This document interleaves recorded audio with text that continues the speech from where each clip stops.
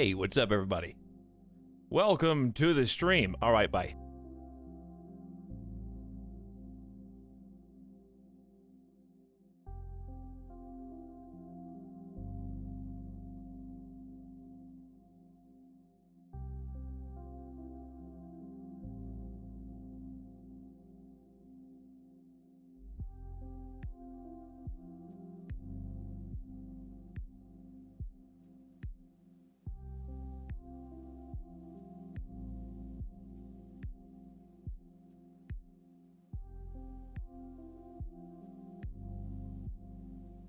I had to blow my nose. Howdy. How you guys doing? Welcome to the Monday special.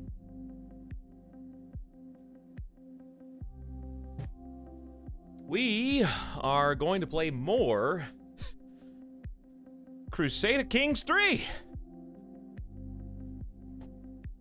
Because that seems like a good idea.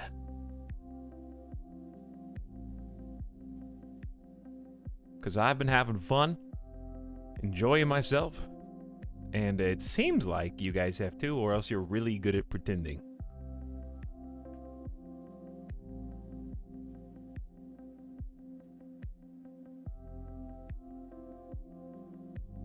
Maybe a little bit of column A, a little bit of column B. Okay, sorry, getting stuff like set up here. I'm trying to be as prepared as I can. All right, now I can see you.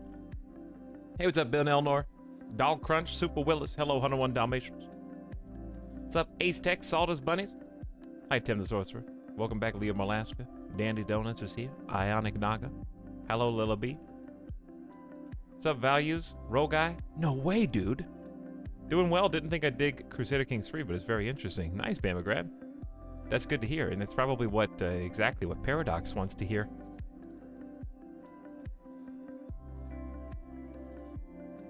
Hello, Snide. Dude. Whoa. Is there a recap doc or family tree? Because I've been off the grid for a few days. Yeah, we usually do, the first hour of these streams is pretty chill. Kind of just going over things that happened recently. Not just for you, but for me. It's fun to talk about. It's fun to kind of like dissect the storyline so far. Almost like a between episode discussion. So we'll hit a little bit of that.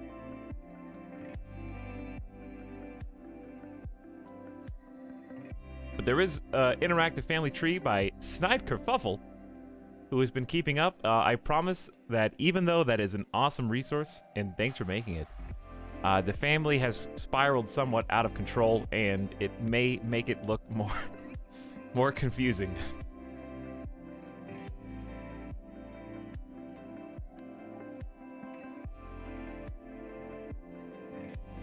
Rip VOD watchers. I'm sorry, Bonaparte. Also peep alright. That works for me.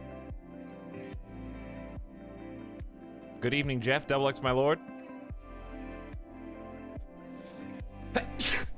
Wow. I must be allergic to greeting viewers at the beginning of a stream.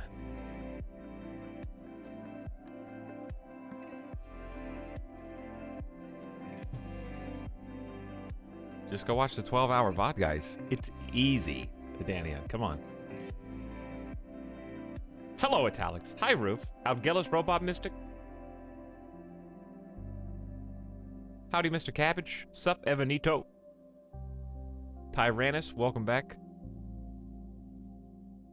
Hello, Great with Lemon Wheel. What's your question? Oh, speaking of questions, 101 Dalmatians. I was wondering, okay, you asked, I was wondering how the Etalyx but soundboard joke formed. I will, since it's the first 7.5 minutes of the stream, I will tolerate your question, 101 Dalmatians. The short answer is, we were going to play Army of Two, and then we couldn't because it was couch co-op only, so we just came up with that idea and made it a reality. It's really not as interesting as you were probably hoping it was going to be.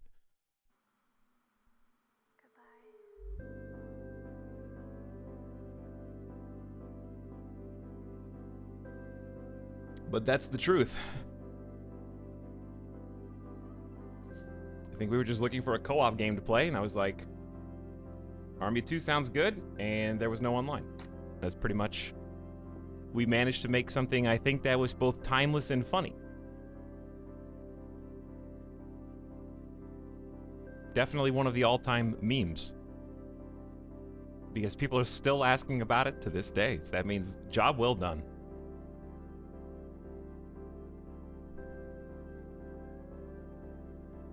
I watched the last 7 hours from the VOD from last night today, so I am fully caught up. Nice, Bamagrad. Don't worry, I'll do the rest. Slight inconvenience, hello? I subbed to Etalyx instead of Netflix. I haven't opened my Netflix in 2 months. I've just been paying for it. You're welcome, Netflix. This is free money.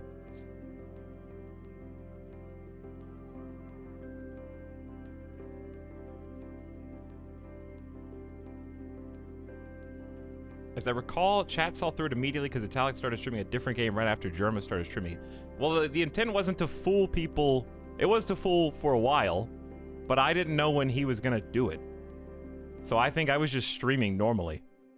There wasn't like a master plan. It was just like a fun way to salvage this, or what was originally going to be a co-op stream. And it probably turned out better and more memorable than if it was just a normal co-op stream.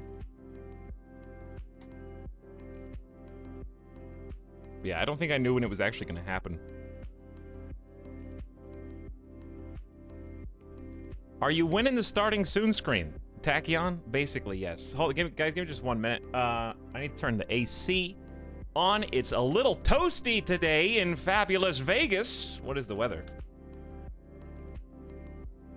104. Oh, it feels hotter than that. It feels like 110.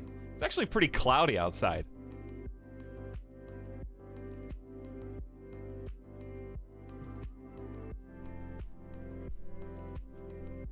Wait for me, don't leave.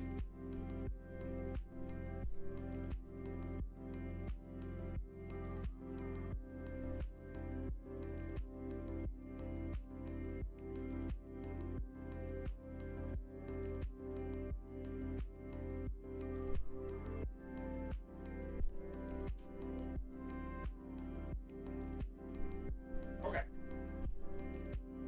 Oh, only 104. Yeah, only 104. Okay. There we go. Crank that on. Let's get into it.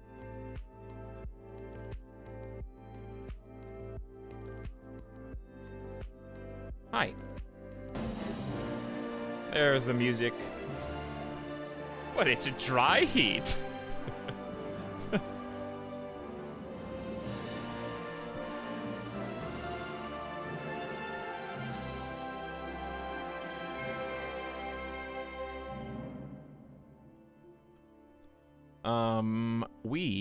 Oh, here's my family.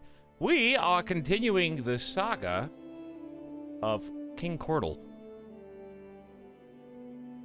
and his family. We were briefly introduced to him at the end of the stream last night. The reign of Dondi the Dread is over. That was Cordal's father. And we played as him for the overwhelming majority of the stream yesterday. And also a bit much of the stream before that. So if you didn't see what happened yesterday, this is the new character that we're going to be playing as today. He is much more reserved than his father. The heir is hiding. We have a shy little baby boy hiding behind father's cloak. Hi, I didn't watch the VOD. What happened since the first stream? Hello, Alley Trash.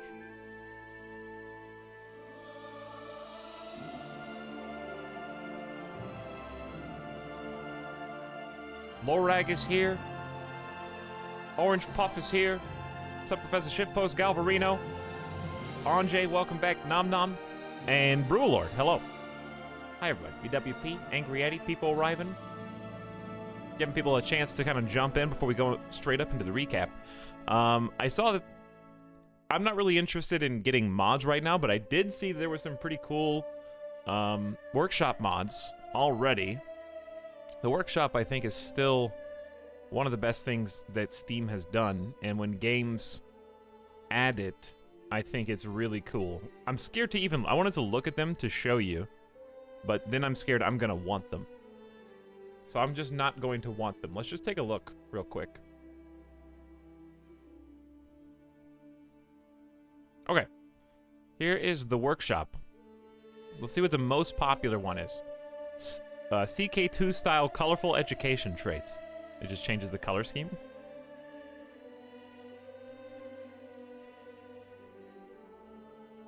Okay. That's neat. Just a little aesthetic. Full screen barbershop. That's a little too much for me. I don't really use the barbershop that much. But it looks like... I didn't mean to click on that one. I meant to click on this one. I guess you can, like, change their emotions. It's pretty cool. Change their background, their emotions, their clothes, headwear, and see your... Hey, you two? Your parenting skills need a little work. Don't worry, it's just a toy. He saw a movie recently, and his favorite character, Kylo, had that same dagger.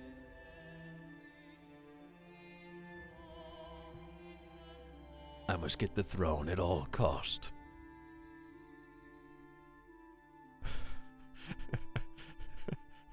It looks like a nudist is about to, like, assassinate him. She's, like, sneaking up behind him, like, I don't want to do it! I don't want to... I have to choke the life out of him so I can be the queen! That's what it looks like. So you can just, like, tweak everybody barbershop style.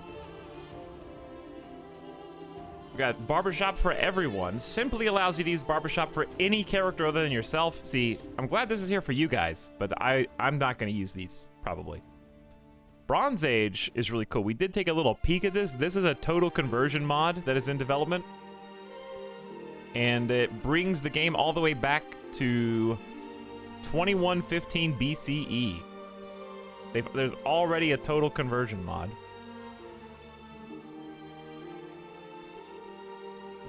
Oh, you can't see this. Chat, why can't you see this now? Did something break? Wait, what do you guys see right now? You're supposed to see the game. I mean, you should... I'm very confused. You see me in the CK3 main menu. How did it... You saw the barbershop stuff, right? I don't know how that turned off. Okay, anyways, here's the Bronze Age mod. Because someone in chat said playing as Ancient Egypt right when I had this picture on the screen, so I thought you could see what was going on. It just switched back. Okay. Well, anyway, good.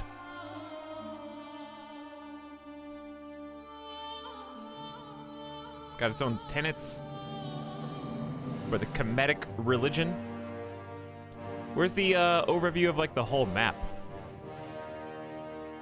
Anyway, people are already working on total conversions because there's Psychos, Akkadians, Amorites, Canaanites, Susanians, and the Sumerian down there, Hittites. Pretty cool.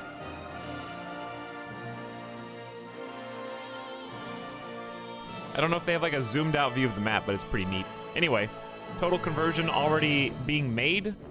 Better UI scaling. I know some people have had complaints with the UI. I don't mind it personally. What is this for? It just adds a scroll wheel?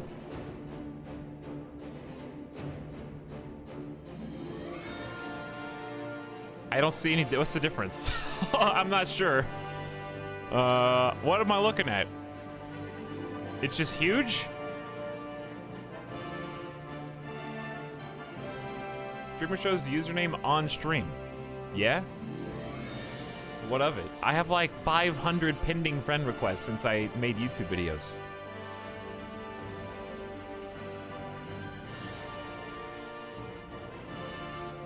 It's not a joke. Occasionally I go through and just reject a few of them, and I just wonder, did they notice? Like, dude, I've been pending on Etal's friends list for 3 years, and he just rejected me out of nowhere.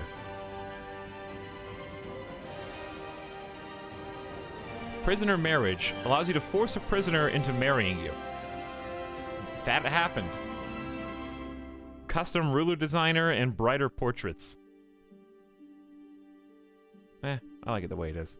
All right, but yeah, this is going to... I'm really curious to see what this looks like.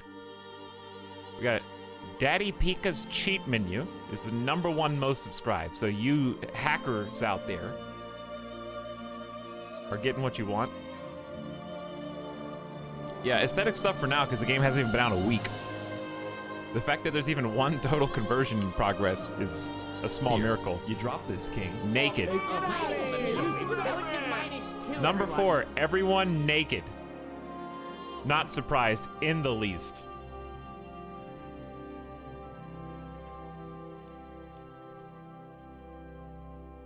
Okay. Let's jump in. The Siberian Golden Age. We're going to see how true that is.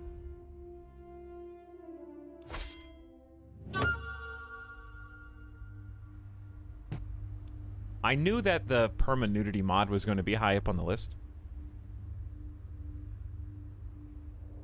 Yakov, thank you for pogging out for 4 months. Appreciate your sub. Welcome to stream. And this is Siberian, which is our wonderful home. It's doing really well.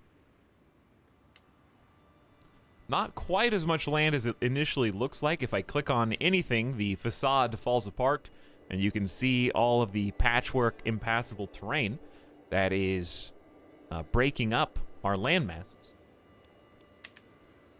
So, those of you who are here for the beginning of stream and were asking about catch-up, here's what you need to know. We are a kingdom, currently. We are 1 tier below Empire, which would be the largest and most important role that you could fill in this game.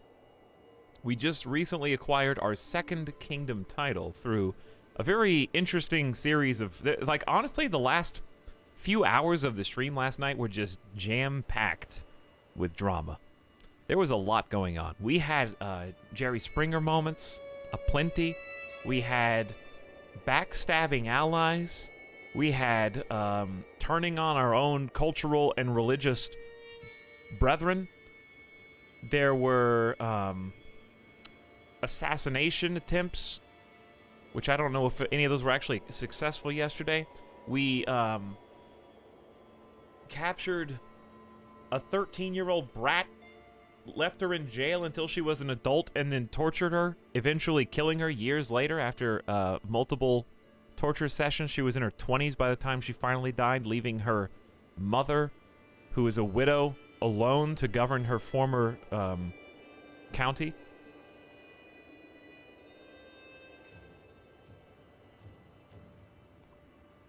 Etal, WTF, dude. You monster.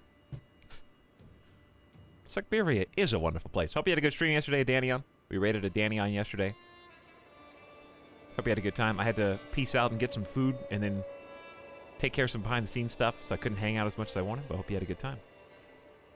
Never forget the Battle of Tara. We did have one insane battle where a single champion killed or wounded, or both, 5 enemy champions in a single bout and took down almost... How many hundreds of men? At least 300 men. By himself, apparently. And his retinue. Yeah, it was a 3v9. 3 of my champions versus 9 enemy champions.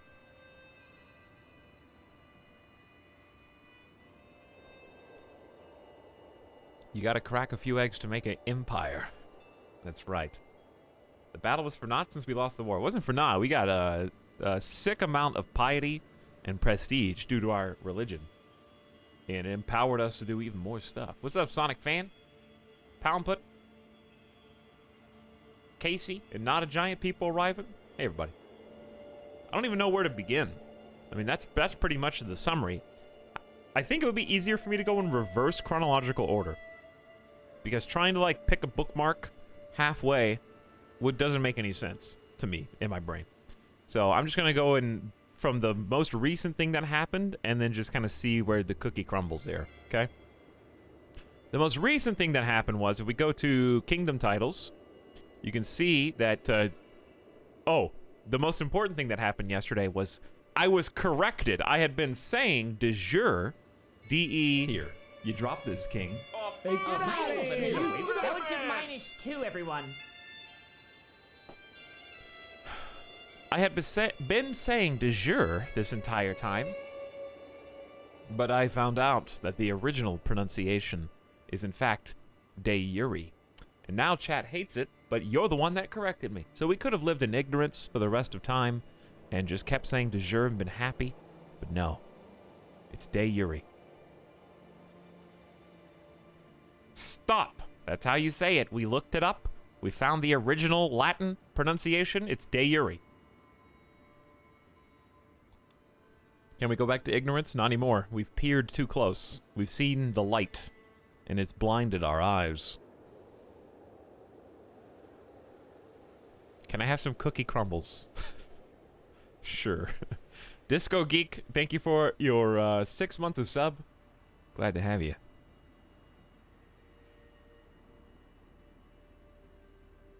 I appreciate it.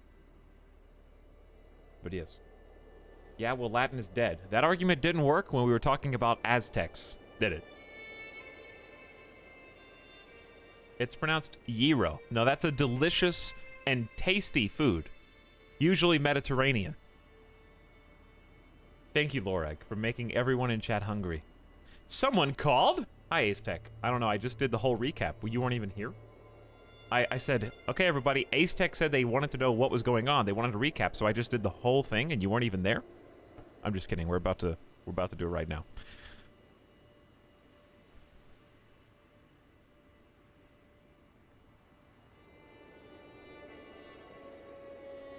Imagine Siberian tribals arguing over Latin.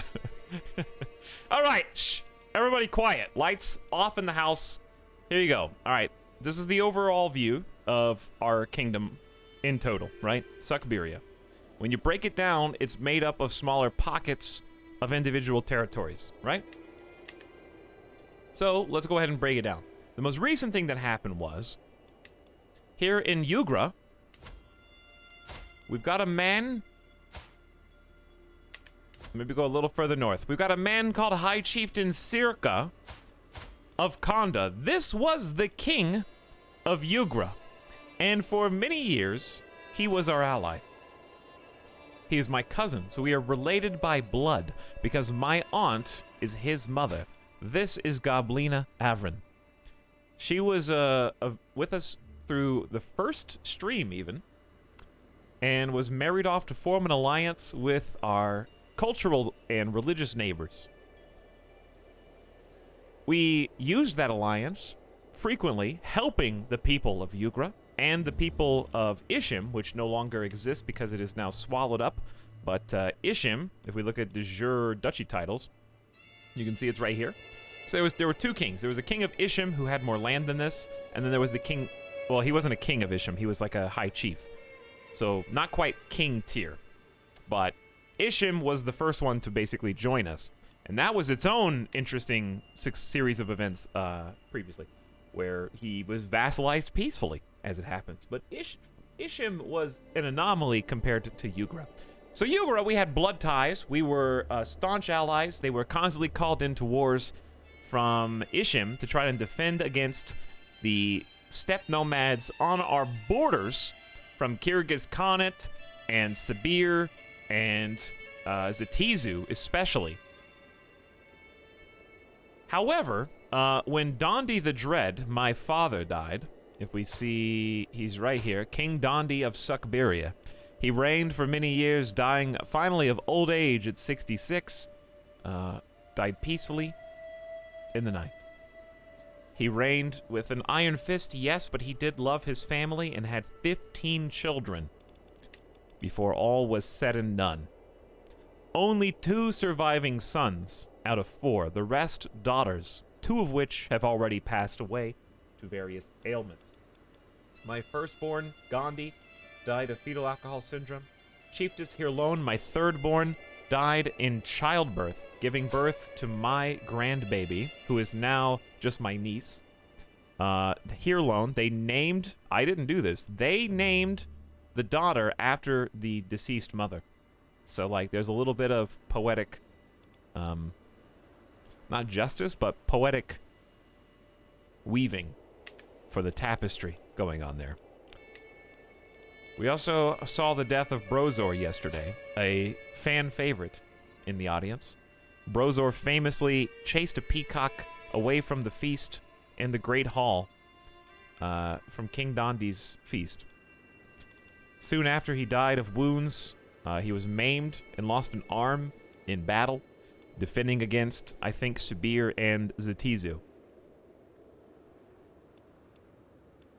He was only 20 years old. He had a bright future in front of him.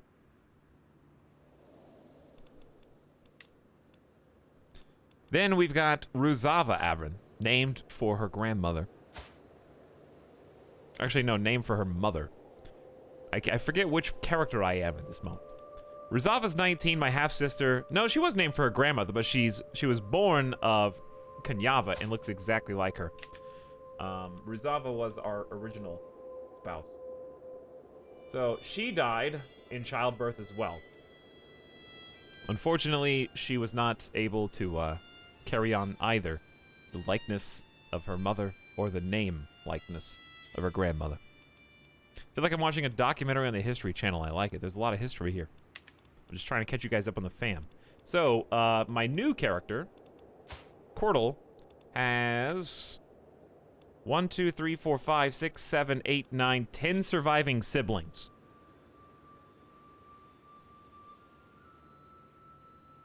I'm getting a wonderful history lesson here.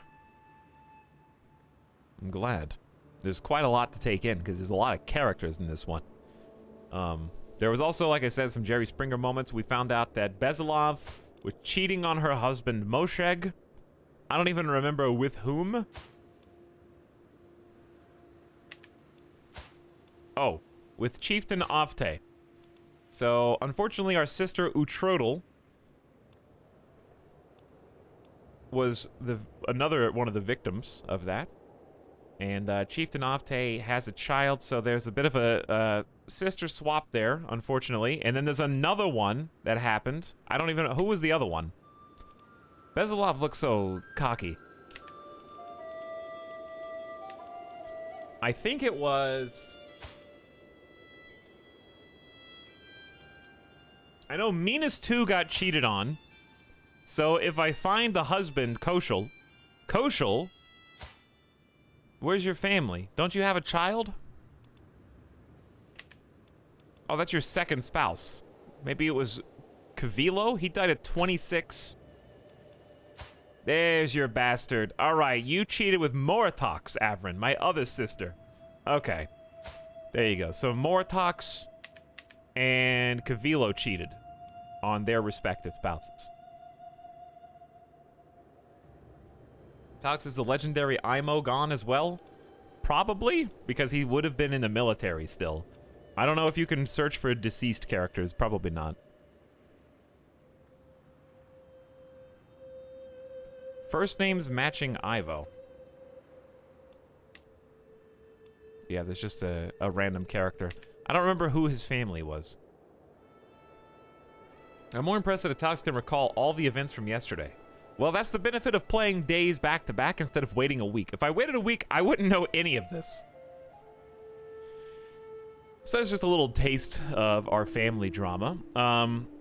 But yeah, we basically were allied with the Kingdom of Yugra for like 50 years. As soon as Dondi the Dread died and good King Cordal took over, there was instantly turmoil.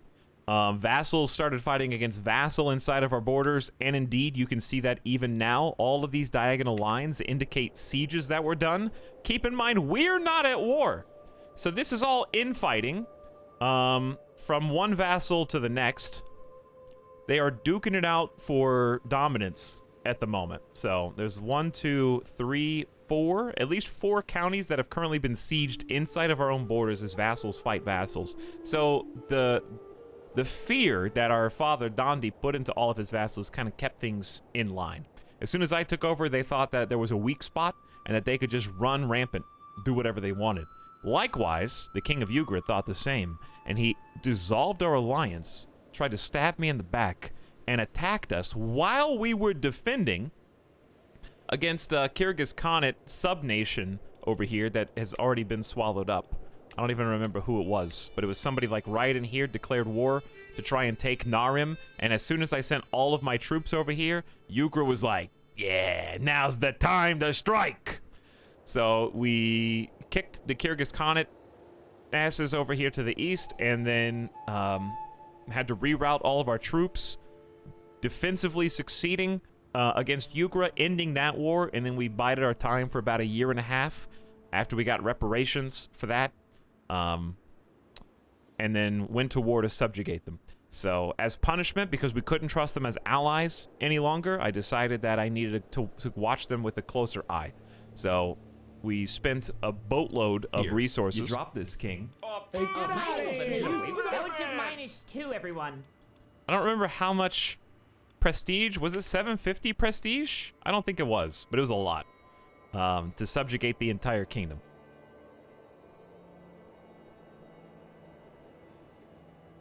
So this is the most recent event, and this is going to be the source of much of our gameplay today, is trying to bring them in line and figure out how to kind of mediate and, if need be, plot to get things to go the way that I want them to.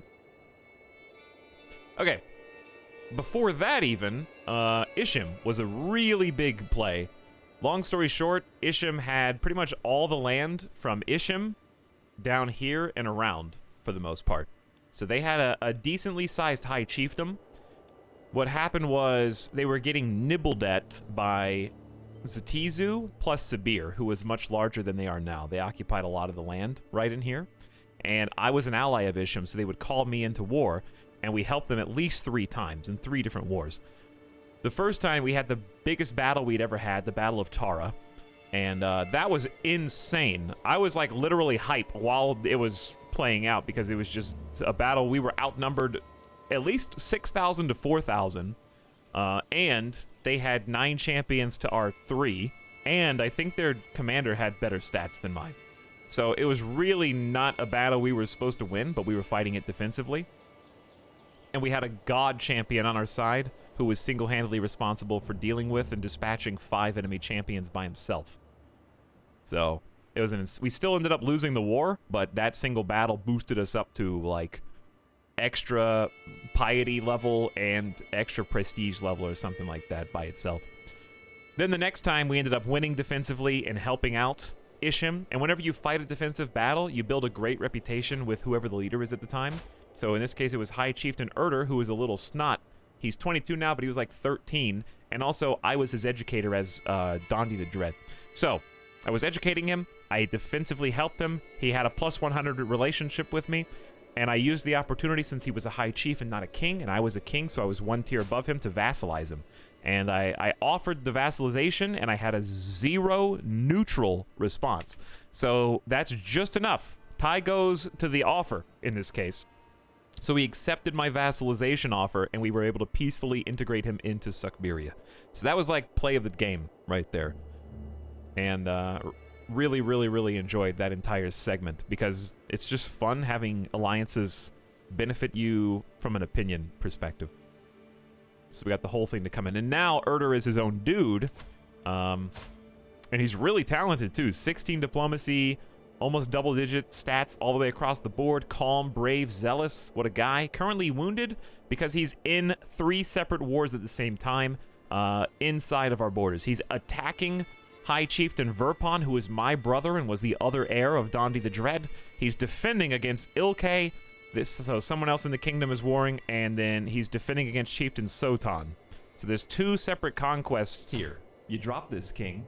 -2, everyone. He's actually at war over here. So what I'm going to do before I even unpause, I'm going to go look and see what all the wars that are happening in my borders are, and I'm going to offer to join to try to help defend against some of these bullies. Only 22 too. What a Chad. I tried getting into Crusader Kings a few days ago, but it was too complicated, so I'm just going to watch Etal play it for 8 hours. Or more. Welcome. We're just doing the recap right now.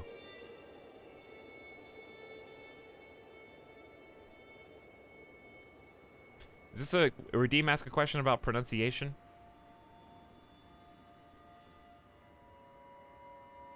Chat, did you know that Aldgillis has resurrected from the dead as a Latin speaker and knows better than the Merriam-Webster dictionary? That's very interesting.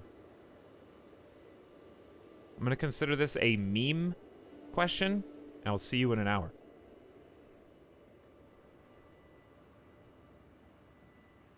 Read the fine print on Ask a Question.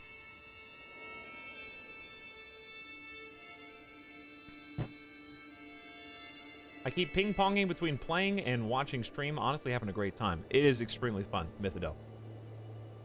I find watching CK3 better than playing it because you're basically playing it with lots of other people. Everything's more fun with chat. See, Bobby Dust just gave you guys a huge compliment and said you guys make Crusader Kings 3 more fun than it is by itself. I mean, they're totally wrong. If anything, you're bringing the whole stream down. But just let the compliment stand.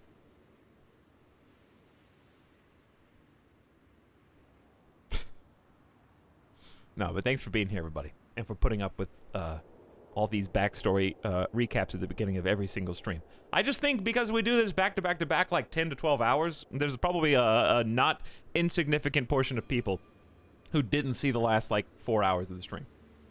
And that's basically what we just covered, was what happened in the second half. So you can kind of get some idea of why we're going to do the things that we're going to do against the people that we're going to do it against. So here's what you need to know. Out of my vassals, let's just go to our vassals here. And it'd be cool if we could sort by strength of army. I'm not sure what it sorts by at the moment, but High Chieftain Sirka is one of the most powerful vassals that we have in the whole kingdom. He's got almost 3,000 troops, and we consider him an enemy. Okay, even though he is in our family now, and he's a cousin, he's the one that stabbed us in the back, and we had to turn around and subjugate him in order to make him honor his alliance. So he's an enemy for all intents and purposes. That's what you need to know. High Chieftain Urtur is not an enemy. He's actually pretty chill right now.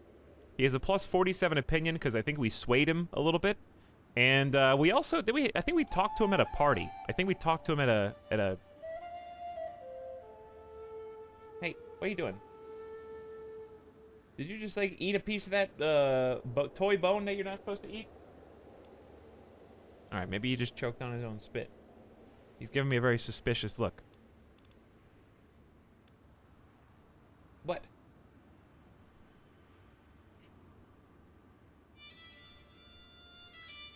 Okay. Okay. Anyways.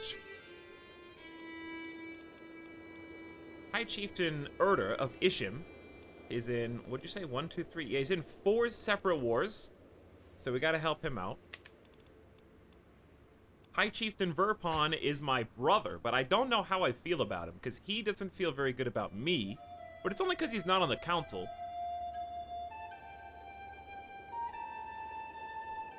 Stream is now best stream. And that's kind of the issue. I feel like I have so many powerful vassals. We're gonna do some count. Hey, are you okay? What are you choking on? Cough it out. Cough it out. Okay. We're gonna have to do some council swapping. Some of this is gonna automatically do what it's supposed to do because Zergul is 53, right? Some of these guys are just old. Well, he's old, but I can't put anybody in his place. He has to be automatically assigned.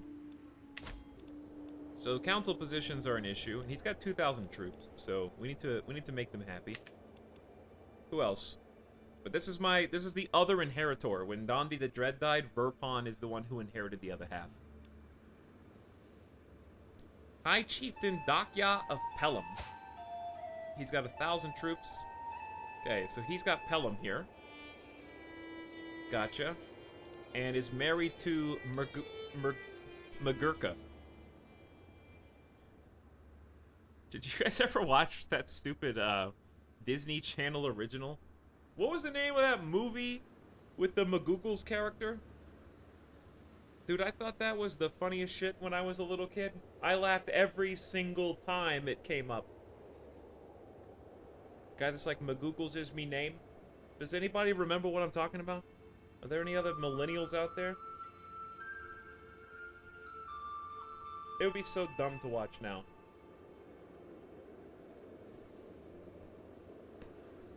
Hogs, can you show us the Chad champion that won the Battle of Tara? I think he's dead. And I don't remember how to find him. Yes, you're a very sweet dog. You're a very sweet dog. Okay.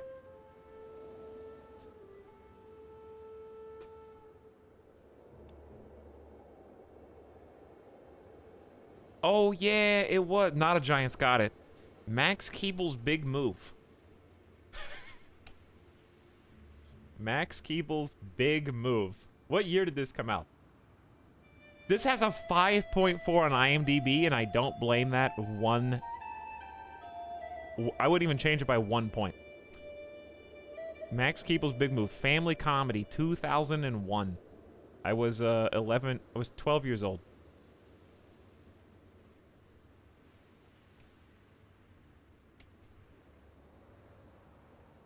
Oh, dude, he was a giant frog. Here he is. I thought this was the funniest character on television when I was a child.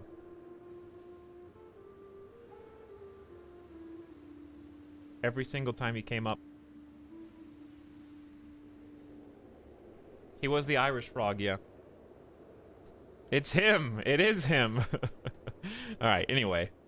High Chieftain Dakya from Pelham. So we don't even have any relationship to this guy. He was just kind of part of the subjugation of Ukraine. He just came along as a package deal. Okay, who else we got? Chieftain Mosheg is my cousin and brother-in-law, but this guy sucks. He's the one that, Oh yeah, I forgot to tell you the other part of this. Chieftain Besilov did cheat on him, but his response to that was, as she became impregnated by the other adulterer in the group, he did imprison her and throw her into jail with the baby still in her belly. So we ended up going to war, partially to bring Narim back into the boundary of our kingdom, but also, after I won, I freed her from prison. So they have a very interesting relationship right now, I assume, because, yeah, there's a little bit of a bad situation there. All right, so we don't really care about Mosheg. In fact, he hates us because we went to war with him, among other reasons. He's not going to get a seat on the council. I can tell you that right now. Who else is there? Anybody? High Chief is Ashkamashka, who is, not surprisingly, the Duchess of Kazim. Now, if you remember, she is the mother of this particular character, as Rava is the one who outed Dondi the Dread as the murderer of the Kyrgyz Khanate Kagan, the leader of the Kyrgyz Khan, for no reason, really. She's like, I found out that you killed that really important enemy guy. I'm gonna tell everybody, including his family, if you don't do what I say. And then I accidentally left the game unpaused, so I didn't do what she said in time, and she told everybody. So I imprisoned her until she turned 16, and then started torturing her as an adult, and then ultimately killed her when she was 24, before I died. Literally, it was the last thing that Dondi the Dread did, was execute her in the dungeons. As revenge. Unpausing, people leave. So now her mother still survives. She has an okay opinion of me, surprisingly, and took over ruling. Now, hilariously, Chad, notice that they have no other children. So guess what? Look who's the next in line in realm succession for Kazim. Huh. The plot thickens. I am the one. So when her mother dies, she's 55, I get Kazim back into my domain. How the cookie crumbles, indeed, you know? The domino effect. This is why you gotta stop and look at the details, because I can now anticipate this. Or I could help it along. And also, the issues button will help you with that. So you can click on this and go, You are in line to inherit titles, and it'll say High Chieftain of Chasm right there, yeah? So you can use the suggestion box. They're really much better about this. Okay, and then there were like 1 or 2 more vassals. We need to look at these because we just got a bunch of new vassals from that subjugation. Chieftain Setyamka, who is my cousin. Chieftain Rada, so he's my cousin by my uncle Rada, who died in glorious combat. He was the sole casualty of the Battle of Tara on the named character side, and it was very sad. Good drama there. Okay, so I think, I don't know how we feel about Chieftain Setyamka, but he doesn't like us, that's for sure. Oh, the Liege holds your de jure duchy. So I'm going to say it from now on. Fired from the council, -20. Okay, so this will go up a little bit. He doesn't like the fact that I have the duchy for the chiefdom of Umiai, but he can just deal with it because I have the capital, and I'm not giving him the duchy. I have the capital and the whole duchy for Vesuken. A new subject has arrived in your court. Throw them to the pit. I'm already 1 step ahead of you. The pit door is open. All you have to do is step in. It's easy. And then last but not least, Chieftain Avte, who is my brother-in-law. Didn't we just establish that he has, he's one of the ones that cheated on my sisters? So I don't know how we feel about him. Probably not very well. Oh, he's the one that cheated with Besalov. Yeah. He kind of just, like, wrecked some homes. Because now Utrodel is getting the bad end of that bargain. I don't know. He's got only 131 troops. I'm just saying that if I was going to start the day with something, it would be, as my first action today, to find Chieftain Mosheg. And, 5% murder scheme. That's nothing. I was going to throw him into the pit. Hello, chat. Hello, Etalyx. I just got back from watching Nightmare Before Christmas because it's never too early to watch a Halloween and Christmas classic. It's never too early. Only a 5% success chance. He's, I think my intrigue is just god-awful. Yeah, it is. Okay, so we won't be plotting. I need to figure out who I want to sway. And it should probably be one of my vassals.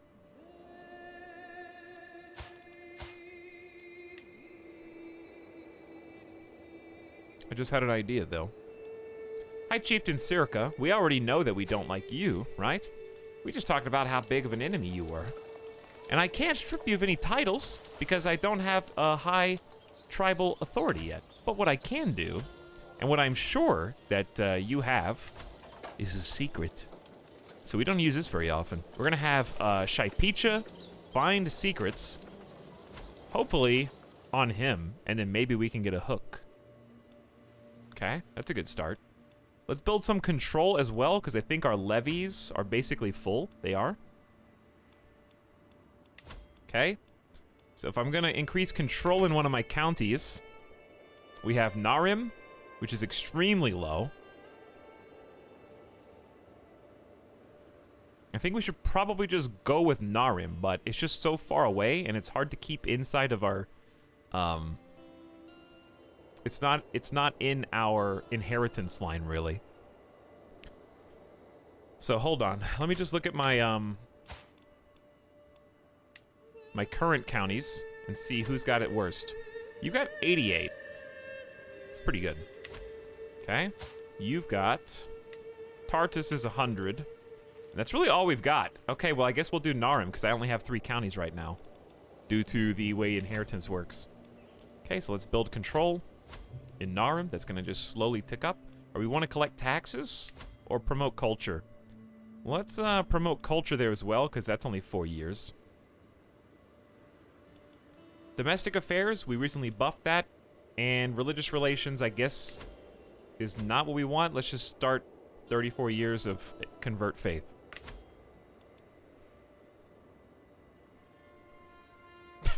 Hello, Hyacinth. Is that a good... or bad thing? Hey, Chatterita, how does one go from tribal to feudal? I think it's just a really, really difficult series of events. You go to decisions and adopt feudal ways, but you have a lot of requirements. And also, I was reading yesterday that you have to be really careful when converting, because in Crusader Kings 3, you really need a stockpile of money. Lots and lots and lots and lots and lots and lots of gold, because as soon as you convert, if you think about it, all of your buildings are made out of, like, twigs and wood. Feudal is like, we need to rebuild everything with stone.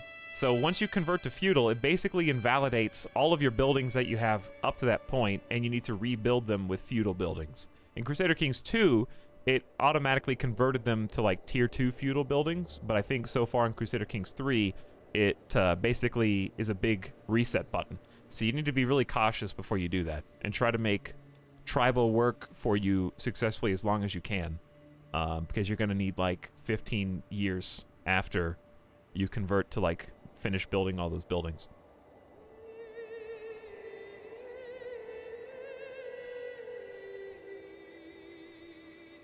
I had 4K gold when I converted, and it seemed to be just about enough. Yeah, that 4K is not very hard to get.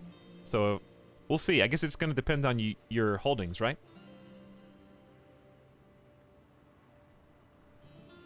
Hi, chat. I assume we haven't unpaused yet? No, Twitchy Tyrant, we haven't. We just did the recap. Hello, Ganaga.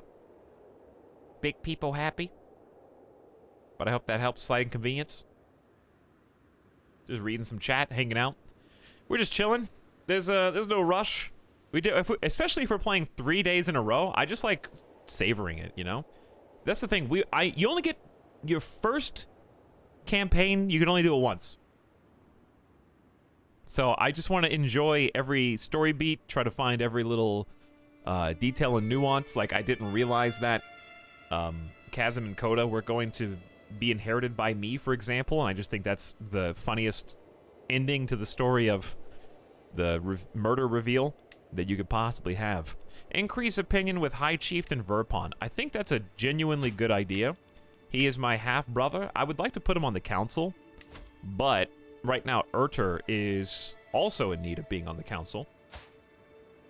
Erter is really good at diplomacy, though, so I could swap him, but Vokon wants to be on the council. So, like, I don't think I can keep switching their roles all the way. Your cousin, Chancellor, and Vassal. Who has to go? I think Vokon has to go. Is he considered a powerful vassal? He has a weak hook on me. Incestuous secret. No, I have a weak hook. This character has sexual relations with close family members. Back up a second. Back up a second. Who? Excuse me? Secrets known to me. Chieftain Vokon is incestuous. Deviancy. Expose or blackmail for a hook. But he has a weak hook on me, so those two things are unrelated. Do they cancel out? Starting the stream on January 1st. Yeah. Hello, Galaxy stuff. Alright, so if I blackmail for hook, I can only do... Select which secret to use? 80%?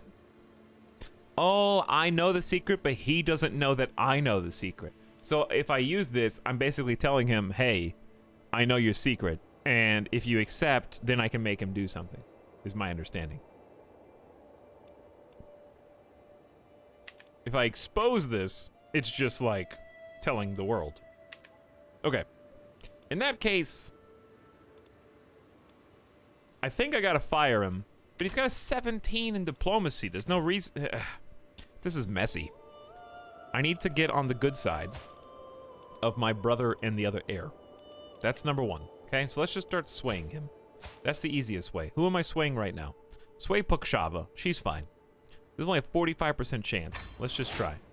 Start a sway against Chieftain Verpon. This would be so easy if I just put him on the council, though. He does have a higher marshal than Erter.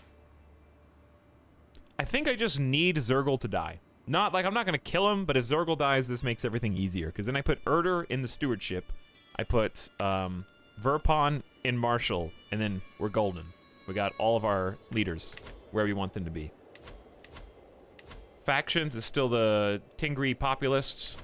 Decision-wise, I think we're still above stress level 1. We can self-flagellate.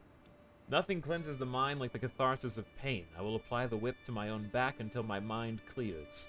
Gain the trait wounded. It'd be so funny if I died because of self-flagellation immediately. I think Quirtle is gonna do it. Stress coping. Ataraxic agony. Crack. The whip falls upon my back, and I shudder at the clarity it brings. Pain is all that I feel, and pain is all that is on my mind. Crack. Crack.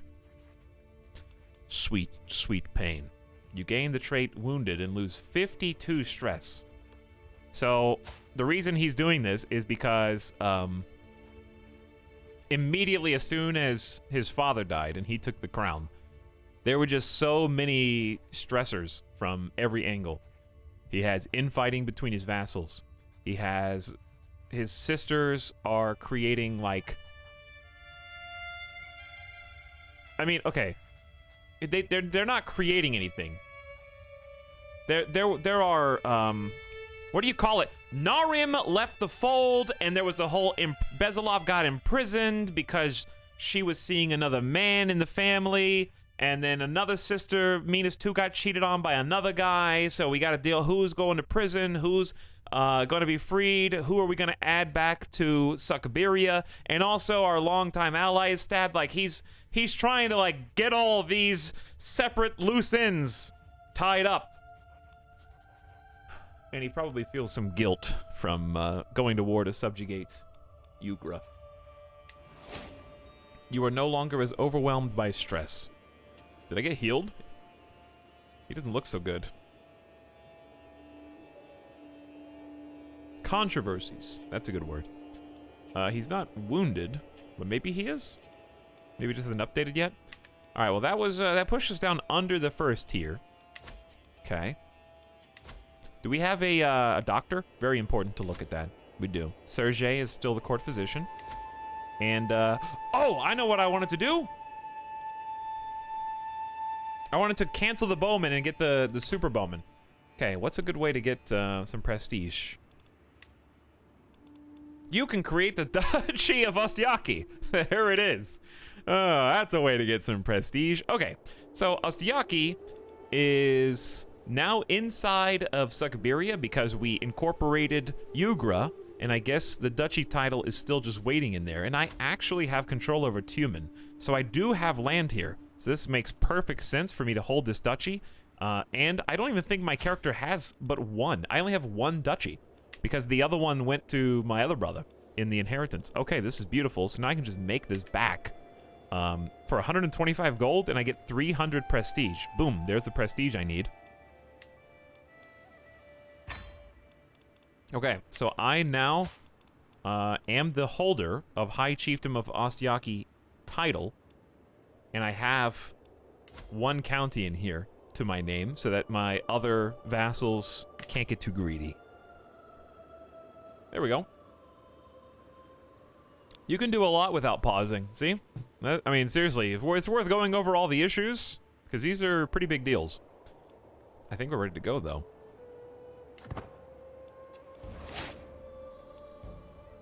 Nice. Thank you, Sergei. Now, was Sergei romancing me? I think she was trying to romance me, and I rejected her, right? He unpaused. Yeah, it's time to peepo leave now. I told you, it's always the first hour of every Crusader King stream, because there's so many little tight bows that you have to tie on all the loose ends that past Etal left for me to solve. That's correct, you shot her down.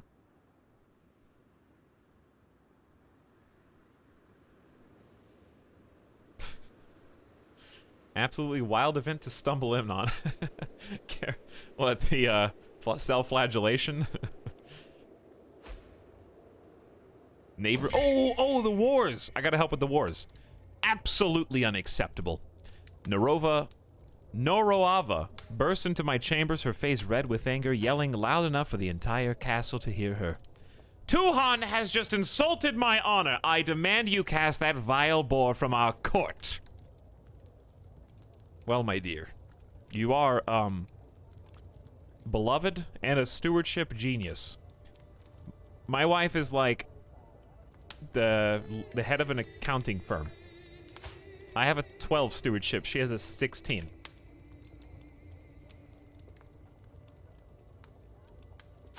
Tuhan, your champion and bold ravener. I thought Tuhan was like our best champion for a while. Who's our current best champion? He's still the current best champion. He lost a leg and he's still the best. He'll be gone by tomorrow. She gains 75 prestige and 20 opinion of you. He spends 75 prestige, loses 30, and is banished from the realm. I think you might be overreacting a bit, dear. She spends 75 prestige, and so it's reversed. Why do you not tell me everything from the start? Intrigue challenge. Sorry, intrigue challenge? Me? 4, parentheses, terrible. Discuss the details of the incident with, Norava, and I learn whether she's sincere, 63% chance she demands I take action. What would the humble, not asking for much in life, content, what he already has, be it much or little, is enough for Quirtle, and gregarious, enjoys talking with people. I think he'd pick option 3, for sure. He's a thrifty clerk. He's got okay stats for stewardship. Above average, I would say, barely. Flagellant is -2 prowess, but the stress loss is huge. And -1 diplomacy from being a child of a concubine. My better half is brave, generous, and callous. And a Midas-touched god.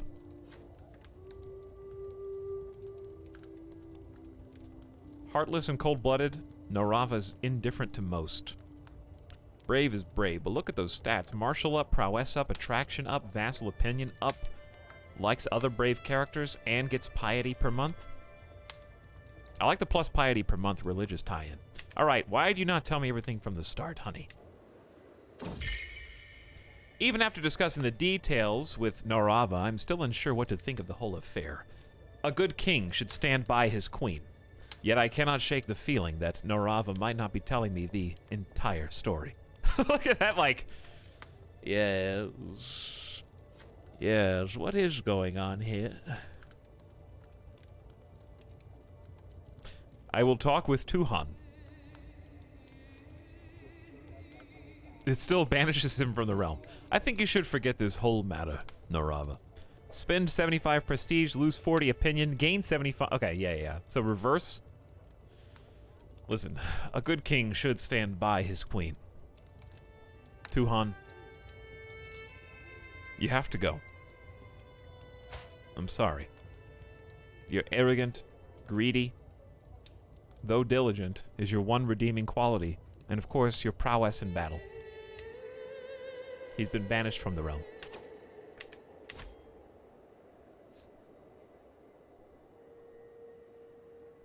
This is why the campaign is going the way it is. Chat is influencing you.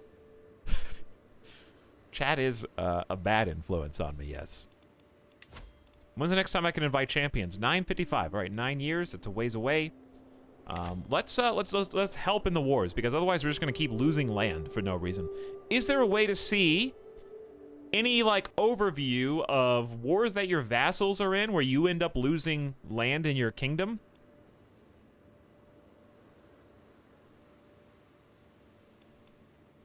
Neighboring ruler of Permia is losing some land. We've got a holy site here that we may or may not go for today. I'm trying to roleplay today as a content and humble character, so there's really not going to be much expansion.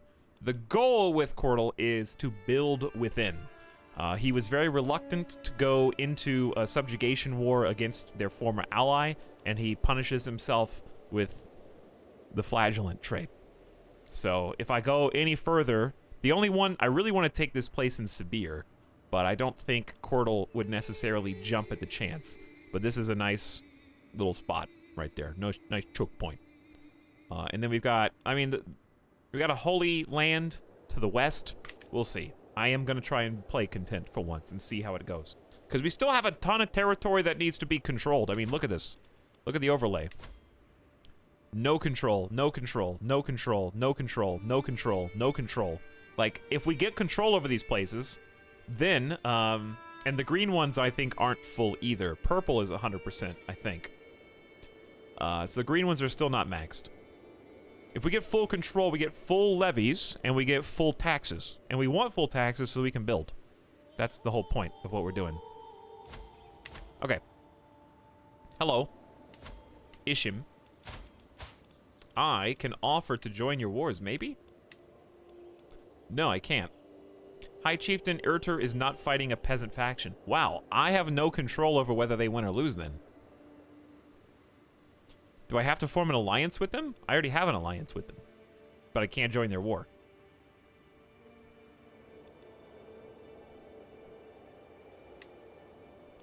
Even though he's at war with, No, he's on Permia's side?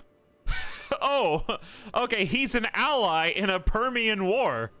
How did you get an alliance with Permia?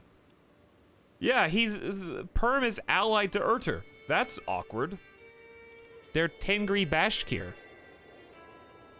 That's, okay, so this is not what I thought was happening at all then.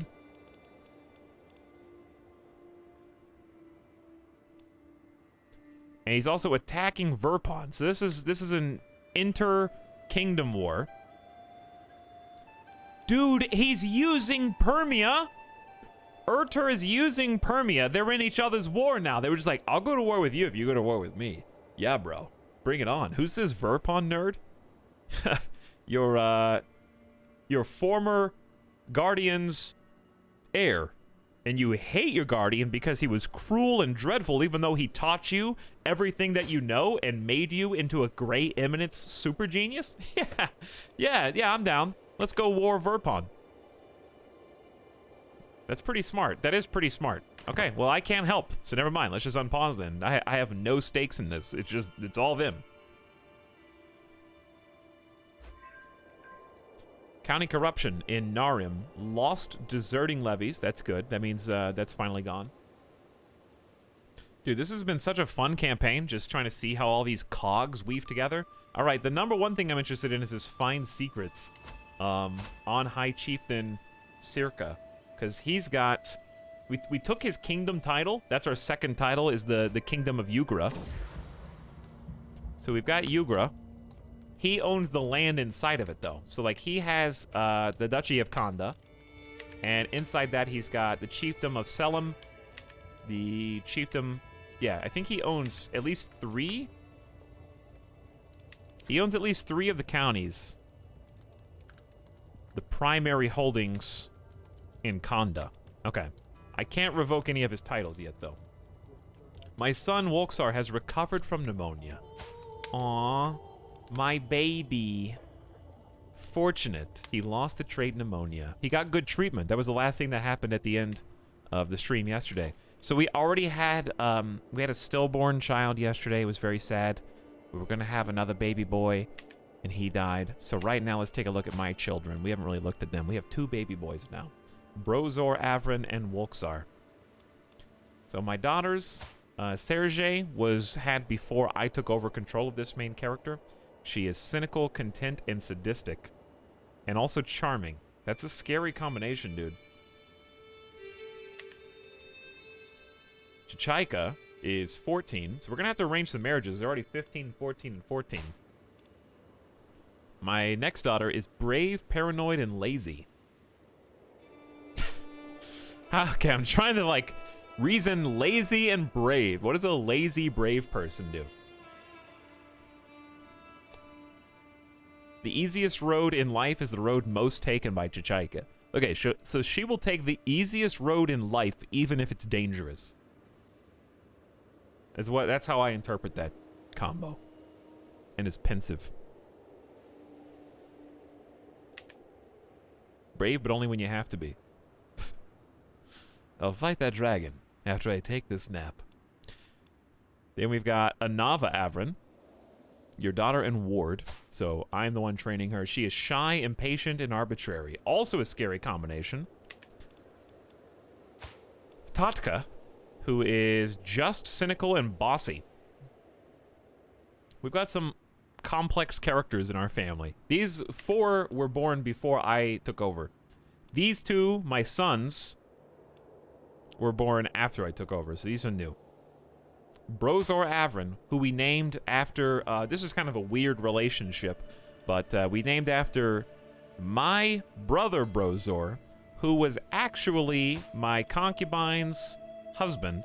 So after he died, I took her in to nurture and protect her family, and then we named Brozor, her son, after her late husband and my brother. It's kind of a weird relationship there. But also, we suspected her of cheating on us, and we accused her to her face, and she denied it. So I kind of made a faux pas there. That's my bad. We didn't have any proof one way or the other. We were just like, she kind of hasn't been around very much. Hey, have you been cheating on me? No, I'm sorry. I don't know where that came from. This is really embarrassing. Where's Minas 2? Still hanging out. Still there. So he is 1 and also almost died. I think both of my baby boys got sick. And then a different mother. This is Wolksar from Mala. And he is a sickly baby. So he's still got a severe health penalty. But Mala was a former siege captive who we released and is a zealot. So my current goal is to convert her. And I think she's got 2 of my daughters as wards to teach because she is a 21 stewardship, also super genius, with fantastic stats, stubborn, chaste, and zealous. And also shrewd, very smart. So we're trying to make her like us more as well. Because demanding conversion is not easy, and I don't know if it ever will be. So she might accidentally convert my children into a different religion. We'll see, but I don't know. I think it'll make a more interesting story. Champion has arrived. New yacht. We've got lazy, arrogant, and wrathful. He is athletic. I've never seen this before. 1 prowess and a small health boost. That's pretty cool. Good stat. Decent prowess. He's unlanded. We'll recruit him to our court for 5 gold. And he will don the armor and get ready to fight, I guess.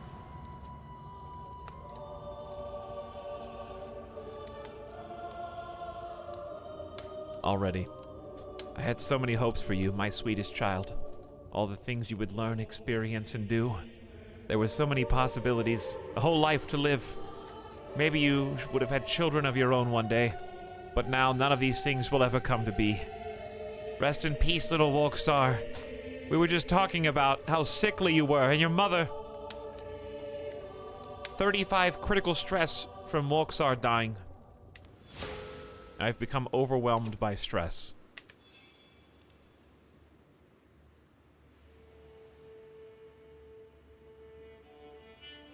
Very sad. Let me scroll up in chat real quick. Rip my baby boy, dude. Rest in peace, little one. He was only 1 year old. Time for a feast. It's not time for a feast. All right, I saw a question. How do you keep your ruler at home when you rally your armies? Just don't be a champion, I guess, maybe. Okay. He just doesn't be a commander. Just change your commander. Is that the problem? He's spawning in as a commander. So like, if you rally your army, let's just rally a local one.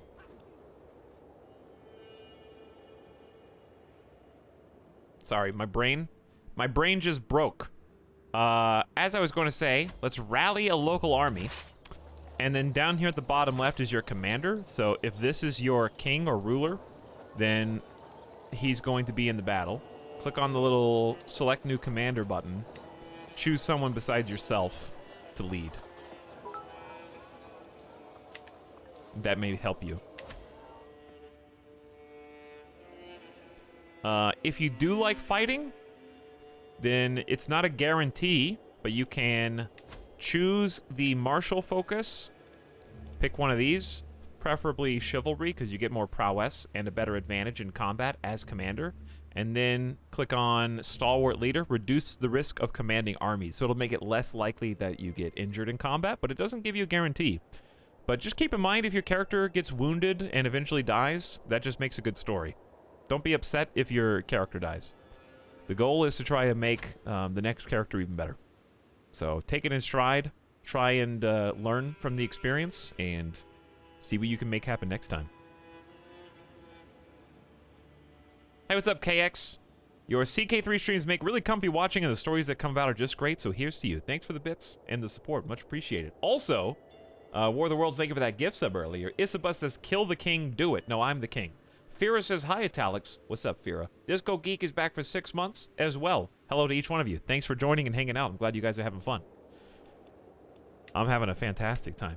I can't answer every question you guys have. If you have specific questions like that, I can definitely help. Here's what I'm going to do. I'm going to change for today. I'm going to make the Redeem Channel Point Ask a Question like a Redeem Crusader Kings question. And I'm going to lower the point cost. Don't abuse it. How do I even do that? It should be... Is it just a channel preference? I haven't changed this in so long. I don't even know how to do it. Is it a streaming tool? No.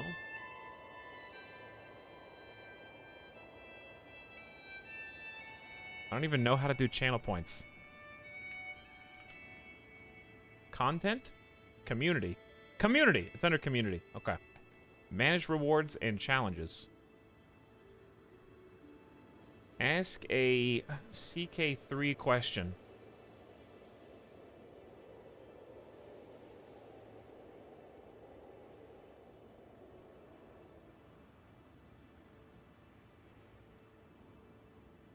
And we're gonna lower the points to... What's a reasonable amount of points?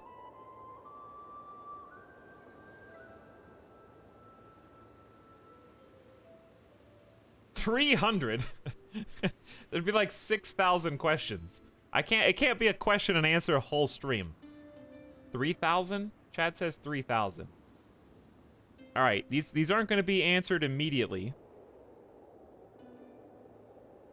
Let's do like 3,500 because it can't be like 1,000 questions. Because I have to play the game. I know. You say, Etalyx, no you don't. You just leave the game paused anyways, but I do. Arvrak says, thoughts on Texas toast. It's good. Texas toast is good. Especially if there is something to dip it in. Texas toast plus potato soup is an all-time god tier combination. Ganaga says 50,000. We have a mod input for 50,000. What does the C in Crusader Kings 3 stand for? Thank you, see you in 1 hour. Hi, Talos, could you do the entire recap from the very beginning again? Sure, absolutely. Ganaga, you have trigger finger go. The next meme questions will be 2 hours. Okay? Mostly moistened. I will see you in 2 hours.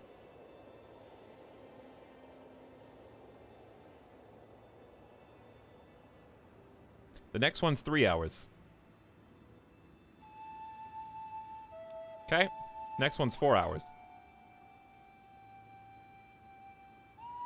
I have been pinged. I got it under control right now, Karatobi. Currently at 4 hours for the next meme question. He's turning into Dondi. Etalyx gains Dread plus 20. I missed part of the past streams. What happened to Goblina and Grimlina? All right, the point of this was for mechanics. King. Not for recap questions. To everyone. Form a line behind the guillotine. Goblina is dead. I think both of them are dead. My whole sibling line for Dondi is currently dead. Goblina died of old age. And the last thing that happened with Goblina is we actually imprisoned her after a siege to... Okay, let me back up. We sieged because her son High Chieftain Circa is the one that backstabbed us after dissolving our alliance. So in the siege, we captured both him and Goblina, my aunt. I released Goblina. The only string attached was she had to relinquish all of her claims on my territory, so that because she should have stopped her son from being stupid and going to war with family, and also breaking an alliance. And then she died of old age after that. And then Grimlina also died of old age. So they had happy long lives. She was, of course, married to the chieftain of Isham and was much more respected because of it. There you go. Maybe 5K is not unreasonable. Maybe 5K is not unreasonable.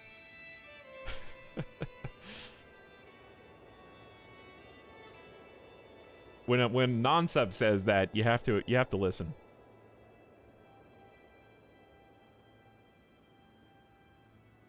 Okay. So it shall be.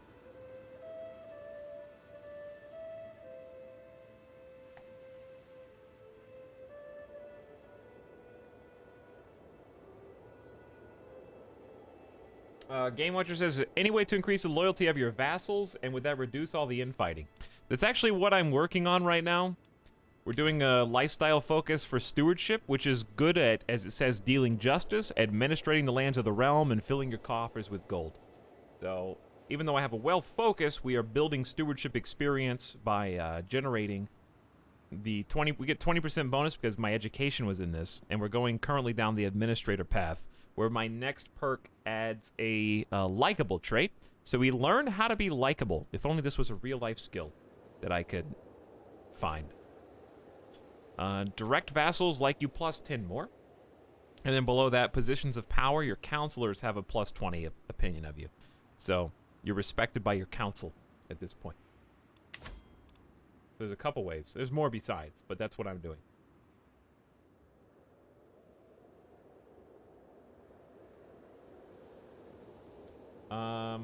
What is the hook about? What hook?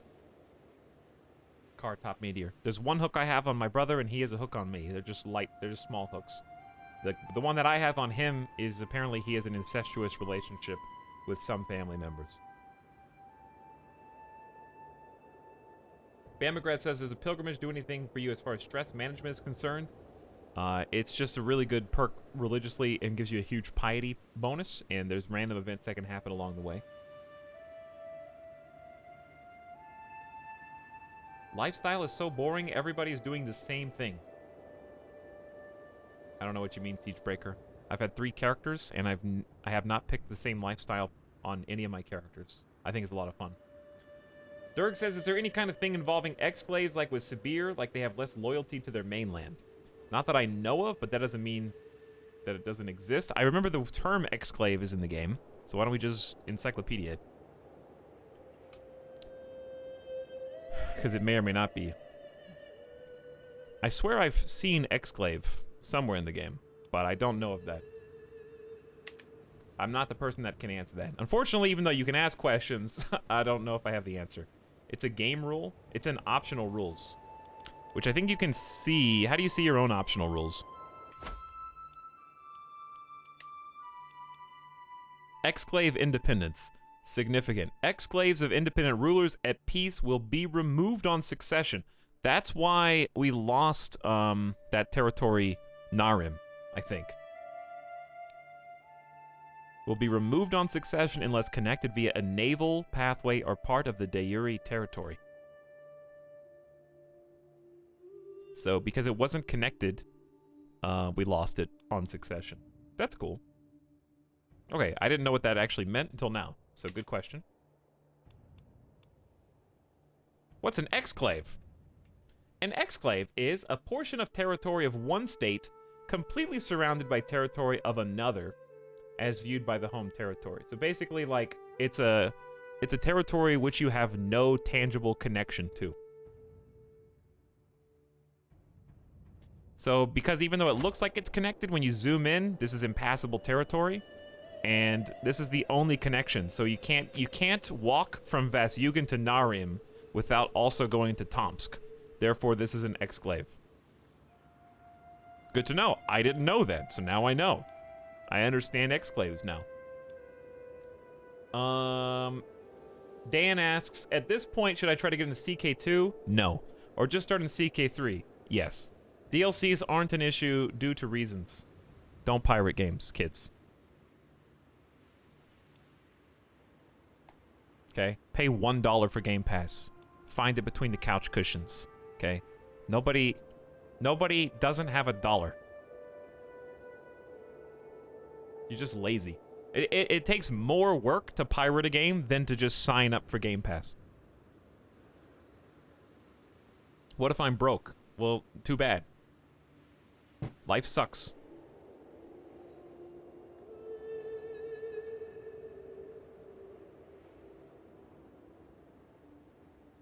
It's $1. Yeah, it's $1. If you're broke, you're using the internet. So ask mommy, who pays for your internet, to give you $1 so you can get Game Pass. Okay? Maybe she'll understand.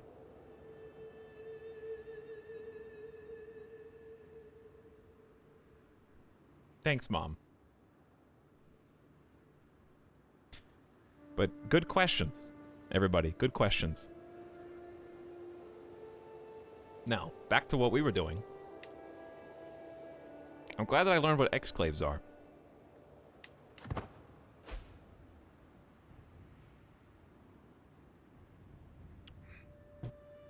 Faction created against you. Interesting. Your cousin High Chieftain Circa II created a faction to install Udyaka on the Ugrin throne against you. Why am I not surprised by this, High Chieftain Circa II of Khanda? Why am I not surprised? Well, the good news for me is I am already over 50% done trying to find some secrets.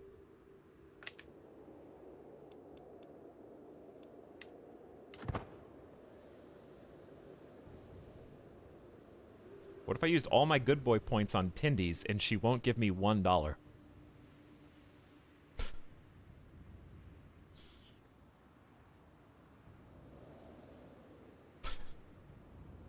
My favorite is when people who are subscribed to me in the channel are the ones talking about not having any money.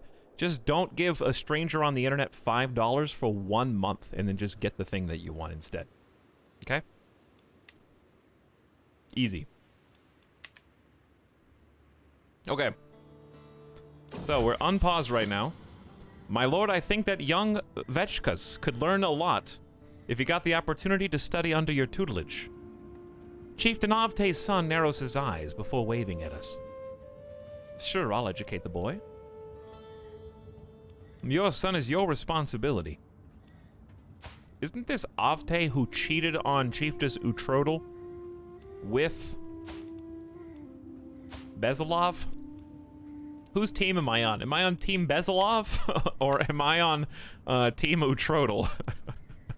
Do we have to pick teams?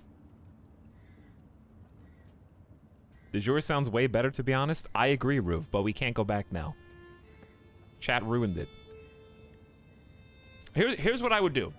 If a Paradox employee who worked on this game, like if a Crusader Kings dev came in and said, this is how we say it internally in the office, I would use that pronunciation.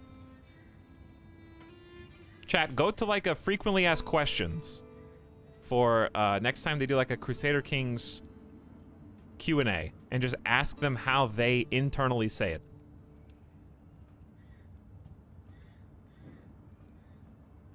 I think in the streams they say it like you used to. Well, here's the thing. The streams aren't...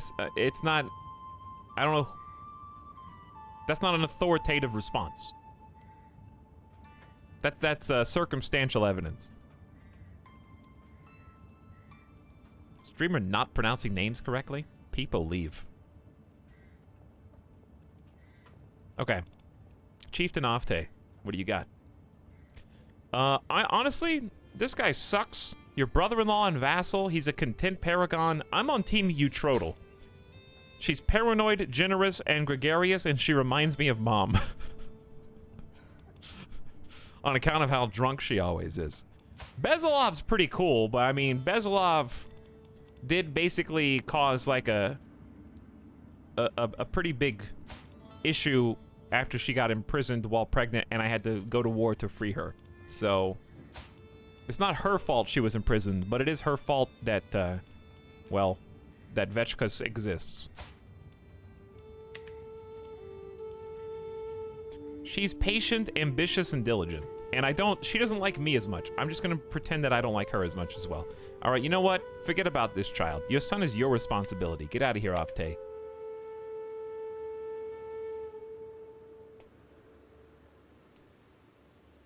I bet they don't even say it all the same. Maybe not. Tox, is the big vassal you got last night still alive? It was like 0 even. Yeah, he is. He's doing all right. He's currently got some interesting alliances going on. For whatever reason, he allied with Permia by himself. So him and Permia are currently embroiled in a couple of different conflicts. One of them is an offensive. The Ishimi claim on the chiefdom of Kazanskoy. Here, you drop this, king. -2, everyone.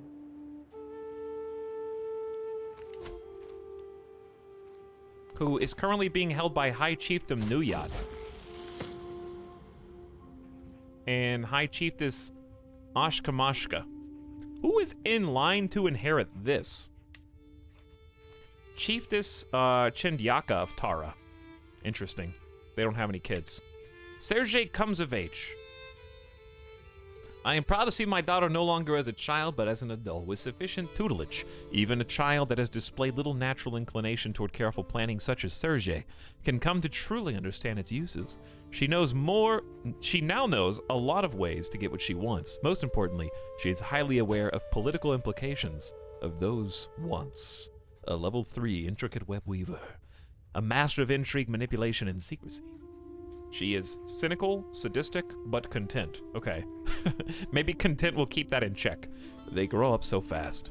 I need to find you a spouse.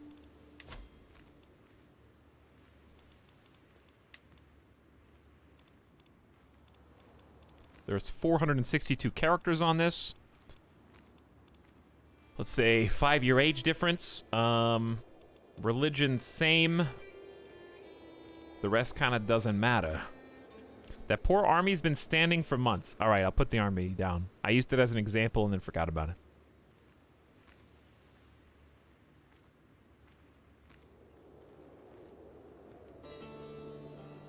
Nemen's Curse.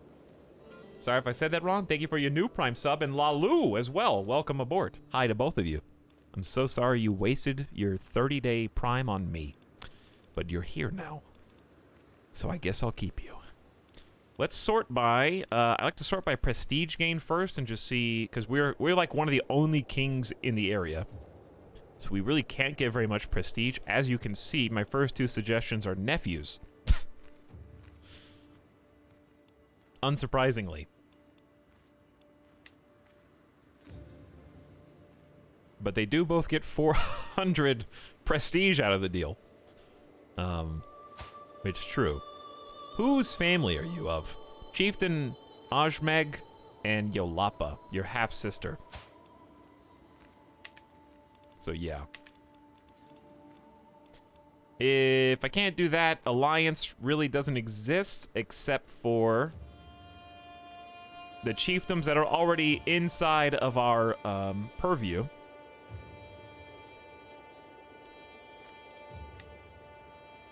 And there he is, Chieftain Nyanza.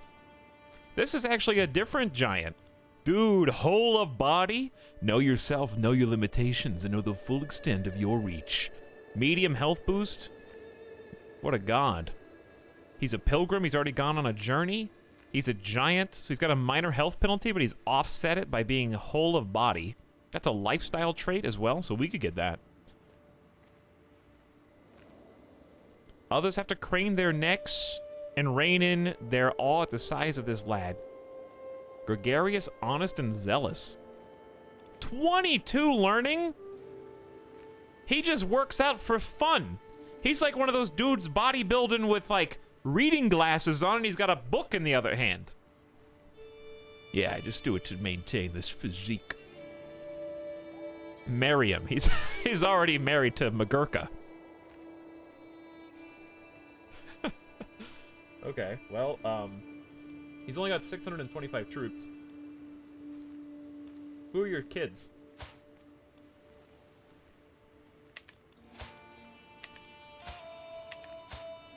We have one giantess in the family, his fourth born. Ashava Yugen, who is also charming, and has an 8 prowess at 5 years old. She could beat some of my champions right now. She's already a nurse? Why does she have the headdress on? Okay, anyway. Potential alliance with Tabari. None of these are that good.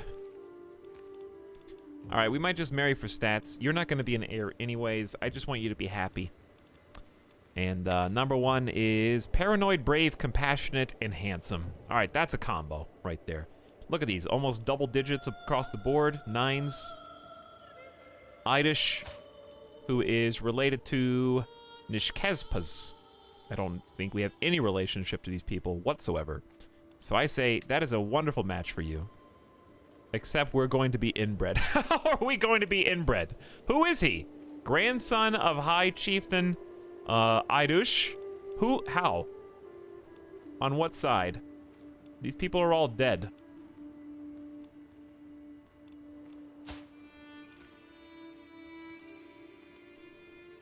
Can you see how they're related? I don't even know who it is. Etalyx is game good. Kitsune, I will answer your question by simply saying, stick around and find out. Hey, Etalyx, is the game that you streamed 3 days in a row and 5 days out of 7 any good? Just curious. You know, just wondering. No, I hate it. I'm only playing it out of spite. For 10 to 12 hours at a time. The only thing that keeps me going is the wailing cries of my enemies as I slay them on the steps.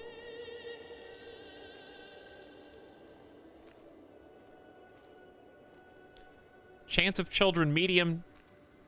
Can I matrilineal marriage? Yeah. Okay. I don't even know who the inbred result is here, because I don't see my relationship to these people. But maybe it's on her mother's side.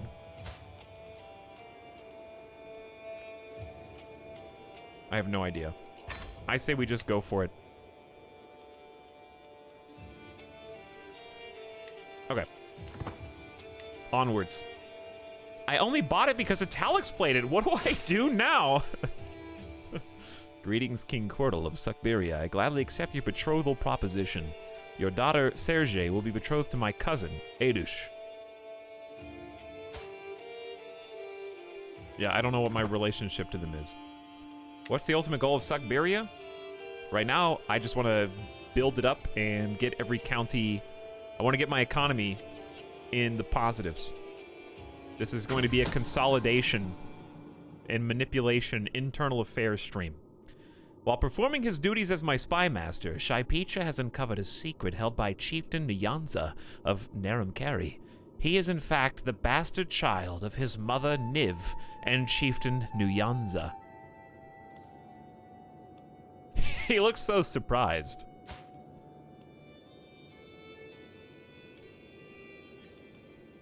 This is the guy we were just looking at. Okay, so...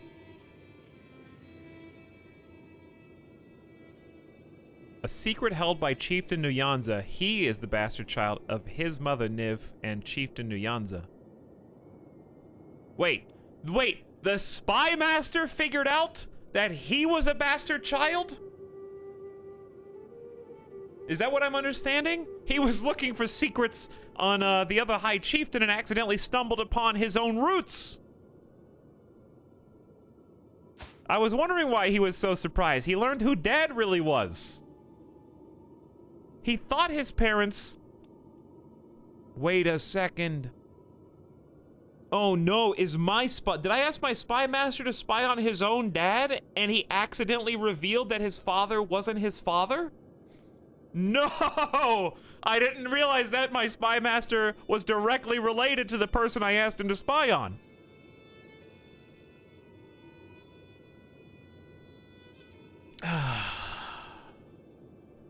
Oops. Well, today you learned, I guess. Because he's spying on High Chieftain Circa, who, as you may remember, just started a faction against me to get the kingdom of Yugra. The claimant is my cousin Udyaka. With 2 members, him and Moshek, unsurprisingly. They're both my enemies right now. Unbelievable. You learn of Chieftain Nyanza's child heritage secret. That's incredible.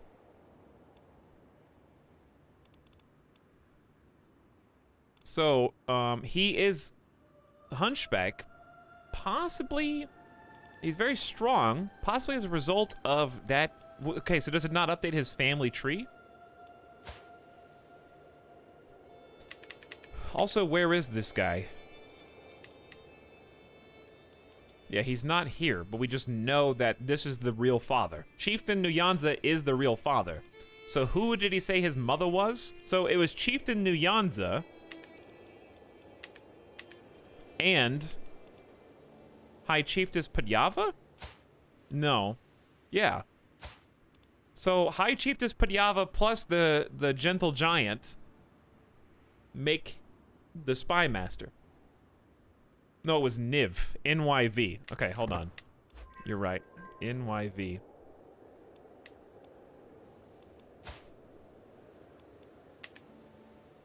Unlanded at Chieftain Gazeg's court in Kashuki. Can't invite to court because she is Chieftain Gazeg's spouse or concubine. Wow, this is messy. Chieftain Gazeg's concubine. Okay. This is very messy.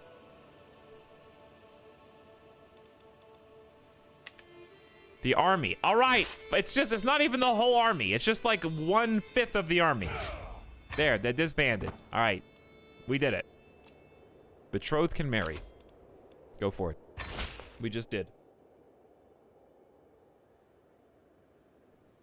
Greetings, King Cordal of Siberia. I gladly accept your marriage proposal. Your daughter and my cousin will marry now. Yet Bana Avrin gained 20 what? Hold on. Yet Bana Avrin gained 20 opinion of you. This happened despite your spouse's poor diplomacy skills. Gracious atheist. Shaipetra finished Find Secrets task. Are there no more secrets there? He's already trying again, I think.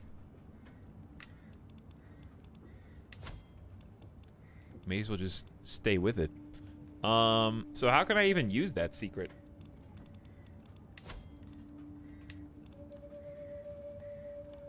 RT Mancy is the illegitimate child. I think the best part about this is all their names reveal a picture. Niv Mancy did she just die? Was killed during a siege.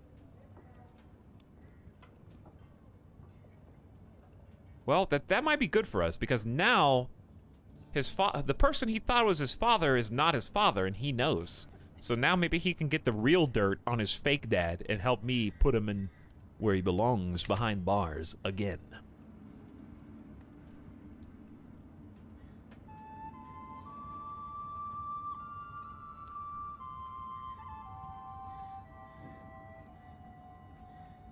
Army needs new boots for how long they've been standing.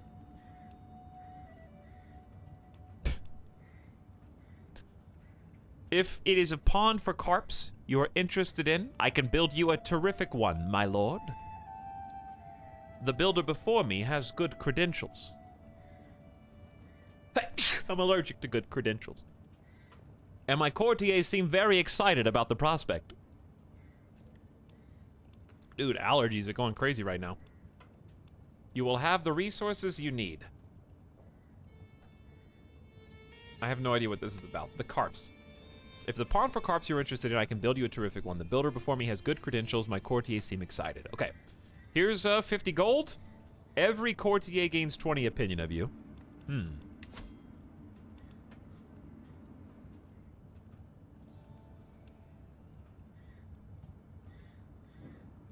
It's pretty good. Dude, that's pretty good. Champions. My court, including my spy master. My council members. My heirs, nephews, brother-in-laws, sisters. That's pretty good. Is that truly the best deal you can give me? Gain 100 stewardship lifestyle experience. Every courtier gets 20 opinion of you. 70%, you make a great deal. 15 gold. 29%, the builder outwits you. You lose 50 and spend 75 prestige. The gamble option! Of course I'm gonna pick the gamble option. The carps is what I call yield carps. Ace tech. I don't want to know what you call yield carps, okay, when the stream is on.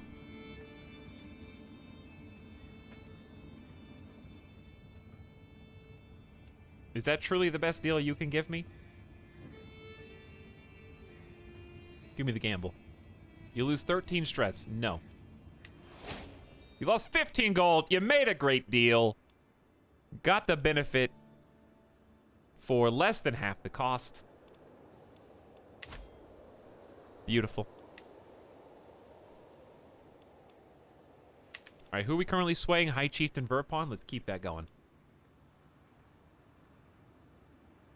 Let's see what's happening in, why are we on 4x speed right now? A little too fast. Bavaria is kind of moving eastward. Lotharingia, formerly Aquitaine, is still, I think, representing the Cathar heresy. Catholic, looking a little bit more solid in here, but heresy is still taking over most of France. And Lotharingia at this point. Muwalati, all of Hispania, taken over. To modest Quirtle, despite my best efforts, my agents have yet to uncover any secrets in High Chieftain Circa's court. However, I still believe there is something going on in the shadows. I just need a little more time. If there is anything, we shall find it. Okay, try again. And we have an available perk.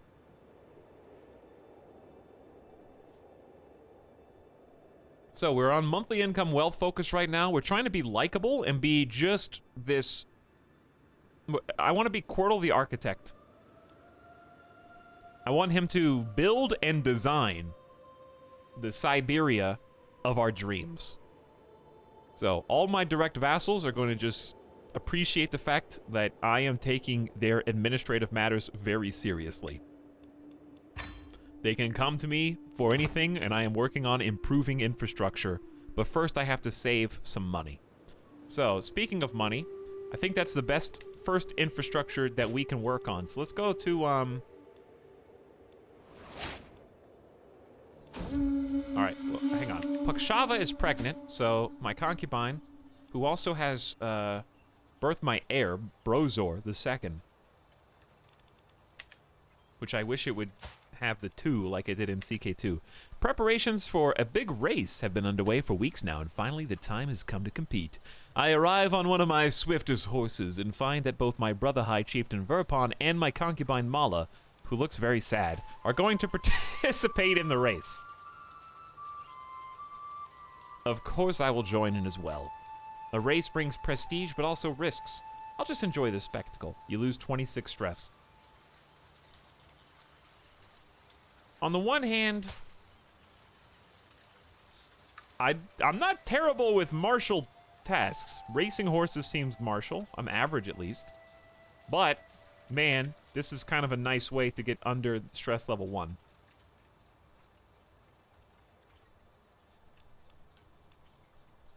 Plus, High Chieftain Verpon is a little scary. Brave, arbitrary, paranoid, and a tough soldier. I think as a content and humble individual, he's got nothing to prove. I'll enjoy the spectacle. You are no longer overwhelmed by stress. It's fun to pick the psycho options and just roll the dice every single time, but it's also nice to try a completely opposite playstyle from what we were playing before, and just see what that results in.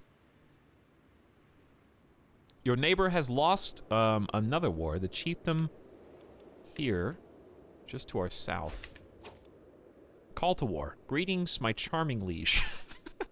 I call on you to honor our alliance and join me in the peasant uprising. Join Peasant Uprising as defender. Enemies. Leader Etalyx of Bylok.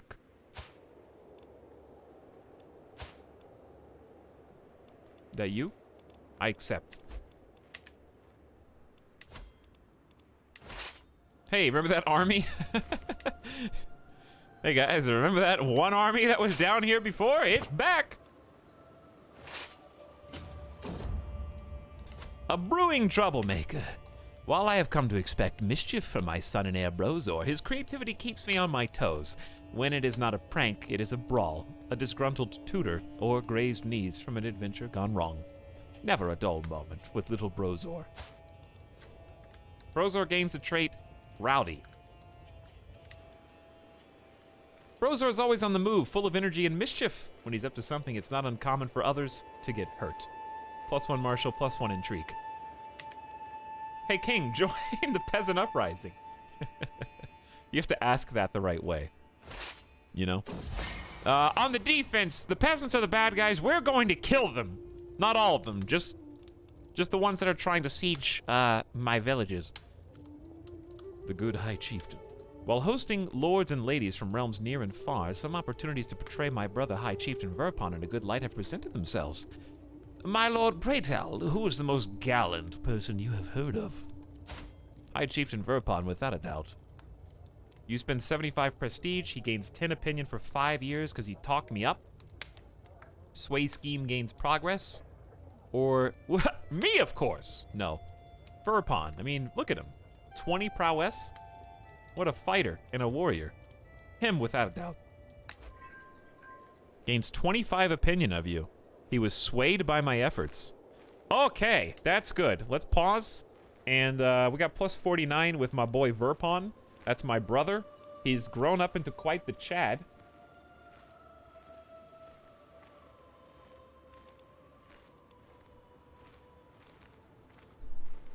Verpon is the cooler brother, but I'm the king.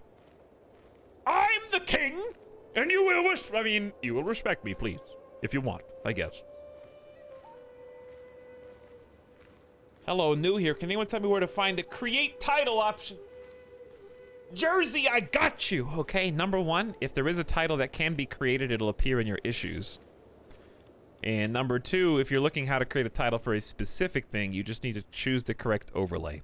Do you want to create a duchy, a kingdom, or an empire? No matter which of these you want, the way you go about it is the same. Let's say I want to create a kingdom title. Okay, well, then you have to zoom in to the point where you can see the badge.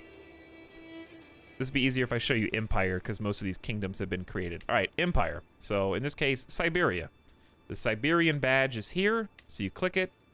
It opens up the Empire title, and then you can create it, and it shows you what you need in order to create it. So I only have 26 counties. I need 45 and 500 gold to do so. So if you want a duchy, it's the same thing. You just click on the duchy badge, and it tells you same information down there. There you go.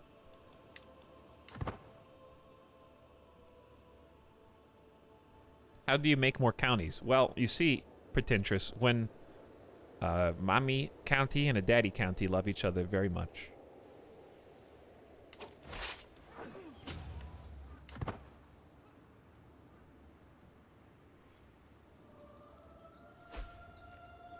Go on.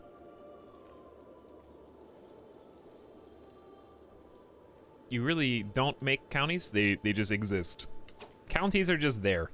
So you just have to zoom in past this level, like this, and then you can see all the text with black font, white outline. Those are all counties. So every single name on this entire page is a county. When you zoom out one layer, this is realm view by default. But pro tip, chat, if you control-click a realm, it breaks it up into different domains. So if I want to see Kyrgyz Khanate, okay, but like, how many different vassals and stuff are there? Well, these are all the individual vassal realms. These are all the independent realms that make up Kyrgyz Khanate. So that's a control-click, and then to reset, you can just hit realms or E hotkey.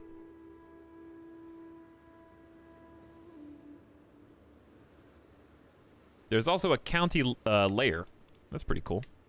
So if you want to see the counties, I guess that exists on the Plus. I don't think I've clicked on that. I haven't needed to, but it's cool to know it exists. So then you can see counties. These are just de jure counties, so it's not realms. So these are not independent realms. These are just every single county in the game zoomed out, I guess. Pretty cool. And of course, you can see governments. See how the world is progressing. I have to say, I never thought about what realm means until just now. Yeah, realm is basically like a de facto area. Whereas the overlays are de jure areas.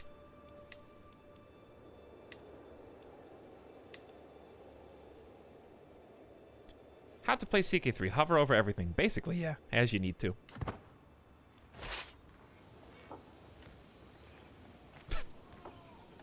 Alright, what's your question, Game Watch? Is there a religious option for Christianity, and does the Pope have influence in these areas? It's a pretty usual element of medieval strategy games. A religious option for Christianity? Yeah, yeah. Yes. Sorry, I didn't mean to laugh, but in the game Crusader Kings, Christianity is one of the main focuses of the game, actually. And all of its various versions and heresies. Religion in Crusader Kings 3. Get it out. In my game, the Pope has already created an independent realm for the papacy. There he is right now, Pope Anastasius III. He has already announced, not him, but the Pope before him. How do you see the Pope before? I guess you could look at the title for the papacy. Click on the book, not the claimants, the book. And we can see who was the Pope before. Lots of popes before. But I think it was Pope Clemens II who announced that they were going to start potentially doing crusades. I don't think that they've done any crusades yet. But they've said that they basically threatened to. And also, he was not quite as decorated as the new Pope. Two crowns are better than one, I guess. Hang on, how do I select this? There we go. 2 crowns better than one. Let me shrink this down a little.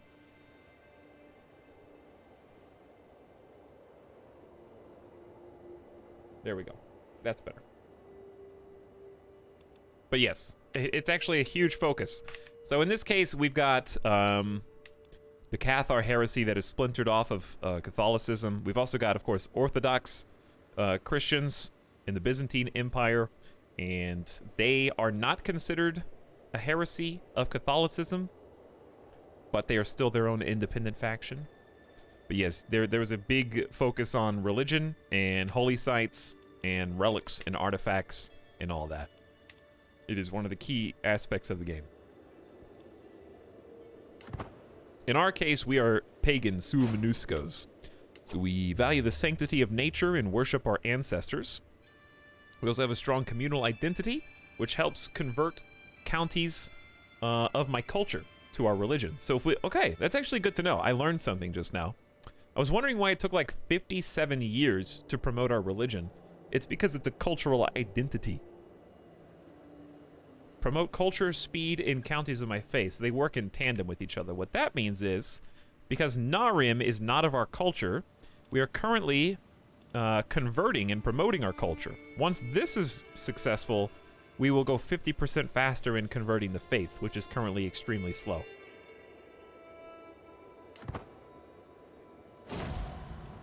Cradled by death. As I wait outside the birthing chamber, each minute feels like a lifetime. Pukshava's screams have ceased, with no infant's cry to replace it. Something is wrong. I feel it in my bones. The door opens. The midwife's wretched expression confirms my fears. I am so very sorry, my lord. Lady Pukshava, your son, they are both in Tuonela now. Oh my God. Gods have mercy. You've taken them both. She's gone to be with Brozar.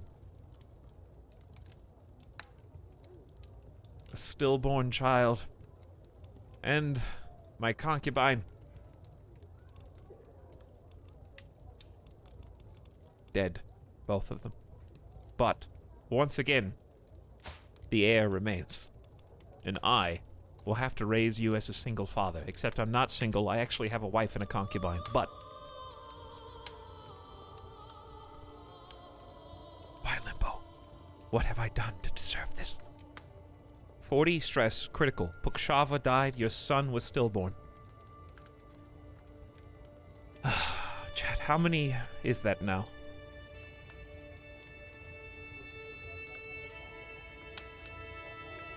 You took her as a concubine. Yes, Stanko, because that... ancient history, chat.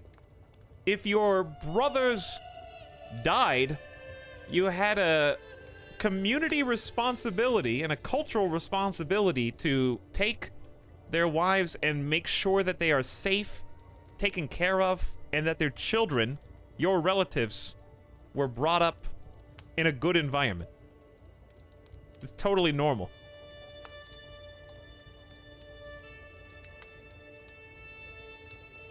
Plus, her son is my heir and is going to be king someday. So, like, that's... If you love your children and you want them to succeed, that's literally the best thing that could possibly have happened for her child. Unfortunately, she's not going to live to see it. But I will take care of Brozor II in her absence. You are overwhelmed by stress. Sorry, we didn't get to watch this battle, but I assure you, there was nothing to see. 7 losses, and we killed 309. The peasant uprising is over. As quickly as it began. Okay, we got a couple of overlapping things here. The music is sick, though. I am proud to see my daughter know... You dropped this, King. That was just -2, everyone. Hey, way to break up the mood, Despacito, alright? Wow, really just coming in here like a wrecking ball? We're all trying to mourn.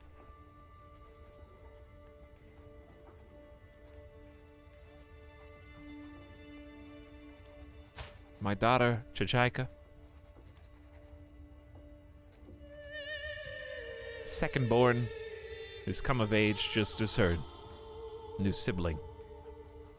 Died as soon as the air kissed his sweet cheek. She's grown into be a thrifty clerk. A sound grasp on the basics of management. They grow up fast. All right, we're gonna need two. What? 2 of you? Were you twins? They are twins! How did I not know this about my own children? They are twins. Anava. Anava and Chachaika. Father of the year. Listen, to be fair, they were born before I was really their dad. But I was their grandfather at one point. That's true. Who's smarter? You are, actually. You became a charismatic negotiator with an excellent grasp of etiquette and an understanding of entertainment and the eloquence to go with it. Charismatic negotiators a +6 in diplomacy, which won't update until we unpause the game. We won the war against the peasants. We can disband our army, and I need to do something important, as my half-sister Flornal was captured by High Chieftain Malyaka. Vassal in the Magyar Confederation. Huh.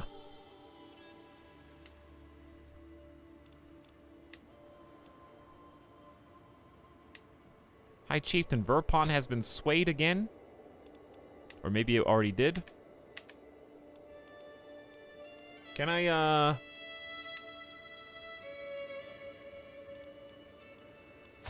negotiate her release, or is that not my problem? I don't think that's my problem. Okay. Okay. What was I gonna do? Oh. Right. Can't flagellate, but I can try and distract myself. I am pretty good martial. I'm gonna go and call a hunt. Okay? To try and get away from the stress. The untamed wilds call, and all manner of beasts wait my spear and arrow. You go on a hunt in one of the baronies of your realm. I need a little bit of reprieve.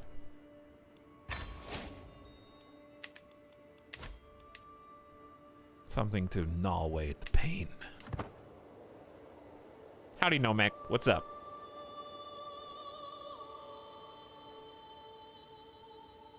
What a disgrace. How dare you. Despia, thank you for the 2 months of sub with the Etal chat in the chat. Felling a beast. You would think it a creature from myth, perhaps a god in animal form. It was the largest bear I have ever seen. Even after the beast was wounded, the chase lasted half a day. It is still an imposing sight, lying dead before me. His head will look beautiful in my great hall.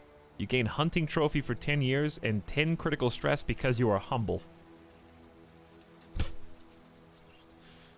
Prestige plus 0.5 per month. An impressive hunting trophy hangs in this character's great hall, showing off their achievements. It shall be a trophy for my daughter. Totka Avron gains 30 opinion of you. She already loves me enough. Give dead bear to child.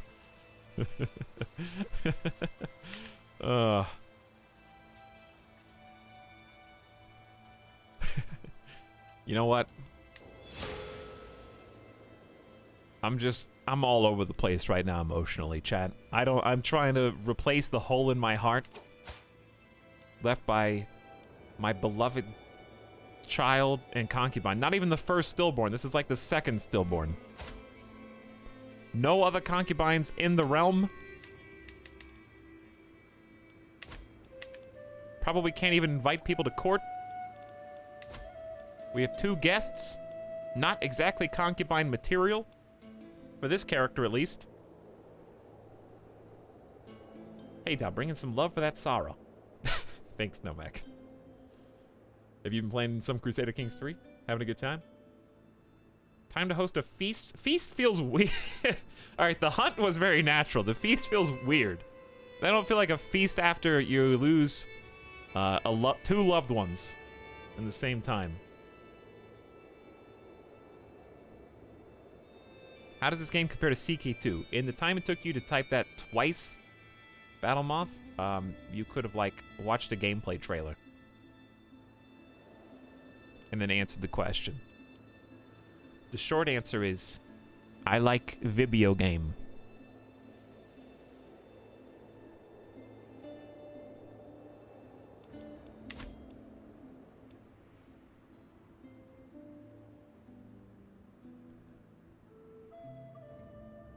Hey, Tux, what happened since yesterday's stream? I'm not trying to be a smartass, even though normally I am, Galavira, but we went very in-depth into that in the first hour of this stream. So, there's about a 45-minute explanation of what happened from minutes like 22, and then the succeeding 45 minutes will have every detail of what happened yesterday.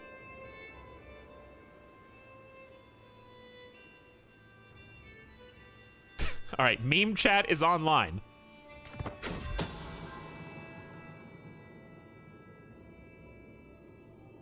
But how do I like Crusader Kings 3? Enough to stream it the last 3 days in a row. So I like it a lot. Espionage, murder. While performing his duties as my spy master, Shaipicha has uncovered a secret held by my cousin, High Chieftain Circa.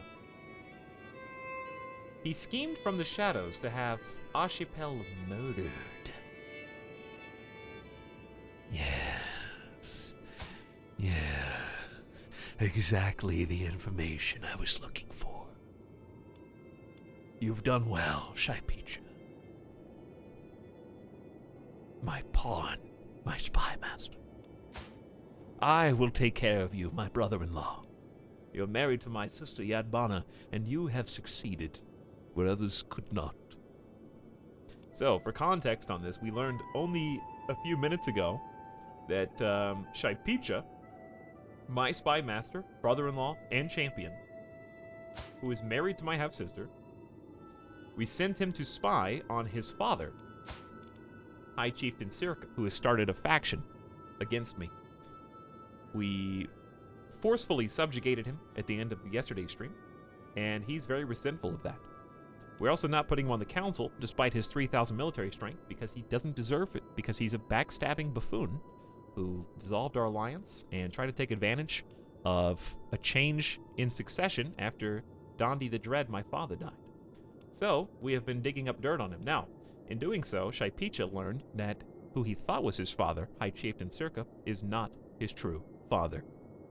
But rather, he is a bastard, unbeknownst to him.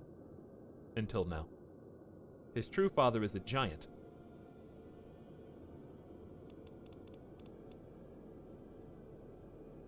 Honestly, I don't even know how he got into the family, because he's... It must have been a concubine. Because I just don't know. R.T. Mancy. Wait a second. Maybe I misunderstood. I think it was someone completely different. Yeah, it is someone completely different. I think it was just worded strangely in the first dialogue. You're right. I liked my story better. Okay, you're right, though. It is a different guy. But it's still about his own father.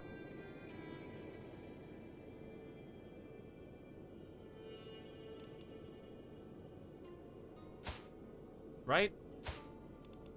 So your real parents are Niv Mancy and his dad.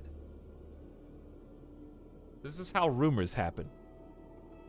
It seems when dialogues involve too many characters, they might get a bit mixed up. There was a pronoun that didn't have a clear antecedent. It's okay, we've solved it now. You guys are right.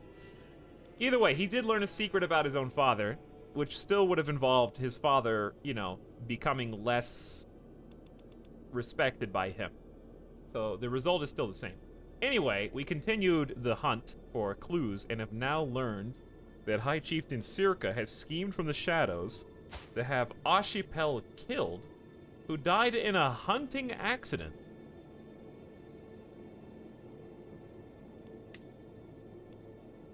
Not only cruel and heartless, but dishonorable as well.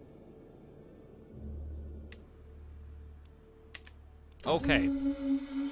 Hunt. Speaking of hunts, returning from the wild, the hunt draws to an end. We mount our horses to leave the wetlands behind as the servants prepare the bear another game for the journey back. In spite of our difficulties along the way, the hunt went very well. We return home invigorated. 150 prestige. The hunt ends. And now... what kind of hook can I get? Weak hook? Might accept 89%. If he declines, his secret will be exposed. I think I'm blackmailing here, right? Exposing... what is exposing? He murdered Ashipel. So it... this is a known criminal, allowing me to punish him without being viewed as a tyrant. He's already been in prison, though. And I can't increase... I only need 30 more. Hold on, I only need 30 more. This is the prestige grind. This is better. Pass high tribal authority.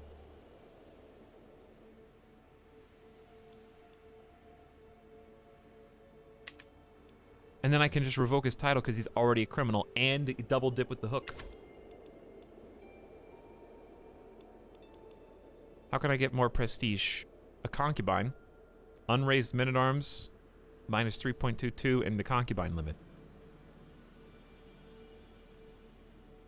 So what are my hook options for him? I guess I've already imprisoned him. I can't get any other hook options unless... I could extort.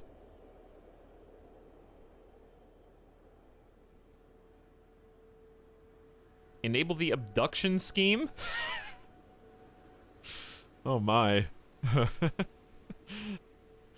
Find secrets may also fabricate hooks. I think you can use a weak hook to imprison. Because I did it before. Queen Norava gained the trait pregnant. Your wife and queen is pregnant with child. Let's stop swaying our brother and maybe start swaying another vassal.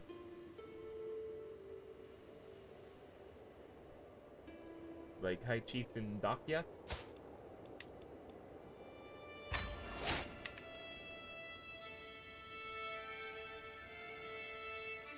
many more provinces do you need? Like 30. It's quite a lot.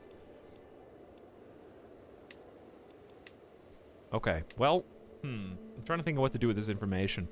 I really think it's just going to come down to if I can just muscle out a little extra prestige. Then we can just do... But the problem with this is an extreme plot. I could use this prestige plus money to build infrastructure like I originally planned. But revenge is sweeter, and I can revoke a title. And then his vassals could be retracted if I wanted to.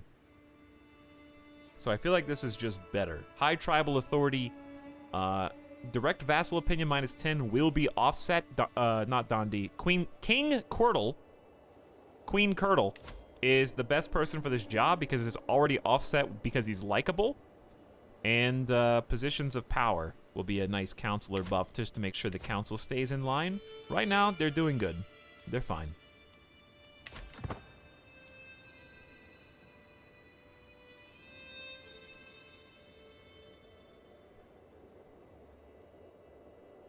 Hetero Corgi. Omegalo chat online.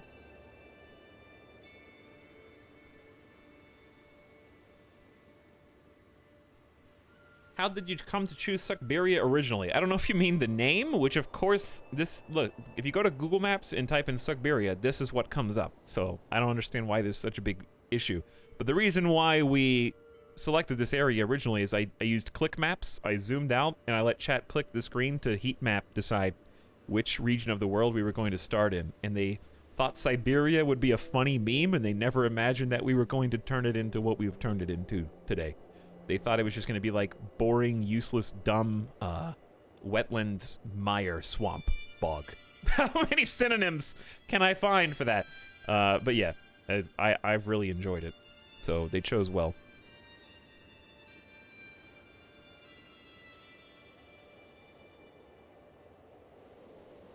Now, I wonder if we could, I wonder if anyone will come to court, period. Let's reset to default. Let's go everyone in Diplo range. Because I have not succeeded in inviting a single person to court yet, outside of RNG. They have to be lowborn, because no highborn is going to come to my court for no reason. Preferably just anyone in the group. And also unmarried.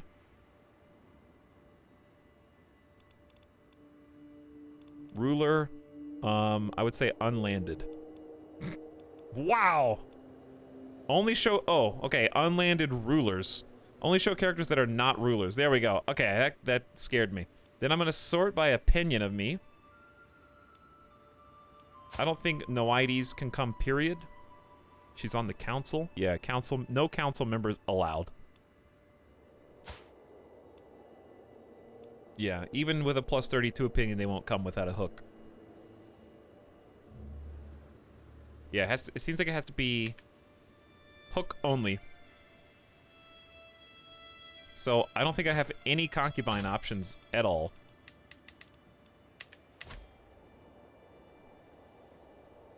Which makes this very difficult, honestly. You would think it would be super easy as a king to just invite... It's weird that the invite debutante to court isn't an option here. Because there's champions and claimants. If they just did debutantes the same way that invite champions works and you just have to spend prestige, I think that would make total sense.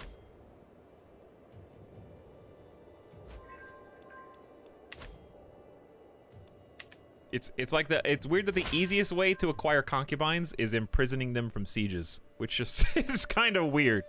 To the benign Quirtle, despite our best efforts, my agents have yet to uncover any secrets at High Chieftain Circa's court. However, I still believe there is something going on in the shadows. I only need a little more time. Alright, well if there's even more, let's find the rest. Kinda just chilling until I get 550 prestige.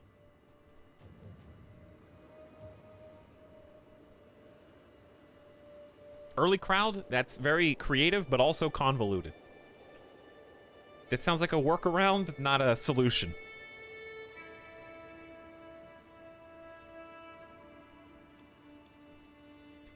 Shaipi Chakandir finished a fine secrets task and is going to start again. We formed an alliance with Koshal because he is now a ruler.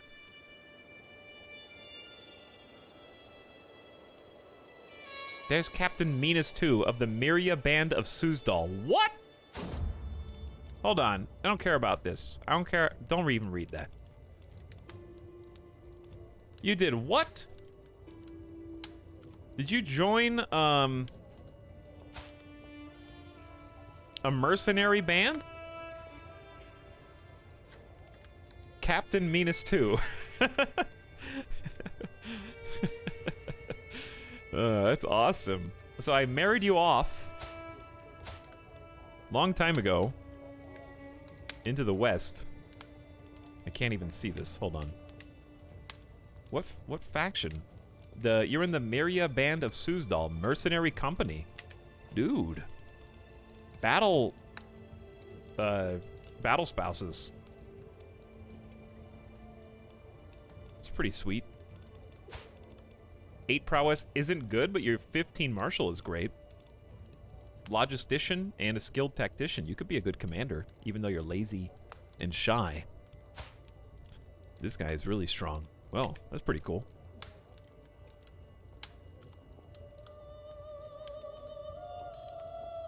My daughter, with a tired yet blissful smile, Nora Ava presents me with a perfect little daughter.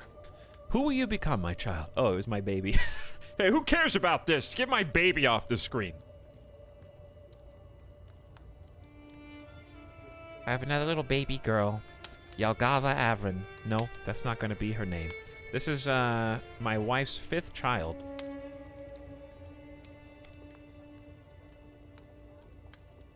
We need a good name.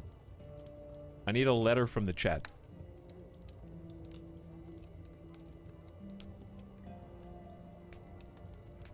The letter was M.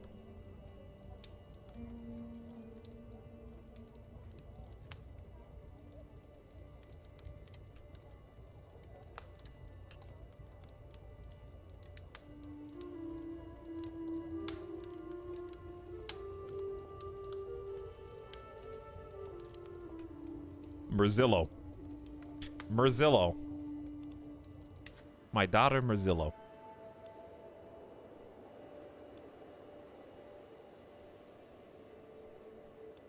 There you go. Okay. Good name. Oh, we're doing it like that all the way. Yeah. Just make up names. How do you think you got your name? Someone at some point in time literally made it up. Chat, in a vacuum, all of your names are stupid and nonsensical. They were given meaning because someone somewhere was just like, you know what? I'm just going to put these random letters together because they think they sound cool.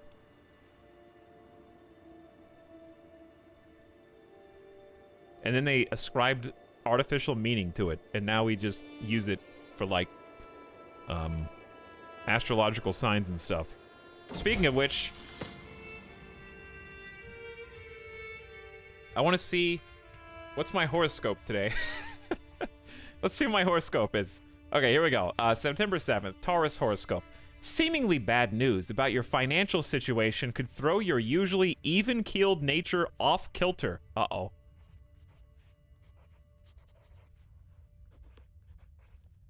Look into the matter carefully before panicking, Taurus. There may have been a computer error. Or other mistake, or perhaps someone confused you with someone else. Take steps to rectify the blunder. It's a drag, but you'll be relieved to know that all was better than it seemed. A computer error caused a severe financial predicament? What's my card of the day? My tarot card of the day is the World. It signifies a long journey. My liege, a new subject has arrived in your court. Throw them to the pit. Sorry, I had to get that out of my system.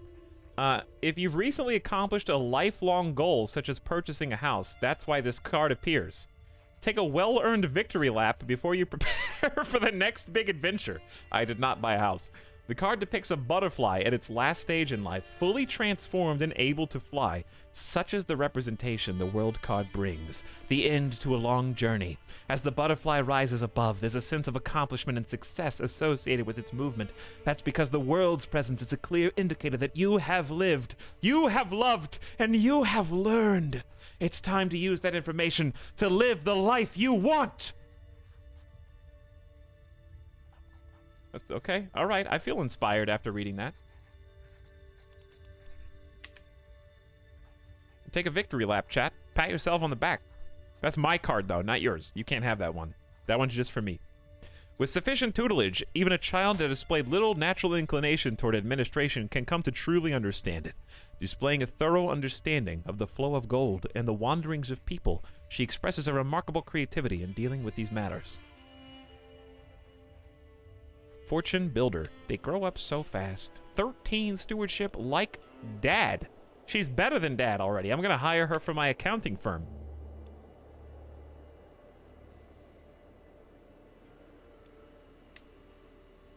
Okay, so here's what I want to focus on.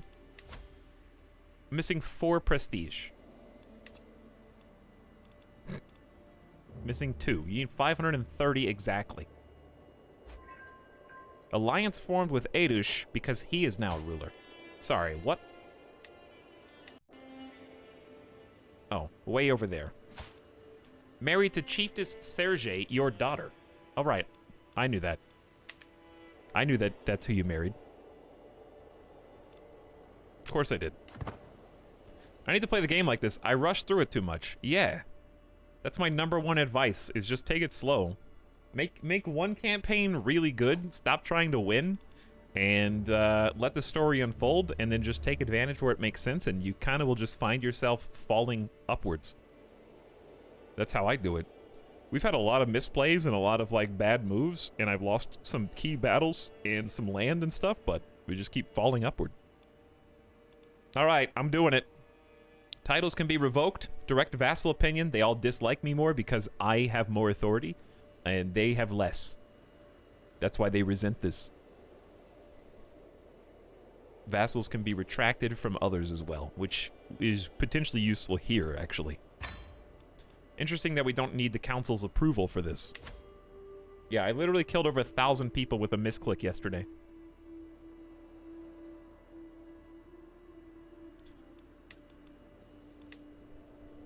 They suggest I raid. You want me to raid Omsk? How much money does Omsk have? 15 gold. I don't know. I'll think about it. It's just a lot of micromanagement. When I already have decent monthly income. For 15 gold. Okay. What's this game question?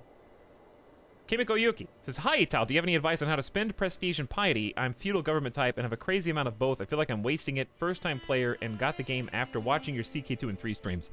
As someone who has 0 of either of those resources, I'm guessing that you are quite a large empire. So if you're an empire level character, you probably are going to have too much, or maybe you succeeded in doing like a crusade or something like that, because you will get a boatload of piety from participating in that. So it is going to be difficult to spend. For me, it's a lot easier. Also, we had a little internet hiccup here, chat, so the screen might look a little fuzzy while the internet hopefully bounces back in just a moment. But you should still be able to hear me fine. For me, I'm going to be spending most of my piety by reforming my religion, which costs 4,000. So for me, that is a ton of piety.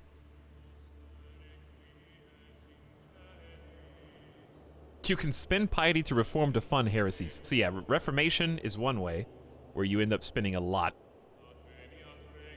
As far as prestige goes, the #1 way is probably your 1 lifetime perk of invading a kingdom if you are of a sufficient level of fame. So like, for me, I could, if I was famous enough, invade this Khan for 2,000 prestige, which is pretty big. So if you wanted to go big spender, 2,000, if that's pennies to you, then I don't know what to tell you. Those are like 2 of the main ways. You could use your other decisions whenever they're up, but that's mostly money. Champions and claimants. So you could, if you're feudal, you probably need claims more than others. So 750 prestige, you can invite people who have claims to your court for 5 years, and then invite them to your court, and then find a way to press their claims. That'd be another way.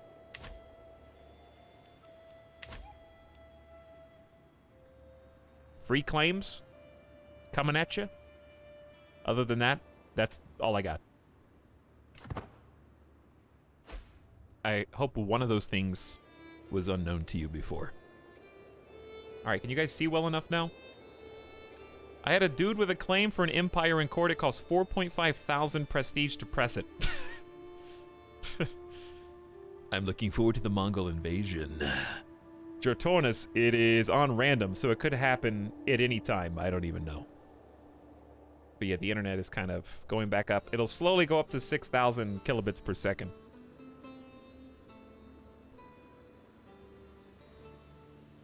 Did you forget to upgrade Tribal Authority? No, I just did. We're there. We just spent all of our prestige. That was another way you can spend prestige. Is over 500 for different authority levels. And also, prestige, I would say you could use that in tandem with money to upgrade your holdings. So if you haven't done that already, that's pretty important. So like for me, in my capital, you can click on this and upgrade your holding. This is 380 prestige per holding. So if you have, let's say, 5 counties, 5 times 380, I don't know what you pay as feudal, but for me it's prestige. I haven't played feudal in CK3 yet. So I don't know. Alright, we're back to 4,500 kilobits per second. I'm already triple prestige in COD. Time to uninstall. Now, the reason we did that, I got distracted by the internet. The reason we did that is because this guy is still considered a criminal. And since you are still a criminal, I can revoke your title whenever I want.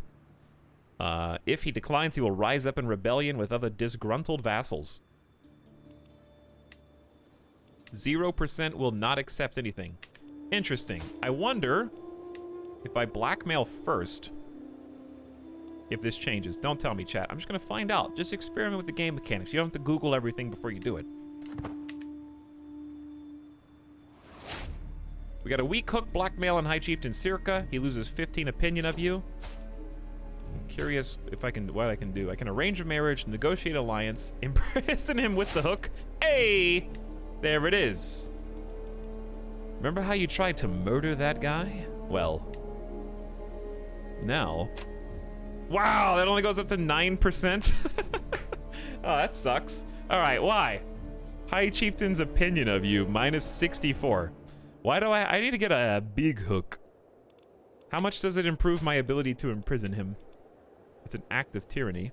Well, it goes to 35. Alright, so it's much easier to use the hook for imprisonment. But we've already imprisoned him once because we captured him in the war. Who else is disgruntled? Chieftain said Yamka. I thought you were one of the good guys.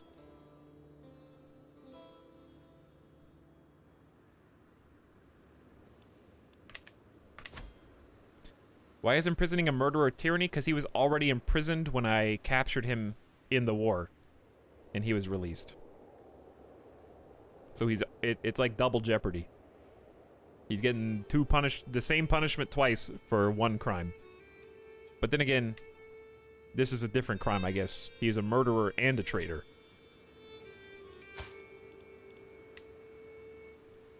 I wonder if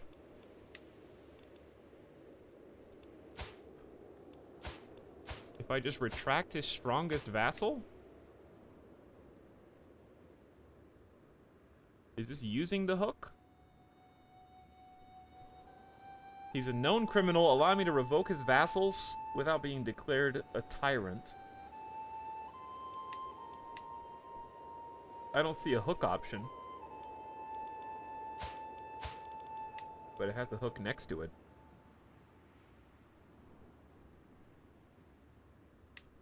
Yeah, I'm the only one that knows about the murder. That's the point of the blackmail.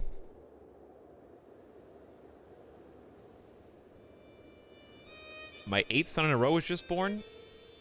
Well, time to get busy killing.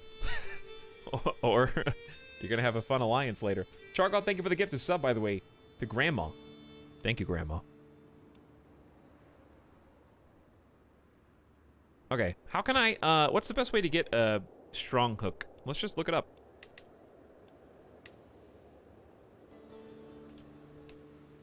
Strong hook is a very powerful hook that you might have on a character who you've blackmailed. Much more powerful than weak, can force someone to do terrible deeds for you. Prevents the target from taking any hostile actions. They are not spent when used, but instead go on a cooldown before they can be used again. The passive effect is not lost when the hook is used.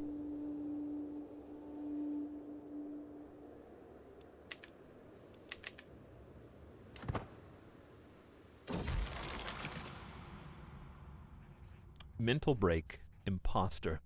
Recently, I feel like I am not worthy of the kingdom of Siberia.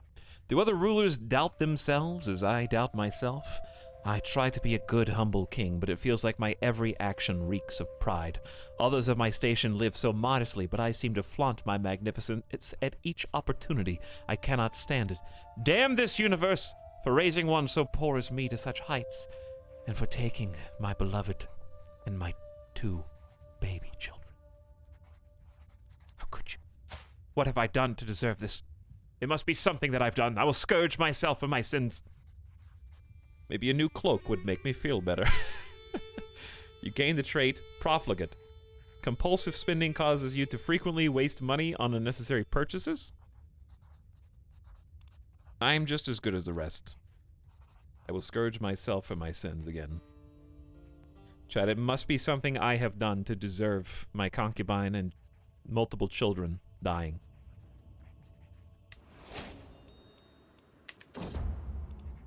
It is my right and responsibility to determine what coinage. I thought this was going to be related to the flagellation. The choices I make will determine how the coin... I got healed again! Sergei, you're too good for me. The choices I make will determine how the coinage, and by extension my realm, is seen. Mint silver coins. Make coins with my own visage. Ah, there's the humble and content double stress. Debase the coinage. And 57% chance of gaining 50. 43% chance of losing 150 prestige. Let's facilitate good trade. Development growth 5% per month is the safest one. But I'm not safe, am I? Debase the coinage with nickel. Every county will get new silver coins minted for 5 years. Maybe I gain 50 gold. I am a steward after all, and I get that extra stewardship experience. Well done. Spymaster's secret uncovered. You learned of Tundia's non-believer's secret. The guest of High Chieftain Sirka. This doesn't really help me.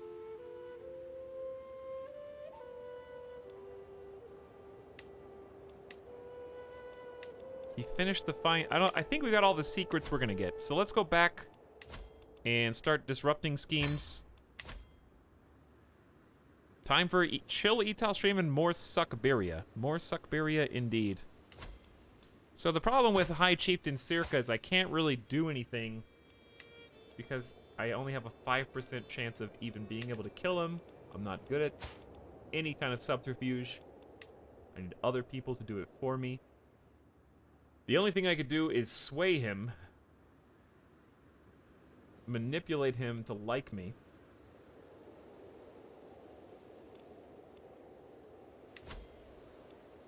But I have other people that I'm more interested in. Honestly, at this stage, I kind of feel like just revoking a title and dealing with the fallout is the best case scenario for us. Let me just take his, what's his primary title? High Chieftain of Khanda.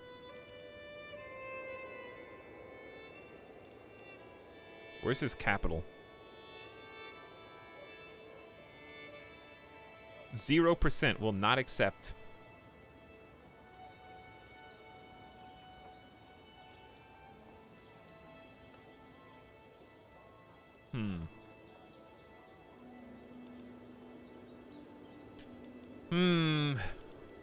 I honestly, at this stage, I think I just expose him. Because he's already, how old is he? 52.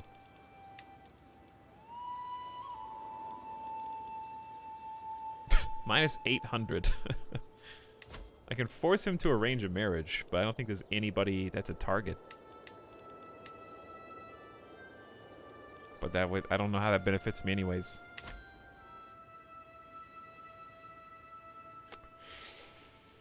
Huh. I don't know, dude. He's a criminal. I don't think there's a hook that I can really use. I think we just go for exposing the secret. He's a murderer. There's nothing else I can do. I'm a tyrant if I imprison. Murder scheme is 5%. Revoke title is 0%, and it's going to start civil war, which I don't think a content person like myself would do. There's just... I'd have to go down the intrigue tree to get better options. Let's just go. You cannot expose High Chieftain Circa's murder secret. Is it because of the blackmail? Because I already got a hook. Alright, I already ruined my opportunity to do that. But you know what? This guy's in a faction.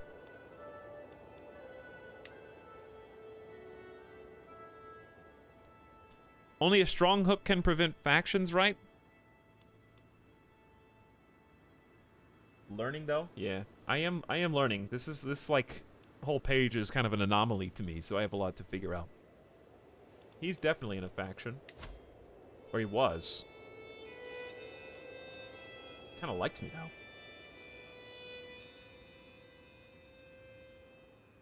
Maybe I'll just hold on to that secret for a little while. There's no rush, because then I could expose it if he joins the faction.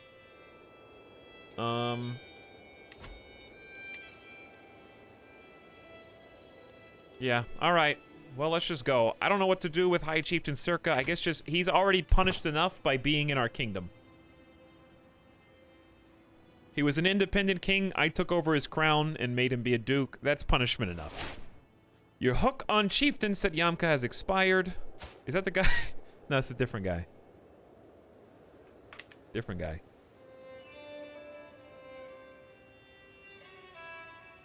Time will sort it out eventually.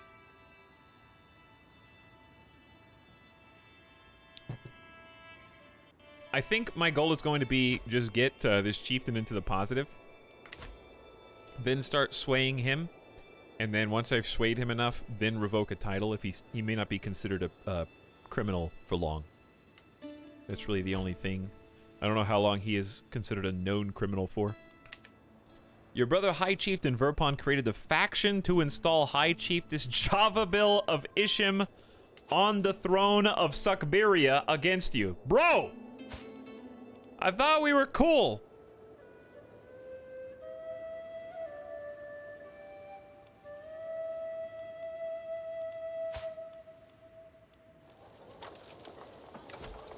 Okay, bro. Gonna be like that. My spy master Shy Peach is coming for you. Queen Norava gained strategic expertise. Her understanding of warfare has increased. Very smart.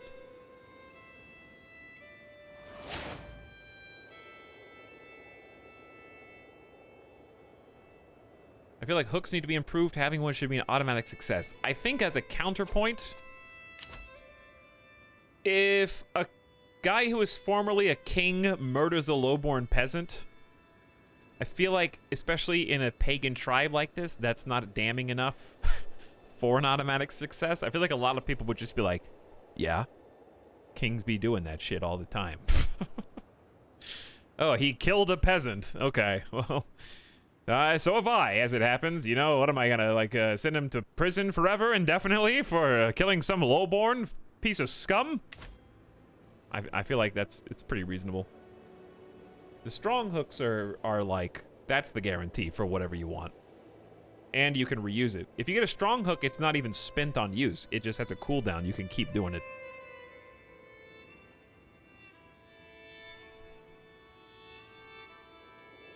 Okay. Available perk 1. This is what I want. Counselor opinion plus 20. Beautiful.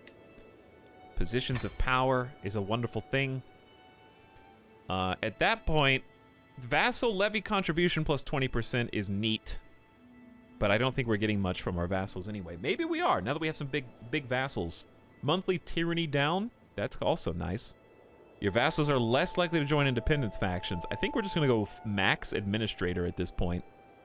Honor to serve is good, and then we get admin for the bonus to stewardship and vassal opinion. And then I want to get architect, of course. I want both of these. These are my two primaries.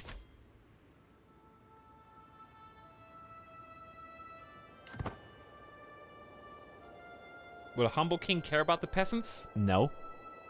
Humble just means how you look at yourself compared to other... I mean, to an extent, but there is, like, kindness perks as well. Humble doesn't mean that you're nice.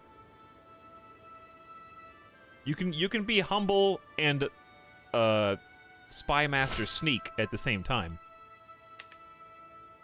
To the benevolent Cordal, with Ostyak's settlement and the installation of a new administration, the people of Narim have fully embraced Ostyak traditions. Yeah, compassionate would be what you would want to care for the poor, yeah. Great work, Zergal. Zergal starts the collect taxes task. One thing I really appreciate about Crusader Kings 3 is they have super reduced the micro of the council. So, like, he finished the task I said, and he automatically starts a different task instead of doing nothing. Your council members are always doing something, which is good, and it's a lot more hands-off than it was before. Also, I love that if you change rulers, in Crusader Kings 2, if your ruler died, it was like, all right, hit the brakes, everybody! We're gonna skirt to a stop because I got about 30 minutes of delegating new council members and council member tasks. But no, on succession, your council members, even though some of them may swap out, they keep doing their task even though you've got a new ruler. It's super nice. Okay, so in our case, chat, we have a really good thing. Narim is now considered part of our culture, the Ostyak. So if we look at culture overlay, there's a little green appendage here, a little growth on the turtle. This is a little snapping turtle with monstrous legs and a shell. But this has a side effect in our culture, or rather in our religion, I should say, of speeding up how fast we are converting faith by 50%. So when you shave 50% off of 46 years, you're getting a pretty big bonus. Your steward, dude. This is why I'm not replacing my council right now, because Zergal is just the best we've ever had. I'm going to let him live out a good life. He just found us 80 gold in taxes, so we're sitting on some good money right now. Spymaster's secret uncovered. All right, let's freeze for a sec. Nazeka. We get a lot of secrets. We found out that Dondi 2, who's not related to old Dondi at all, had a secret affair with Nazeka, who is just a courtier. These are just two courtiers. It doesn't really matter. I don't think we can even do anything with that information. Okay, is he still looking for secrets? Yeah. Do you build a lot of things? I always run out of money super quick. I'm not building right now because as a tribal pagan, I need prestige to build as well. So I'm not really in a rush to spend money because this will pass generation to generation, whereas prestige won't. But yeah, we can use money to do a lot of things. If I build up enough of a stockpile, it might not be a terrible idea to go... Which one is it? Which one is send gift? There it is. Thoughtful diplomat opinion gain from send gift would be super useful with a nice treasury.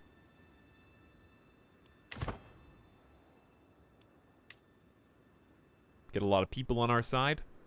All right, I know we have low county control. I'm working on it. The marshal's already there. All right, my daughters need to get... All right, let's do this. We got some daughters who are like 18, no relationship.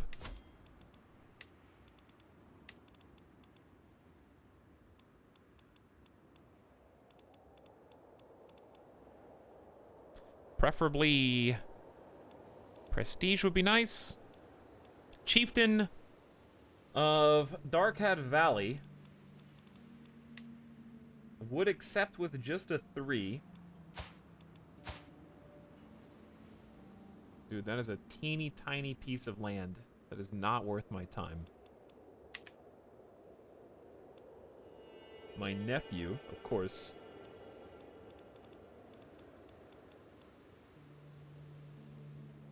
That's pretty much it. It's like him or family members. Oh, it's really hard to get alliances up here in the Northeast.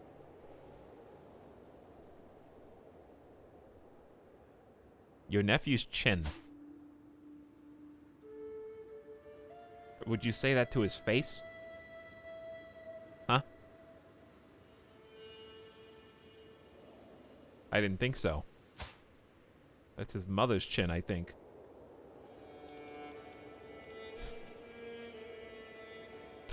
That's a strong chin. He's also a giant, so I don't think you'd say that to his face. Choose someone for Chichika to marry. Well, I think I just have to keep losing all of my children's innate prestige. As a king, they get innate prestige. Like 200 at birth. Like, she has 400, though. She's fine. Sum of all skills. That one chieftain is still the best guy for the job, but it's just sending her to, like, nowhere for no reason, you know? How about somebody with... Let's try... Keep things Su-Manesco right now. Odeg. Patient, sadistic, and stubborn. Minus 300. All I got is lowborn people, dude. Sorry, I don't mean to delete your prestige, but it has to be like that. The one upside is we are going to have a lot of dynasty members. Because every single marriage, I always have so many daughters, and we just do matrilineal every single time. Next.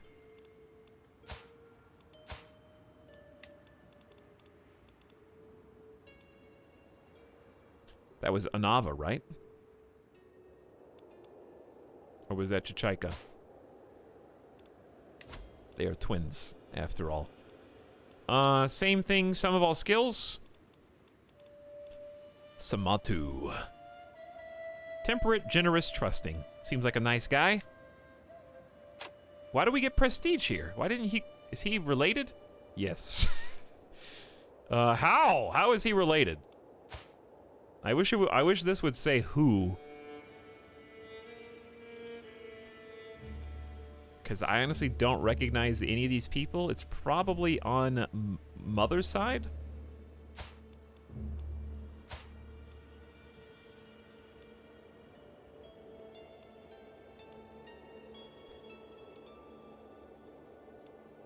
I don't recognize you, Samatu. You're a guest of someone else as well. All right, who's still living? You. Duke Pauli of Chudia. And Duke Velassi of Vologda.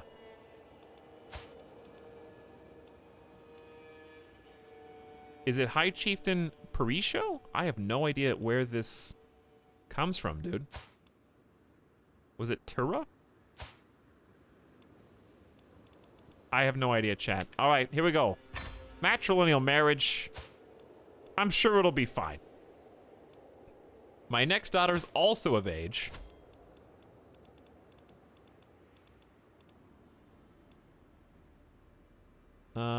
Where's prestige? There it is. See, these are my nephew. That's like the direct blood. I can see that. Injay of Sibir. Gluttonous, shy, impatient.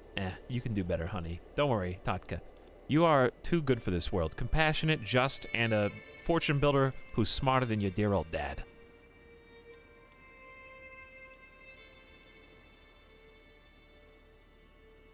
Look at all these dummies.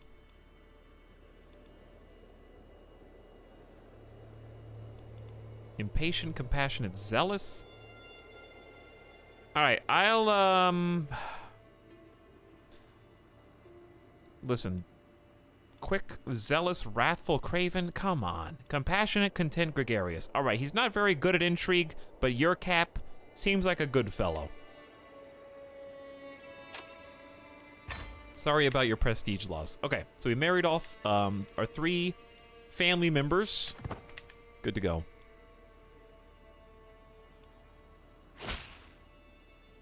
Greetings, King Quirtle of Siberia. I accept your marriage proposal. Thank you, Chieftain Ajmek. And also, Samatu. I will take the hand of your daughter Anava when the time comes. Your daughter Tadka and my acquaintance Yokap, said Yamka, will be joined in holy matrimony. Oh. Oh no. My sister and the firstborn child of King Dondi, the Dread,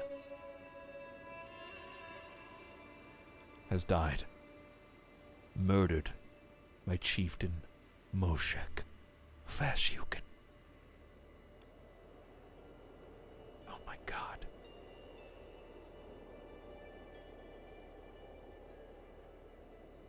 Well, the plot thickens. Moshek, if you remember from yesterday, was filled with jealous wrath after, in Narim, which left the boundary of our kingdom after King Dondi died. It naturally passed into an independent realm. He discovered that Bezalov had cheated on him and became pregnant with some other man's child. As punishment, he imprisoned her. I rose against him, not only to bring Narim back under the purview of the kingdom, but also to free my sister and her unborn child from his clutches. We succeeded, but there was nothing else to be done in this circumstance, and I suppose it was only a matter of time before one of them struck out against the other. So now Moshek is a known criminal. He finally got his revenge and could tolerate the child no longer. Vechka's lived for 10 years before something came about. His father, Chieftain Avte, is still married to Chiefess Utrodal. They live in Leia, on the western edge of Siberia.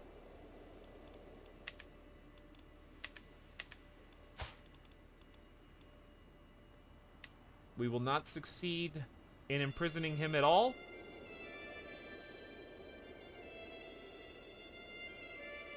So we're gonna have to get creative. Any tribal gamers in here? Is there really nothing I can do to get them to give me more troops? I don't know, Imtune, without seeing your actual video game, what you're doing right or wrong. Maybe you're doing everything right.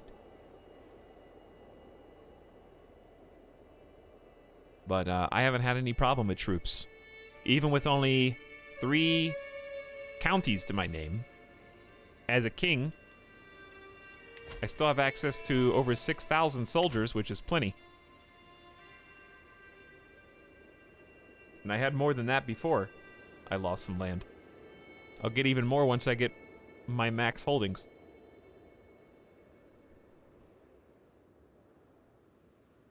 This is kind of a big question, though. I can only answer so many aspects of it. Make sure you've got men-at-arms hired and you've got good prestige. So you have to create regiments, and if you can get more regiments from being a king or having certain cultural perks, you can upgrade each regiment up to 5 times. For me, it's with prestige. So I have 1,000 soldiers here, another 500 horses. So this could be up to, for me, 2,500 troops just in men-at-arms. And they're much stronger than levies anyway.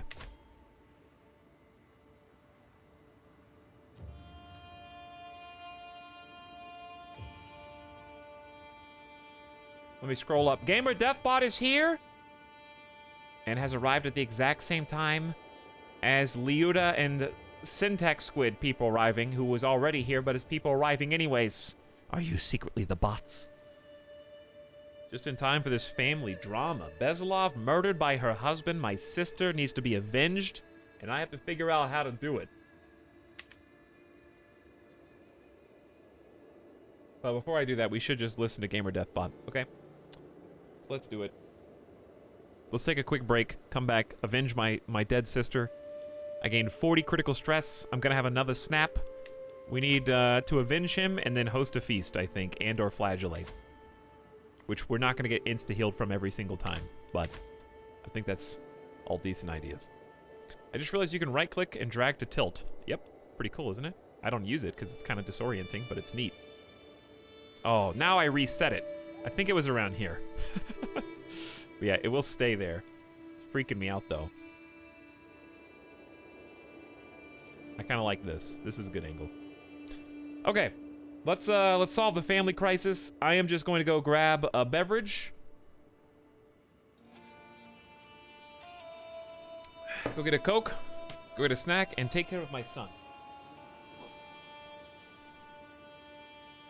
Midas needs some attention and he needs to go outside. He's been pacing around a little bit, so he's getting a little antsy. So I'm gonna do that and be responsible.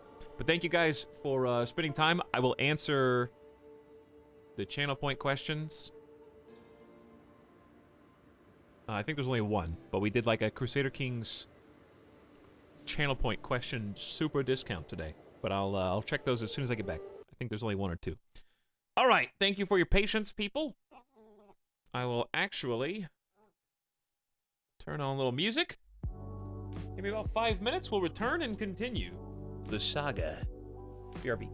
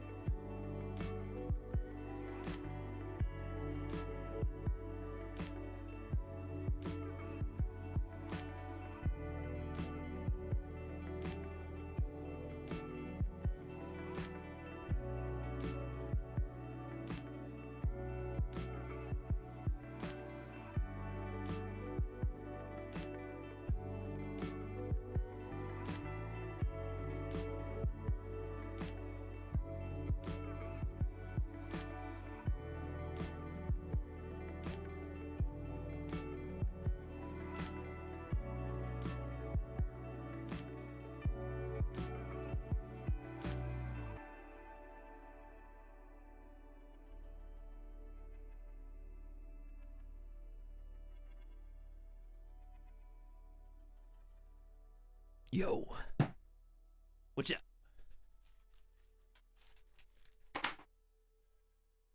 Do your gamer stretches, chat. Everybody stand up, okay?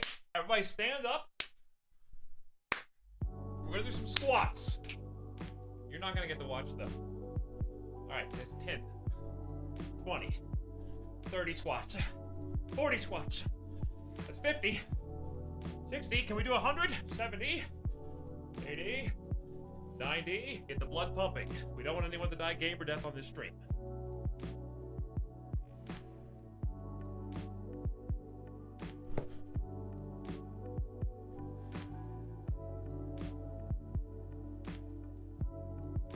So fast. Alright, but I am unironically doing 20. Alright, I did 20. Saitama. 1,000 push-ups a day. How many is it? 100? I don't remember.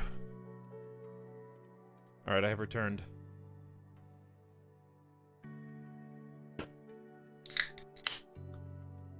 Hope you guys are all having a good Monday. 100 isn't that much. 100 push-ups is a lot. Why did I come back to bad frames? Huh? What is Cox doing out there right now? It looks spooky outside. I will say. I think we're getting like the billowing smoke.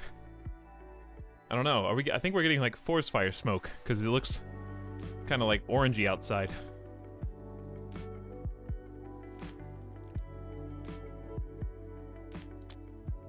It's crazy. I didn't notice it yesterday. I must have just got here.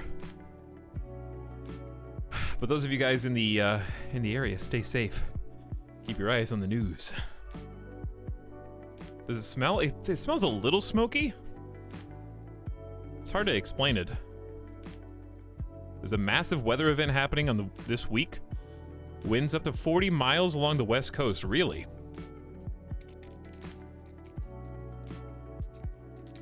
Yo, Ita, I do 4 sets of 30 push-ups every other day, and it's murder on my arms. They feel like they're gonna snap off. Yeah. It's a lot of push-ups. I could easily do sets of 20, but by the 3rd set, I think I would turn into bubblegum and just crumble. I don't think I could do a 3rd set. I'll be honest.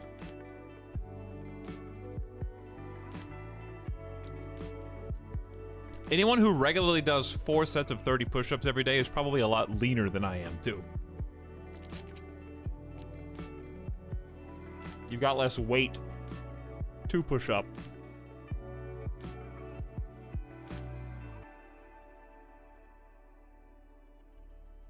$55-mile-an-hour winds? Really? That's crazy. Alright, so Atom asks, can you explain how you decide to raise your primary heirs? Do you ward them yourself? I do ward them myself usually, though there may be a reason when I don't.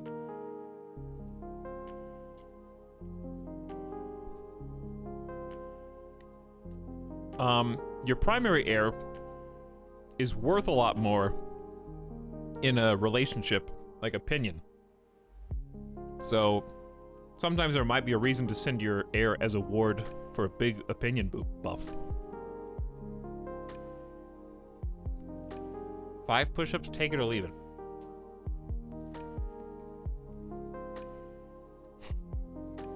How about 5 Rice Krispie treats? 1 push-up, you get to reward yourself with 1 Rice Krispie as a treat. But yes, for those, this is a common question anyways, Adam. I know this is not what you're asking. But if you want to take special care of your heir, in this case Brozor Avrin, who is now motherless after Pukshava died in childbirth. We lost her and the baby at the same time. It was tragic. She's gone to be with her original husband, Brozor, who died of his internal injuries after getting wounded on the battlefield and losing an arm. But even with that, he still created some great memories at a feast, saving one of his sisters from getting pecked on the nose by a peacock, by chasing the peacock out of the Great Hall. He was a good lad. He was very brave, except he was a little possessed. He thought that he was the peacock. But a pretty good Midas touch individual, good with money.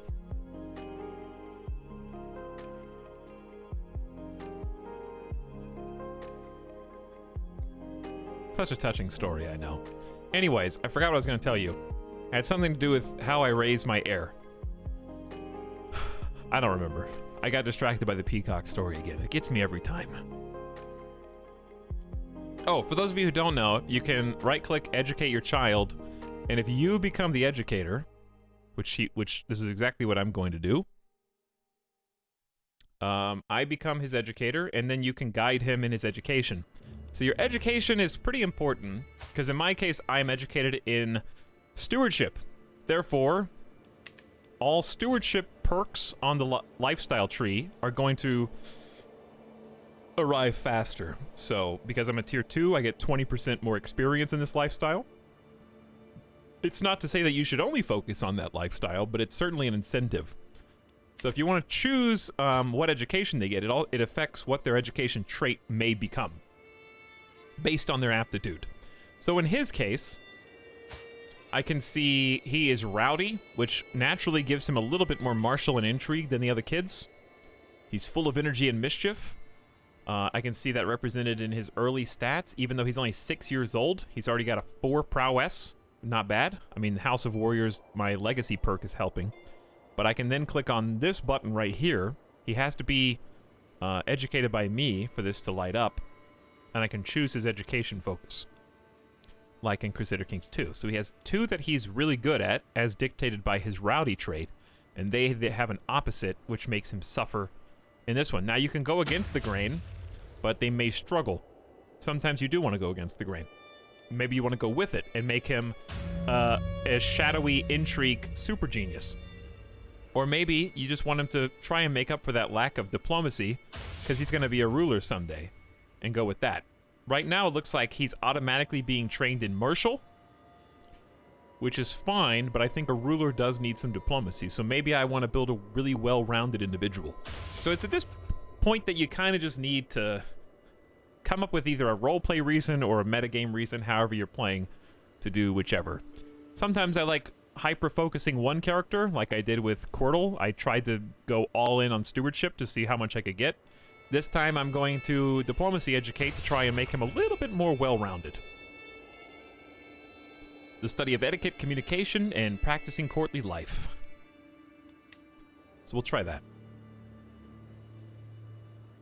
Intrigue can solve diplomacy problems. I don't think there's a wrong answer. It's just how do you want to play? I've enjoyed sampling each of the different lifestyle trees. This is our first time going down stewardship.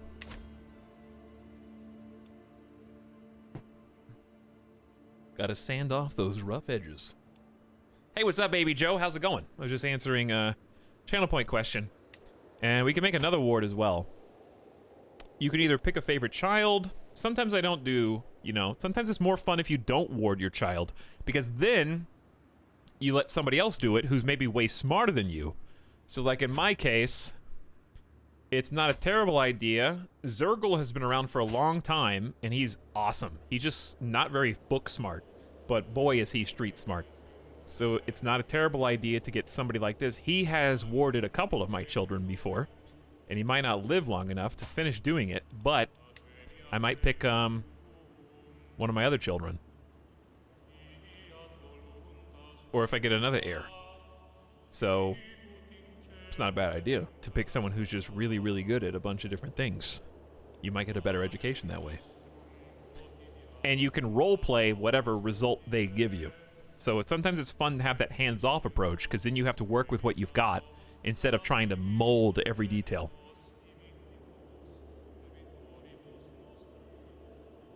How do you see your stress level? Yeah, it's like down here. It's hard to see.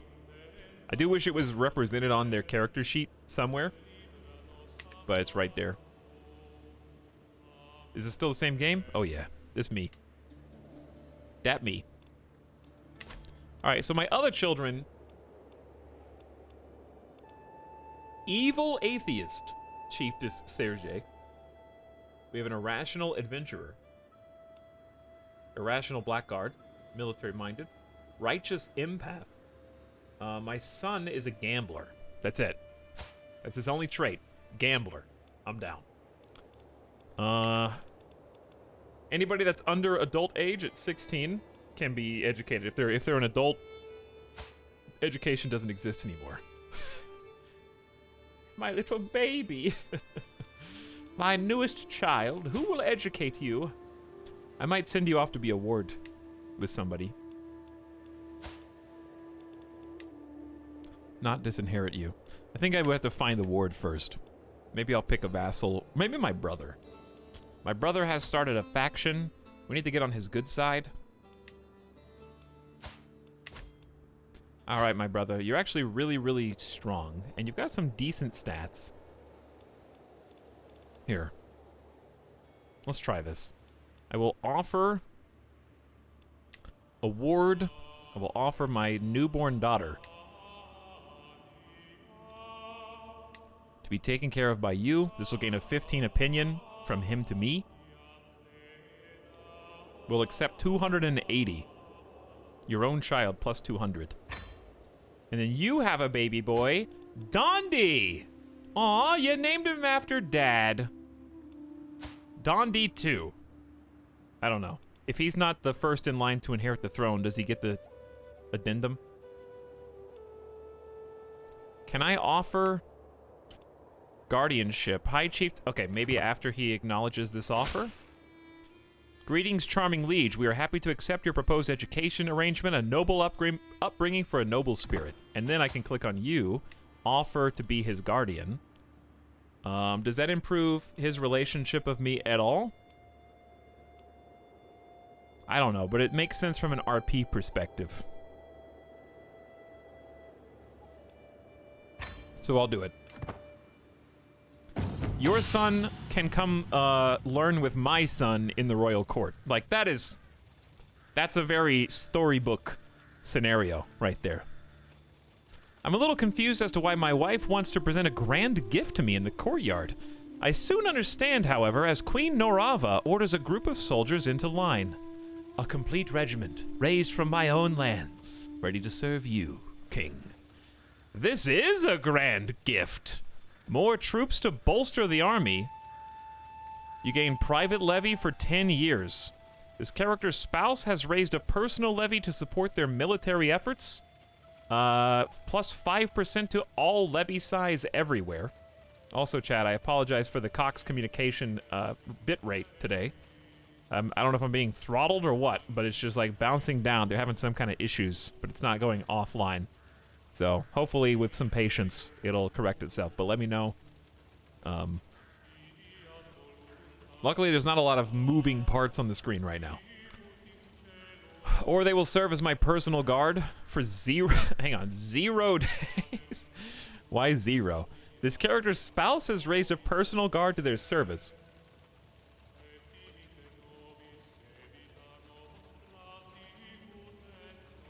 I don't think that's supposed to say 0 days. I'm going to take the 5% levies for 10 years. 0 means forever. Well, I don't really consider myself a great fighter. I think that chat's just making up 0 means forever, but maybe you're not.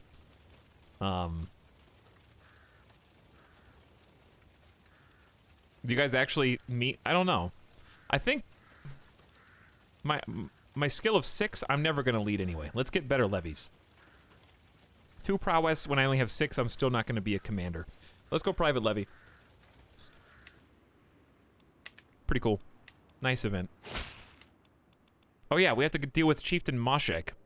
We are happy to accept your proposed education arrangement, a noble upbringing for a noble spirit, so I'm taking his son under my wing. This is going to build up as he's the guardian of my relative. I feel like me taking care of his son should have some kind of similar buff. because I don't think I actually get anything from it. But it's all good. Okay, I need to deal with Mashek. He just killed my sister. Brazenly. And he's already remarried.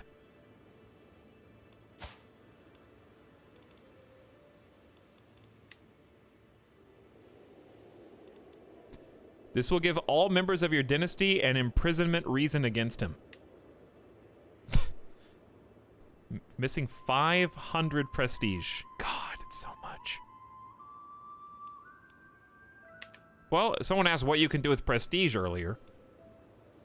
That's one thing you can do with prestige.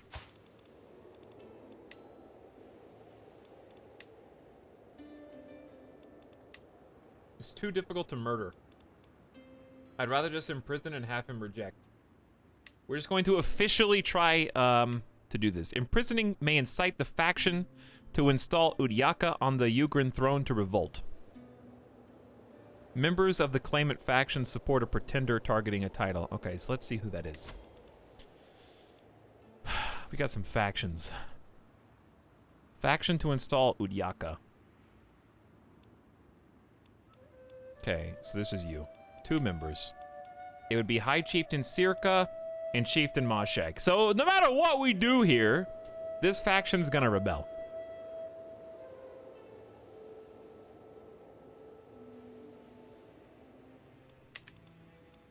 In that case, they're both criminals. So what if we just fail both of them and quash this uprising? If you murder my sister, I'm coming for you, okay?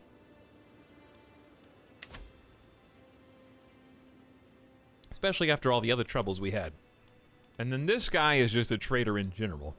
So I want you to give me the title of your, what's your primary holding? High Chiefdom of Kanda.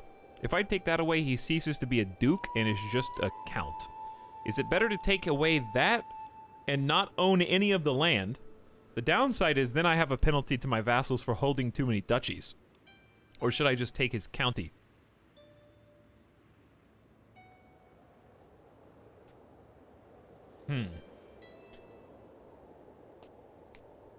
I do have 753 gold. I could probably convince a lot of people to do something with intrigue, but it's just not worth it.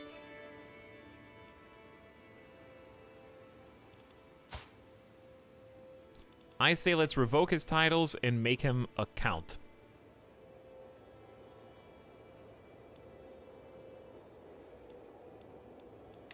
Because this will remove it from his family, which is more important. But do I have any chance of taking any of these? I have a 14% chance that he just gives up Dolgajar with no fight whatsoever. That's XCOM, baby. Where is the chiefdom of Dolgajar? What is it a de jure part of? Ishim. Interesting. Then I could have a piece of Ishim, which is another powerful vassal. Maybe 2 birds with 1 stone there. I think I'll take the 14% XCOM. RP-wise, you come with an army and tell him he needs to give up his title. That's true. I could just have my army raised. That's true. RP-wise. I like that. Makes a lot of sense. Okay, then. Let's do that. So we need to split the army up as soon as it's formed. Where's Mashek?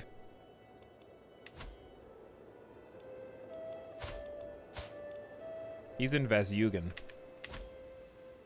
Well, I shouldn't have raised everyone here then. But I can split this in half.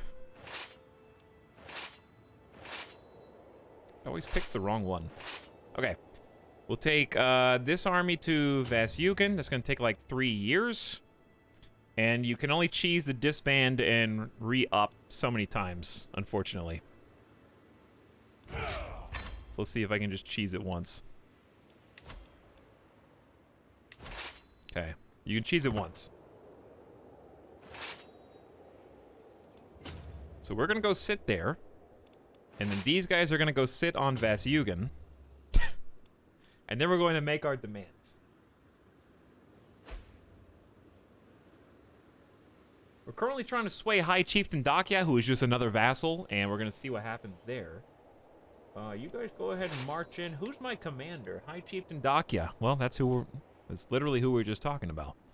So we could also make High Chieftain Verpon my half-brother. I'm gonna send my brother in instead.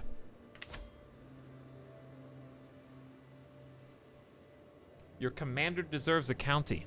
Perhaps. Perhaps.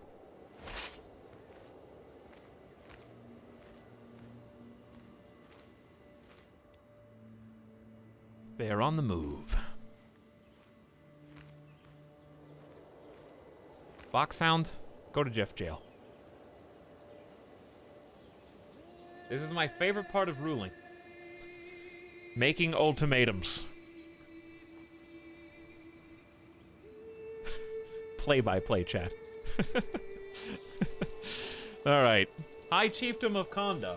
I'm standing outside your gates. I know that looks suspicious. And it is. Because I'm about to make a double proposal. 2 for 1. You. Imprisoned. You're a criminal. Murdered my family member and is known as a familial kin slayer. That is a close family and dynasty opinion of -5, and the Sua Monuscos frown upon it as a crime. And a known murderer. This is not going to be seen as an act of tyranny. So we're going to try and imprison you. And then simultaneously, before we even unpause, we're going to try to revoke... Oh, wait. Game is smart and won't let me double dip on this. But that's okay. I can revoke his title after I imprison him for rising up in the faction.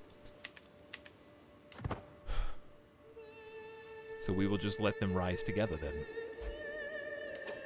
War declared. To my liege, blessings upon you and your house. It seems that there is no recourse for our dispute other than to settle it on the battlefield. War against the tyranny of King Cordal. Is that what you're calling it, Mosheg? Rally the troops. He hasn't called in an ally yet. I actually have way too many troops over on this side, and probably not enough on this side. But he hasn't joined yet. 241 levies from Chieftain Mosheg are disbanding due to civil war. So that's desertion from my own levies. And I think we should be sieging this? Do I have to, like, move them or something? Oh, you kind of have to move them and then move them back.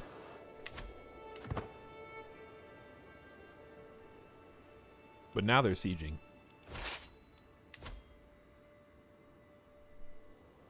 Interesting that you would declare war when 2/3 of my army is sitting right out of your front windows. Spymaster's secret uncovered. You learn of Liga's child heritage secret. You drop this, King. -2, everyone. What did we learn?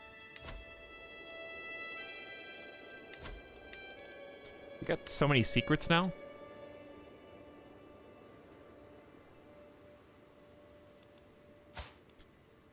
Ruzens is the illegitimate child of Liga and Ati.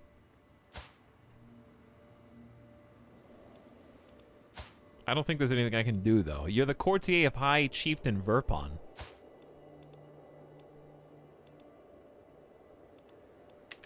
You have 2 bastard-born children. We don't know who one of the parents is, though. Oh, we just found out. This is also your child. Okay. Well, I don't think I can use that info. Now.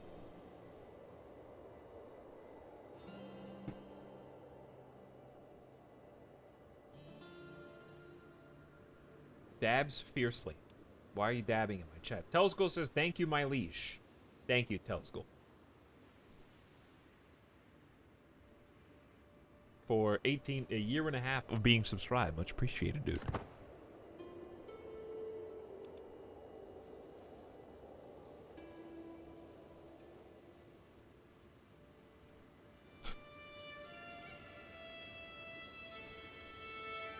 Why am I just watching his chat dabs? You guys must just be waiting for me to execute somebody. That's the only thing I can come to mind. You're just waiting on the siege to be over so I can torture and execute this guy. That's all you care about, is evil finales. Your counselor Ajmeg died.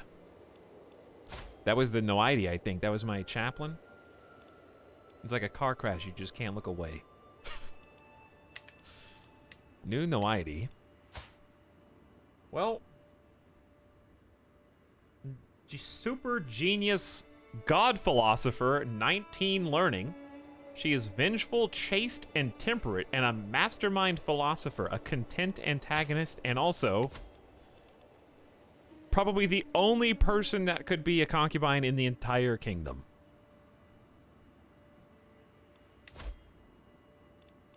As it happens. Yep. That was the only person. I take what I am given. In this case, I have been given a mastermind theologian, which is extremely good. All right, we're actually not able to siege because they didn't rise up against us in the faction. I wonder why. Well, while that's going on, I guess I could kick the hornet's nest over here.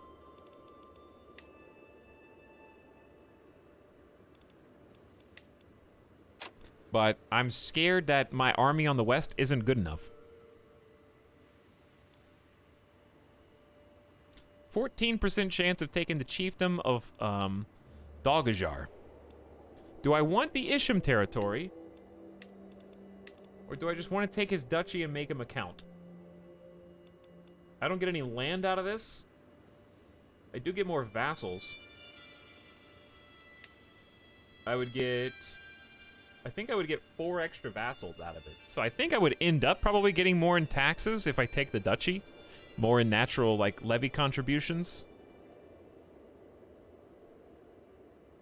Right? He can't raise armies while you're on his capital. Can't he, though? He could just make a different rally point somewhere else in his land. Queen Norava gained the trait pregnant. Can you invite a lady to court? No. Not me. I say let's just go for the big one. Let's go for the High Chiefdom of Konda. It auto-selects the 2 underneath it. Do I go for the whole thing? Do I get the duchy and the 2 counties? Hold on. No way, right? Does it come with all 3 titles? I don't think so, but we'll see. I don't think it would have in Crusader Kings 2. You would have just gotten the duchy title and had to go for the counties separately. He would have just become a count. Which he will anyway. Let's see what happens. Did I even use my hook?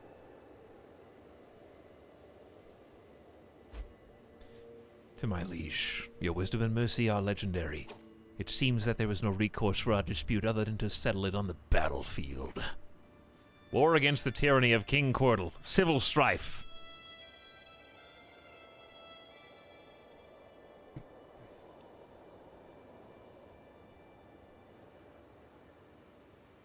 In CK2, you take all the lower titles, too. No, you had to, there were 2 different selector boxes. Just same thing for when you give a title. You could give someone a duchy without, you would have to select, include all lower titles. Chat, we just played this for 150 hours. Like, last month. They made it so in CK3 you don't have to include lower titles. Sometimes it was good not to include lower titles because he's going to be a lot more adamant about losing land on top of the actual Duke title itself. Like, taking just the Duke and leaving it with the 2 counts is a really funny, punitive consequence. But yeah, I like how 3 people in chat in a row were like, yes, it was. That's exactly how it worked. Okay. This is why we have trust issues, chat. It literally has been changed for Crusader Kings 3. But I don't think it's a bad change. It's just interesting. Press all lower the The optional click that you had to do before has been integrated into the default choice.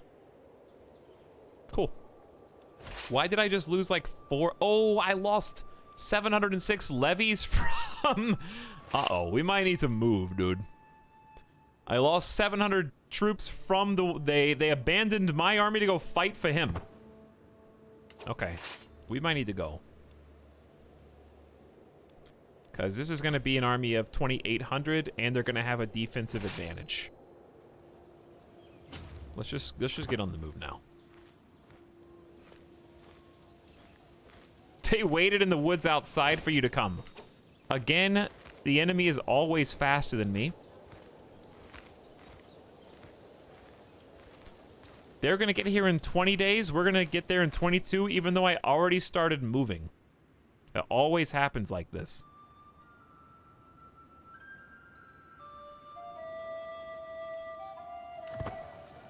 This is almost done, though. Why are you slower than everyone else, though? I'm still not sure. You can check on their leader and see if he has any perks. Like organizer. He doesn't.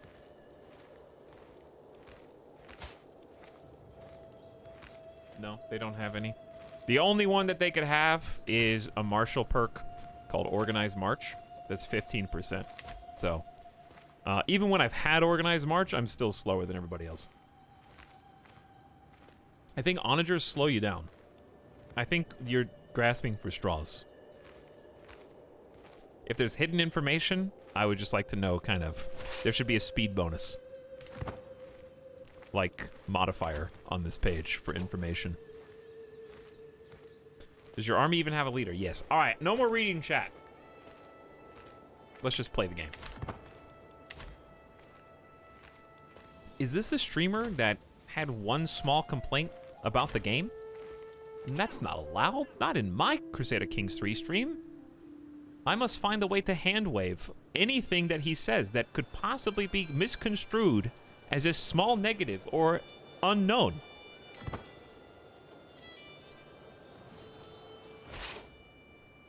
Why do you hate Crusader Kings 3, Etalyx? Stop reading chat.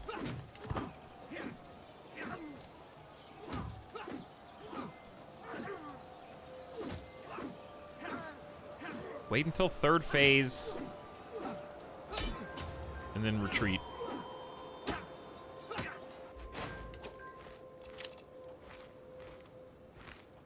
High Chieftain Verpon was taken prisoner. Cool. Alright, I'm just saying I think it's dumb that I tried to leave the area before they'd even finish mustering their troops, and they still got there before me. They didn't have the army together yet.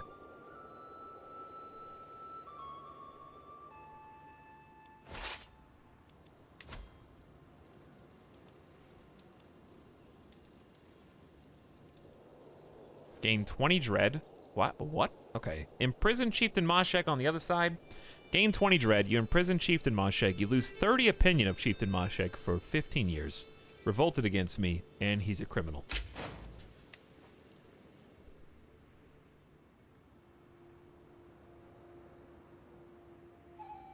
But yeah, that's kind of like the rally point giveth and the rally point taketh away, right? Because there's an RP argument to be made. For gameplay purposes, I think the rally point is a beautiful thing, and I wouldn't change it. But from an RP perspective, I was in his capital, where you would assume most of his soldiers were stationed, and I was sieging it and therefore blockading it. And I would hopefully think holding the river. But he was able to sneak all of his trained soldiers out into the nearby hamlet and then attack me from behind. So RP-wise, it's a little harder to explain, but gameplay, I think, is better overall. If I just can't explain the speed. Okay, allied combatants captured. Don't worry, High Chieftain Verpon. I will rescue you. Your deserters had time to go to the enemy and come back before your army could leave. Yeah, that's what I mean. So sometimes it's going to be a little silly, and that's okay. There's a lot to be a couple of cracks in the armor.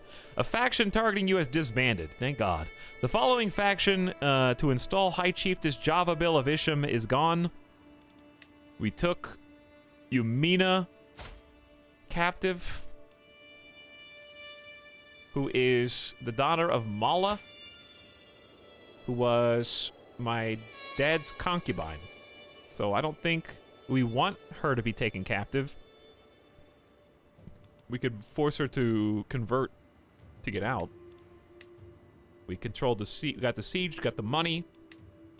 700, there's the levies that deserted. Okay, so I'm scared that this band, yep, 12 months to return home. That's the anti-cheese maneuver.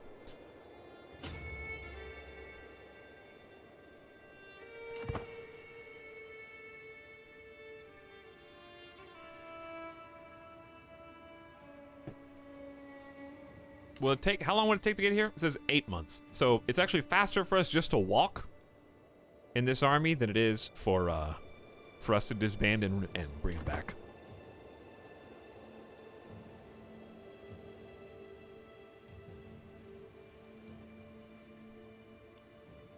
So you're allowed to kind of, it seems like you get one free disband and repopulate. Which I almost feel like should be nerfed. I like that there's a penalty to just doing the cheese. I think even the first disband should have like a 6-month penalty. If the second one is a 12-month from 0. Benign Cordal, despite our best efforts, my agents have yet to uncover any secrets at High Chieftain Verpon's court. I do not believe we will ever find anything either. Okay, you know best. Disrupt some schemes. Anava can marry. Matrilineally. They both get prestige. Apparently this is a family member. But I don't know how he's related. I'll graciously take the hand of your daughter, Anava, in holy matrimony.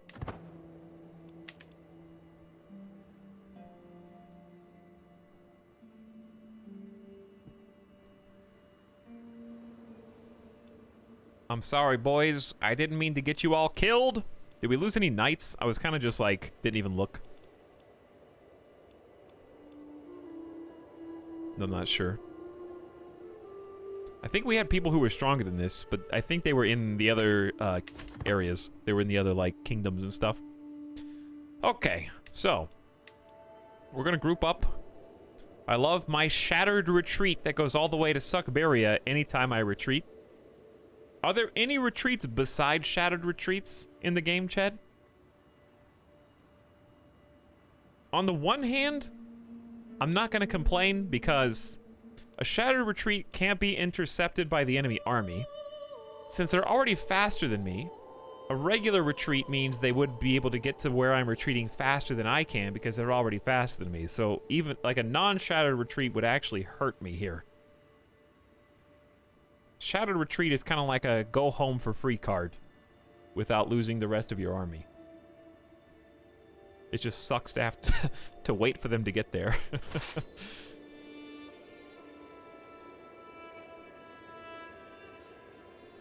If you move an army in combat, they will retreat as long as they don't die first. But that's what I did, and they're shattered all the way home. That's what happens every time. Haven't had a non-shattered retreat yet. I've seen a retreat being intercepted once. I don't think I've seen that. I have only seen myself and the enemy shattered retreat.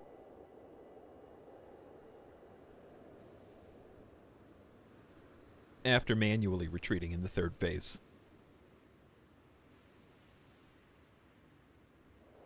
No commander. That's because he got captured. Or the other guy died. I think one guy just died.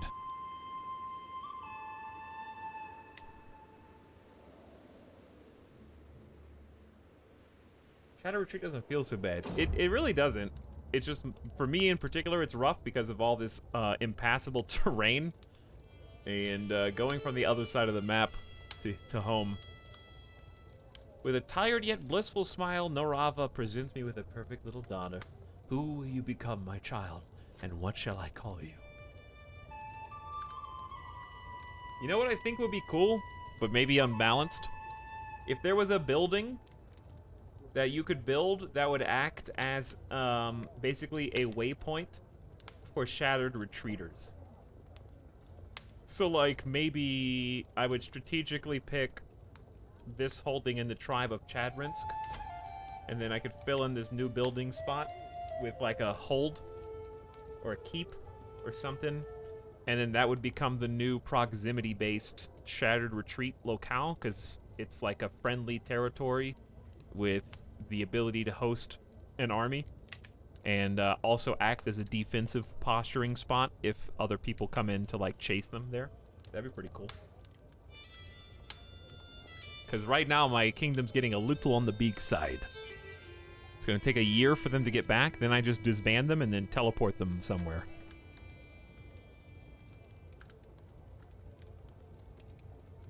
No, I don't like rally points because it's free. I think it should be an investment. That should be an infrastructure thing. Rally point doesn't inherently have any kind of supplies from an RP standpoint. You could make a rally point in the middle of nowhere. They would have to go to a city to resupply and like see whatever kind of doctors they had there. All right, my baby.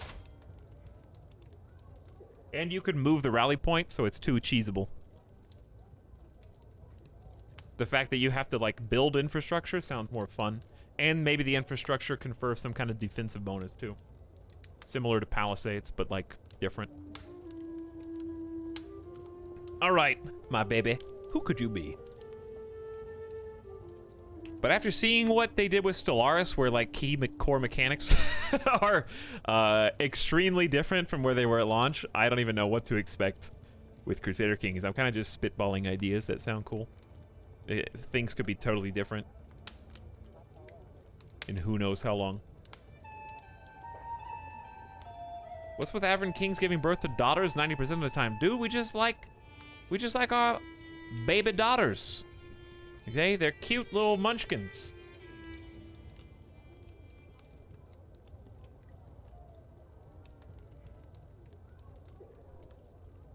I need a letter from the chat. Any letter will do. Are we up to 87 children yet? I'm working on it. We're trying to get our dynasty. We have matrilineal marriages. Q was the first letter that I saw. We're gonna have a dynasty that stretches across the world. Every marriage is matrilineal when you're the only king in town. All right, Q. Let's go Q.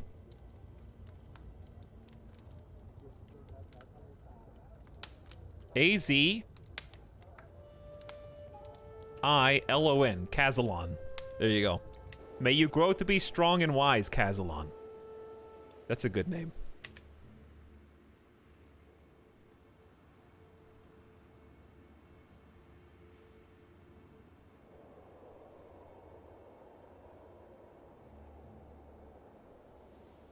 Okay, so a rebellion is afoot. We're trying to imprison this criminal. The traitor who... You dropped this, king. That was just -2, everyone. All right, imprison deadly paper cuts first for interrupting me. And then imprison High Chieftain Circa of Kanda for backstabbing me and breaking my alliance. Chat, some developer out there. I mean, you're close enough. The Shattered Retreat stopped at Cheech, one county shy of where I thought they were going. So I don't know if there's a max timer on Shattered Retreats, or if this just counted because it was in the de jure duchy. I don't know. Excuse me, the de jure duchy. Sorry. We gotta go rescue my half-brother. We'll get there. All right, you sieging Pelham. I'm coming for you. Also, we need to imprison Amco the Terrible for asking a meme question where it clearly says you will be timed out for 1 hour for abusing my ask a meme, not a meme question for using my Ask a Crusader King's question function.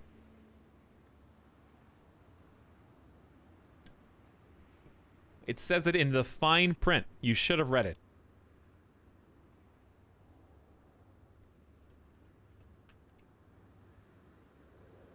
How long is an hour? Is that 3,600 seconds?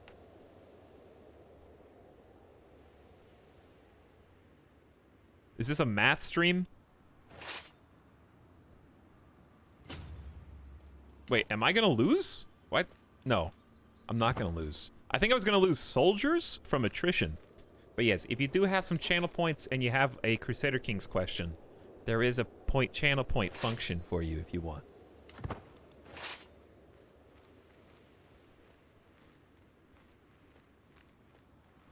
I can promise that I will ignore your question for no longer than 45 minutes. That's the Etalyx guarantee. I'll acknowledge it 45 minutes in and then laugh.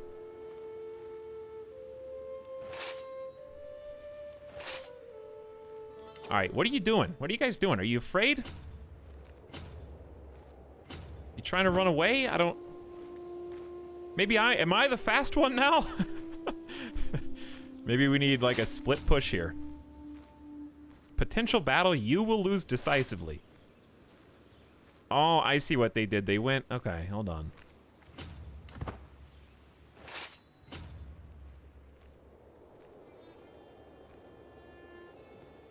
They're trying to go into friendly territory so they can get home field advantage, I think.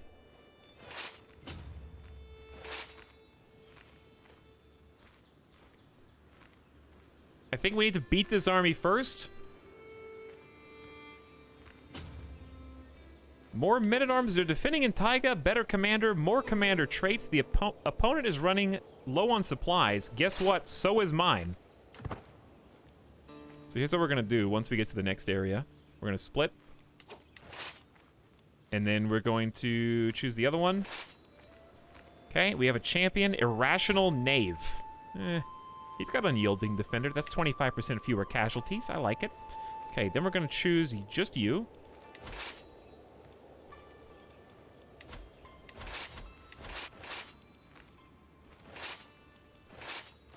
Okay, I feel like it's back with that. Is that a UI bug? I don't know. We're going to split these two up. That is a terrible army. High Chiefdom of Isham. Isham is a good defensive zone. We're going to lose here, though, so we need to be careful. Honestly, maybe just stay right there. Queen Norava is pregnant again. So we kind of just need to hold... We need to hold something.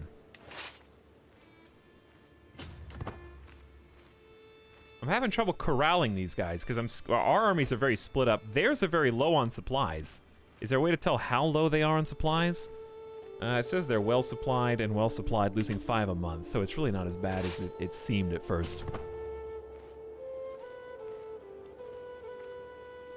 Alright, so here they come. I paused.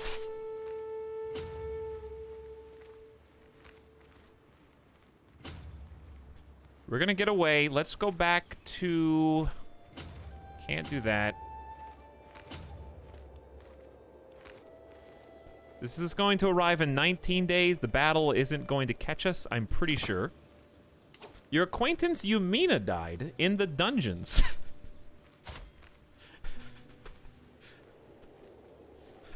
I forgot you were in prison. I had nothing personal against you. Listen, I'm a little busy right now. I knew I had Chieftain Moshag in my prisons, and of course, he's supposed to be in there, but you... Honestly, we're good. We're fine. That's my bad. That was my bad. Chieftain Moshag, though, you killed my sister. Prepare to die.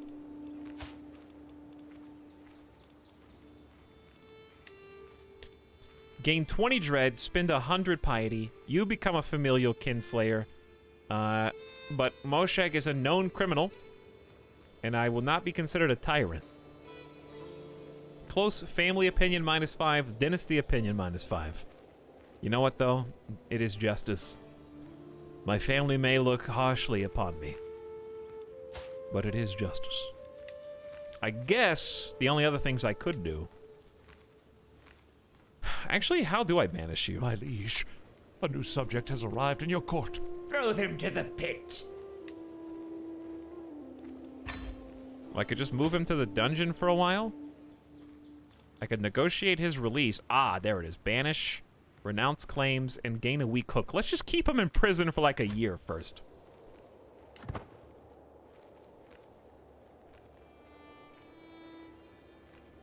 Meanwhile, we will continue circling the drain. Uh-oh, chat. Guess what? The enemy is chasing me, which means I'm going to get caught soon.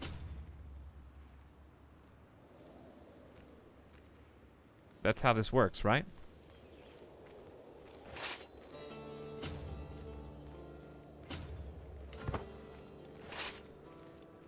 If I'm being chased, they're always faster than me. I'm going to get caught. It's a matter of time.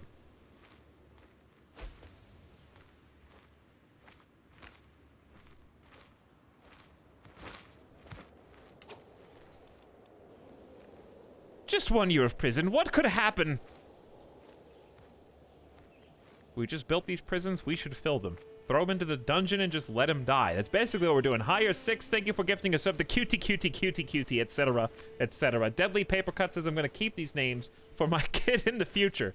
I'm so sorry. Thank you for 8 months. And Boxhound with 100 bits says this one's for Brozor. That's like super nice. All right, well, we're not going to get caught yet. I have an available lifestyle perk, so let's check that out. Vassal levy contribution. Yes, you guys are going to contribute more levies.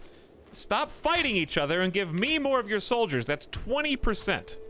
So I'm excited to see how that ends up. A douche was slain in battle.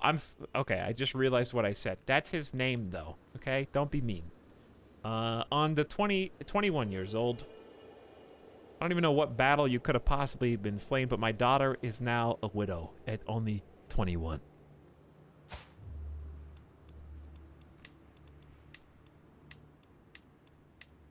You can negotiate mercenary contracts for 10 years because your wife is a superstar accountant. The 1 year chase continues. As we run out of supplies. You guys are in the same territory. This is not helping anything. Oh wait, we gotta keep going, dude. Gotta keep going. Keep on the move. Who's this? Are you guys at war with somebody that I need to know? We're gonna meet here, chat, in the tribe of Tobol. He turned around. I am not surprised by this. I don't know how to do this. We gotta close in around them somehow. We're playing a game of chicken.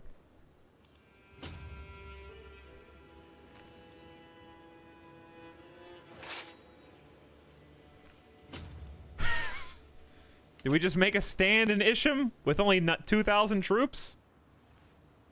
We're gonna have a potential battle here. All right, we're gonna lose decisively in 26 days. How long is it gonna take you to get here? 2 months. How long do you think the battle will last? Well, do you think the battle will last 30 days? What do you think, chat?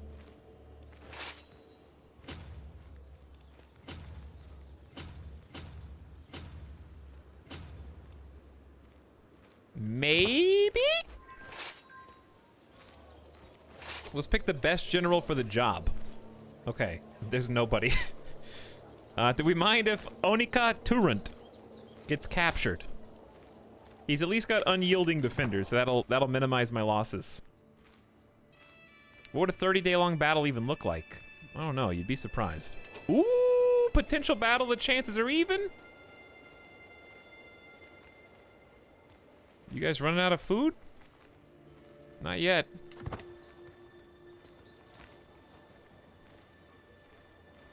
Just give it a second, chat. Just give it a moment. Reinforcements are coming. What? I saunter between the market stalls of Tartarus, a heavy pouch tugging at my belt. How do I make this coin work for me? I have no interest in the military matters of rebellion afoot within my realm. I have money to spend and nowhere to spend it. As I admire the wares of a local jeweler, exquisite filigree, a sound investment, my mentor Zergal suddenly appears at my side. A word of advice, my liege? Have a look at the smithy over there. Their wares might be simple, but their potential is great. Invest in the jeweler's workshop. For 30 years. Wow. Prestige up 5%. Holding taxes up 10. The smithy.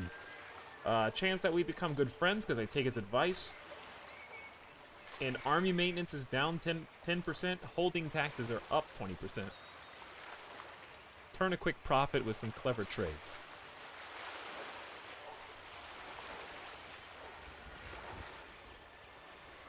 How much do I actually benefit from holding taxes currently?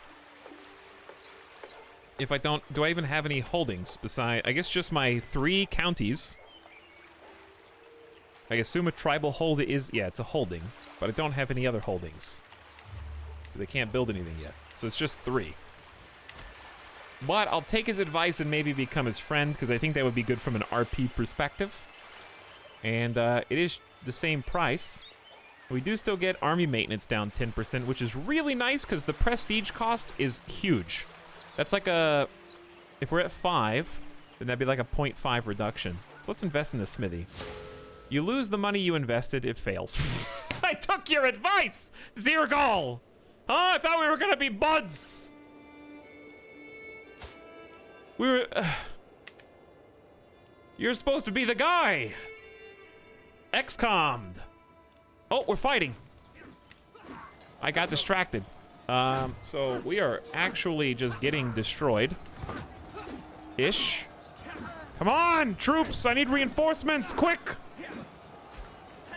Our champion wounded their chieftain Ajmek. There's still time! You're so slow!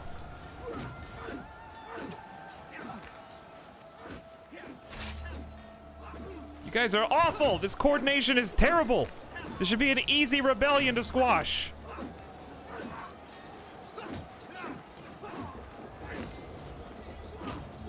It's over.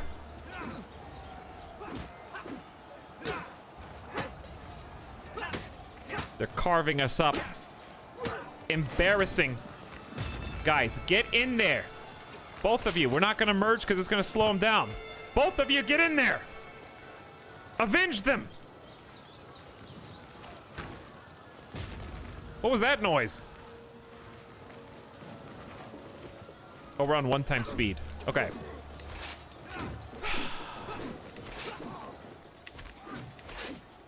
Are we even seeing the battle? I can't even click on it. I can't see the battle. This seems like a UI bug. It's clicking on this retreating army. Maybe when that retreating army leaves?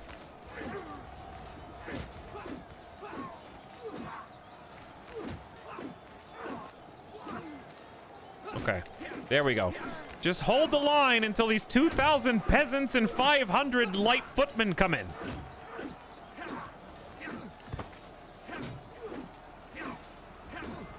Yeah, the retreating army had to leave. I think it's just a little UI bug. Our champion was wounded. Just hold out long enough for the numbers, dude. 2,000 levy peasants and 500 more light footmen are almost there. Like 2 pixels. Come on, 1 more pixel. 1 more pixel. Are we still gonna lose? Oh no. Our champion wounded their chieftain. Come on. 15 commander advantage. You guys have got 500 light footmen versus... They have 1,100 light footmen. No wonder they've been stomping me. They have the unit that I recruited and I didn't get any of them. They have the superior bowmen. 311 of the elite bowmen. It's 5v5 champions right now. Rough terrain expert doesn't benefit them at all. How are you rolling so bad? What is the... We have every advantage, but it's in the enemy's favor. We're the defenders here, dude. You just gotta roll better than them. Our champion was wounded. Oh my god. I finally got one better roll than them. And then we're just gonna lose the rest of the way. I don't think we're gonna win this tug of war.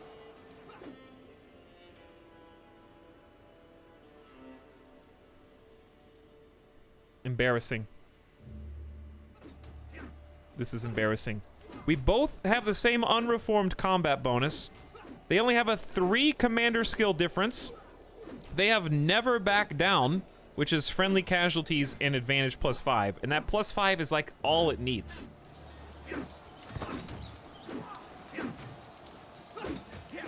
Our champion, Odeg, killed Koksha. All right, we killed a guy. Do we just run now? We at least took one of their champions down. We're outnumbered 2-1 right now. I think we have to retreat.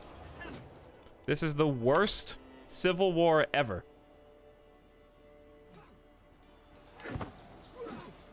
I'm holding out for like 2 seconds longer. All right, I'm gone.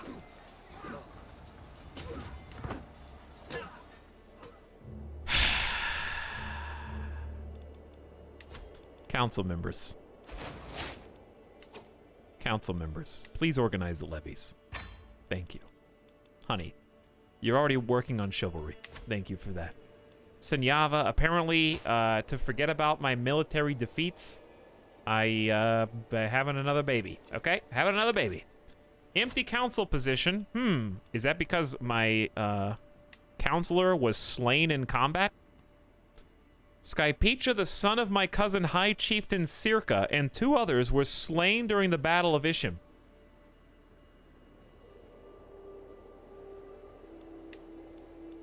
Your counselor Skypecha died. Your daughter was taken prisoner.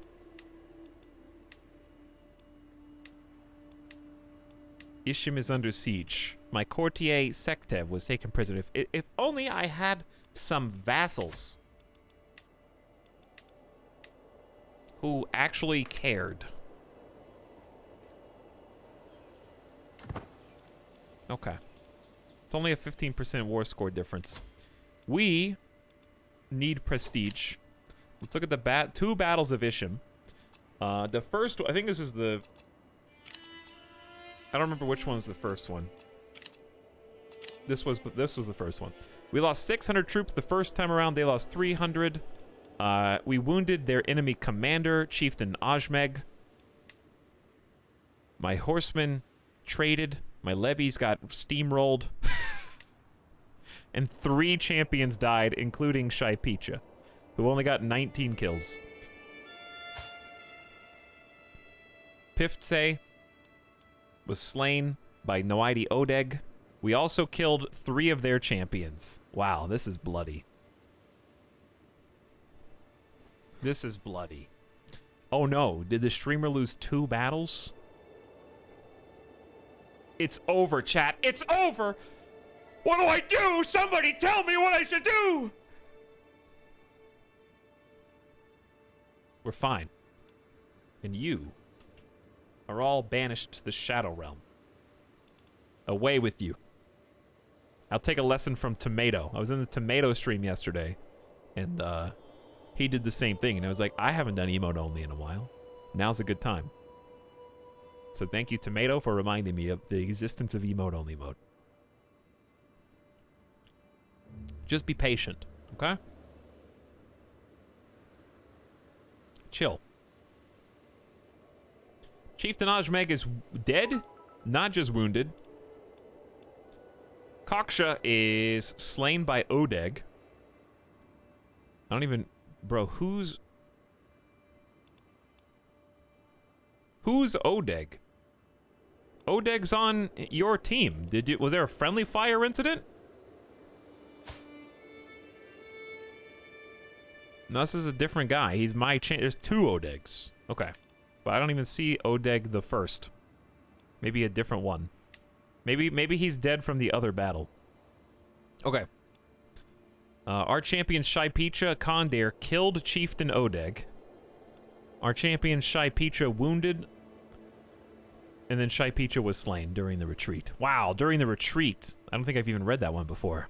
Our champion Tomato was slain by Odeg. Rip. Our champion Nuya was slain by Kejava.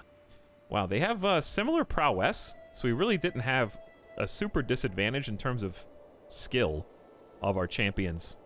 They just were better than us. They were just better. Okay, that's the first one. Then let's go 953. They killed 989 of us, and we killed 626 of them. The numbers here are lying. They didn't all get in there at the same time. So my bowmen traded. My champions did much better this time. 166 total kills, 0 deaths so far.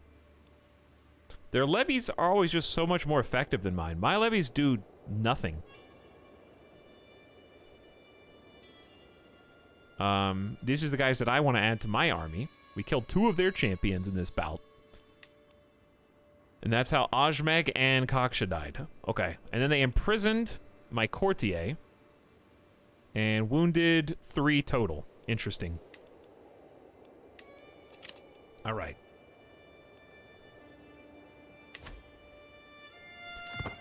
Let's lick our wounds, regroup, and win.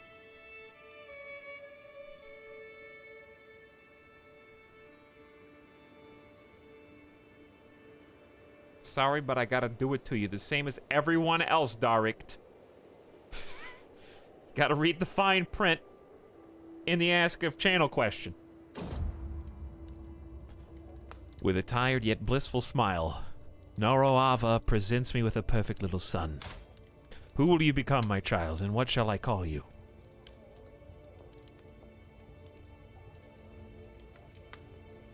I've got a baby boy. After you. After your father. After her father. After one ancestor.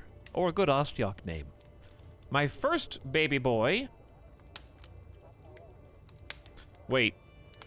We could name him after Shaipicha. That's a spy master that just died.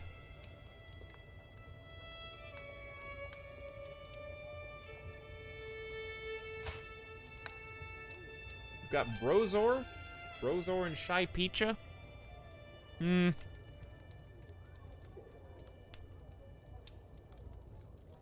Let's name him after... We could go Uchva the second. There's no Uchvas in the family besides Grandpa. He'd be his great-grandfather. He's not going to be our primary gamer anyways. It's either Uchva or Plorgod. I know which one chat wants. Plorgod. Okay. May you grow to be strong and wise, Plorgod.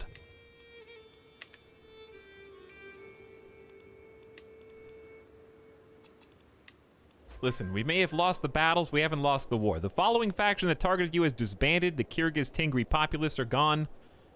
Good, and I hope, honestly, I hope Ishim does something, dude. You guys have 1,300 troops, you could help. Cradled by sickness. Uh-oh. All babies cry, but with little Plorgod, there is no end to the tears. I desperately want the midwife to ease my worries, but her furrowed brow makes everything worse. The little lord is not gaining weight as he should. We will take good care of him, my lord, but in the end his life is in Rocco's hands. Hush now, Plorgod. Please don't cry. Plorgod becomes sickly.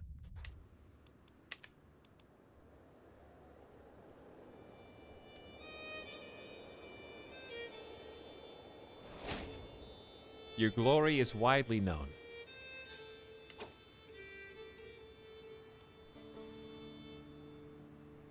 I have become illustrious.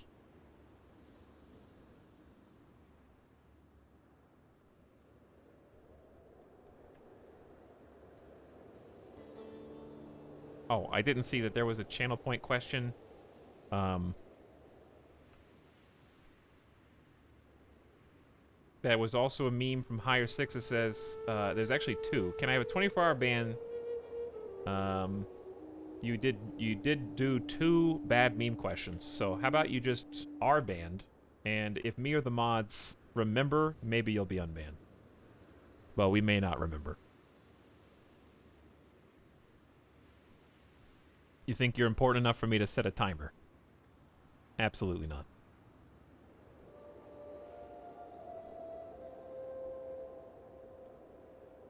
Okay.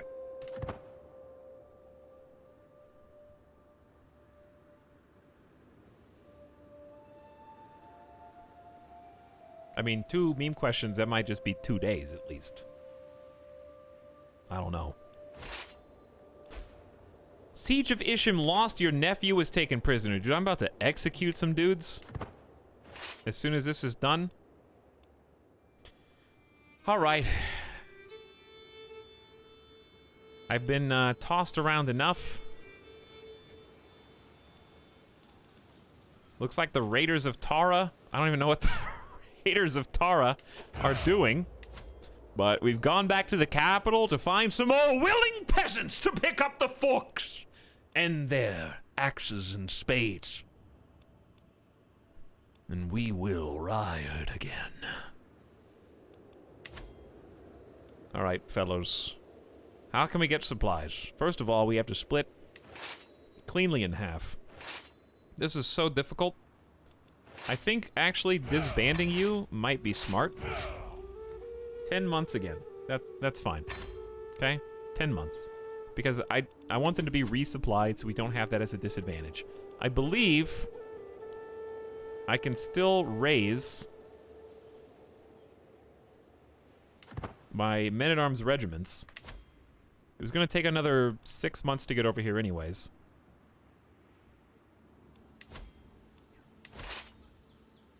This didn't bring them back to full. That didn't really do what I wanted, but that's okay. We're going to split this in half. My supply limit is enough to support. Do these two connect? They do. Cool.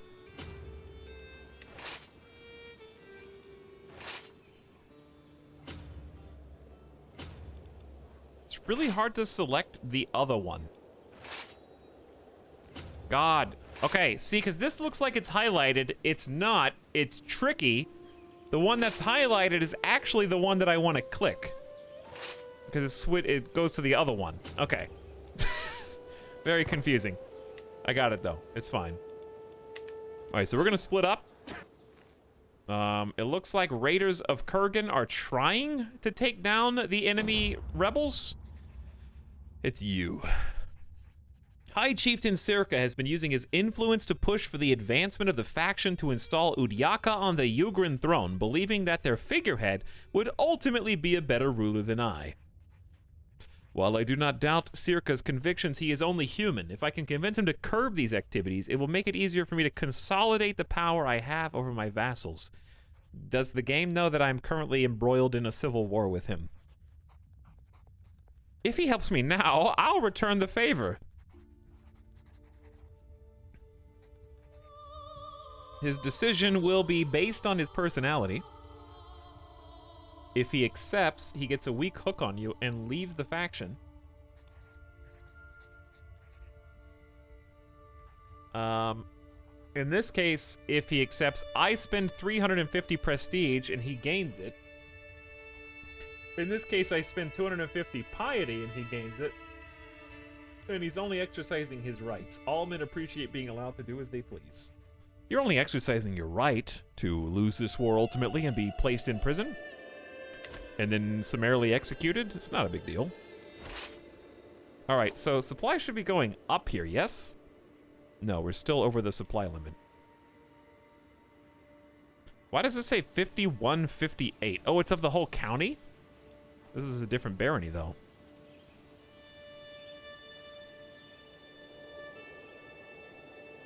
So why does this one count for 2585 and this one counts for 5158?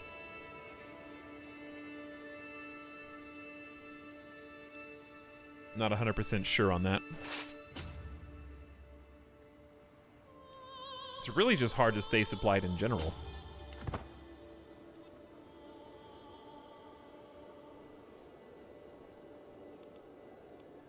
So we're gonna move up with our more elite troop first. And hopefully they'll be the ones to initiate. My daughter, praise Limpo. Senyava has given birth to a perfect little daughter. Who will you become, my child? And what will I call you?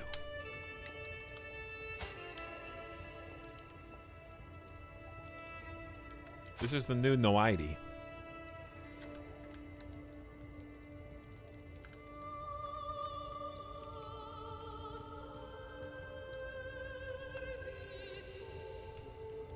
Torgrel. It's kind of hard to say. All right, backspace that one.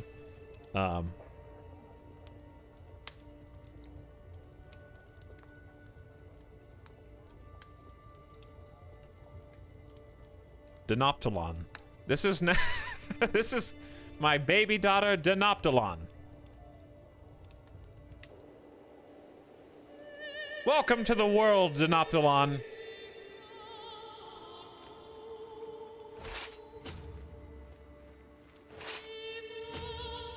All right, so we're gonna start the move.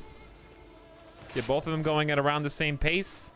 We got a potential battle here in 37 days. Dude, this army's way faster than the army that has horses in it, so I still don't know. But this is the one, dude. This is the one, chat. This is the comeuppance we've been looking for, the Battle of Kazanskoy.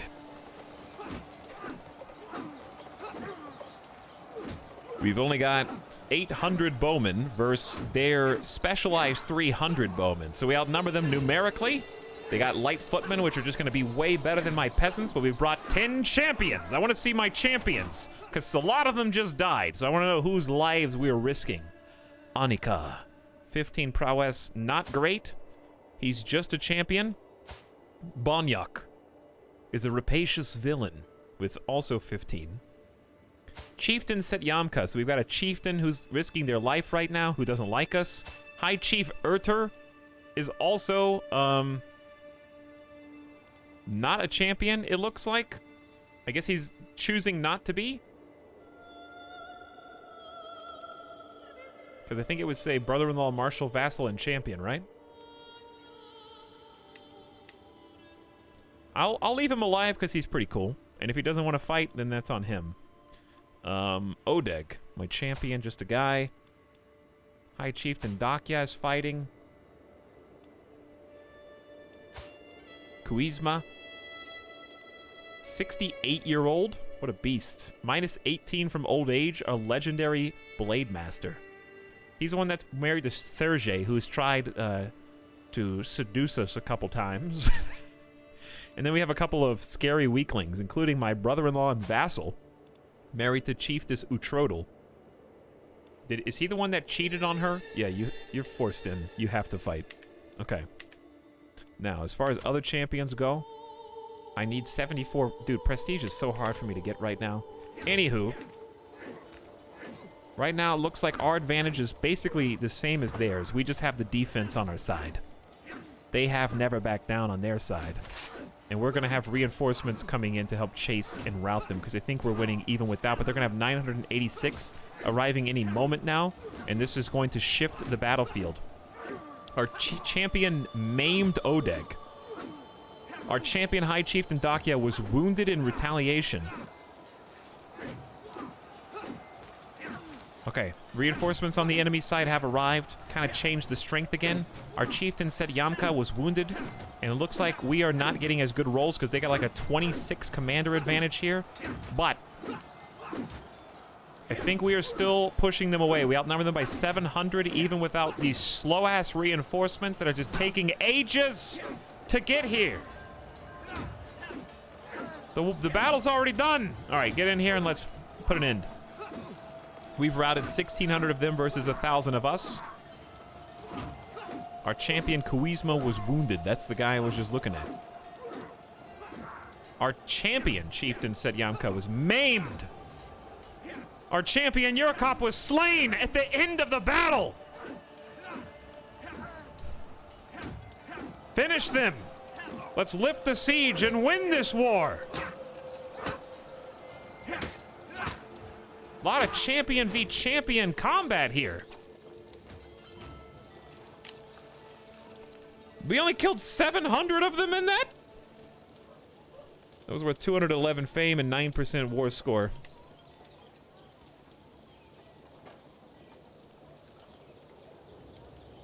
Bowman absolutely cleaned up. For once, their levies didn't perform as well as they have in the past. My levies did aight. Champions, 2 deaths on my side, 2 deaths on their side. Their light footmen got shredded by horsemen. I think that was a deciding factor, was our horsemen. Even though we only got 38 kills. They have onagers. We have onagers. Those just kind of sitting there and watching from the background. Keshavat was slain. Where are their other champions? We lost Yearcap, who was married to my daughter?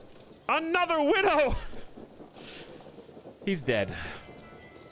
Samatu, as well, is married to my daughter. I just created 2 widows for my poor baby girls. That's so sad.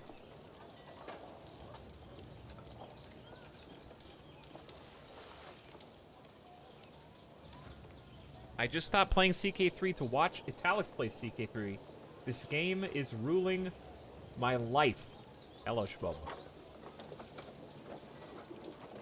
And Bubskaboba. You guys have similar names. Oh, man. Anyway, who else got wounded? Wounded. Wounded. Wounded. Wounded. Wounded.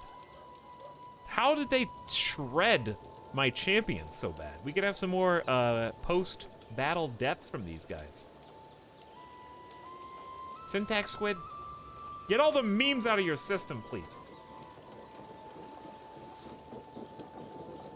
Sugberia, my heart belongs to thee. From steppe to snow, my soul does glow. Haha, poo poo pee pee.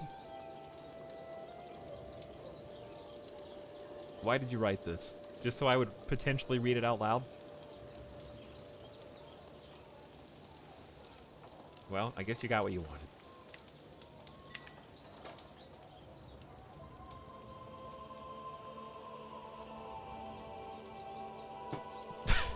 Good job, I guess.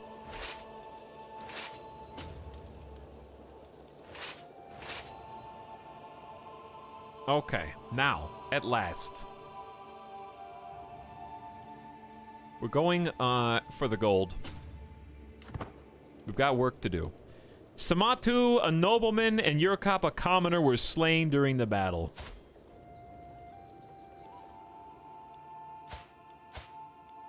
We'll give them some time to mourn. She's also pregnant. Oh, no! Samatu! Your son will grow up without a father!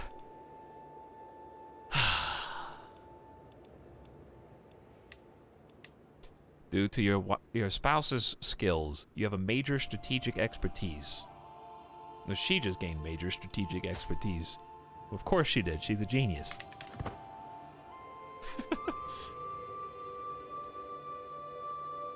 See, chat, this is why you went into emote-only mode earlier. Because, just because you lose, you don't lose. Okay? Just because you lose a couple battles, bring it back. Okay? Walk it back. Everyone in chat was like, hire mercenaries! Right now, the only way you could possibly win is if you pay 300 gold. No. No. How about just get good? Have you considered that? I missed emote only. Can we go back? Sure. Yeah, why didn't you ask sooner?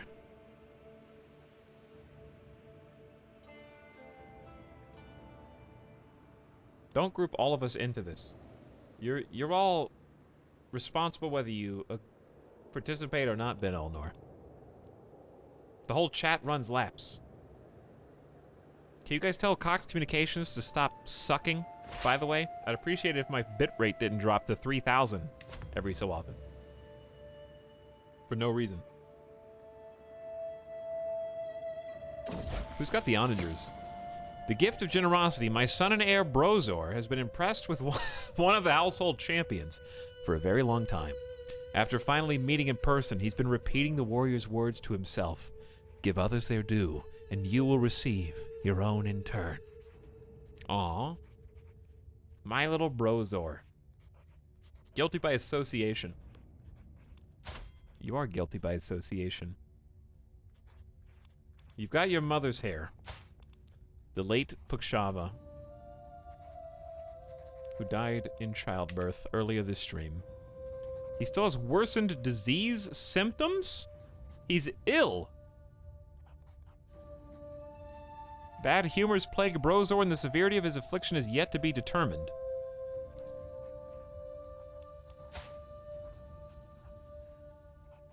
Well, this is going to be interesting. I have another son. Poor God.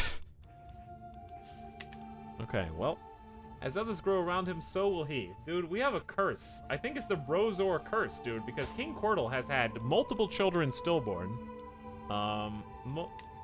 At least one dead. And the concubine died in childbirth. He keeps his trait generous. He must be taught that hard work always produces results. Become diligent.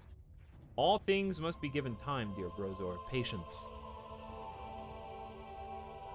Learning +2, liege opinion up, hostile scheme resistant up. Diligent is just everything +1, stress gain up as well. Hard worker. I think patience, probably. I think that's what King Cordal would say. Here, you drop this, King. Relative -2, everyone. I think Cordal would teach him to be patient. With patience will come success in time. All you need is to survive, young one. If you can just make it long enough, this illness will be in the rear view. Here, you drop this, King. Relative -2, everyone.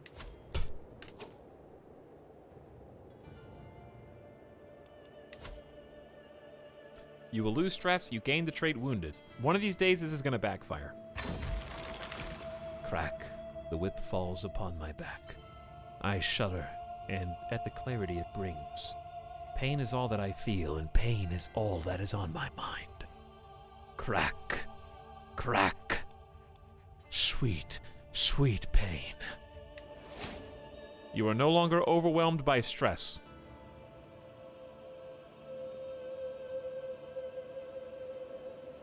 That is my punishment for sacrificing all of those men on the battlefield with those tactical and flawed, those tactical failures, the flaws in my martial plan.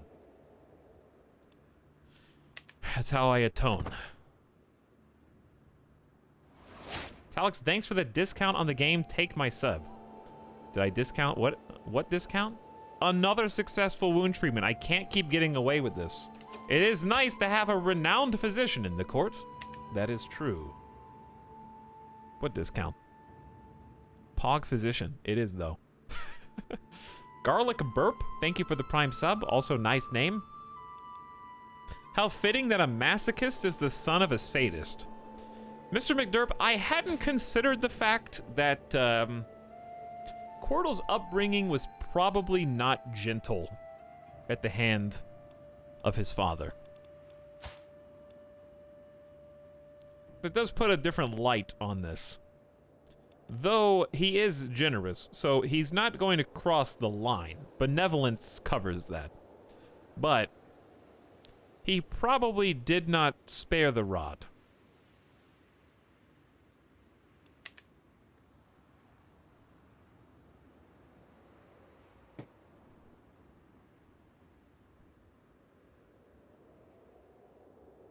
But also, Magic Lava Fish, welcome to you as well. Thank you. Appreciate both of you. All this infighting. So we got one siege going on to relieve Ishim and save our people. And then we got the people with the onagers down here who are going to be making a push on Tiberi and then maybe moving up, but I'm trying not to get them too far into enemy territory so that I don't get got again a second time like I did last time. I feel like your doctor's just getting really good at treating whip scars specifically. Well, this is the third time now, Gadaga. This is the third time now.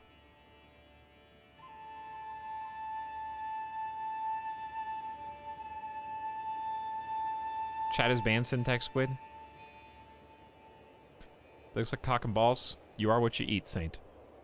So thank you for sharing.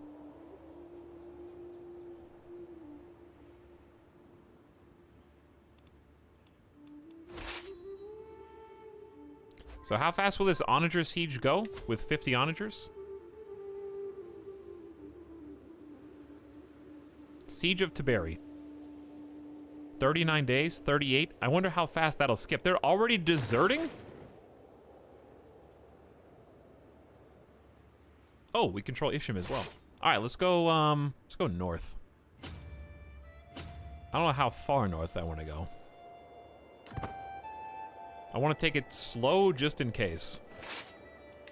See, because they're already coming back. But if we can siege this faster than they can get there, then it'll be a defensive boon for us. So it might be worth just sticking it out and just making sure we have the best possible commander. He's the one with unyielding, which I'm pretty fond of. All right, so here he comes. How long to the battle? 17 days. You will lose decisively, but does that account for the siege only has 6 days? And we're not going to be in enemy territory anymore. 2, 1, boom. I still lose decisively, even though I'm defending a river and a taiga?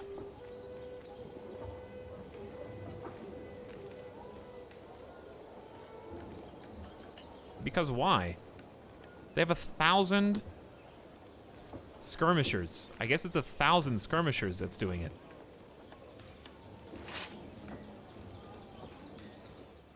That's definitely why. I still have almost 1,000 bowmen.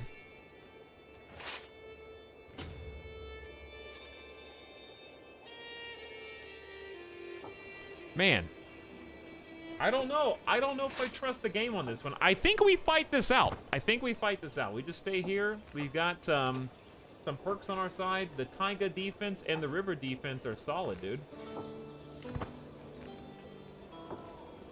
That's why, like, if you can just siege faster than enemy armies can get there, it's a good deal. All right, let's go slow, and see. Like, I'm already... Okay, because the 1,300 haven't gotten there yet.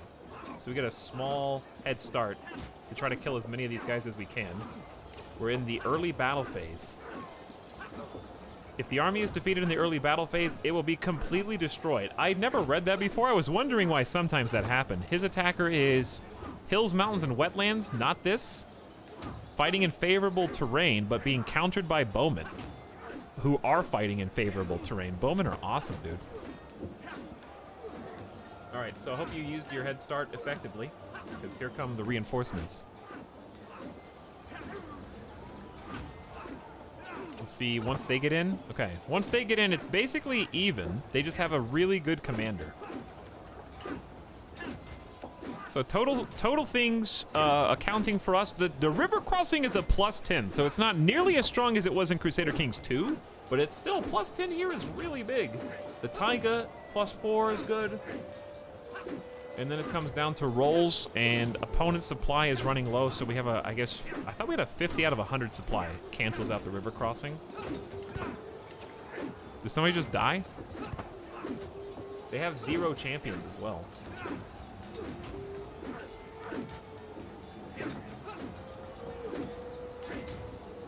Yeah, their commander is just solid. I think we are tying them. Advantage was 0 like 2 times in a row.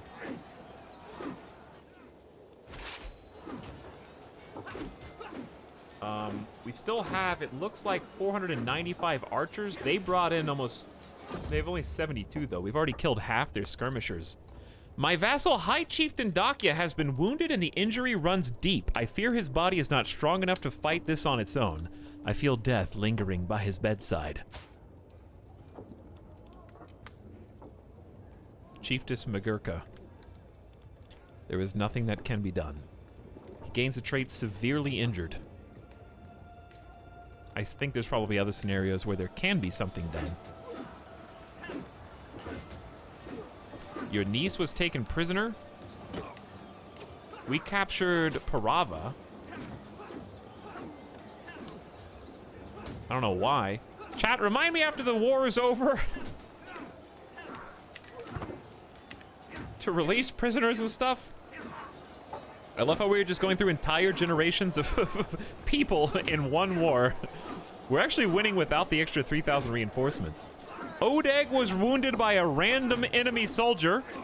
Our champion High Chieftain Erder was wounded by a random enemy soldier. Come on! Erder was maimed by a random enemy soldier. Dude, there are some secret champions on the enemy team. Not Erder. You guys are getting schooled by peasants. The Great Battle of Taberi. Taberi.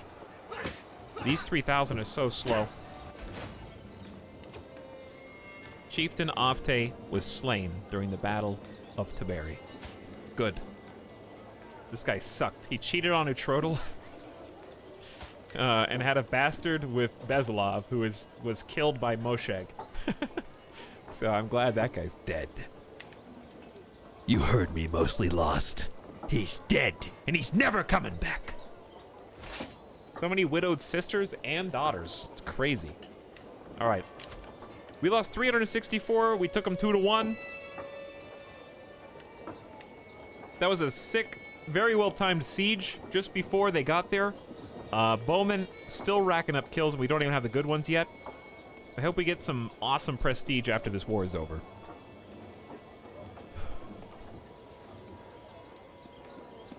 Our champions mostly did work. Odeg was wounded in battle. Wounded. Ishim got maimed. He's severely injured. He lost an arm, and he was already one-legged. I didn't think Erder was fighting for me. All right, Erder, you're probably gonna die of internal injuries, but I forbid you from trying to fight again. You can retire now.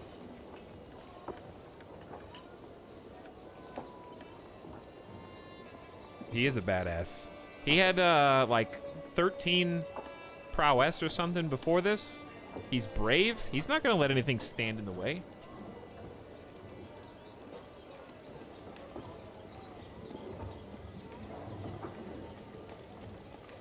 Gray Eminence. I mean, this is the dude that agreed to be vassalized and was raised by our father.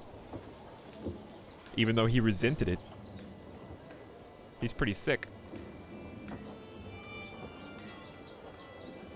Chat, am I gonna turn on emote-only mode every time someone loses a limb in this game? Can you guys recognize that there are actual people who go into combat and stuff and come out maimed, and it's cool if you don't make fun of them? Even if they're video game characters? Not cool, chat.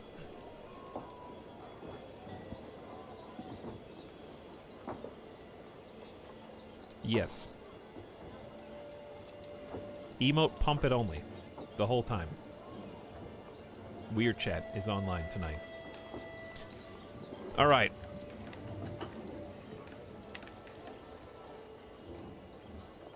Just turn off chat entirely. We should be cheering their successes. Make sure you're laughing with people, not at them, okay? Because there are real-world counterparts.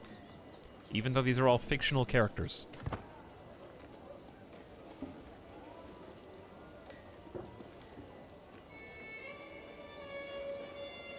Just trying to make sure that you understand how I feel about it. Because I got nothing but respect for High Chieftain Dakya and Erder right now.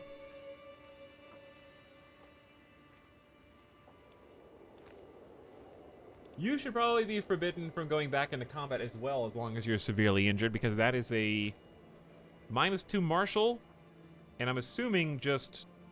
That's actually a -4, which is not as bad as I thought it was going to be, but still. We are running low on champions right now.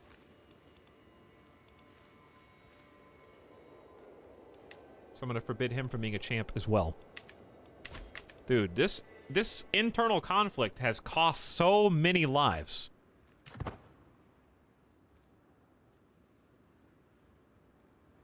I'm in the military and I thought it was funny. Our humor is darker than you think. Well, your mistake, Magic Lava Fish, no disrespect, is assuming that what offends you or doesn't offend you also applies to every other human being on the planet. So, that's empathy, where you understand that your experience is not everyone's. So it's good to respect people who may or may not be like you.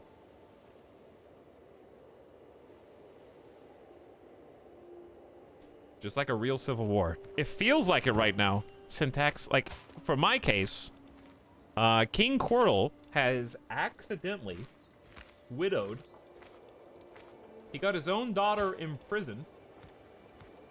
Did he? Who? Maybe not. No. Okay, he had nothing to do with that. Good. That gives me a little bit of a reprieve. Chichika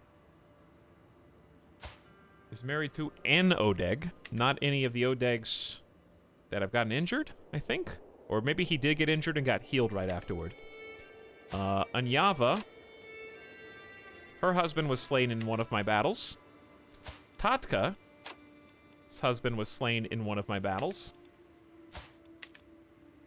Brozor is ill, which is unrelated. So I have widowed at least 2 of my own daughters. And I think some of my sisters as well.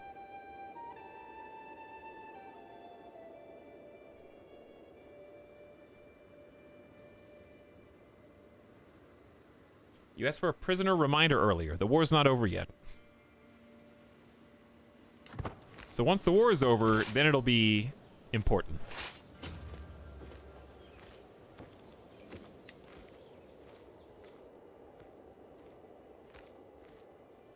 All right, away we go.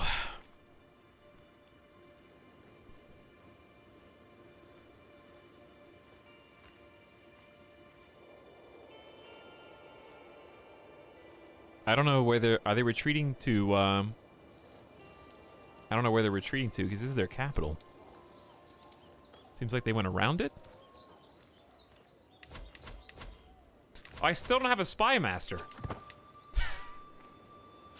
Pretty important.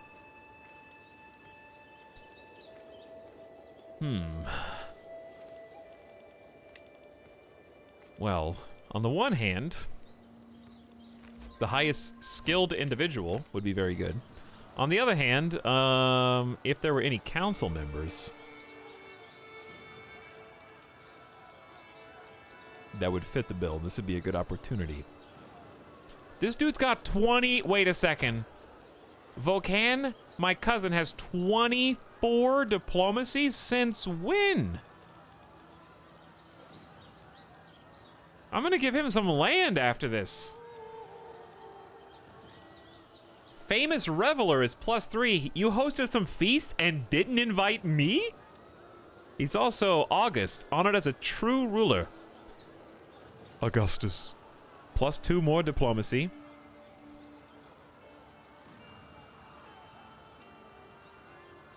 Any more? Where? I don't... Diplomacy +4 from Adequate Bargainer. +1 from Fickle. Nothing from Patient. And +2 from Trusting. It probably tells me right here. Yeah, it tells me exactly where. So most of it is coming from... Small bonus. Oh, he does have bonuses here. Interesting conversation, and Watchful doesn't help. But still cool. I'm tempted to put him on the council and just... He's already on the council. He's still just doing his thing. I'm going to give him some more land. Keep him happy. He's already just hanging out there. All right, sort by power.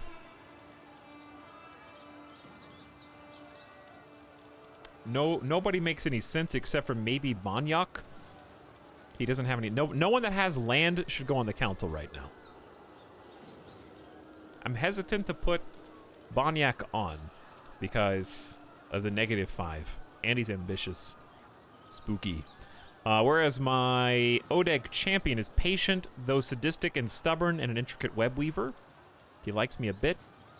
I can put my daughter on the council for that guaranteed 100 opinion.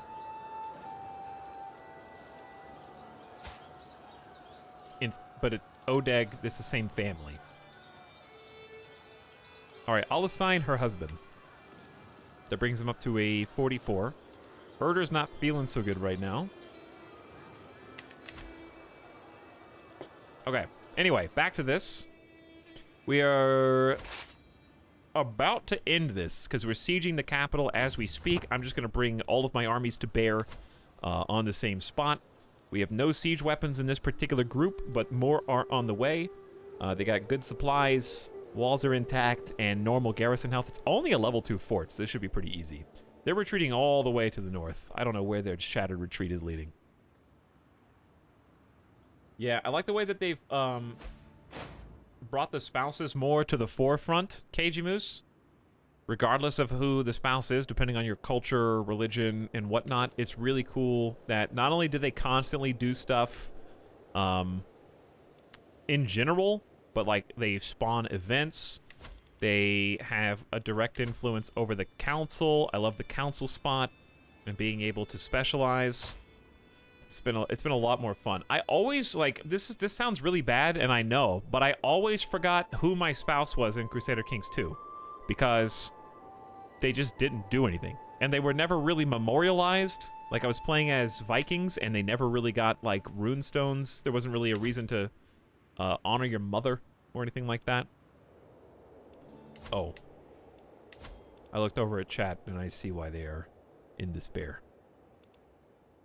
Your brother-in-law, High Chieftain Urter, is dead at 31 years old. Died from internal injuries suffered by his wounds on the battlefield, but he died bravely.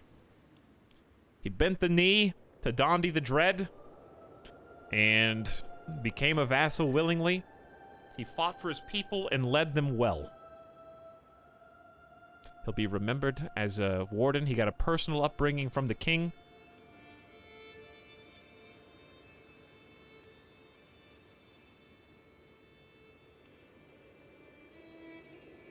Pepe hands. He did die for us. He died for the cause. He may not have contributed his armies, but he contributed himself. And that's all that you can ask of anybody. Guess what? We have created another widow. My sister, Javabil.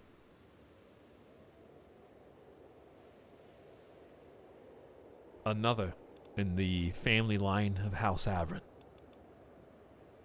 who has had someone taken from them too soon. But he is survived by his 3 children. High Chieftain Urter II has ascended to the position of power within this particular realm. The Duchy of Ishim, also the High Chiefdom of Vogulia, which I don't even know where that is. But, okay, so they have this one and this one. They're a little bit separated by Ostiaki, but there he is. Your nephew and vassal, 10 years old.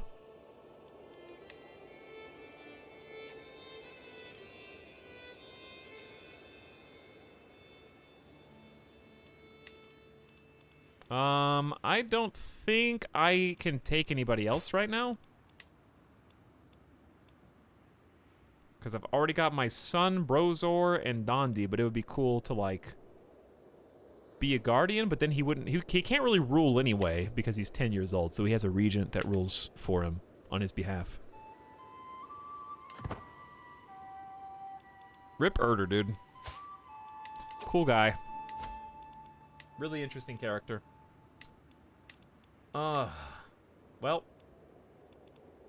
Unfortunately, High Chieftain Dakya is similarly severely injured.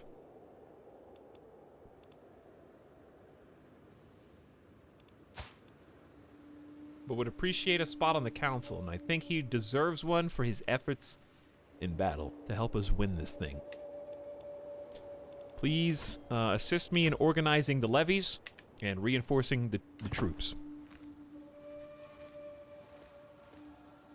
This war was a meat grinder. It really... I didn't expect this to go as badly as it did. And, it's easier to say, well, if you hadn't lost a couple of those early battles, then it wouldn't. But the people who have been dying in our wins. Like, the main named characters have died in the battles that we've won. Like, though there were a couple deaths just there. Those guys were just injured by soldiers. There weren't even other enemy champions there. Chasm's under siege. Duke Erder Alliance is gone because he died. So, I think I'm just allied to a band, Maria Band of Suzdal. Okay, I knew they were in a mercenary band. I think there's only 2 people in the entire Merc band. It's just them 2. It's like a husband and wife, like, open their own small business in town. Mercs for hire.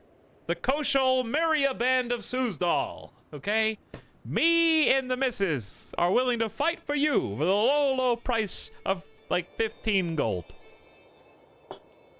Look us up. We have really good early reviews on our Facebook page. We got a 3.5 on Yelp right now because, they did get us on a technicality to have a band. It's kind of like the difference between, you know, 2's company, 3's a crowd type of situation. A band should technically have more than 2 people in it, so they accused us of mislabeling our business. But I really believe in the military prowess of both me and my wife. I know that she's pregnant. That doesn't stop her from kicking ass on the battlefield, okay? Technically, there are 3 of us, if you really think about it. That's enough to be a band, under most layman's term definition.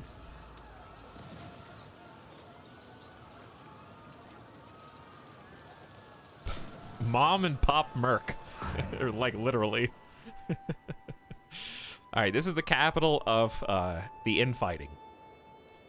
For those who joined late, the reason why this is even happening in the first place, if you need a refresher. Long story short, this used to be an independent kingdom that we were allied with. They waited until we were at war on the east, declared war on us, nulling the alliance, and trying to stab us in the back while our guard was down after my father died, and there was kind of like a vacuum of power.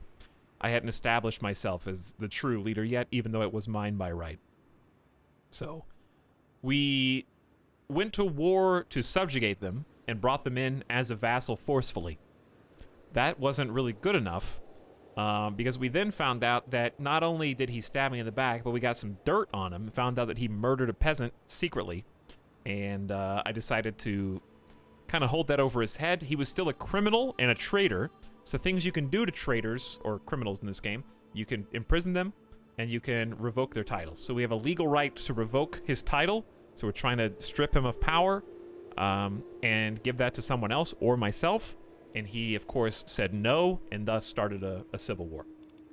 So, many champions have died, many peasants have given their lives to try and fight over pieces of land that were already inside of our territory, but you gotta do what you gotta do, chat. How come, see, when you click on Shift, click the 3,000, it doesn't click them, it clicks the 2,500. You have to Shift, left-click the opposite one, and then it clicks the, I don't know. I have no idea why that is.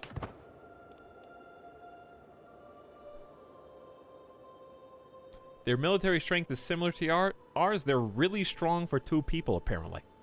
Huh. That's pretty cool.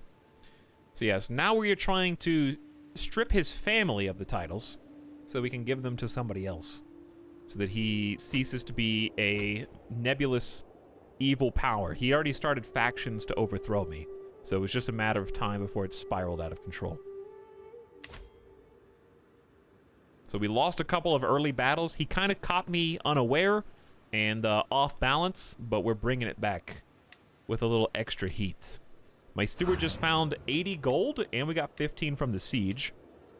Siege of Surgut lost. but it's a minor thing, all things considered. Chasm, of course, still belongs to High Chiefess Ashka Mashka, who is the mother of the person that we tortured and killed in a past life.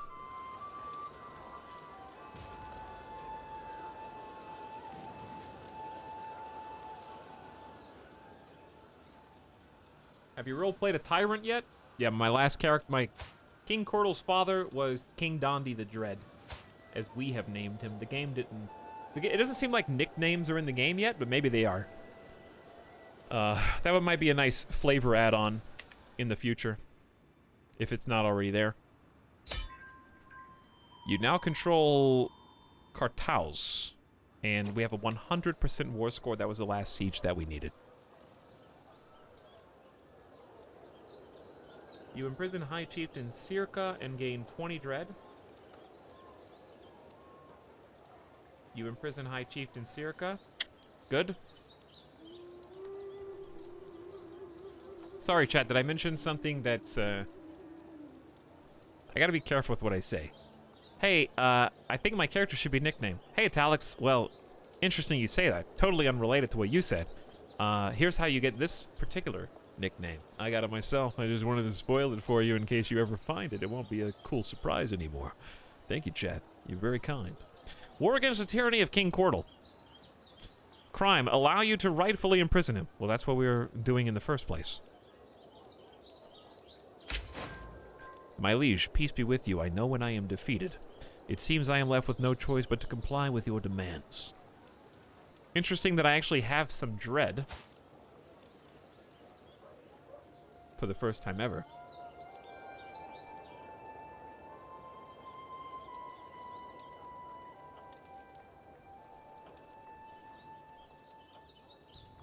Bruh, I just said there were nicknames, not how to get them. Kelly Chess, I didn't even know you were in the stream.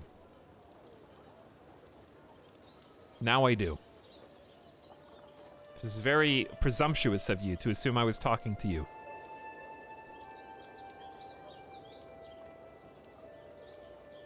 There's a title you can get that's called The Jeff.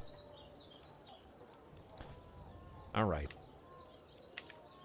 Now, game paused, war over. At what cost? But at what cost?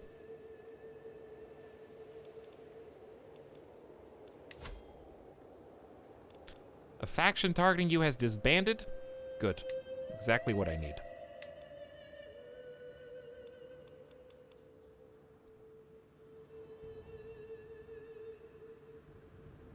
Don't worry.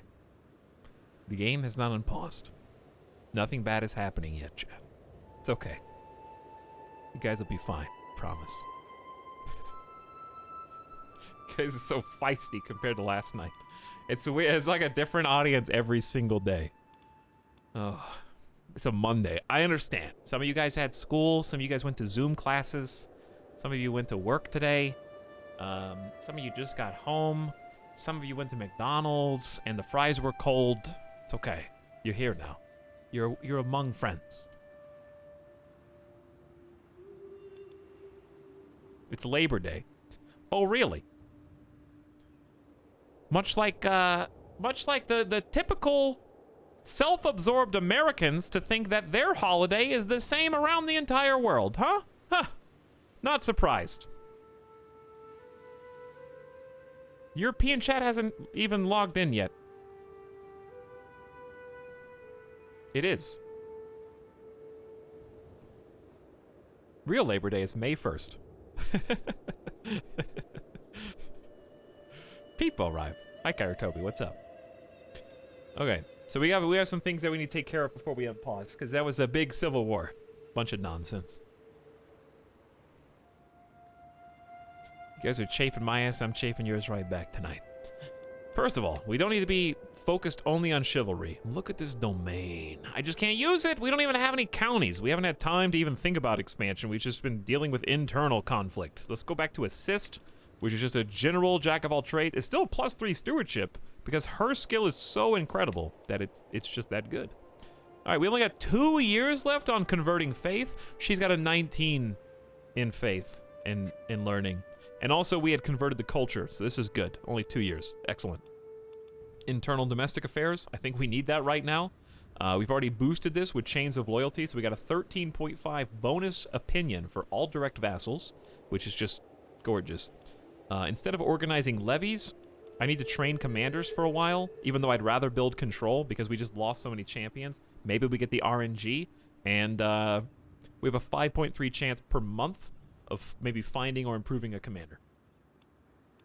Okay? Those are all things we're going to do. Another thing we're going to do, just check factions. Oh, he changed his perspective. It was like, it was a nice like Sims expression behind bars. We'll look at you in a moment.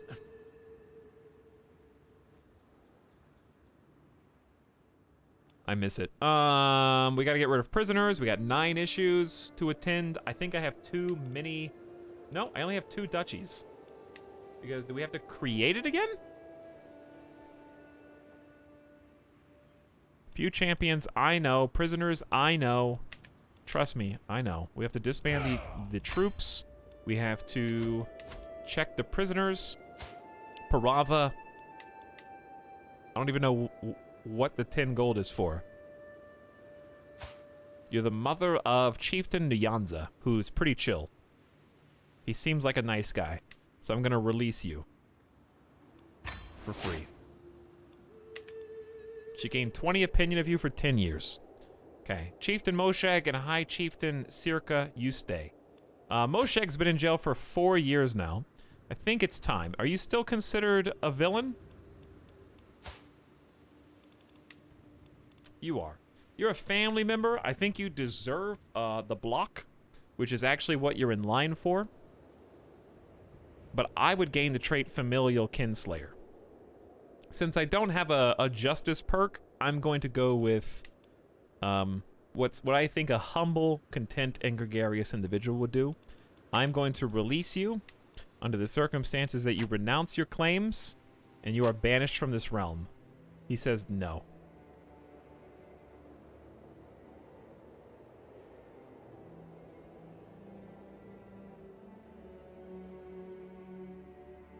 Then I guess you're going to stay in prison for a while. Okay? That's the only circumstance in which I'll release you. High Chieftain Sirka.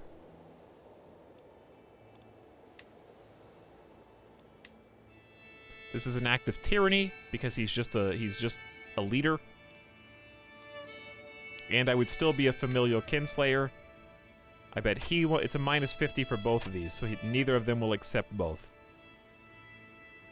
I guess I'll just leave both of you in prison then. But, since you're here, if you don't mind, I can still do this, which is what we went to war for originally. If he declines, he will rise up in rebellion. About that. To my liege, I see I have no choice but to bow to your decision to strip me of the High Chiefdom of Kanda. Just so. This is an act of tyranny, and it causes your subjects to lose 20 opinion of you. Which I disagree with, because this is why we originally went to war in the first place. So, it's kind of like, that was just my war goal. So, if there's any devs out there, please. Please. He's a known criminal. There was no punishment the first time I demanded the title. Why is there a punishment the second time I demand the title after the war ends? I'll take the 20 tyranny though, I guess. Because it doesn't take as long to dissipate. And also, I believe there is an next in line. Fancy that. As soon as I level up in stewardship, I get soon forgiven. Monthly tyranny down to 0.15.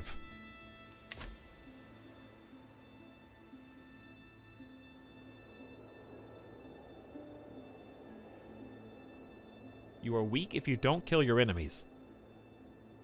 He'll die. It's just going to be really slow. In prison. It's fine. Okay, next. I think now I have too many duchies. So my vassals get a too many duchy minus 15 debuff. And I can make a decision here. Maybe just keep it and say, oh well, or not. I have 5 domains, so my domain is fine. You can have a little tyranny as a treat.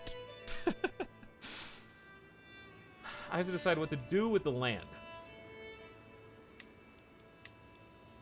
So we have the Duchy of Condon now, that belongs to me. It has 2 buildings in one county, 4 buildings in the other. And that's not mine, but it's still good to see my vassals, my new vassals. They weren't my vassals until just now, are building their land up well. I want to keep the land. I want to have all 5 domain. I think I'm just going to keep the duchies and let my hopefully good vassal dispositions speak for me. Let's actually just look at the realm page and take a peek. So anyone that's not in prison, plus 67 opinion from Verpon, who's my brother, I need to release. How do I get you out of prison, dude? Okay, I'm asking for one guy to be let out of your prison while you're in prison, and I control your territory, which was formerly your prison, and I still have to pay 100 gold? Hold on. Hold on. I'm not gonna... Just unpause for like 1 second. Okay, unpause for a sec. That's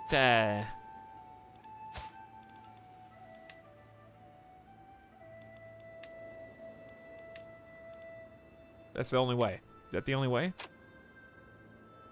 Use your hook on Chieftain Circa. It all comes full circle. Remember when we used our spy master? I don't think you should have to do this because he's a known criminal who is in prison. He shouldn't. Shouldn't have to pay him 100 gold. You should be able to do. I don't know. What's he gonna use the gold for? But anyway, we can at least use the light hook, the weak hook that we got when we found out that he killed a peasant and pinned it on him. So I'll just do that.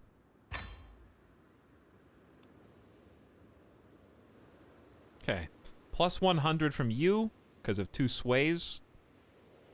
Chieftain Beer is the son of one of... That's Chieftain Nyanza's son who died in battle. Oh, that guy was awesome, too. That was the extremely intelligent giant who had 21 learning. He was like a super genius. I think he lost some afterward. But his son doesn't like me. Okay, we'll work on that. His son is an excellent scholar, though. 24, 14, 33. So we don't have great... The too many duchies minus 15 is kind of hurting us right now. But we'll just hang on to it for a moment. Okay. Meanwhile... I don't care about Chieftain Moshek. Who are we currently swaying? Daki already loves us. Let's pick a different vassal. Let's go, based on troop count.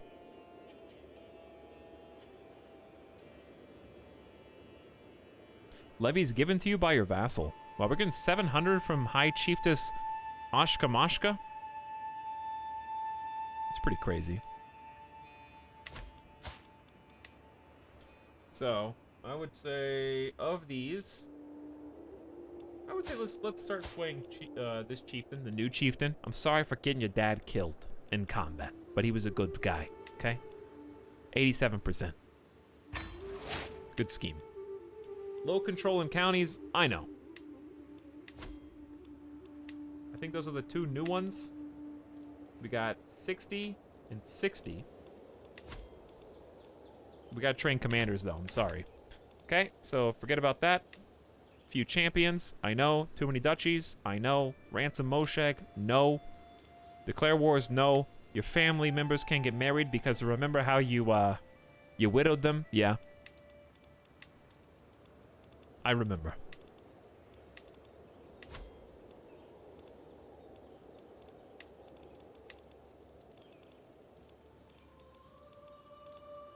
$44. Okay. I would say... Just sort by prestige.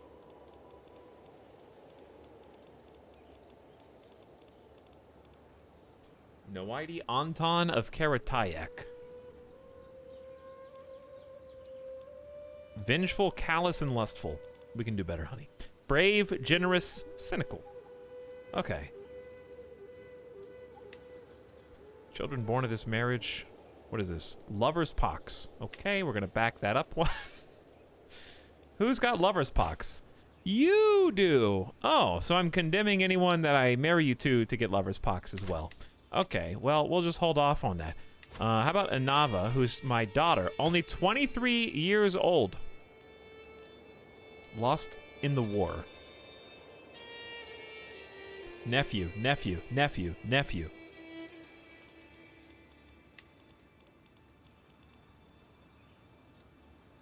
Leader of peasant revolt. Is that really the best we can do?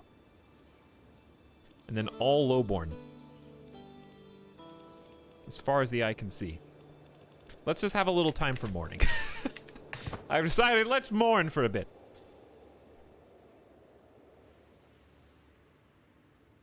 Why am I losing prestige? My military was training up again. My regiments, specifically, are expensive to repopulate. Accept your ransom offer. High Chieftain Verpon will be returned to you forthwith. Well, you didn't really have a choice, but let's pretend like you did. All right, Verpon, you're free. Threw family member in the dungeon. Yes, because they killed my other family member and also were criminals, both of them. Is that a big deal? One seat on the council.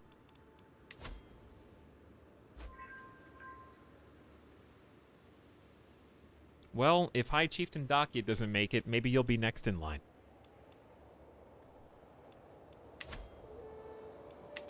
Annika, Tarun increases martial by 1. We did a training. Success, I guess. Alright, wow, that was messy. There it is. Alright, give me the anti-tyranny. It's minus 0.15 tyranny per month. Where is my tyranny even? How do you see tyranny? I don't know that I've looked at that. Anti-tyranny clap. Marry her to the duty of imprison. Why? What would that do? That would just reward them and let them be free. Hover over the opinion of someone else. I don't think my wife cares if I'm tyrannical. What about my daughters?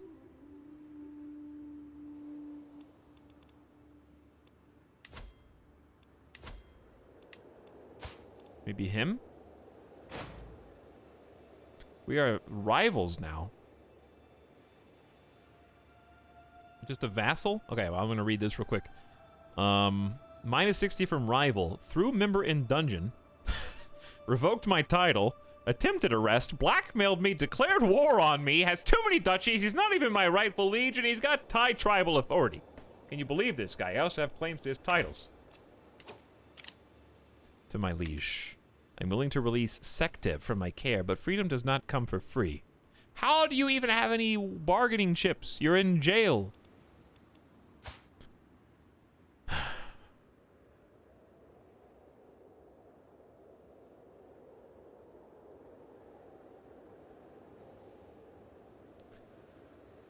You're, I guess you're a champion. You're 71 years old. Fine, I'll pay 20 gold for you, okay?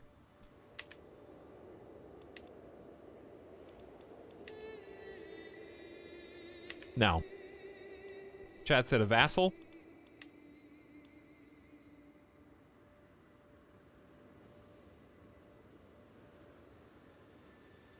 Where's the tyranny buff or debuff?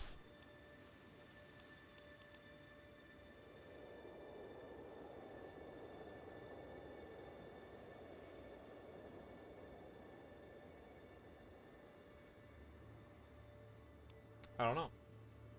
I think chat just made that up.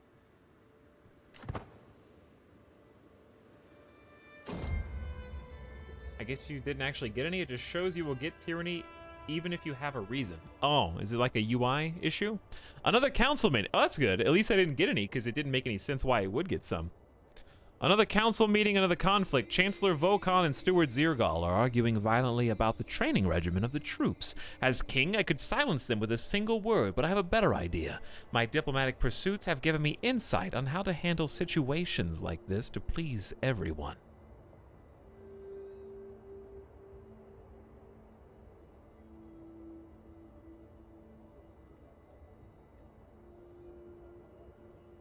I don't think I have any.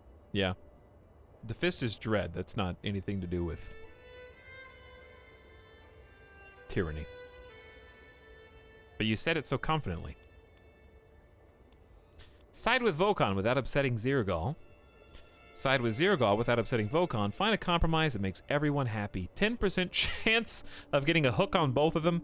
50% chance of getting a plus 15 opinion. Or 40% chance of failing.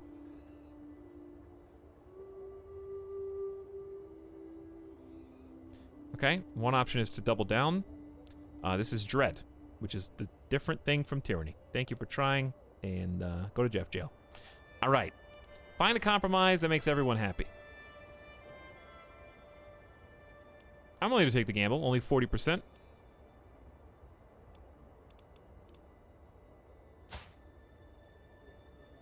Chieftain Vokon of Cheech.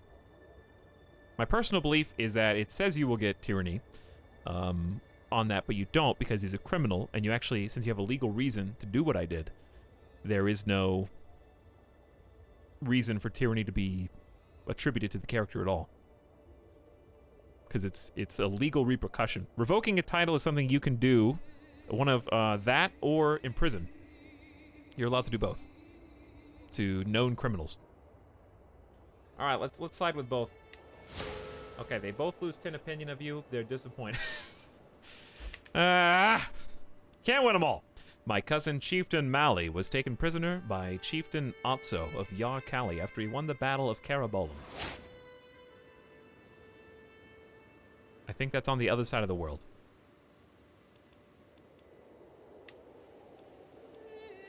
Your hook on Vechka's Tobolik expired. How many hooks do I have in total?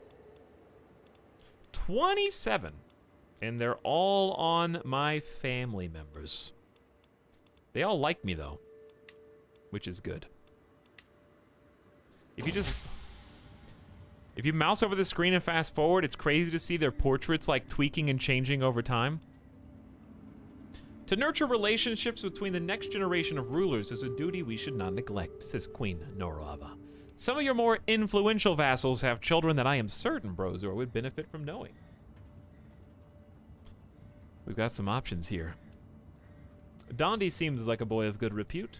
High Chieftain Odeg would probably be a good influence. I have heard good things about Jebeg. My son and heir will do fine on his own. Gains 75 prestige, and he gains 75 prestige. The next generation of rulers. So these are all inheritors. This is High Chieftain Verpon, my half-brother. I think Dondi would be a good choice. Odeg is the son of High Chieftain Urter, who just died of internal injuries, and would also be a good choice. Jebeg is the son of High Chieftain Dakya, who is okay, but probably the worst of the three.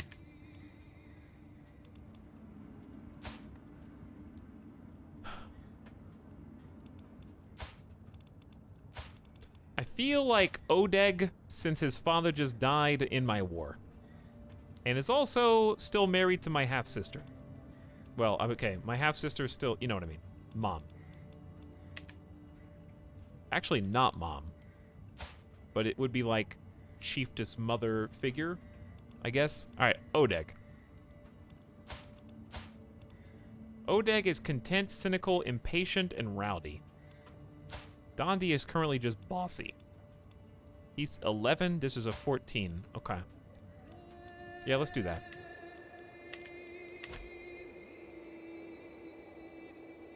Can we get a worldview to see what's changed? Not a lot. Not much has changed. There really hasn't been a lot of time. Mostly just Abbasids swallowing up Saudi Arabia, moving towards UAE. Even-tempered. I was watching Brozor play with other children when Jebeg tried to push him over. Brozor took it all in stride and sat down to talk to Jebeg instead. Brozor knows to turn the other cheek when needed. He keeps the trait forgiving. Diplomacy +2, intrigue down, prisoner opinion +15. He's quick to move on from most things. Aw, how sweet. He must never let others walk all over him. Gain wrathful. Brozor should not linger on matters like this. Gain fickle. Well, I am humble, content, and gregarious. I think he should know when to turn the other cheek. Yes, Bavaria's been in Italy since about a couple streams ago. They had East France at one point. The weakness that plagued my son since birth has finally released its hold on him. Relief washes over me as I see Plorgod running around with all the other children. May you grow strong, Plorgod.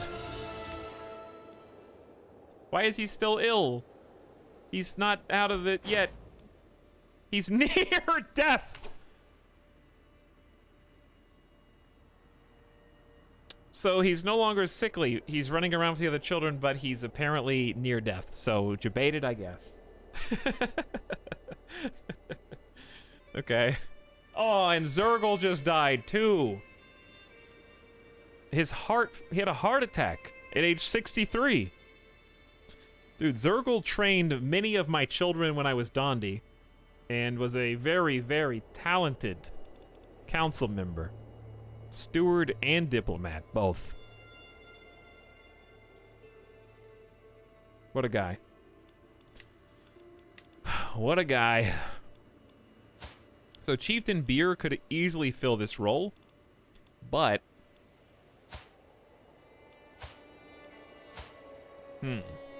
But this is an opportunity to play a little hot potato with our council members.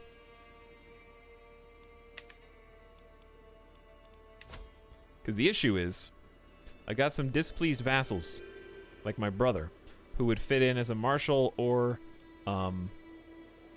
barely a spy master. I think I need the good spy master. Dakya is a good marshal. I don't have any way to flip these around. I think I just have to leave my brother off the council, which is kind of annoying, but I can't find a spot for him.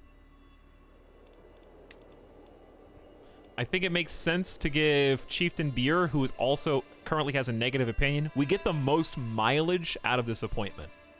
He is a negative opinion, which is a problem. Maybe he joins a faction. He's also ambitious.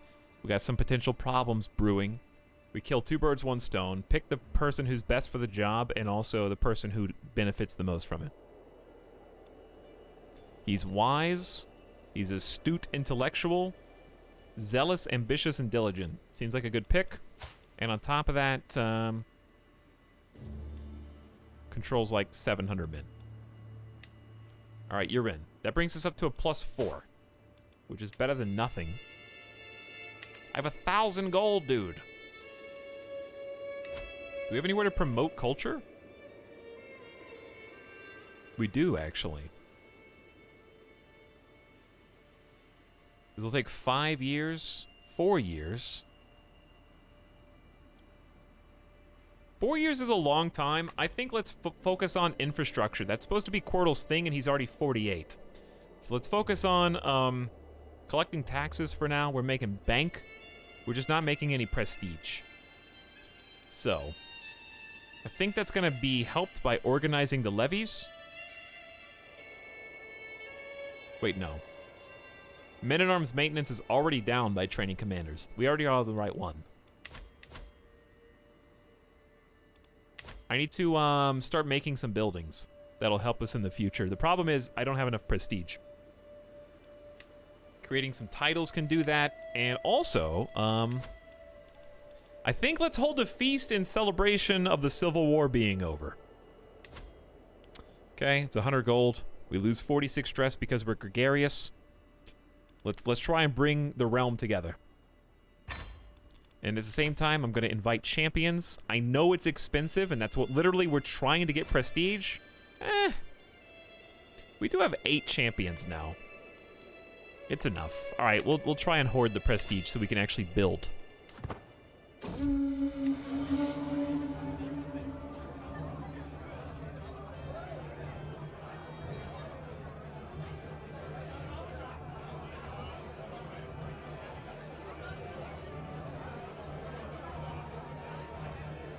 I imagine the feast in her kingdom as the one they have in Rohan after Helm's Deep. Except imagine if Helm's Deep wasn't against orcs, it was against another guy in your kingdom.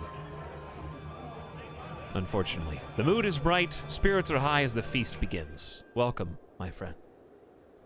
What's my succession law? The same as most. Confederate partition. A promise is a promise. What did I promise last night? I can't remember what led to it, but I do remember slapping the back of my niece, Chiefess Tatka, telling her I would do anything she asked of me. Now rumors abound of the oath I supposedly swore to her. A promise is a promise no matter what. She gets a hook. It was just a drunken ramble. All right, a promise is a promise, dear niece. Married to my cousin Afte.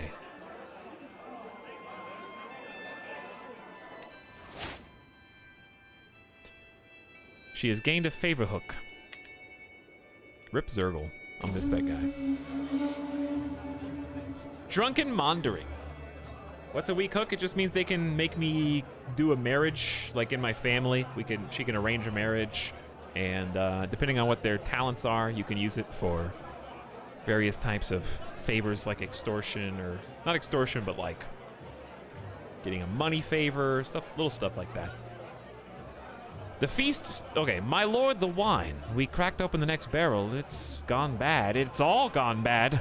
The feast is still raging, but without drink, the mood is sure to dwindle at a cruel pace. The wine merchant should still be in town. Every guest gains 10 opinion of you. Every drunkard guest gains 20. I don't even know who that is. You fought thirst for 10 years and get plus 0.5 prestige. To supply your guests with enough to drink is the job of any good host, and at the expense of 65 gold. Luckily, we've been hoarding. We all have to pitch in. Come on now. All right, I'll buy. It's on me.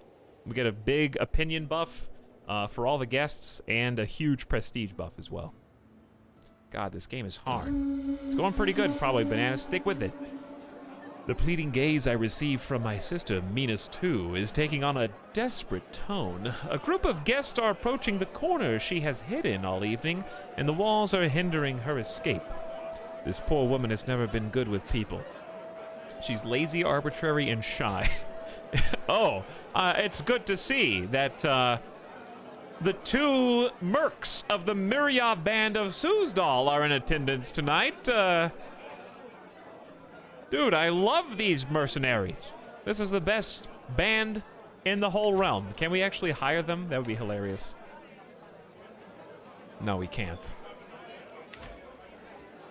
I'll distract the converging guests. She gains 15 opinion of you, showed kindness. Come now, tell us a story. Every other guest gains 10 opinion of you. You grow close to forming a rivalry with Captain Minas II. I am gregarious, and I think a gregarious host would probably ask for a story at the expense of the person he's talking to, potentially. Let's go gain 10 opinion of every other guest. Come on, tell a good story. With everyone headed for their respective homes, I am proud to say the feast was a success. I have my wife, Norava, to thank for much of its success, and I feel nothing but gratitude as she sees the last few off. Eager reveler. +2 diplomacy, +1 intrigue, and all revelers like you a little more. He sampled the intoxicating life of carousing and debauchery, and hungers for more. Every guest gains another 20 opinion for 10 years for your beautiful feast. The party king is back! Dude, that's like +40 opinion for every single guest? Hold on. How do I even find out who was a guest? Let's go look at my court. Because that's huge.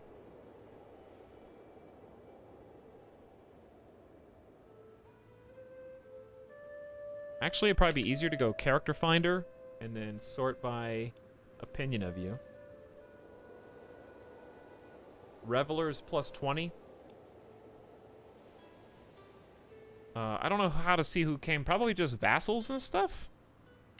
Is there a way to see who all the guests were?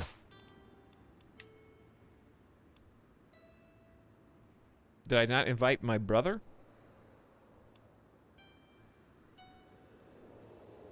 I was a guest. Chat, did you go? Your prestige jumped another 400. That was huge. We could go on a hunt as well, which I think is a good idea. We still do have some stress, and it's almost 1-to-1. It's time to celebrate peace, chat. The golden age of Siberian is at hand. And while that's going on, I say we freeze on collecting taxes and work on development and building. Building construction time down 11%. Let's do it in... Did we finish building Tartus? Oh my god. Wrong button. It's hard to click on the spot. We have one more building here for levies, control growth, and prestige. We need prestige, so I don't think this is a bad thing anyways. It's gonna cost 78 gold and 190 prestige up front. So that's okay. Go for that. Then in my other territories...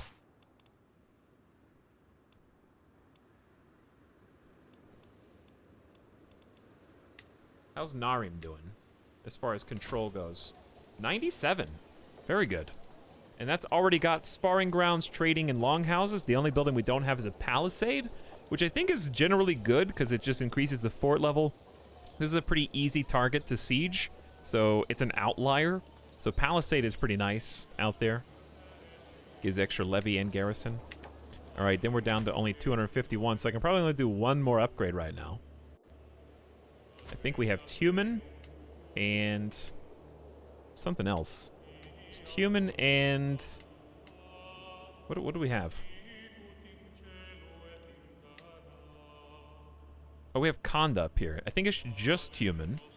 Then we have these two. Yeah, we have 1, 2. Okay. And they're both in need of some upgrades. We do have good growth and prestige bonuses here. We don't have the growth prestige bonus on this side, but we do have a tax collector already. So let's get the gathering hall and keep kind of stacking that prestige bonus in each of our holdings. All right, that's all. That's 3 buildings going simultaneously. At last, the great architect is moving up. Toe the line. No, your vassals are less likely to join independence factions. That's nice. And then we can go tax and levy contributions for our powerful vassals. Yeah, it's gonna be real good. Just as my vassal, Chiefess Tundia, and I crest a hill, we hear it, a rampaging wolf. The snapping of twigs, the rustle of branches, birds screaming in fright. They are heralds announcing its arrival. A massive wolf heading straight for us. The path ends here with me. I could die. 19% chance of death. There's a prowess challenge. I don't have much. Or a 52% chance of a hunting trophy for 10 years. Or a 28% chance of becoming wounded. Help! Tundia, do something! Chiefess Tundia gets a weak hook on you. Dude, 11 prowess, sadistic, cynical, and content.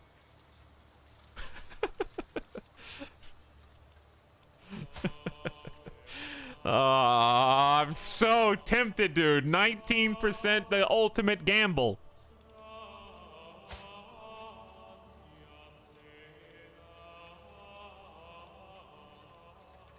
I'm so tempted. I want the 0.5 bonus prestige bonus for 10 years. That's 12 times 10 times 0.5. That's only 60 base, but it's multiplied. We can multiply that.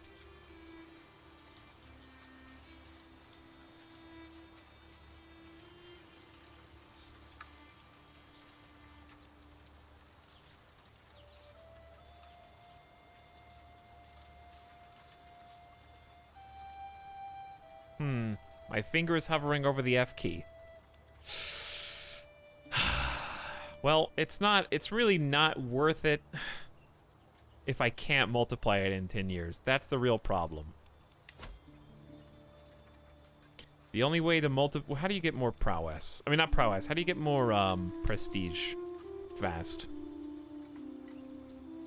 Prestige per dread. What's the fastest, like, is there a tier 1 perk?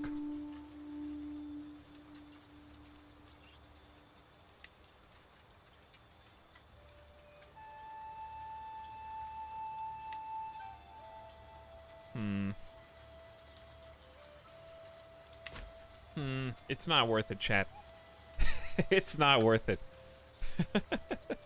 Help, Tundia. Do something.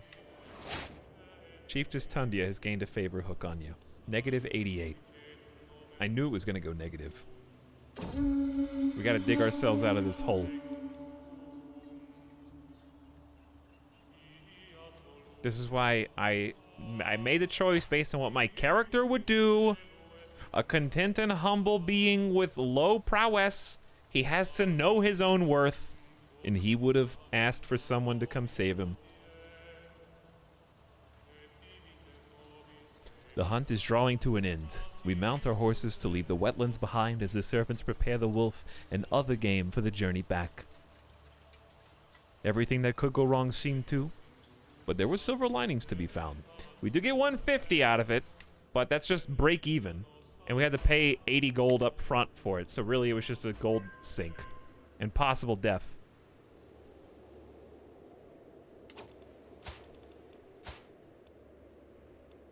Dude, Norava would have been able to slay that wolf. Wait, now it's positive again? Yes, just going on the hunt in general will get you 150 prestige. Chieftain Beer. Gain 25 opinion of you. You continue your efforts. He's doing good. He's on the council now. We can go ahead and sway someone else. I want to focus on the family. I want to seduce my wife. Find some love. Chat, we're in our 40s, okay? We've had 7 children together. Another 7 children? Hold on. Dude, I'm telling you, the seed is strong in the Avrin line. For daughters especially. Because all of our sons have died or gotten ill. My father before me, with his first wife, had 8 children, and I've had 7.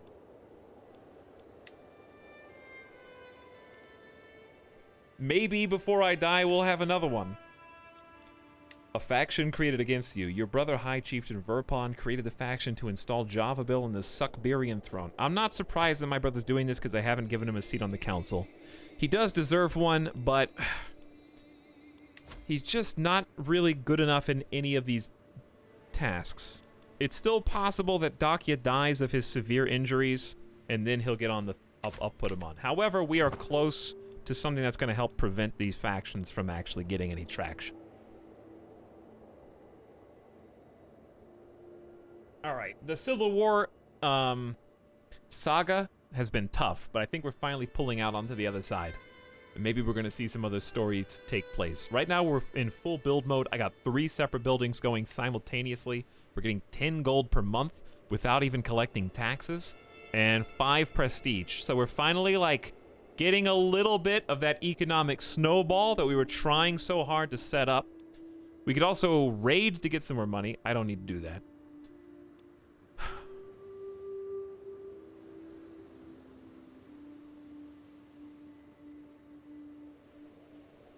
Classic Verpon.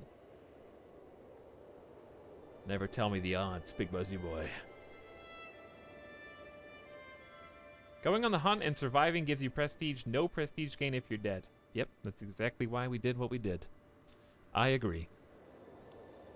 We're not going to ransom Circa. I wish there was like a permanent dismiss button as well, because I'm not going to do that.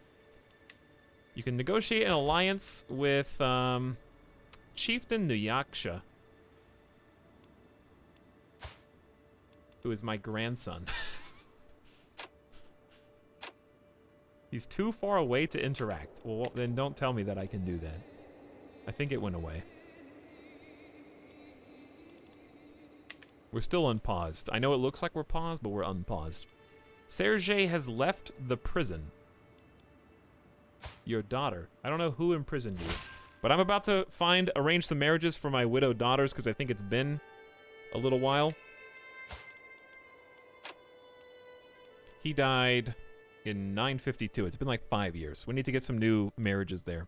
King Quirtle, the people of Chiefdom of Naram have been converted to the true faith. There are practically no more heretics in all of Narim. A brilliant job, Senyab. The faith in Chiefdom of Narim changes to Suamanusko, and she starts religious relation tasks. That's the first time we've ever converted anybody with a council member. And she's extremely talented, so we're going to try some more. Let's try Intumen, since this one belongs to us. It's going to take 8 years. And at the same time, I might... The culture's already been promoted. Okay, that's good. Hey, what's up, Shadow Light? How's it going?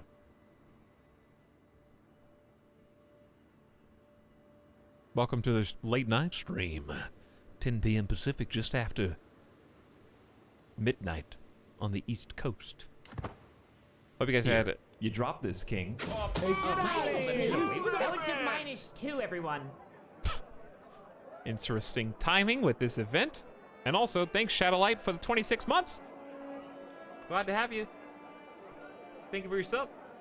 My spies informed me about a hunter causing a ruckus in the local tavern. The man had been spending a large amount of gold and bragging loudly about the great deal he struck with the fancy lady in pearls and silk, quote-unquote. Apparently, he drew a map of the local wetlands for an unknown noble woman. The spies think the lady must be scheming against me or my subjects. He gave a map to a noblewoman.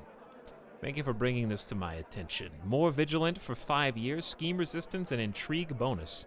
That idiot belongs in the dungeon. He is a wandering, treacherous villain. I can put him in jail. You imprison him, he loses 30 opinion, and you gain more vigilant anyway. Well, that seems like the best case scenario.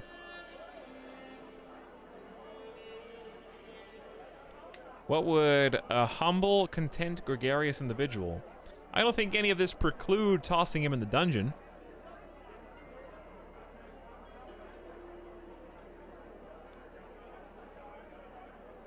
I don't have any stat. This guy looks like sad Will Ferrell.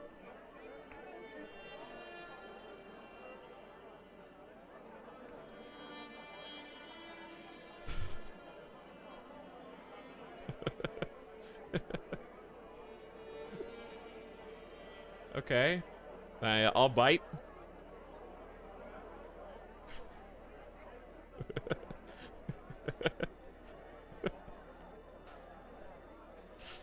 Yeah? No, I see it.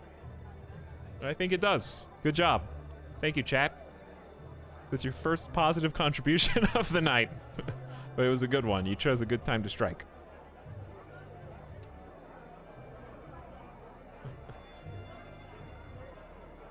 Since when is cartography a crime? Fine, okay? But it's a fair reason to imprison him. According to the game, it is.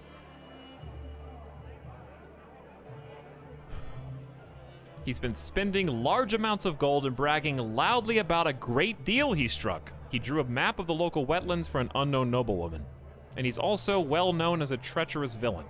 So, like, his reputation precedes him. I'm throwing him in jail. I want to send a message to whoever hired him for the map that I know that they know. You know? A gift of labor. Everyone appreciates a gift, but maybe I could come up with something truly unique that'll make a real impression on Queen Norava. We're trying to seduce her right now. She is brave, generous, and callous, and extremely good with money. An embroidery featuring her house crest. Maybe she cares about her family's stature. Commissioned poetry dedicated to her. She appreciates the physical pleasures of life, or at the very least, some poetry. A wood carving of a castle. Appreciates architecture. Well, I feel like,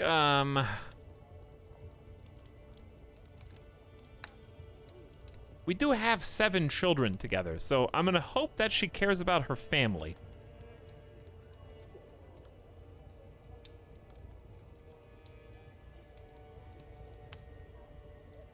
Chat, even if you get a direct heir, why does succession suck? Just the way it is, Shaq. You gotta deal with the consequences, but you'll get good at it, I promise.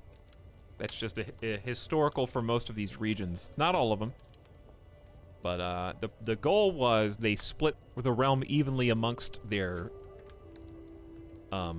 children so that they would hopefully avoid infighting. If you gave all the land to one person, as soon as you die, all your other brothers would be like, hey, so guys, why don't we kill the one that's the oldest who's getting everything?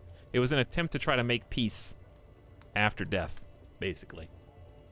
To try to keep everybody on good terms.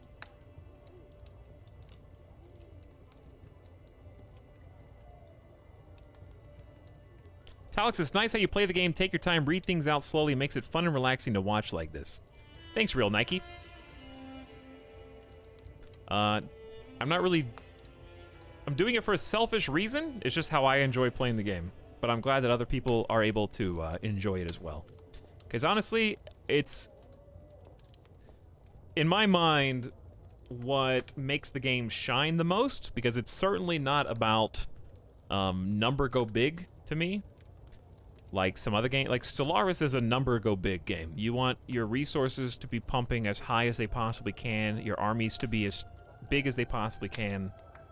And there's still some really good stories that can form out of that, but an individual focus on character, one character at a time, leads to more time that needs to be spent on their life and choice and decisions.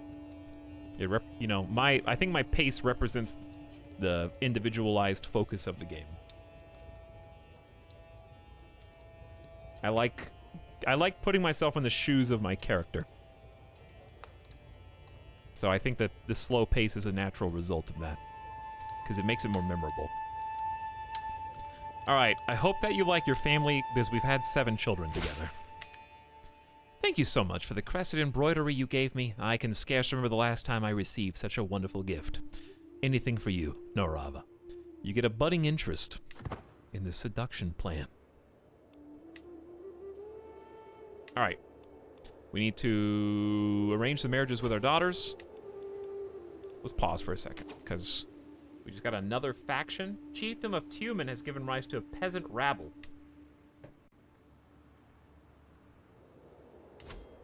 He's got 100 control. Popular opinion here is just not good.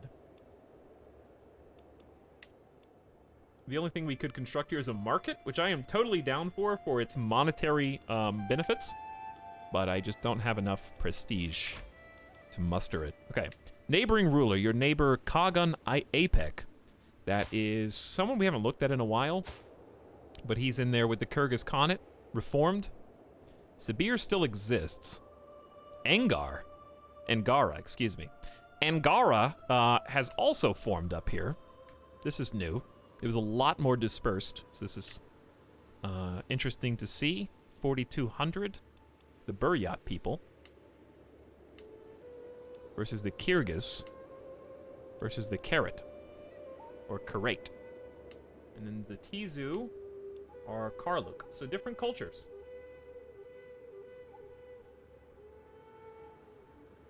Are all these events procedural generated or random, or do these events occur the same on every playthrough? I mean, there's a pool of events, so you're going to see duplicate events, but it's just based on your stats, and your responses to them can yield different results, and your character traits can yield different responses that you have available. So it's the same, there's the same pool of events that they pull from, but based on your character, it can change what happens and the results and what you're allowed to do. There's quite a few. Also, I saw a question a while back I wanted to go scroll up and look at. I like how the tone of this campaign so dramatically shifted with this king. Previously it was all war, now we're playing economy. Exactly. We did do some wars, Mars to Panth, but we had to get revenge on the bad vassals. This is my first Crusader Kings 3 stream, says Shadowlight. What do you think of the game so far? I think it's really good, Shadowlight. That's why I played it the last 3 days in a row, because I'm just having a really good time. It's definitely replaced Crusader Kings 2 for me. even though there's not as much content yet. And I'm fine with that, because it'll take a while before I can see all the content. Like, I could easily start a new game right now, go India, and feel like I'm playing a totally different game. Go Africa, feel like I'm playing a totally different game. Go Western Europe, play a totally different game. Different religion, different events, different government types.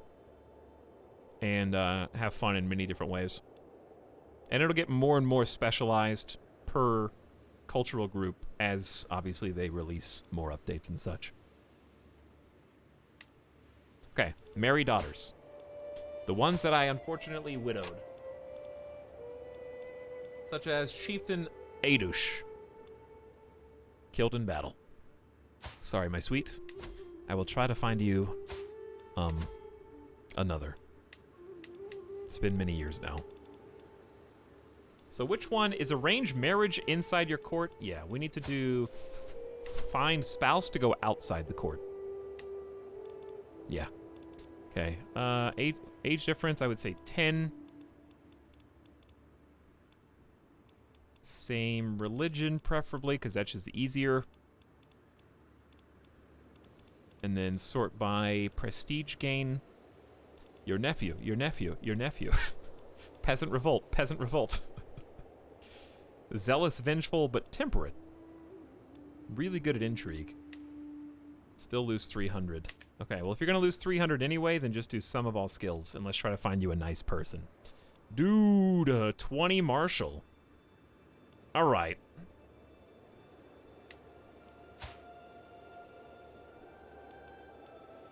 Okay. Giant, cautious leader, tough soldier. Does this result in a, alliance? What peasant revolt is it, though? Who? I don't know where he is. Over there? Kind of doesn't matter, does it? They are Sua Minuskos, but, like, what do I care? All right, can I make it matrilineal? No, that sucks. He won't. If I could have made it matrilineal, he would have come to us. But that's a good idea, actually. We're going to do that tactic again. So let's sort by prowess. What was it called? Yeah, prowess. Uchva, wandering, fearless absolver. What a guy. Brave, forgiving, gregarious. So, Chad, if you have a lot of daughters, guess what? Now you have a lot of knights. All you gotta do is get them to come, all right? Unfortunately, to do this, you have to sacrifice all of your child's prestige. But it's a price they have to be willing to pay. 18 prowess, only a 3 martial skill, but he's a nice guy. Brave, forgiving, gregarious, can't argue with that. Okay, there's one. My second daughter is married still. Odeg, my spy master. Anava lost her husband in the war. So we will try to find you a spouse as well, with a similar predisposition. Is this a different guy or the same guy? This is a different guy. 2 different giant Chads. Cynical, brave, and patient. Smart, very book learned. Giant and handsome. What is this feeling I have in my heart right now? Children will be born into my house, House Avron, with the matrilineal marriage. Giant and handsome. Both inheritable traits. Sorry, how do I make you part of my family? Like, immediately. Does your diplomacy skill affect your range? I actually don't know. It is mostly opinion-based and further diplomatic schemes. So I don't know how to affect your range. Maybe? Again, I'm sorry for sacrificing all... You got enough prestige. Can you share some with me? I could use that. All right, so... Anava, you're going to marry that gentle, handsome giant.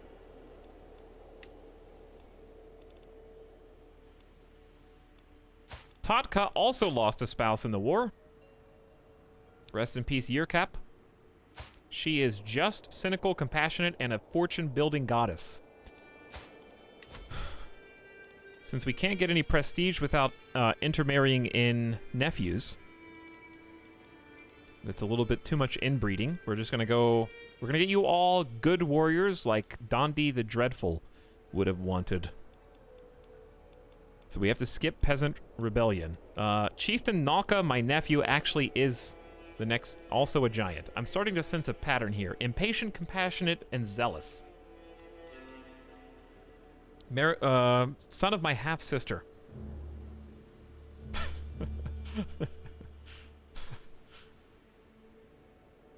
I'm not going to say that I'm not tempted here. What about Koshal? He's got a 14, arrogant, gluttonous, and stubborn. Tatka, you deserve better. Nuyashka is sadistic, arbitrary, but patient. Alright, look. Let's just say that with Chieftain Nalka... Okay, I can't do matrilineal, but she's still going to be in the court. You're doing it for the prestige. You've only got 175 prestige. Efren's only married giants now. It's not the intention. They are related via Abinthy, who was King Dondi's concubine. You can trace the lineage back. It's a small risk. It's only on one parent's side, okay? And there's 2 generations below that. I'm sure that the genes are recessive. It's fine. Queen Norava is also pregnant. Greetings, uncle. I gladly accept your proposal. They didn't know about that back then, okay? They didn't know. I mean, they might have, but I don't know. I just made... Did they? Maybe. Alliance formed with Chieftain Nalka, kind of inadvertently. Greetings, my liege. I accept your marriage proposal. Your daughter and my acquaintance Vutil will be joined in holy matrimony. Such a chat, I can't even see what kind of hair he's got. Greetings, King Cordal. I gladly accept and will take the hand of your daughter in marriage. Excellent. Welcome. Please don your armor and join my royal ranks. Even with all that, we still don't even have as many champions as we could. I could get more, but I'm trying to save up prestige right now, and it's tough. I might just go on a pilgrimage. Because everything's already building. I think it's a good time to go on a pilgrimage. We got our daughters remarried. My prisoner, Maleka, has died in my dungeons.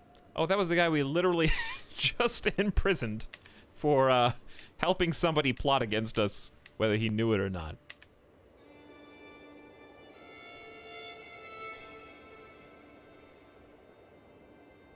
That's an upside of having daughters. It's a sacrifice on the prestige, but it's really one of the best ways to get champions in the game. For better or worse. I think if they eventually make it, and I think they will make it easier to invite champions. I think an easy way to do it is to just have champion invitations scale based on your rank. If they want to keep the court invitations abroad nerfed, that's fine.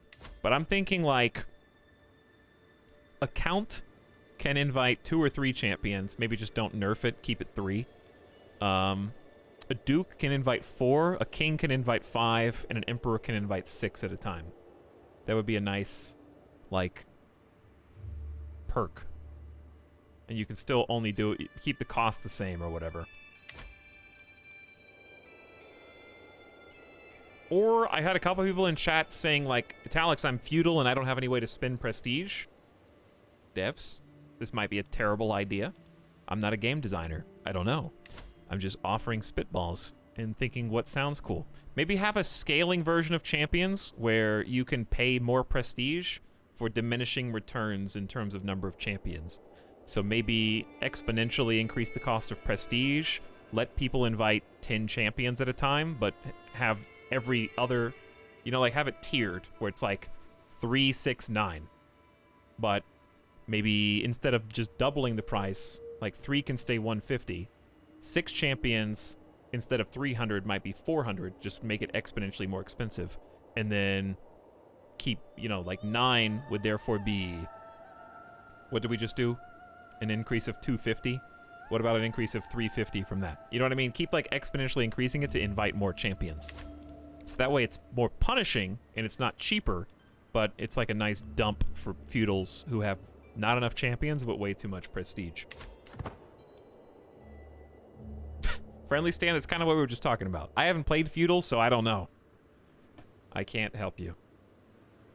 But for me, the way I spend prestige is building, because that's a tribal thing. So it costs me a lot. But maybe if you're a queen, you can go to war. If you're illustrious and invade a kingdom is 2,000 or more. That's a pretty good way to spend prestige. You can do a full kingdom invasion once per lifetime. And that's a pretty big prestige dump. Assuming that feudal's similar in terms of cost to invade. I don't know. Unless you don't want to go to war, in which case, I don't know. Talk says creating titles exchange gold for prestige. You do get prestige, but that's not the main reason why you do it. The main reason is because the title is the important bit. And you get the prestige because the title is important.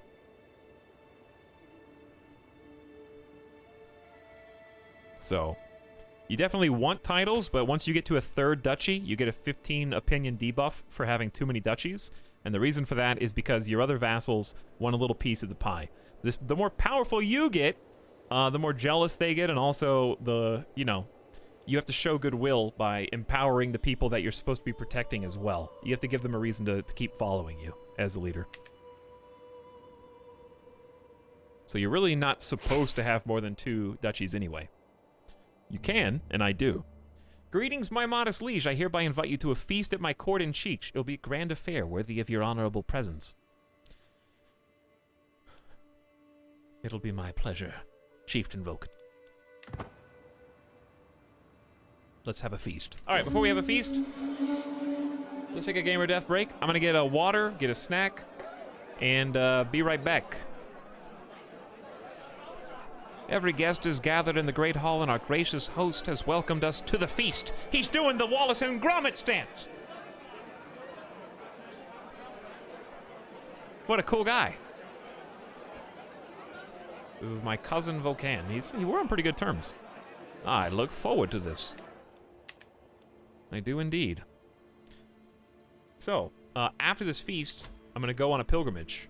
And then we're going to, hopefully, be able to make some more infrastructure buildings in Siberia. We're also close to another focus to make vassals less likely to join independence factions. And then hopefully make our way up to administrator. I'd like to get some more domain, because that would increase our taxable income by quite a lot, as well as our levies, which are almost at 10,000. When did we get so strong? Wowee.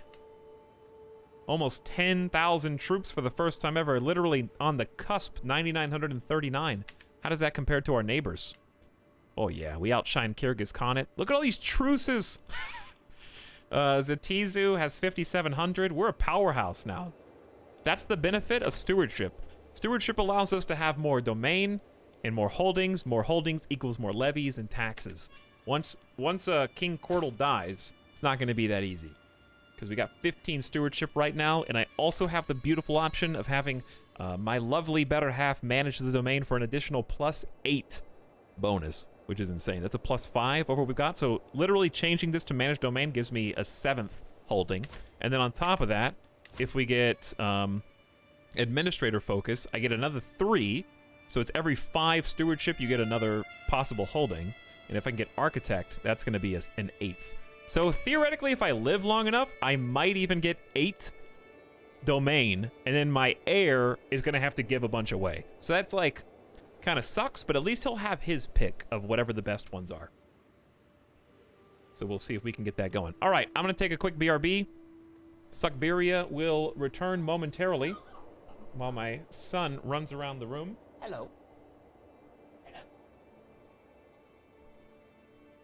What's wrong with you? What are you doing?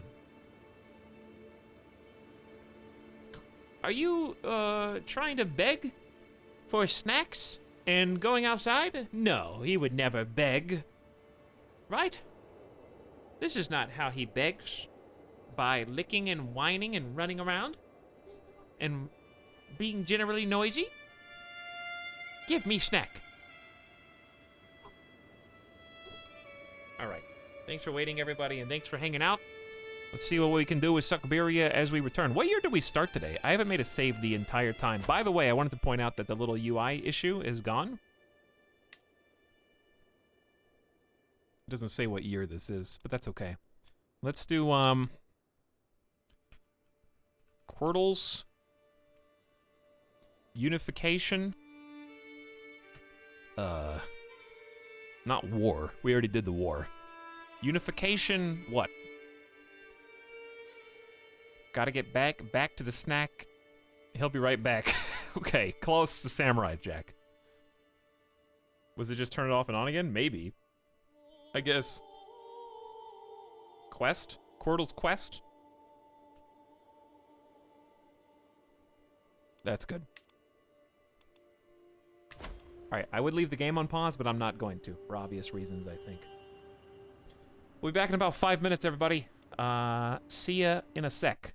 Thanks for waiting, and thanks for spending some time with us tonight. BRB.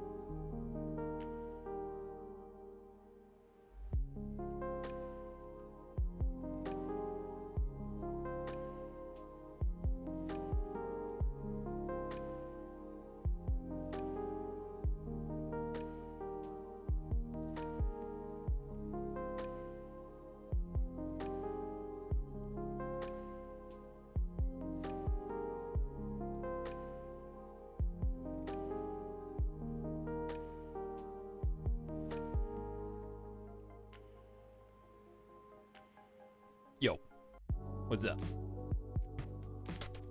Whew. We back.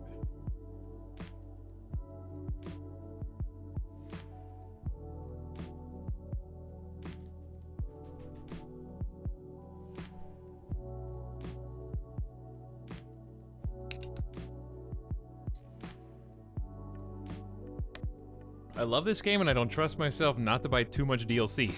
Well, good for you, there is none. Yet. There's literally no choice.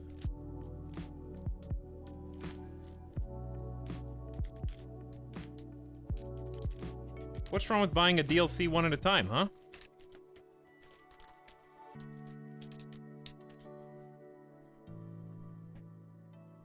We've all spent $500 on a card game before, right?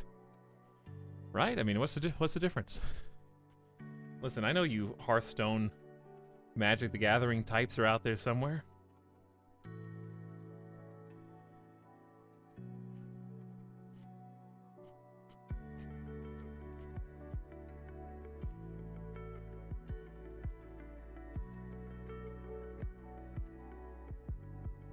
You can actually buy DLC right now. Wrong. You can pre-order DLC right now.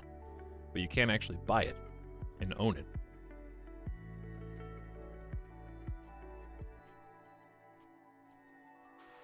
I'd rather get it all at once for dirt cheap. See you in 10 years. I'd rather play as soon as something comes out. That's just me. But if you got the patience, go for it.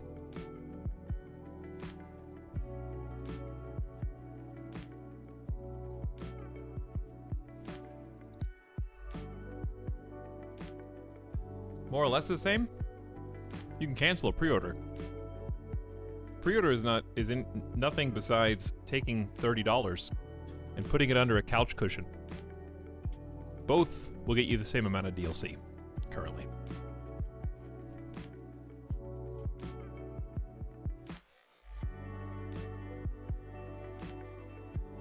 Civ 6 was a game that I think was really improved by its expansions.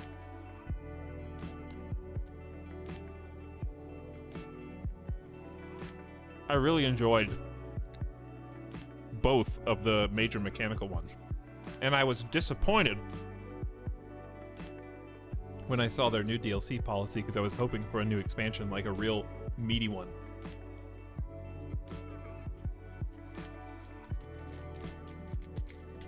I wanted more.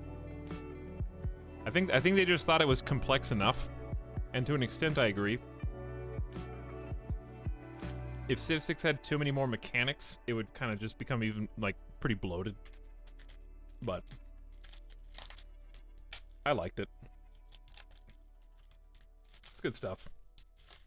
All right. Where are we at? I think we're at a feast, right?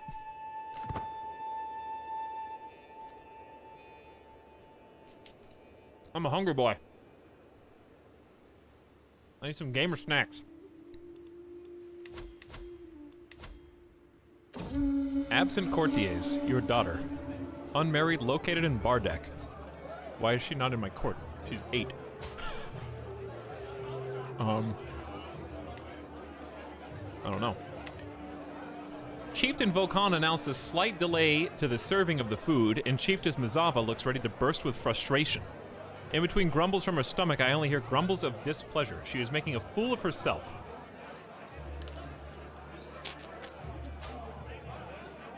Where is the food? I'm a guest at somebody else's. This isn't even my feast. I get 5 years of 1 diplomacy, and all my vassals like me. Or lose some stress. Well, I think the answer is clear. Be a courteous guest, all right? Chieftain Volkan is trying as hard as he can.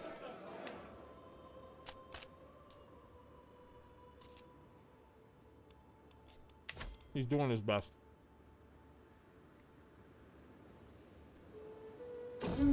Yep.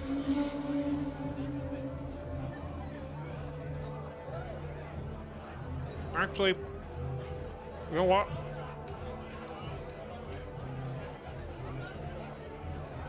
There we go.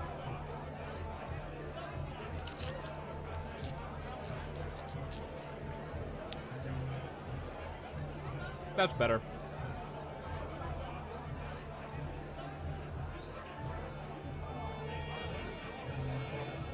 Get your popcorn, chat.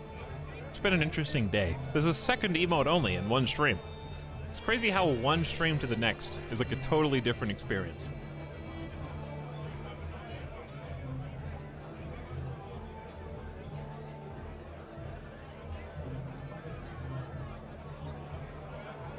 You can hiss all you want, Raminus Polus. There is nothing like a feast. It reminds us all of what is good in life, and the company is not too bad either. At least those seated close to me seem to think so. You are something special, Quirtle, Chiefess Mazava tells me. Chiefess Mazava and Vergava nod their heads in agreement. I just do what feels right. Everyone seated close to me gains... Okay, but who is that? Everyone seated close to me gains 10 opinion. I assume it's these two. That would make sense. The feast reminds us all of what is good in life. The company is not too bad unless you're in my chat.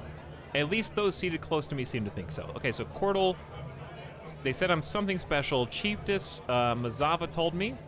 She is spouse of the host. Okay, so he's the host. So she likes me. Vergava nods, who lost her husband to cancer. And I think, wait, there's two Mazavas. Wait, whoa. There's two Chiefess Mazavas. Yeah, all right, I got you. That almost went straight over my head. And her husband's in jail, because that's Moshek, who is, of course, my cousin and traitor, and treacherous villain who killed my sister. I just do what feels right. Okay, they gain 10 opinion, I lose 52 stress, but I don't think that has much effect. Brozor seemed to enjoy our latest feast immensely. Of all the things, he could not stop talking about the rich clothes and glittering gold he saw there. Hello, my son. These are the trappings of power by which our world is ruled. Keep the trait greedy. All right, he's actually got traits now. He's patient, forgiving, and greedy. Huh. I will show him how to make friends at a feast. Lose greedy, gain gregarious. I saw how you looked at that servant, Brozor. He gains lustful.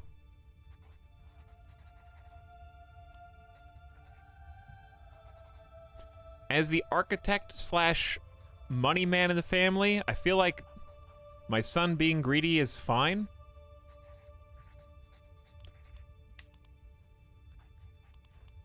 I'm trying to educate him in diplomacy, though. And if I'm doing that, then gregarious would make the most sense from like a... If I'm trying to teach him to be diplomatic, then gregarious like your good old dad makes the most sense.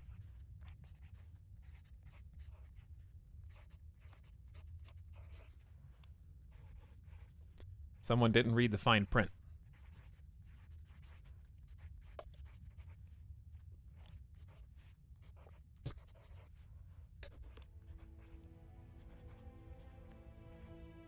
That's like a pentapog.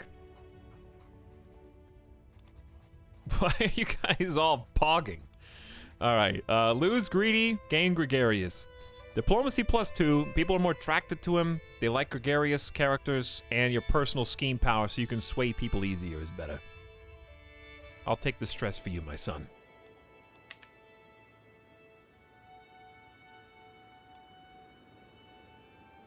The pogs are exponentially, giving birth to more pogs.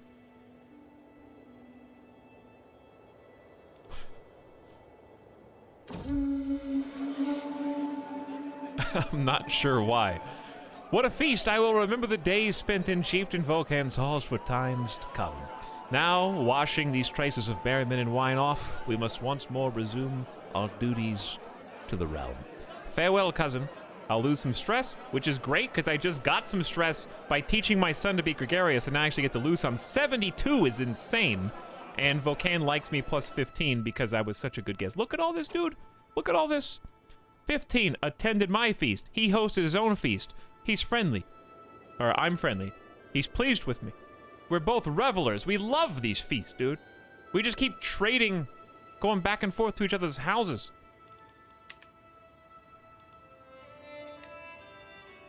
Now, we can go on a pilgrimage.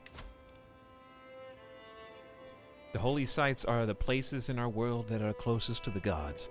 To see them for myself is to prove my dedication to Sua Minusko. Aw, look at all the refugerms in chat.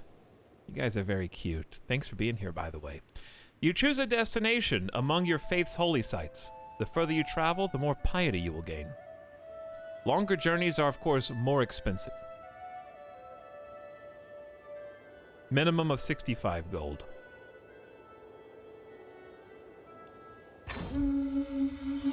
Let's go on an adventure. It's time for me to set out on my journey to one of the holy places, but which one? Oh, which one indeed? Chat, I am 49. Barbershop time.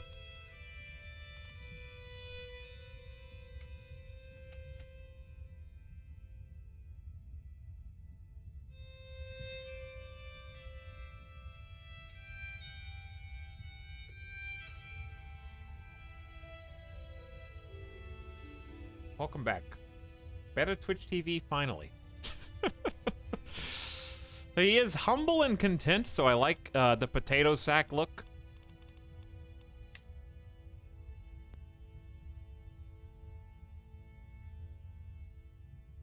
I wish this limited to you to stuff that you actually...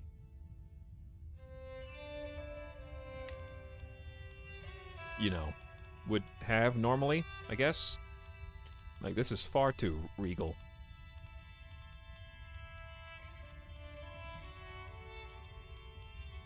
Let's just try commoner clothing. What was his default again?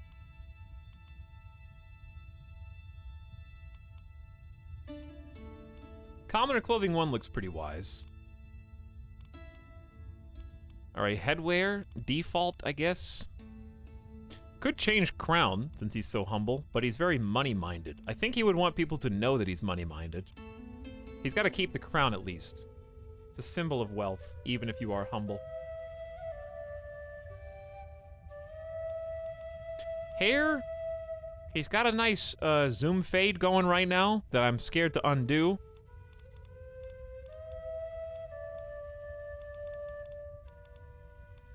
Hair loops. Step rider. I don't think he has earned the extra locks. Long and wild.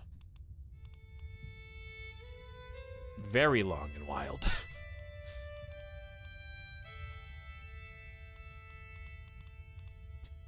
Medium unkempt, maybe? I think medium unkempt is a very, like, content, humble look, but we gotta change the beard. That's father's, that's his dad's beard.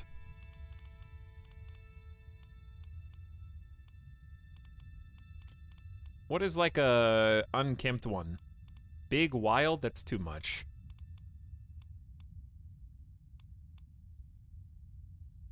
What would no beard look like? Well, he defaults to this beard, but,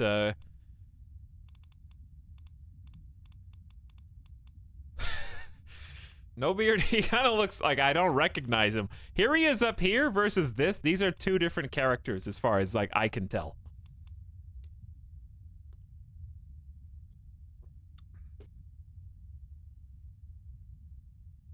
I tuned in thinking it was a recorded stream. Thank you for your dedication to making content for us to enjoy and partake in.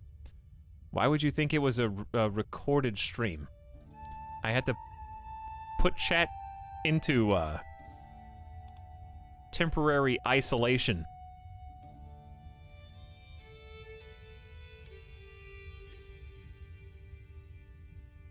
I assure you, these are all very real people in my chat, for better or worse. I can tell because my tactics on dealing with them has to change day to day. If you were all bots, I could just go with one strategy every single day. And it would work every time. He's lying Omega lol. Let's try, do you guys want to try Goatee? Goatee seems like very stewardship. That looks like Theoden. We could go King Theoden. Younger Theoden.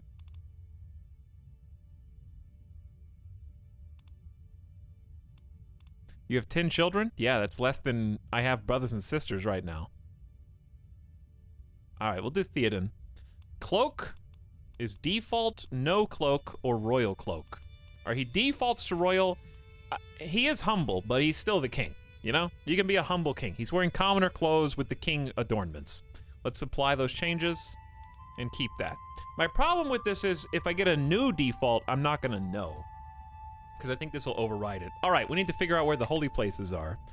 I want to go on one that's further away. My father before me visited holy site of Perm. Why don't we go all the way to Raviola? Oops, which one did I click? I didn't mean to click. Which one did we just go to?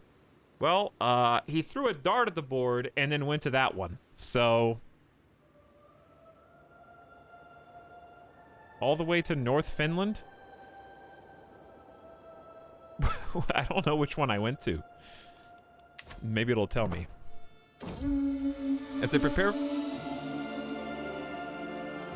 As I prepare for my journey, I know that I will travel safely under the protection of the gods. I will be gone for a long time, and I can only pray old man watches over my... Is that the god's name? That old man watches over my realm as well. It's time to depart. Where are we going? And how much was it? How much gold was that? Didn't I have 1,000 gold? Did I spend 500 gold?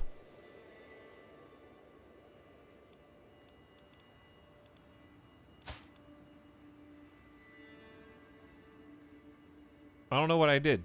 What? How? Does anyone know? Did anyone see the? Is there a clip or something? Because the tooltip would be on screen for 0.1 seconds. Uchva Kolian has a claim on the chiefdom of Sartlan, my guest. No cost is too great. Colonel is losing his memory. Alright, so this guest in my court, I think I'm just going to recruit and he can be a basic prowess guy. 32 gold. It's probably not worth that intrigue, though. A little spooky. Temperate, fickle, cynical. Pass. Out here late at night, I sometimes look to the stars and wonder, can the gods even see me this far from home? What am I doing all this for? The gods would wish me to, of course. You gain dedicated pilgrim.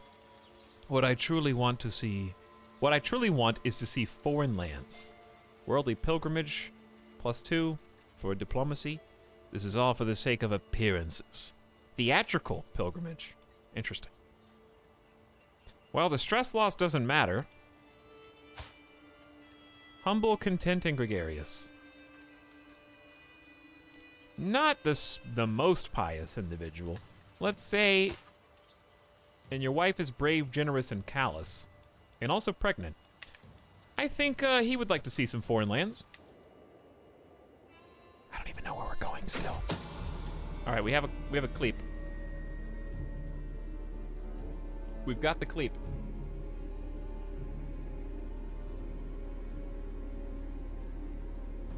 Why don't we go all the way to... I think I clicked the top one. Right there. Kakesalmi. 227 gold, an exceptionally long pilgrimage. Well, we picked one at random. I hope it's a good one. Kakesalmi. I believe that's the one. Yeah, that's the one I clicked. Okay.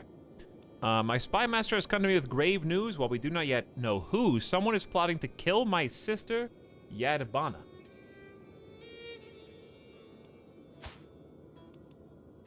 Who has got consumption and the lover's pox. I think that death is coming for her already. We must stop the villain behind this. The scheme is exposed. Alright, so where is this again? Is it this one?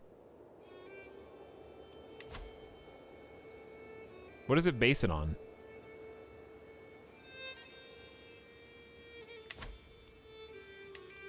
What, like, okay, holy sites. Oh, yeah, it's we actually did go to Ravioli. Oh. Chat, we went to Ravioli, I think. Good job, we went to Ravioli. Okay, we're going to Finland. Sweet. We chose correctly. The old man has guided our hand. He has indeed decided our way. I love that I'm still seducing Queen Noroava while on pilgrimage. Sorry, honey, you're gonna take care of this one all by yourself. You see, Dad's busy right now, and I'm doing very important business. They want to name my new son Cordell after me. Words cannot describe my love for you, my boy that I don't know exists. Who will you become, my child? And what shall I call you?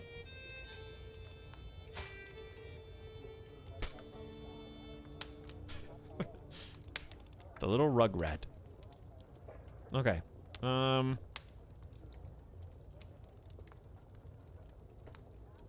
Chat, give me a letter.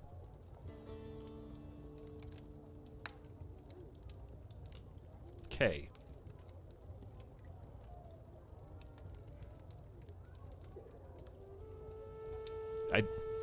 I apologize. I have to do the first words / name that comes to mind. It's Kloptod.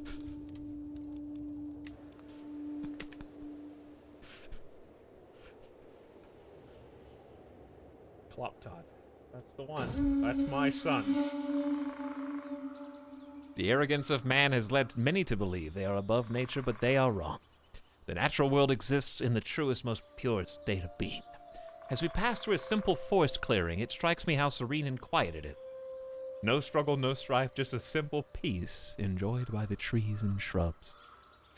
Klop Megalol Tob Megalol. Let us spend some time here and contemplate the universe.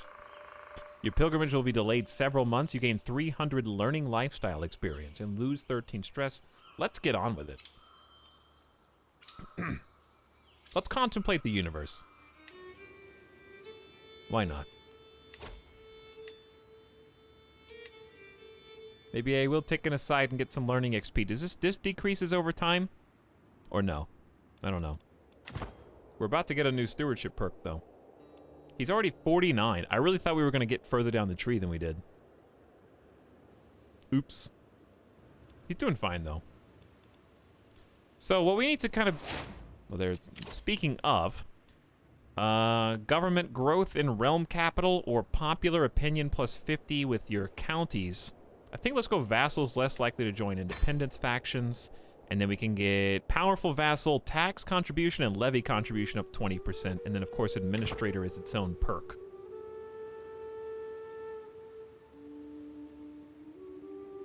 Kloptod, that's beautiful. He shall be a horseman.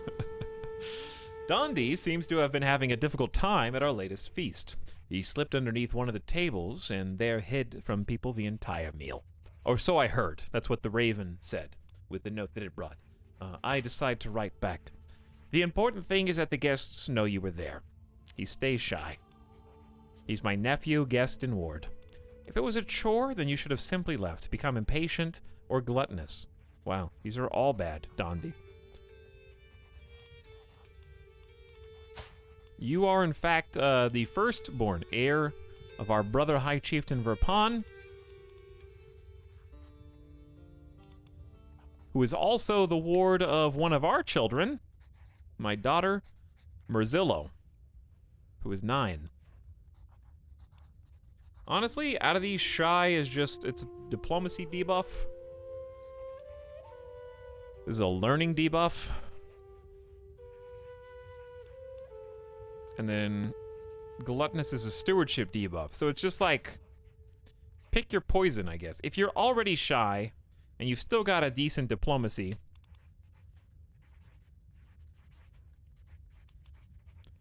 I'm gonna start teaching you to be better at stewardship. My ward Dondi has changed his focus of study. He now pursues knowledge in the art of stewardship. Yeah. Honestly, I'll just keep shy. I don't know. Those are all bad.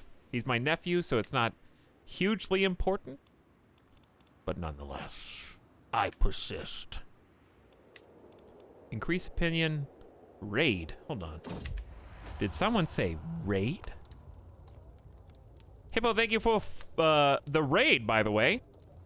How you doing? What's up, Post-Apocalypse? Tay-Tay? Celebrian? Princess Mex? Raid! Hi, everybody. Hope you had a good stream and enjoyed your time. Welcome aboard. I'm playing some Crusader Kings. I don't know, were you playing the same? If so, I hope you had fun. You are a sensible man, Cordal, but I do not like you in that way, says Queen Norava, impostures. Only Uko knows what the future might hold. Excuse me, we have 8 children together. There was a 90% success chance? I got XCOM'd real hard. Chat is too busy hissing quietly in the corner to show themselves to the raiders. Understandable. Chat's very shy, and they usually don't say what's on their mind. Right? Can't believe you. I lost 10 opinion for 5 years on a 90% so be it. The explanation for this in my mind, if you don't want to be my lover, my wife, here with you drop this king. -2, everyone. I'm going to throw this at the screen.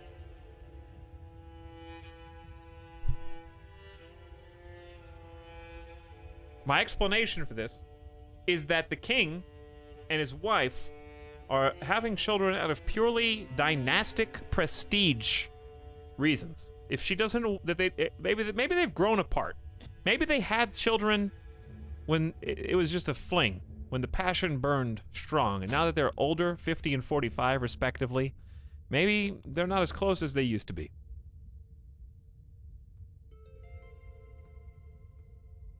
That's all I can come up with. It's possible. Thank you for the sub, by the way, Hippo. What are we playing? Thank you for stirring up my chat. Hey fam, sorry, computer is struggle.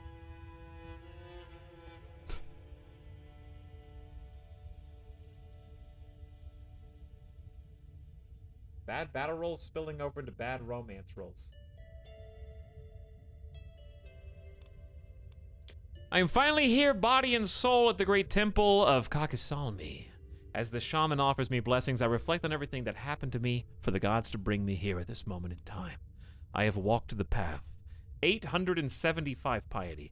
You've gained the trait pilgrim because of your ancestor worship.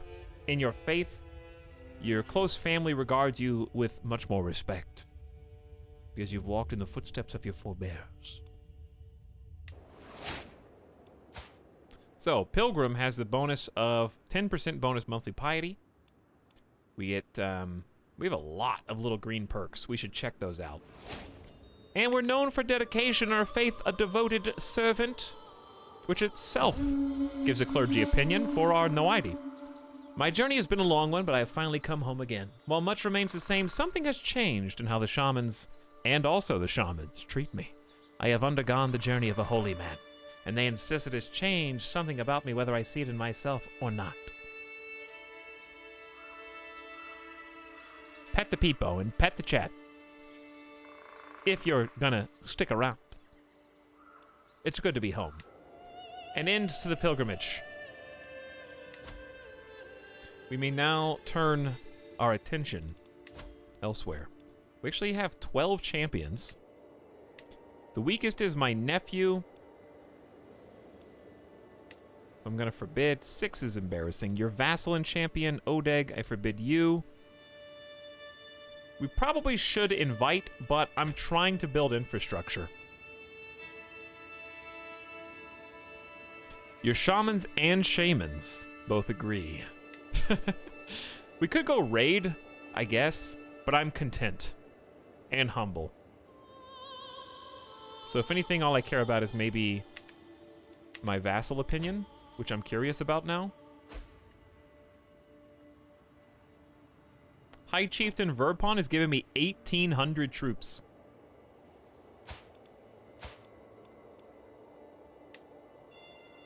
%57% sway chance.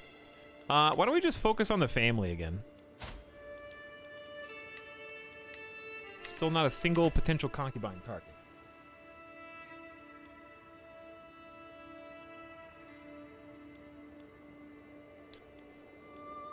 Mala, you've never really liked me.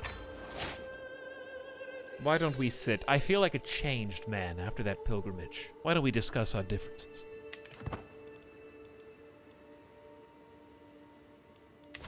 Okay. I need to get, build some prestige. Would be ideal. Tax and levy contributions are nice. It might be also good to just go ahead and try and maximize that domain. Even though I am content and humble, that doesn't mean I can't go to war. So I think maybe it's time for a little land grab. It's gonna be quick, painless, and easy. Chiefess Tundia has become your chancellor. She cannot be fired for 25 years. Well, it appears that the hook has been used. I don't even remember how she got that. No, she saved me from the direwolf. She's the one that rescued me on the hunt, right? I called for help before it could have it had a 19% chance to eat me. Well, she's got a 19 diplomatic skills. So even though one of my vassals is gonna be pissed, and also women on the council as chancellors is illegal, there's nothing I can do about it. So good, because that's a really, really talented individual. Content, cynical, and sadistic, attractive, and a fellow pilgrim has gone to a holy site. So, there you go.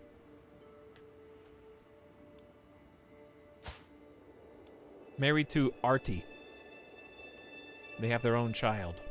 Well, one of my vassals just got really pissed. Who was it? Well, here's how you can tell. We can just go back to the council, appoint a chancellor. Chieftain Vokan did have a 23, so, you know, it's fine. He understands. Fired from council -20 until September 968.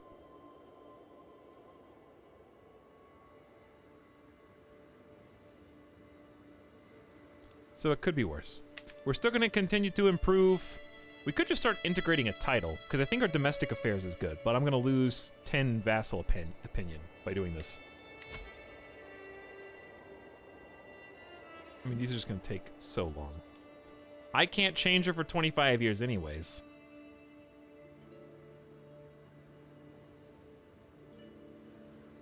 I think it would be nice to try and make Khanda, our land in Khanda, part of our de jure title. Alright, I'm willing to take, the hit.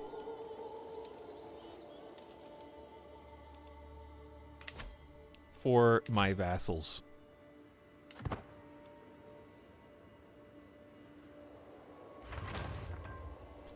Yeah, they're all barely positive, but even though they're only barely positive, we did just get toe the line, so vassals are less likely to join independence factions, which I think is going to be a big help.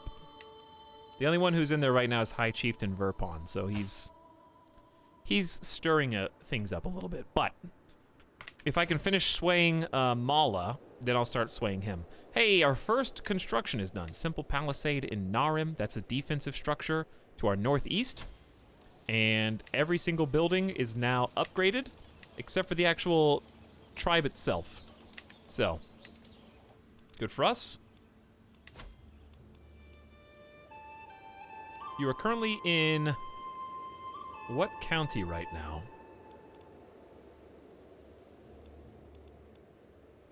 Increasing the build speed. I don't know where he is.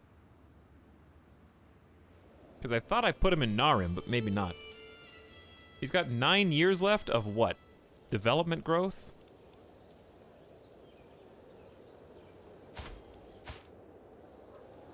He lives there, but where does he actually work? Oh, he's in Tartus. Oh, we're upgrading, we're constructing a longhouse. Okay, so he's still being useful. Got it. I like that it has like an arrow that shows you on the map exactly where they're gonna go. Want to be my chancellor for 25 years? Fine. Go to Konda. Forever. Etalyx preparing for the White Walkers coming past the big wall of impassable terrain. More or less, your neighbor Kagan Apak of the Kyrgyz Khanate just won a war against the chiefdom of Konda, which is different from the Duchy of Konda. Right, of course. So, it would be like, I don't know, super nice if I could pay 750 prestige to subjugate, but since I can't do that, I say we just conquer Little Sibir. This is the one that makes the most sense. We're gonna go change objective to Petropavl. 75 prestige. Tribal is a nice discount there. They have a lot of troops though. It's because... Who are you allied to? 3 allies. They're allied to this 4,000 strong Khanate. Wow, they've got some pretty decent allies. A duchy and 500 troops here, and then he himself is 1,500. I still think we can easily take it. It's just gonna be tough because it's gonna be like a little race. We're just gonna have to go really fast. 60 hours in and I never saw change objective. Yeah, it's pretty important. It's kind of a big deal.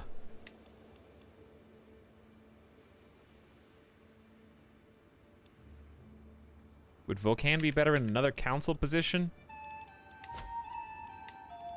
Maybe.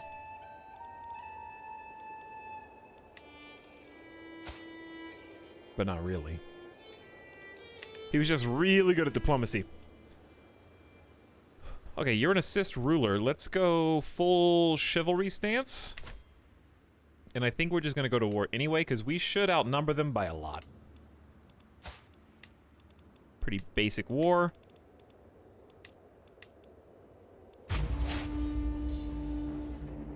So, the issue is we need 2 armies. We need one to go to their capital, and we need one to conquer the objective. If we do that at the same time, we basically blitzkrieg and win. It could be that easy.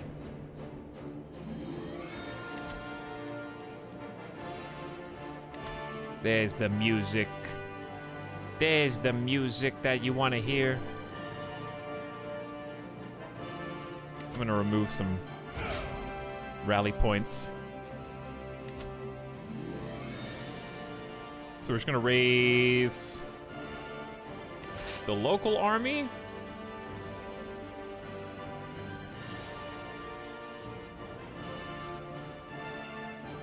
Oh yeah, that's a jam. All right, move waypoints.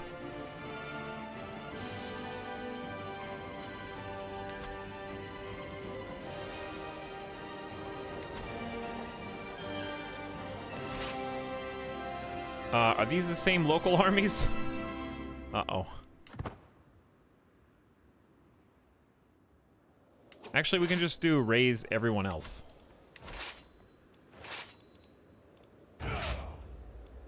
Okay, there's our 2,800. They do have 1,500, so this should be more than enough. Let's choose a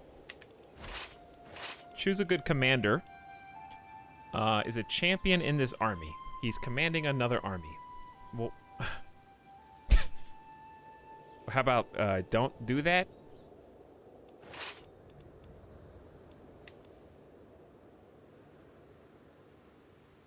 Is he? Are you at war with someone? I don't. Hang on. Where is he?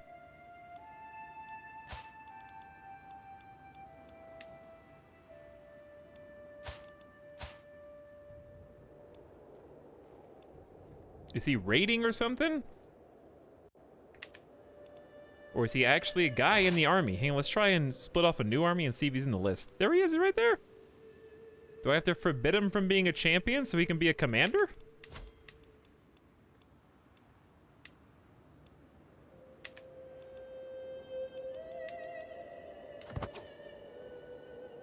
Just as nice as he's commanding another army.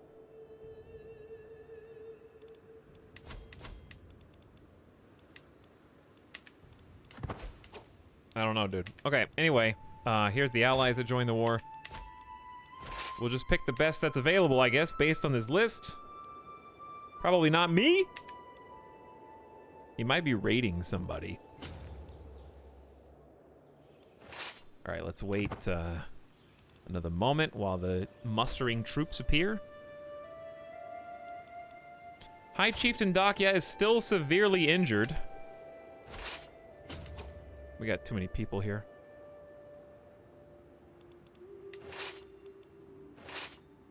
And they're all peasants. Well, sometimes that's just how it is. All peasants, baby.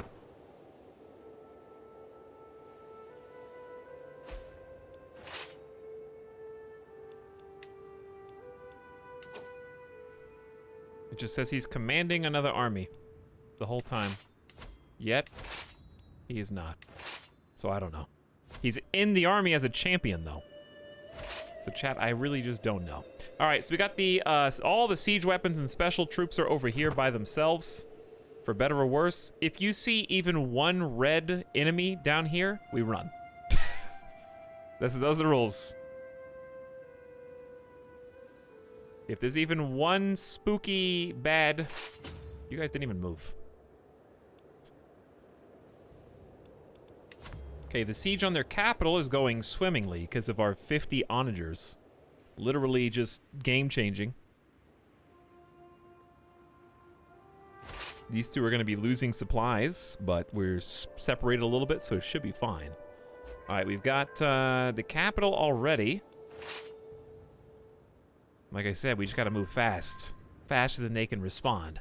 It's 53% war score, piece of cake. May as well just go take this one then. We took his son, the son of Apoc of Sibir. So we captured the child. My commander has improved his martial skill by 1. Nice. Banyak. Neighboring ruler wins the war. Don't know if that applies. Okay, so both their allies are in. So we're expecting 4,000 military strength to show up at our door pretty soon from down here. So we kind of just need to... Can they not... Oh, they are sieging. It's probably just not going that well. 1 year left. We're just looking for bad guys. You seem to be having a problem moving armies, even though it looks like you're clicking the right places. I don't know. I haven't noticed anything, like, egregious.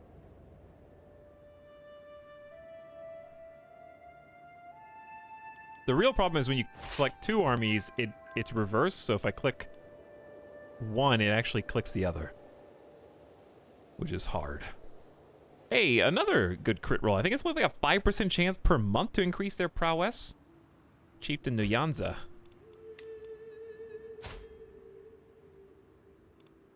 Getting a little bit stronger. Mala has gained 25 opinion of you, and you continue your efforts. You no longer have an alliance with Nalka because he is no longer a ruler. Your daughter is married to him, though.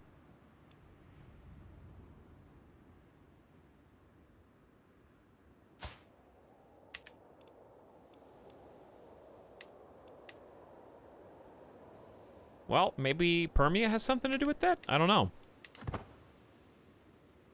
How we doing down here?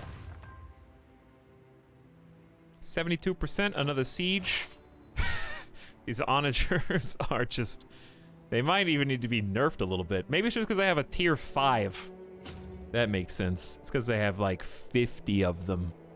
You do have a trade-off. I mean, that is 500 other troops that I could have, but don't. I think it's just onagers aren't OP by themselves. It's the fact that I can rally them right next to where I want to siege. And just bam, I'm there.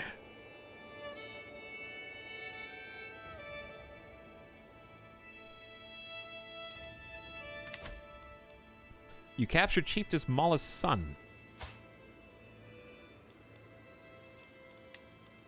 And we made a longhouse in the capital. Okay, that's important because the longhouse is generating extra prestige per month, gives us an extra 100 levies, and also allows me to take my council member off and maybe go back to either collecting taxes or promoting culture, which is not a terrible idea. This takes 6 years, 4 years, 6 years. I think let's focus on the money right now. Especially if we're running a deficit with everybody, like, armies raised. Is the tribal thing that men-at-arms cost prestige rather than gold? Yeah. So it's... I actually would like to replace my archers, but I just can't afford it because I need prestige for buildings as well. So it's doubly difficult because of that.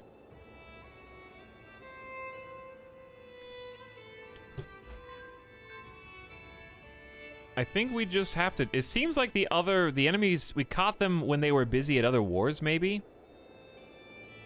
Because I don't see a single soul. They're all apparently in the army. I mean, in the war. This holding is now occupied by my foe. Don't tell me. Yes, they're backcapping me. And they're at the capital.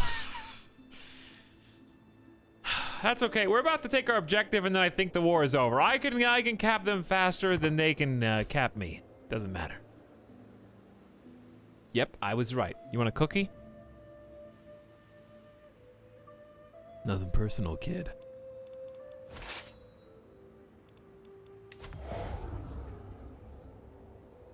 Yes, I was right. 3, 2, 1. Okay, 84%. We got the objective. Cousin killed in siege. My cousin Nazeka was killed by leader Balamr of Bilar during the siege. Well, that just seems mean.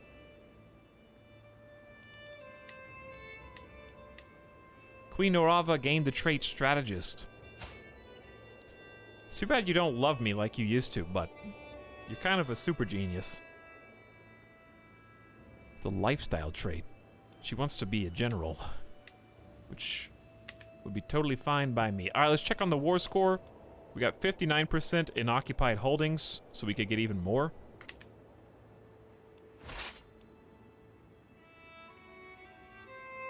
What I'm probably gonna do is just send you two back. I think just leave this. Dude, you can actually see, I didn't know you could see the onagers firing. Aw, that's so cool. And that's 100%. See, they didn't even have time to siege the capital. Just too fast.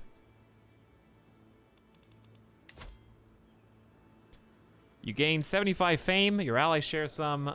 If there were any, there weren't. Mostly we just fought over one quick county. Sibir seemed very distracted because I didn't even notice their allies in here at all. To squeamish King Coral. May wisdom elude you. You are a much greater foe than I imagined. Remember it, Sibir.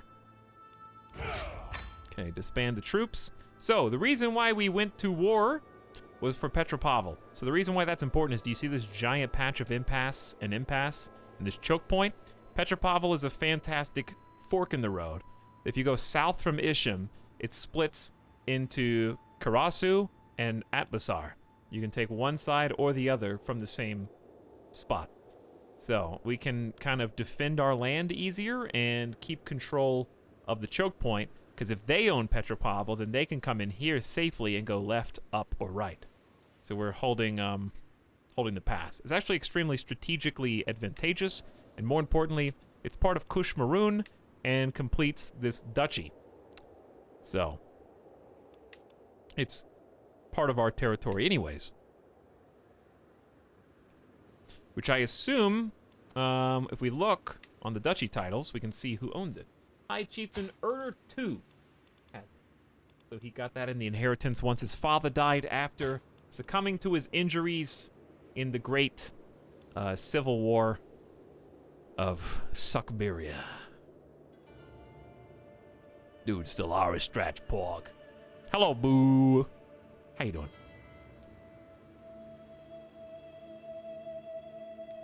Are you doing this for a county? Yeah, we're doing it for like a county that completes a duchy.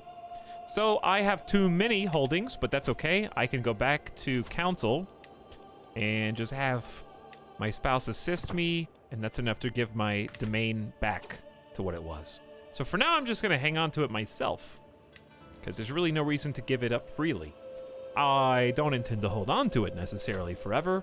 My holdings are very dispersed, because since we have the Confederate partition succession anyways, I haven't really been focusing on trying to get a bunch of complete duchies, because we're just gonna split them up regardless. I've just been taking new land sometimes. And I'm not trying to be expansionist in this particular character. However,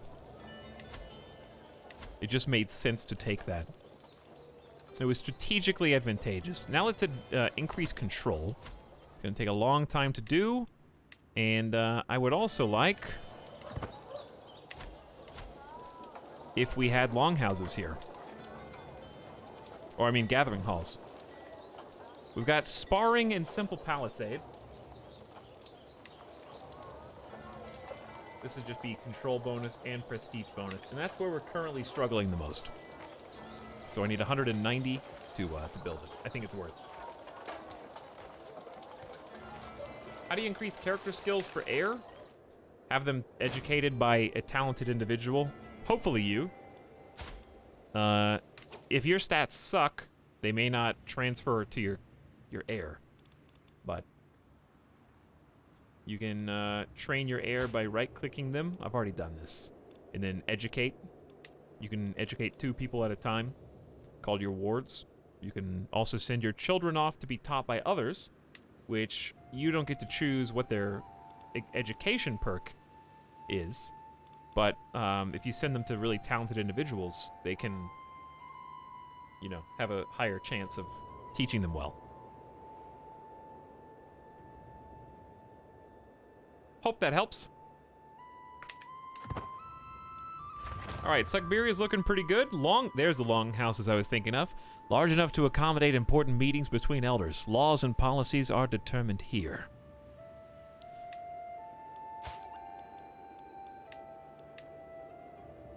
Okay, so in this case, the longhouse is that same thing I wanted to build. Control growth, prestige, and a little bit of levies. So that's gonna help this 66 go to 100.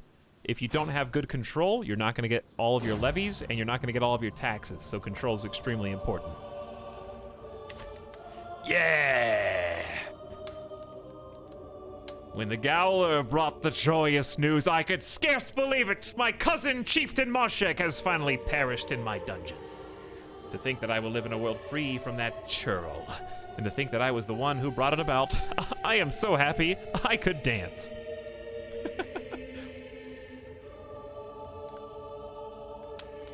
On his shallow grave, gain 150 prestige and lose 78 stress. I wish I had taken more stress. Yes, it does equal jailer. But they also use the word, the first place I heard Gowler really used was, you might even say it like jailer, I don't know. It just, I saw it in the Soulsborne saga. Is Iron Man on? No. I don't believe in Iron Man mode first time blind playthrough. How long has the stream been going? Since before you were born.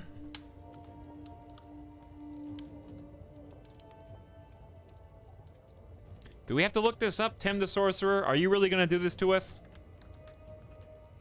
Fine, let's learn. Like we did for Dayuri.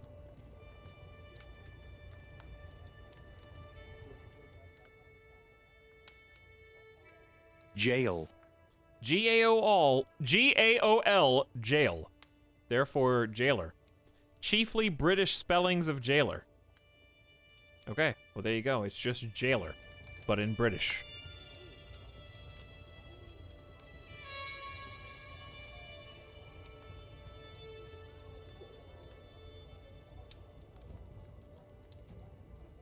Now we know. Yes, Evil Cat, that is what I just said, but thank you for reiterating it. You're going to Jeff jail. Okay, on his shallow grave, thank you for that boost in prestige. I need it very dearly. So,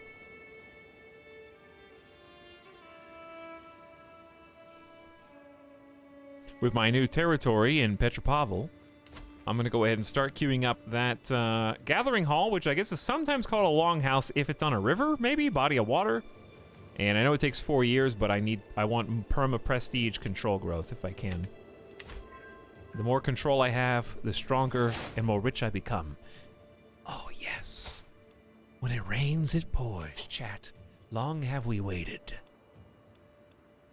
You inherited the High Chiefdom of Chasm and one other from High Chiefess Ashmakasha of Chasm. She finally died at the age of 69.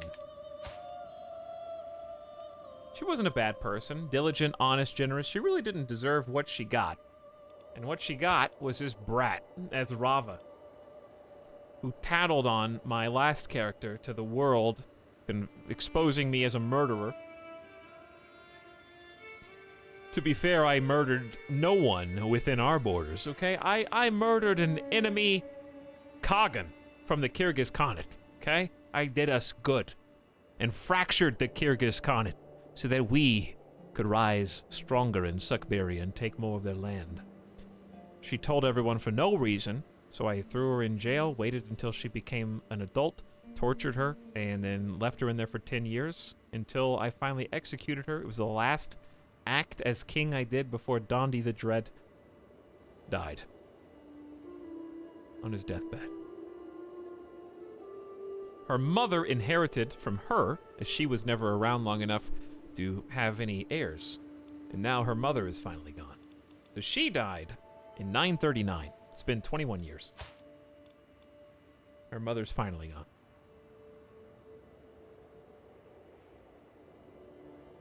She was dealt a bad hand. She was. But now that she's gone, she's survived by her new spouse, who's 40. Wow. 29 years you're younger. Good for you, I guess. Verdian does not inherit, of course. I am the next in line, apparently. So it has returned to me. And it is specifically part of the Duchy of Chasm. So I have Chasm proper, and it looks like Barony went to High Chieftain Verpon. I guess we still split that. The inheritance still splits between me and my brother, I guess. So Verpon got Coda, and I got the primary holding of Chasm, I think. Yeah. I also got a 4th duchy, which has a little piece of paper next to it. What does that mean? Title succession law, male preference. Why did you change that? It was on... What was it on before?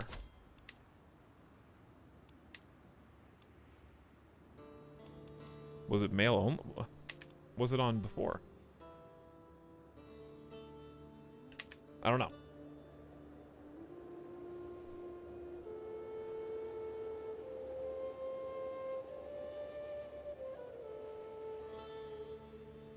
I played my first campaign in an NECK game yesterday, inadvertently chose a duke whose wife was 25 years his senior. She died at 79. 79 is a pretty good age in Crusader Kings. It means that particular title has that law instead of your realm. But yeah, but that is my realm law. That's why I'm confused. This is the default law. See?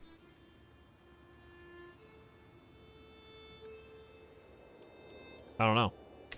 Anywho, I think I need to get rid of one of these. Like, 2 extra duchies is too many. We're already getting a debuff from having 1 duchy more than we're supposed to. Now, these chieftains are going to be real pissed because it's another minus 15. So we're going to have to pick something and get rid of it and try to consolidate. I wish you could do a trade. You can do some interesting stuff with perks as far as that goes. But yeah, we got too many duchies. We're spread out too thin. I might... How's my brother? Verpon has 2 duchies already, so he's fine. Who can I give a duchy to?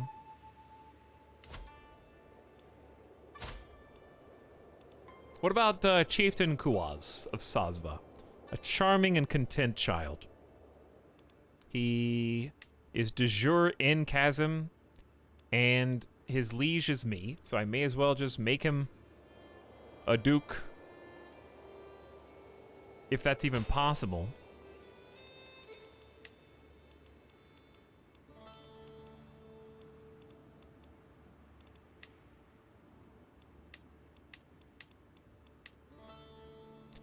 Chieftain Kuaz gained 60 opinion of you for 50 years. A good target because he's only 11.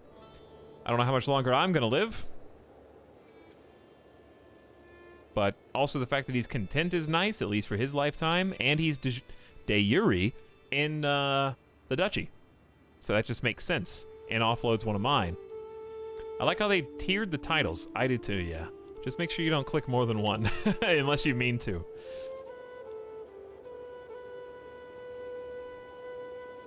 Is it better to have the counties within a duchy you own than not? I don't get the importance of owning a duchy. It makes you a duke. So first of all, it's just more prestigious. That's number 1. Number 2, it basically gives you some authority over the area where other people who are counts in land that falls under that area are going to basically covet that title for its prestige. I believe your duchies will be visible, maybe? There you go. Held duchies, plus 0.8. So it looks like every duchy is worth 0.2. So it's literally and figuratively about prestige. That's one thing it does. Secondly, it gives you, if you're the title holder, it gives you a casus belli to go to war for the land that falls under it. So pagan tribal, like myself, doesn't really matter. But if you're feudal and you need an excuse for every single war, you want the duchy because that's your claim to all the land that comes underneath it, even if it's not yours yet. So you would be able to basically use that as a casus belli to go to war for the rest of it if you wanted. Obviously, there could be consequences depending on who you're neighboring.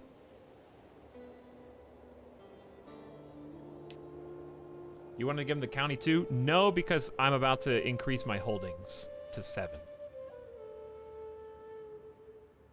I'm just going to get greedy. My next character is going to have to give it away. But for now, we may as well make the most use of it and try to get some income out of the deal. So let's just give him the High Chiefdom. He changes clothes as he becomes a duke.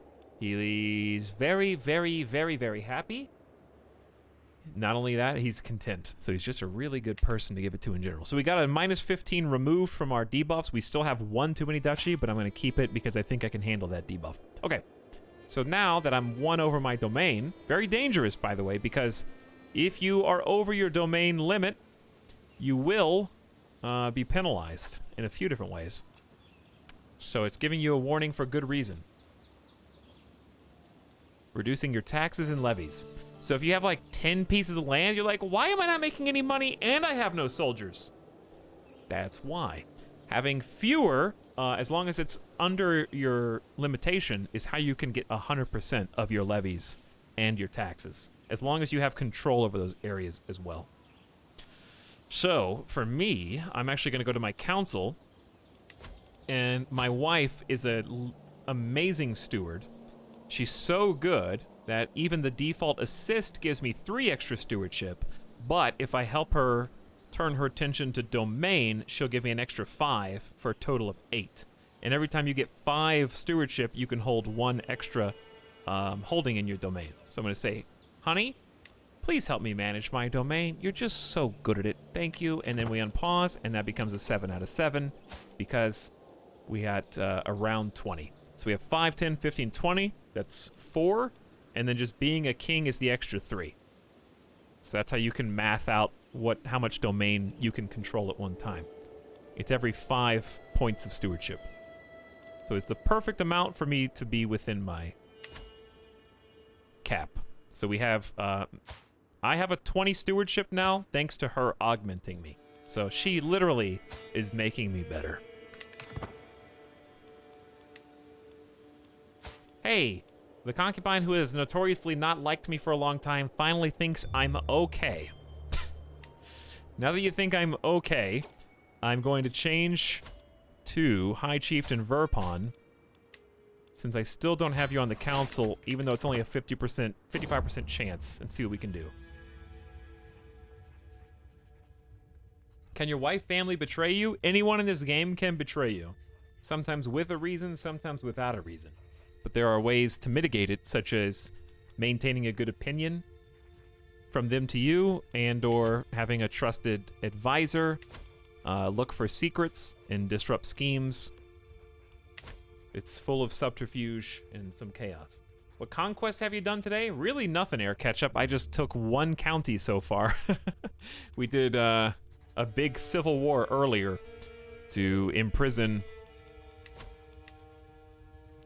Chieftain Circa, who was King Circa, until late last night. So he is now in jail where he belongs for backstabbing my alliance.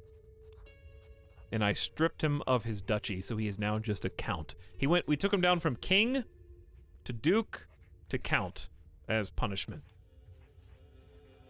We basically embarrassed his family for generations. Is Siberian the actual title, or did you rename it? You telling me you haven't heard of Siberian before? Chat, come on. That's like one of the most noteworthy names on the planet right now. Okay, I understand. How many countries are in the world? 195. Maybe you only knew of 194 before now. The choices I make will determine how the coinage, and by extension my realm, is seen throughout the world. Mint silver coins to facilitate trade. This is actually the first time I've seen a duplicate event in his entire life. Mint gold coins imprinted with my own visage. Yes, I am humble and content, but also sometimes you have to do what you have to do for the success of your realm. He learned that from his father. I'll handle the stress. Okay, and with that stress, we are going to spend. It's time to do some more infrastructure. It's time to get the Chiefdom of Tartus, which almost got sieged. So I think there's a good reason to do this. It did almost get sieged, so we're going to increase its fort level, which is currently at fort level 4 to a 5. It's going to increase our taxes, and it's going to increase levies and garrison by 250 each. It's a pretty expensive upgrade, and maybe this would be better to spend over other interests. But he's 52. We're going to die soon, within the next, 15 years. And it's guaranteed that the Chiefdom of Tartus is going to our firstborn heir, which we'll control. So this is the most tangible upgrade for us as far as the dynasty is concerned. So it's the most expensive as well, but I think it's a good upgrade because we're guaranteed to keep this in the family. And then we'll just go. 5 prestige per month is pretty good, though. 10 gold is also really good.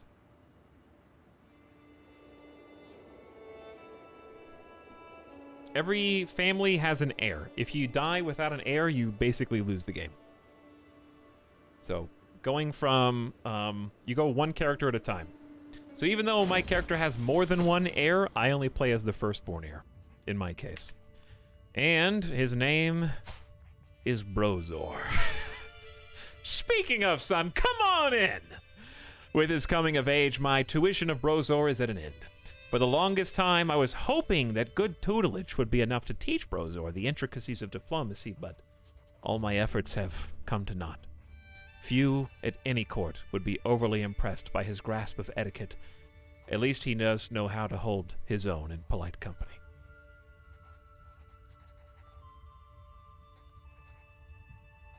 What's the air looking like? Here you go. Any Australia gang in chat today? Syntax, how you doing? Syntax, I remember you specifically said that you had grown to really, really like Crusader Kings 2. What do you think of this versus 2? What's your opinion? Brozor, WTF, man. Come on. He became an adequate bargainer, which is just a small boost to diplomacy. I was hoping for better, but it's probably my fault. So this is my mistake. I think I should have taught him to be a steward like me, or sent him to a better educator for diplomacy. So I'm not going to make that mistake next time. I'm going to keep that in mind. But I can make anything work right now. We've got plenty of years to go. It's 960. The game doesn't even end till 1450. I'm not saying we're going to do a complete game. I'm not saying we're not going to do a complete game. But a lot of learning stepping stones along the way. Following the death sentence of a lowly thief, I asked my nephew Dondi what he thinks. He expressed doubts about whether any god could want to see a realm ruled by such a harsh law. Do not expect to see Ukko's justice. He keeps the trait cynical. He must be taught the proper execution of the law. He becomes just. This is a lesson in moderation in all things. He becomes temperate. He is currently shy, cynical, and bossy. He is also the heir to my brother's kingdom. This is my opportunity to teach him to be just before he takes over his seat of power, as my son's future ally, hopefully. So I will take the stress hit to try and teach him to be just. I think that would be nice. Plus, being just is honored by our religion. And my character did go on the longest possible pilgrimage to be at one with nature. Here, you drop this, king. That was just -2, everyone. And his ancestors, so I think that's what I would do.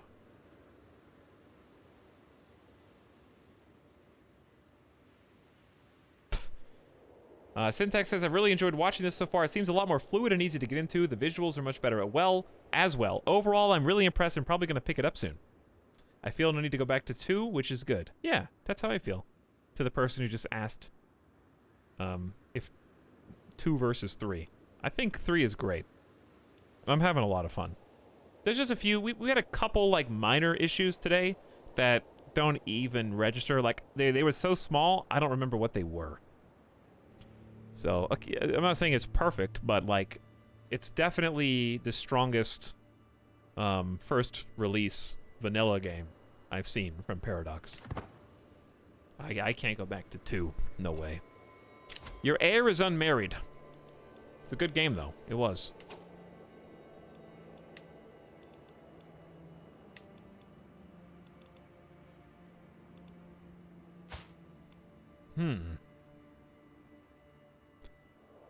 Kurgan, huh?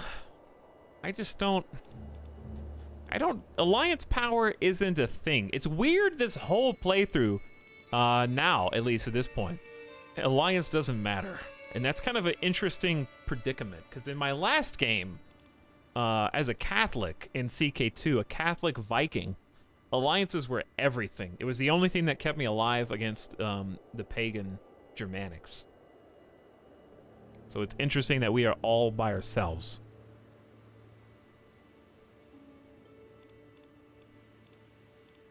So I'm really just going for prestige. Honestly, at this point, I think I want to go for someone who's extremely smart, talented, and maybe some good inheritable traits. Because it's really the best I can hope for. So let's look at... the problem is... Chad, do you see the problem? Your niece, your niece, your niece. That's the issue with no alliances. There's no other factions. It's just us. Eventually, our blood will be in every single family. Etalyx, you make the game so much better. The first time that I played CK2, I was put off so much, but really been enjoying watching. Hey, thanks a lot, too, Matt. I'm glad to hear that. That's really nice. There will be blood. All right, I say let's look at sort by sum of all skills. Okay, you were a baby when I clicked on you. You all saw that, right? Did I just hallucinate?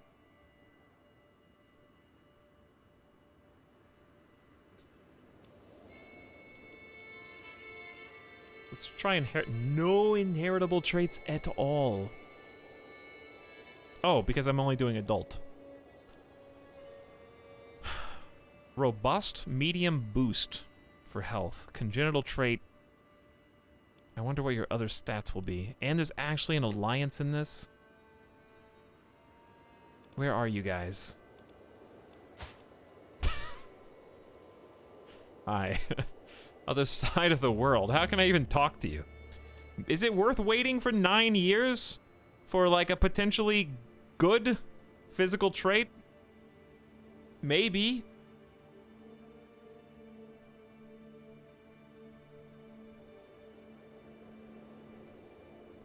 That may or may not even come to pass. Plus, here's the other thing, chat. We gotta get out of the family.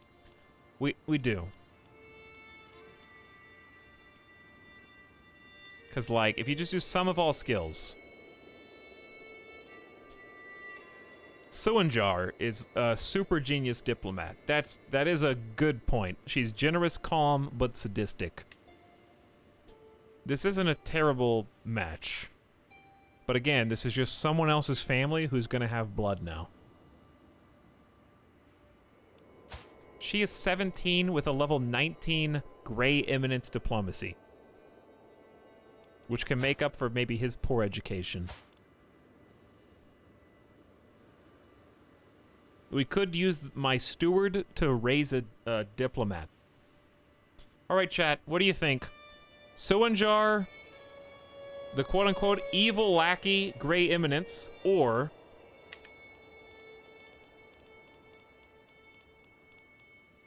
the other person we just looked at. The unknown 9-year wait, but has a medium boost to health, and maybe we'll live very long lives. This is the loot box. Who knows what these stats will become? But she is charming.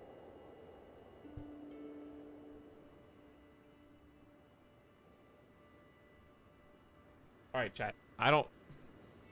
Chat is chat split? I think chat is very firmly in loot box territory.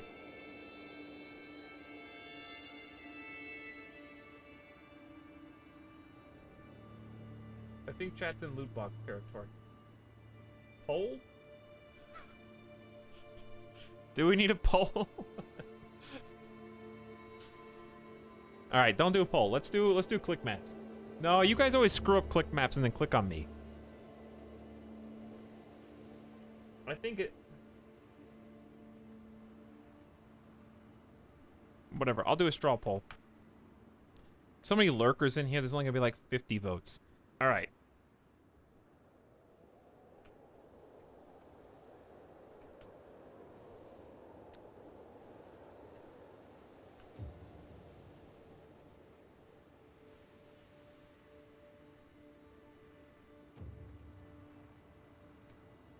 Okay, loot box, parentheses, inheritable trait, diplomatic genius.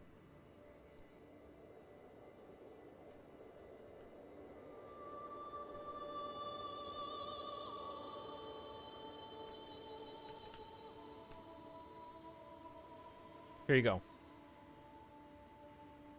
You better wake up, lurkers. I was summoned? Yes, lurkers, rise up. I'll give you the two options again. All right, here's option loot box. Cons Arpod. It's marrying outside of our borders, which is the first time we've done this. Bring someone fresh in.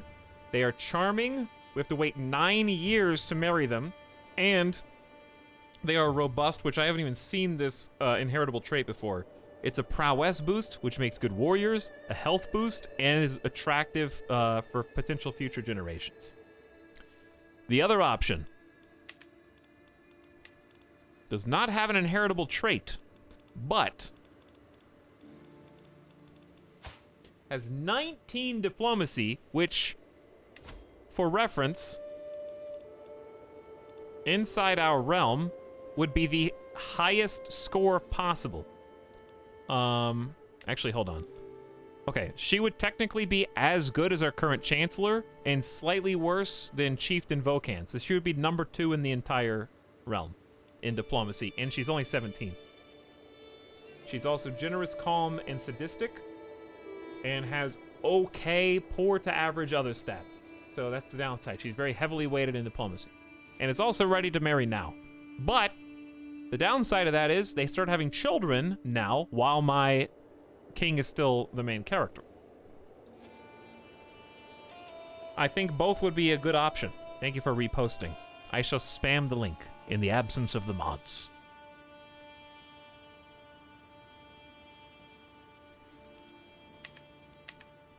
This is for my heir, by the way. I knew it was going to be super skewed. I was going to say let's get 200 votes.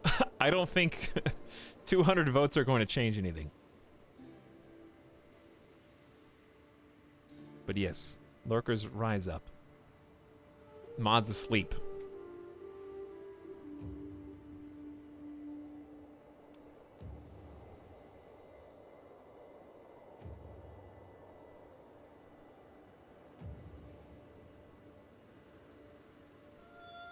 Chat wants loot box, but so many of you are not registered to vote, it makes me sad. Some people just don't care. They just want to see what happens either way. We can get 200 votes. There's already 180. That's reasonable.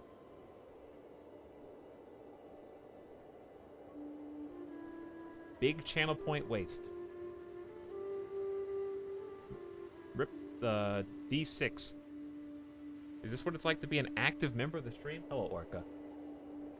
People arrive? No mods? I'm a mod, and don't you forget it. Just so we have an official count. 12 more votes, chat. That's it. Lurkers, rise up. I know that there's 12 people out there. I'm not gonna unpause again until you do. That's a threat.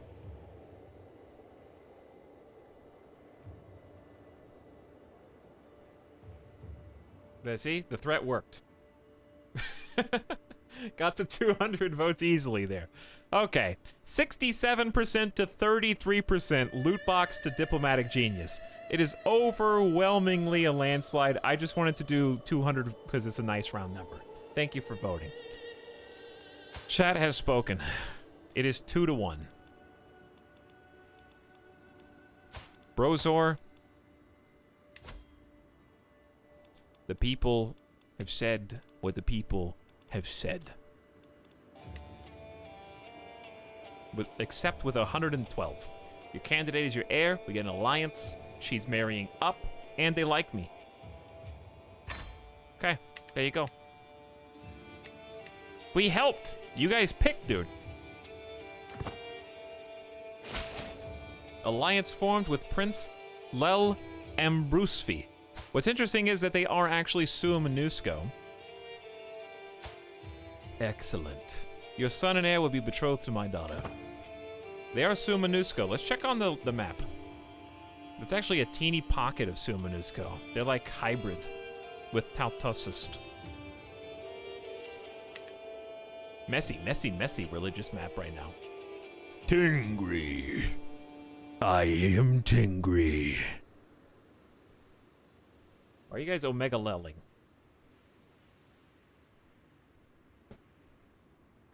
Cathar is like solidified amongst the Catholics. I think the Catholics are going to rise up. Suamanusco is holding out, even though Tingri has almost split us in two. Orthodox is where I expect it to be. Nanchos. How do you say this? Nanchos.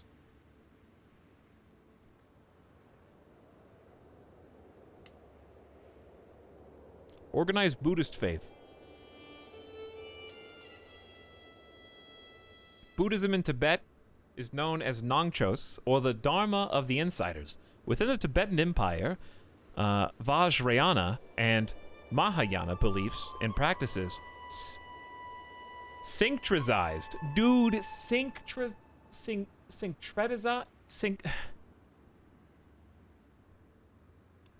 What? Who thesaurused that word? Syncretize. Syncretize. What? Hang on. Is that what this is? No, that says syncretized. I don't think syncretized is a word. There's a typo, right?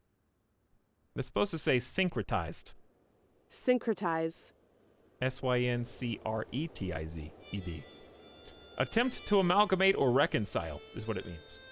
Okay, so I'm not crazy. It's actually not a word. It's a typo.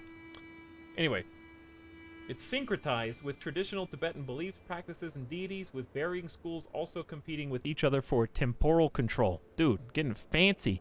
Temporal control. Temporal as in relating to worldly as opposed to spiritual affairs secular.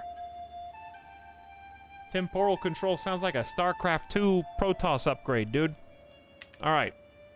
I like it, though. I like it. I like learning the words. If any devs are out there, it's not a complaint. Hey, just fix your typo. I'm just giving you some grief. I'm refunding now. This is a straw that broke my back. Culture-wise, Ostiak. Hey, chat, anyone asking for a friend, can you refund the game after 52 hours?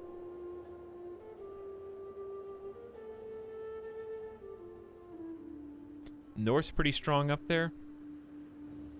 Greek still hanging out. I think, feudal still looks about the same. Has anybody played clan government? What's the main difference between clan government and tribal government?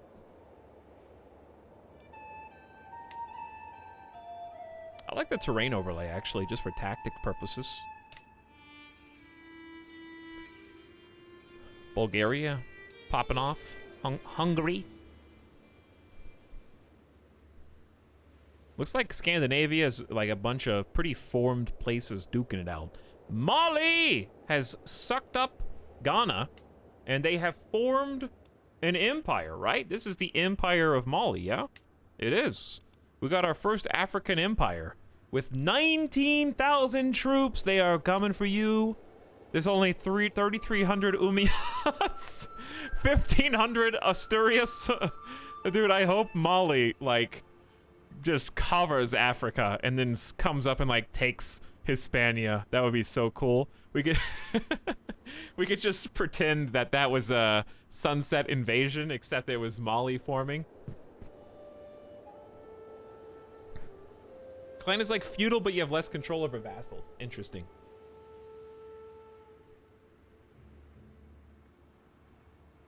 Abbasids have only 2,400 over all that land. They seem weak.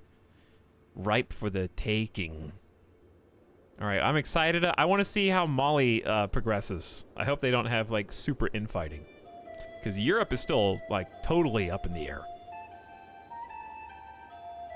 I really don't think anything has formed. Realistically, the northeast up here in Russia and the rest of, obviously Siberia and then northern Asia is just pretty well put together compared to most of this. Because, like, I have 10,000 strong. Kyrgyz Khan only has 6, I guess. But we've got, maybe we're weaker than I think.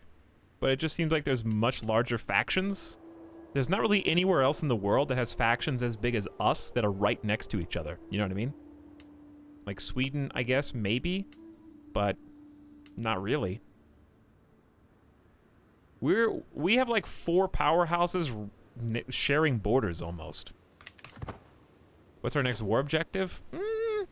Not really playing a war king right now, but overall metagame would be a holy site, which I think Bashkira just took.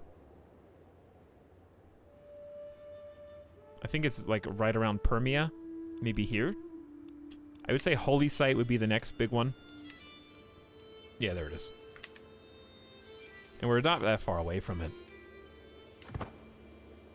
How are you managing succession? I just roll with the punches, Matinator. I just take it in stride. Whatever happens, I make the best of a bad situation. It's worked out for me so far.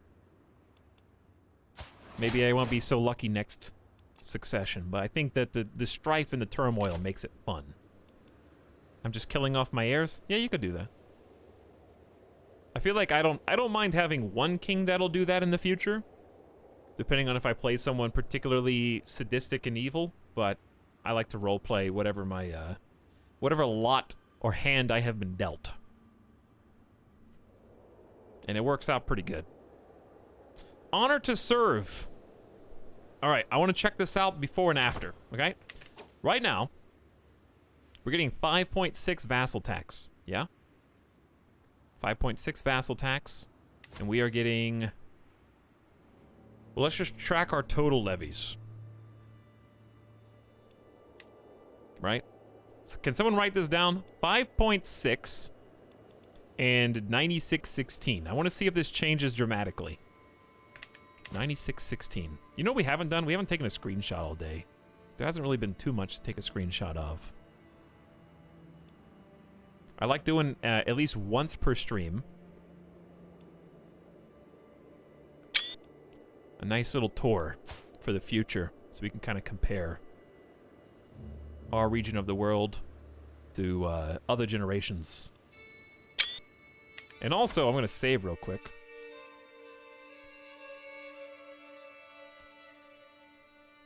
Let's call it...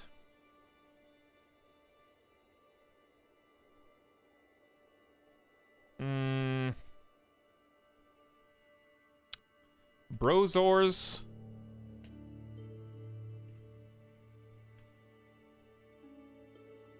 Brozors. Give me some alliteration for betrothal. Brozors, belated betrothal. There we go. Okay, save that. Bear with me real quick. I'm not done. I'm just gonna go back to main menu. I just want to take a screenshot of my family. Cause look how regal they look. I love the main menu in general and how it just changes with your characters, and it's really cool to see them. Plus it loads so fast. We're already back in the game. So why not, right? Why not?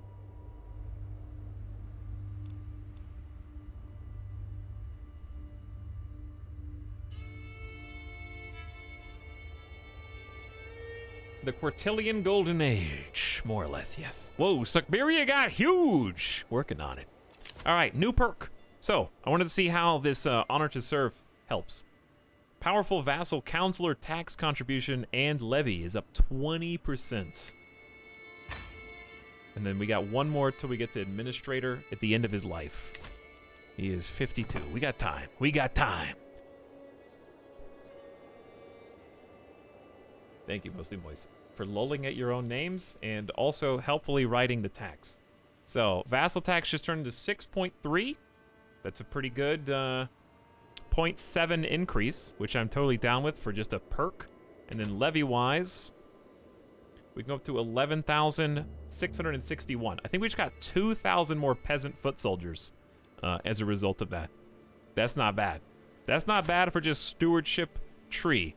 The vassals are happy to help. We're getting almost 2,000 from Brother Verpon, 1,000 from High Chieftain Dakya.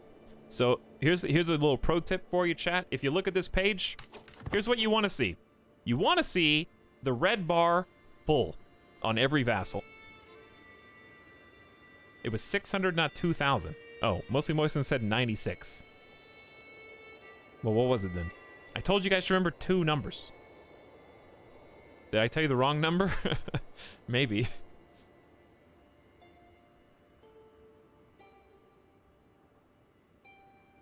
Maybe I gave you the wrong number. I don't know. I trust Moistened over Regan Detour.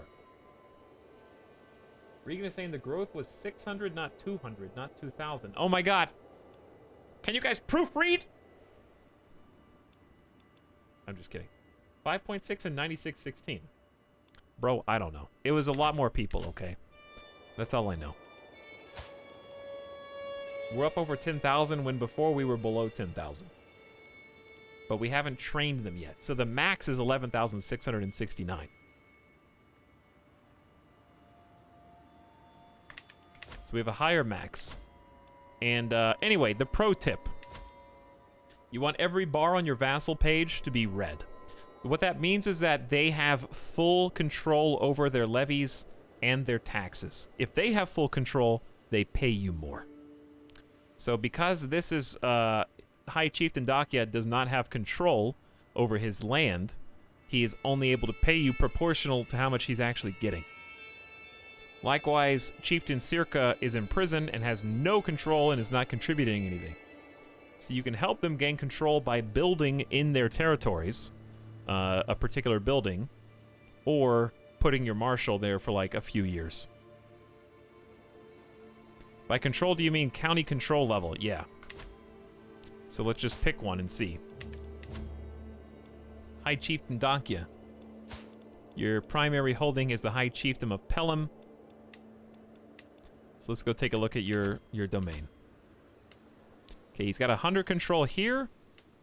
And he must have a different county because he only controls one of these. He's got High Chiefdom of Pelham and Chiefdom of Pelham. So apparently he does have control, but I wonder what is maybe it's because he doesn't own the whole duchy? Because like High Chieftain Verpon is maxed.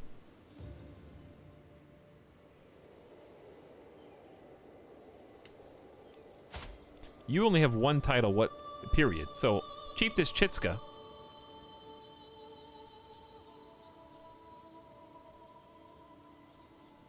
Isn't even...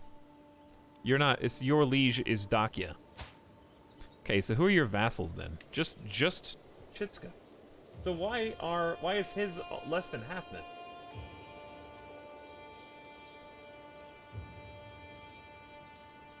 I think you excluded your retinue when you gave us the number? Probably, yeah. Conversely, those vassals with low control are likely to be less of a problem. Well, maybe I misinterpreted then. Because Dakia has given me 84%.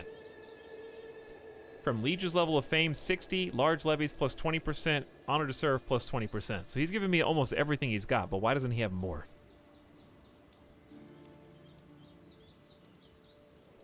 Or why isn't his bar full? So Chieftain Circa has just a chiefdom of Dalagar, or Dalgajar. And Dalgajar also has, what is going on? He's got 100 as well. Maybe I misspoke. It's not a pro tip after all. It was actually a debated tip. But I'm really confused why...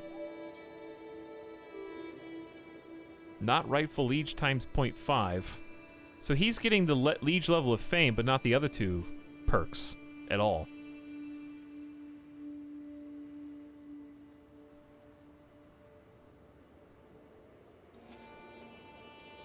Wouldn't he still be subject to honor to serve and large levies? He gets large levies, but not honored to serve. Maybe, is he not considered a powerful vassal? He is a powerful vassal.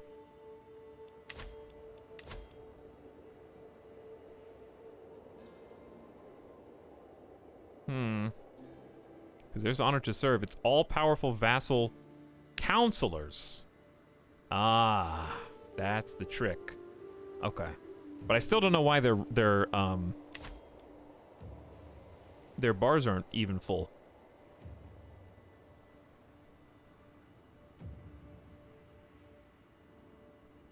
Maybe his troops are dead and haven't regrown yet. Maybe. Maybe. Can you see someone's max? Yeah, I mean he should have Oh, they have, I don't get any, I get their levies. I don't get a single piece of their men-at-arms regiments. So, like, he's got 700 light footmen, another 100 special archers, 400 light footmen, and onagers. All I get is a piece of the pie for his 560 random peasant levies. I think that's what it is. All of his eggs are in the basket of men-at-arms regiments. Huh. All right. Sorry. I didn't mean to give you guys bad information. I just learned something myself, I think. I still don't think I have a full grasp of it, but it's a good start.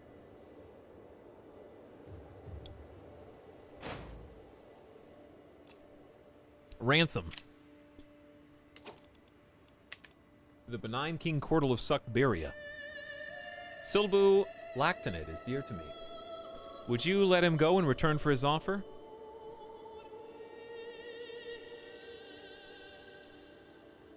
Yes, sir. You just repeated what I said. And then pretended it was your idea. Pay 10 gold to you? Why is he my prisoner anyway? I don't know, but he's been here for 19 months in house arrest. Probably from the last war. There you go. 50 gold. 50 gold. Ransom both of them.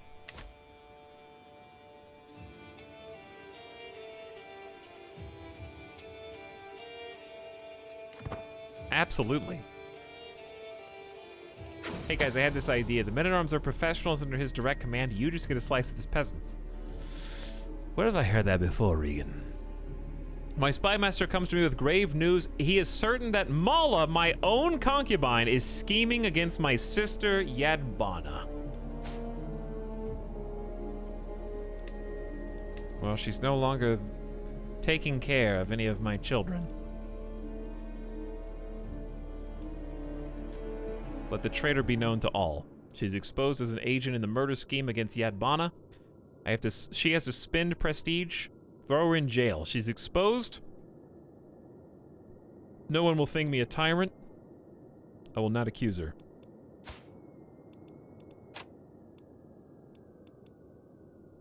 Rip Shaipicha, dude. Yeah. Shaipicha was a good spy master. Odag is a resentful villain, but he's my resentful villain. And he's married to my daughter. Throw her in jail. Sorry, Mala, but I tried to sway you and you're still trying to kill my sister? That didn't work out so well for the last person that killed my sister.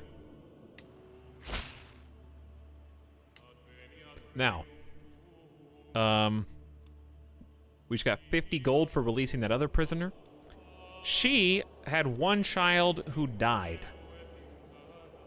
at 1 year old. That actually kind of hurts me, because now I just have a occupied concubine slot, and she's in prison.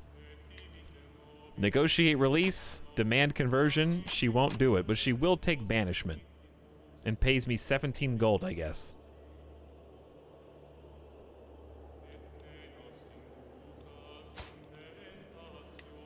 Burn her at the stake? Her faith is considered to be either hostile or evil by my faith, allowing me to execute her without being viewed as a tyrant.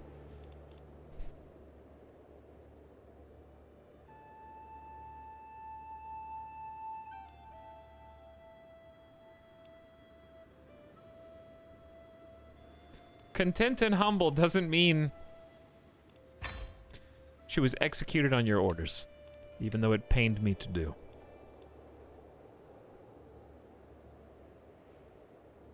Peepo Comfy, burn her. Well, King Cordal, that's the result of being raised by Dondi the Dread. It's a little bit of Dondi in you, you know?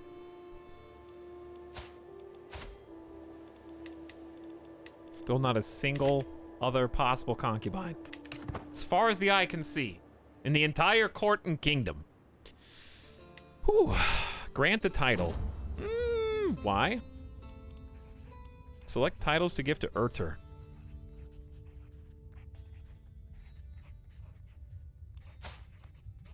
Urter the Second.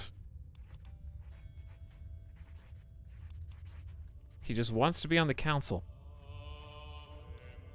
You monster, you will not be judged by your kingdom, but you will be judged by chat. Today, I was given grave news. My son, Plorgod, has fallen ill with typhus. The future is uncertain. Death lingers closely at his bedside, and yet, he might survive. Only Rocco knows. The physician wants to know how my son should be treated. Sergei, you've never failed me. By the way.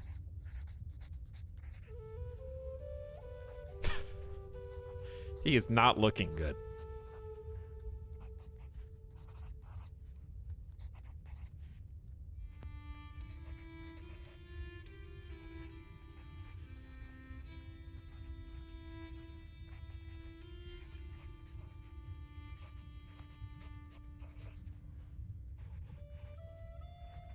Well, I can't find the reference that I was going to make, and it's a boomer reference anyways.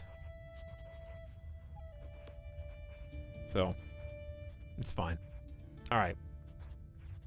He looks like a Sith. He kind of does look like a SWTOR character. He looks like somebody like one of my characters that I played. Those are some really, really high cheekbones. I say I trust the physician's judgment.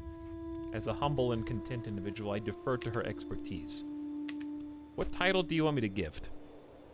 He should have the chiefdom of Petropavl. Making sure that your realm follows the Deiri structure as much as possible leads to stability and less opinion penalties. Yeah, and makes your vassal stronger, okay? I gotta check in on him and make sure that he's not doing anything he's not supposed to be doing, okay?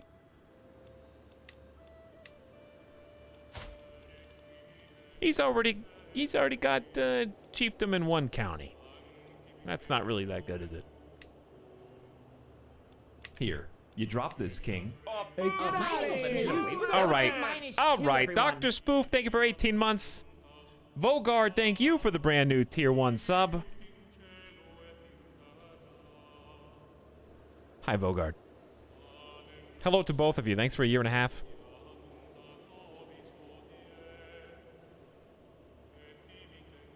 Expanding means much more burden. That is usually true, Victor. That is usually true. But thank you for the subscriptions. I am not opposed to giving him some territory.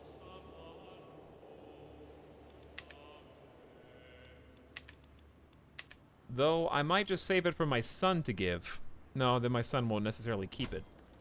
We are building a longhouse here. We already spent it up, but it does help the kingdom overall. Okay, maybe I will, chat. Maybe I will. What do you think? Should I be nice and give it to him and just take a different chunk of land from somewhere else? Like, who's this? I don't know who this is. Why don't we just relieve this guy of his land? Because even though I'm content doesn't mean you can't play the game. We're just not doing anything crazy.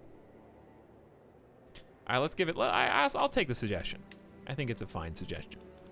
I helped you build it up, though. I want you to remember that. Where is Petropavl?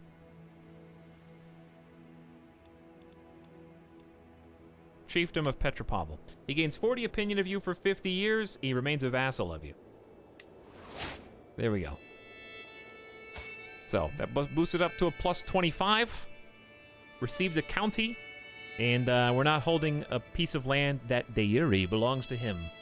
Does content mean not greedy? Kind of just means, yeah, happy with what you've got. So I guess if you content, I gave him a piece of land.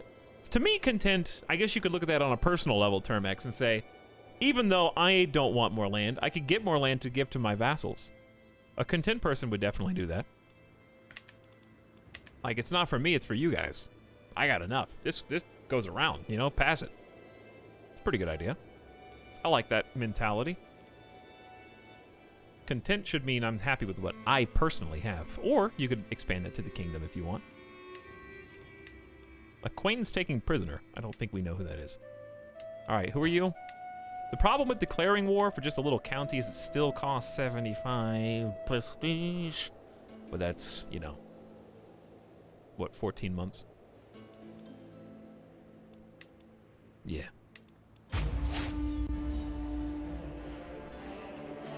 the most dramatic, epic.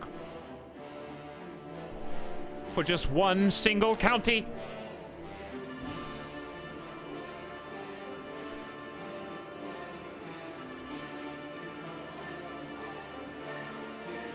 Why not? It's good every time. Do we have any holdings here? I'd like to put these at holdings because it makes a lot more sense.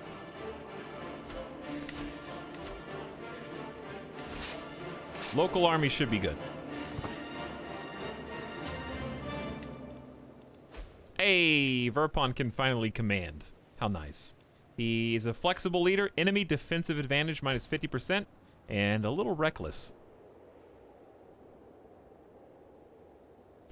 Kagan APEC is 1 against Kozul. Just a little small area. My son Plorgod has recovered from typhus. You look so much healthier, my boy. I can see the color in your cheeks. You don't have those gaunt expressions. Good job, Plorgod. Hey, Chieftain Verpon gained 25 opinion of you. You have swayed him successfully. Oh, nice. I think we can sway someone else. Let me see. Vassal-wise, I would say let's sway Urter. We just gave him some land. Should be nice and easy. Try and make good with all of our vassals and subjects.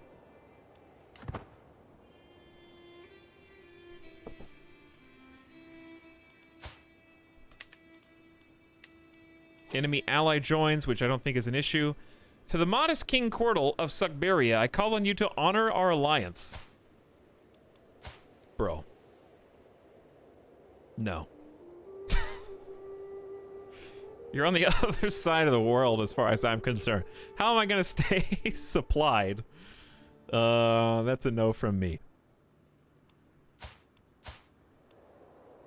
You did this. Well, too bad, I guess. Here, I'll send you monetary aid. Here's 37 gold. Do something good. There you go. That's for you.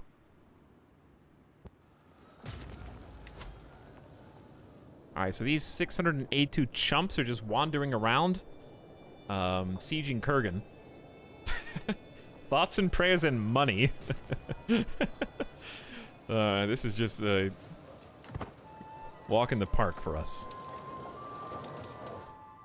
Taking this, they have a 1 county setup here. I think they're coming around to throw themselves into my 4,000 troops. Are we already scaling the walls? Yeah, there's already a breach. Oh, this is so sad. They know that they only have 1 county, and that as soon as I take this, the war is over immediately. So in an act of desperation, they're trying to stall. And it was over. Our champion chieftain Nyanza was wounded by a random soldier.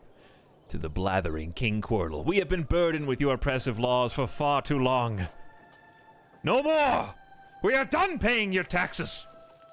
Once your coffers dry up and your larders are empty, you will wish you had treated us more fairly. Leader Dobrynya of Peasant Revolt.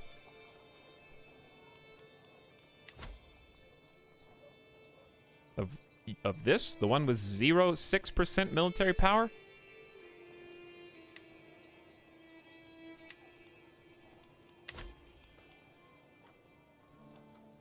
No. Never. A peasant's lot is to serve their lord. Chattering King Cordal. Your wicked deeds have gone unpunished for too long. This changes today, for I have come to deliver holy retribution upon you I cannot lose. For Tingri is with me. This you? Hey, is this you? Here, you drop this, King. Relative -2, everyone.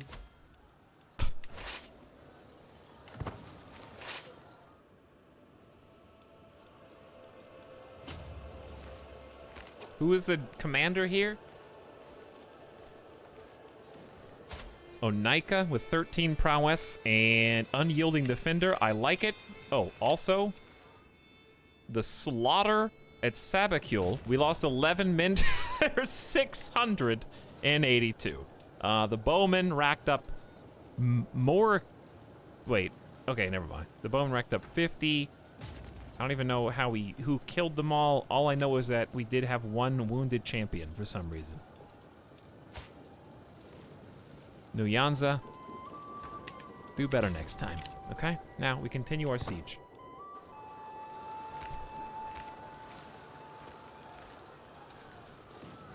And we're just gonna have the peasants fight the other peasants. It's a bunch of pitchforks led by a decent commander versus the other peasants. Valuable what is going on? Your forces took your foe Dobrynya hostage after capturing him during the battle. Oh, that's the peasant leader. Abhorrent King Quirtle, may your humors rot. I know when I am defeated, I am left with no choice but to comply with your demands. Peasant faction is disbanded, the leader is imprisoned, locals have been pacified for 10 years, and peasant rabble is destroyed simultaneously.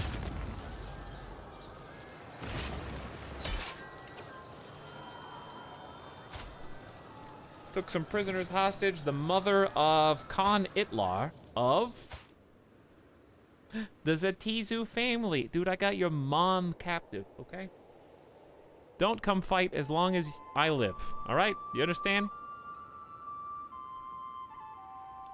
How did I get the mother of that whole faction? Queen Norava gained architectural expertise and just flexing on us now, even better at stewardship. We disbanded the peasant rabble, captured the leader of the peasants, and we can end the war. So, just for this little county, enforce our demands. To the vile King Quirtle, may your years be short and miserable. You are a much greater foe than I imagined. And now we've got the terrain. So, this specifically is part of the Duchy of Kurgan. Who owns the title? Not yet created. Oh, that's great news. Who are you? You own the other piece. Vassal in your realm and godless paragon. Your current liege is High Chieftain Odeg of Ishim. If I create this duchy, I think you actually become my vassal instead of his. You don't have very many troops, I see, but is that because you don't have any control? No, you have control. I don't know why. But yes, let's create that title 100%.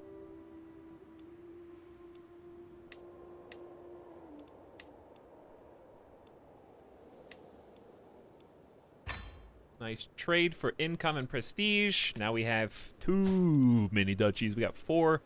So I could just give that to her and make her a duchess, basically. 4 daughters in this family as well. Execute the fiend! I have a marshal right there leading the peasants. Indeed. Okay, I would consider giving you both of these pieces of land. But that might make you too powerful. I need to give the smaller one to a new vassal, and then give the overarching title to her. I think that would be a good idea. Okay, so, military-wise, let's... Uchva and my daughter Sergei, you can be landed. You're a pretty cool guy. Brave, forgiving, gregarious. Let's make him the new chief of Sabacule.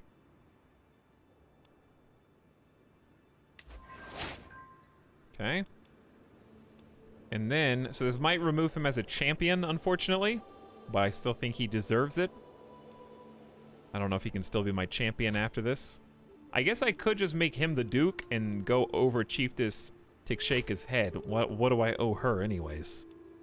Maybe if I make him the Duke,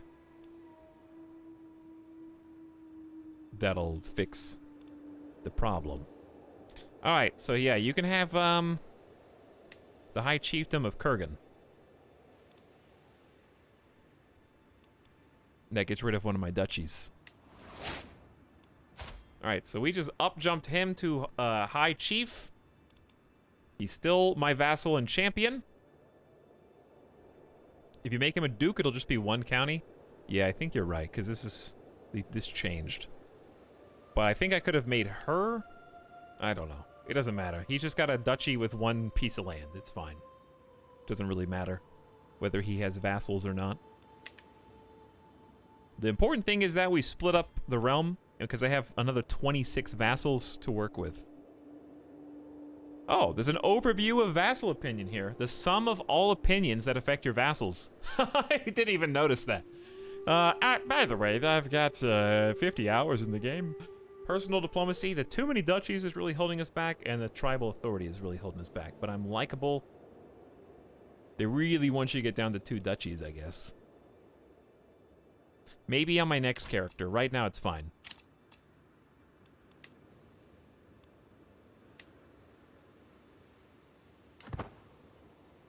Now maybe he'll infight? Eh, works for me. I'm fine with it. Okay, so Siberian is a couple counties larger than it was before. We got good gold, good prestige. Might be a good opportunity to check and disband our armies and check on our holdings and buildings. My cousin Ruzava was captured by my marshal?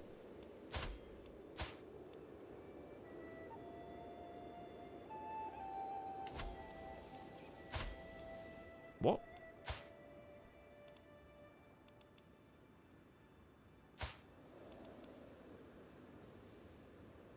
Why was there a siege of Karamvash? I have no idea. Okay. What was I just saying? Dude, Siberian is looking really stout. We're a force to be reckoned with up here with our 11,000 troops. Big time goal would be before I die. But I'll stick with the content. But yes, like absorbing one of these would be amazing. Who's been your favorite non-player character in this game so far? Favorite non-player character, Sad Honor, I would say... I'm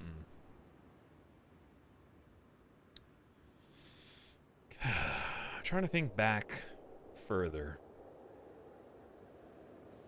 Honestly, I think it's just...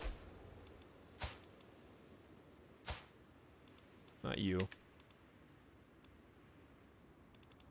Honestly, I think Queen Kanyava.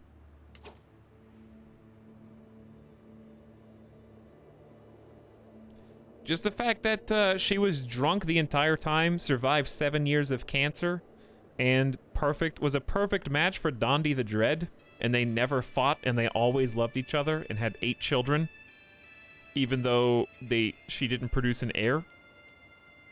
She had 1 son who died at 1 year old, and then 7 daughters.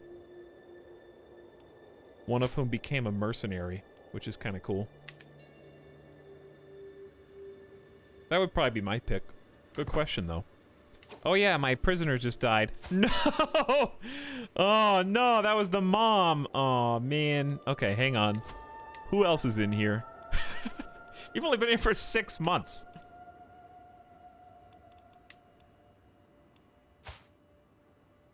"67 years old. Fearless Zealot." I can't really do anything.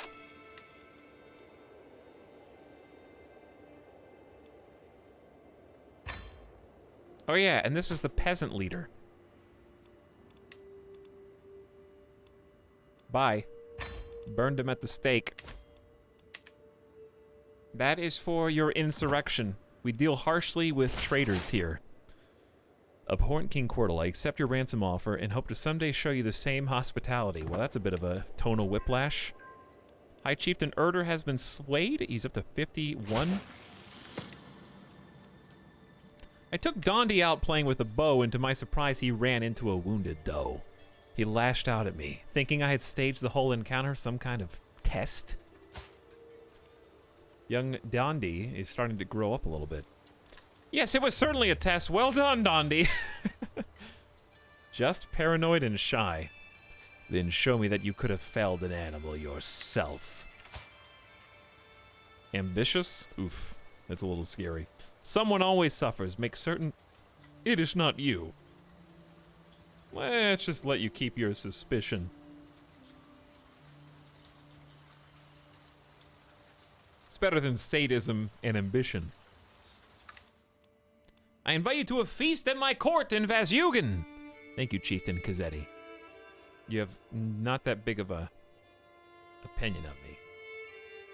I think I would say decline the invitation, but my character is a known reveler and is quote-unquote eager, so we will go.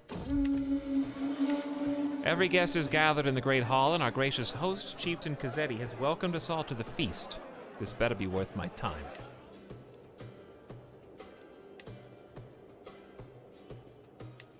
I need to start some more upgrades. Oh, this music. And look at all this music. All right, what area do I actually care about? We've had Tumen for a while. Got 3 out of 4 buildings here. Markets are just permanent taxes. Ooh, I like this song.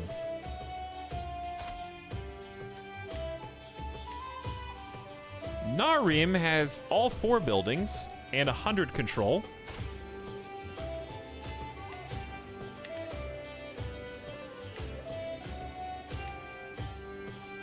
Selim Dahlin has longhouses and sparring grounds.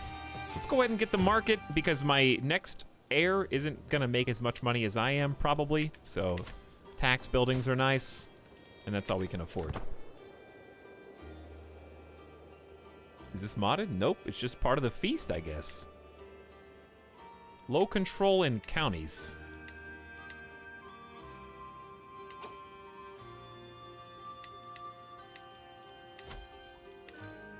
How about let's fix Chasm first. Okay. Okay, few champions I know, too many duchies. You can create the Duchy of Chasm. What?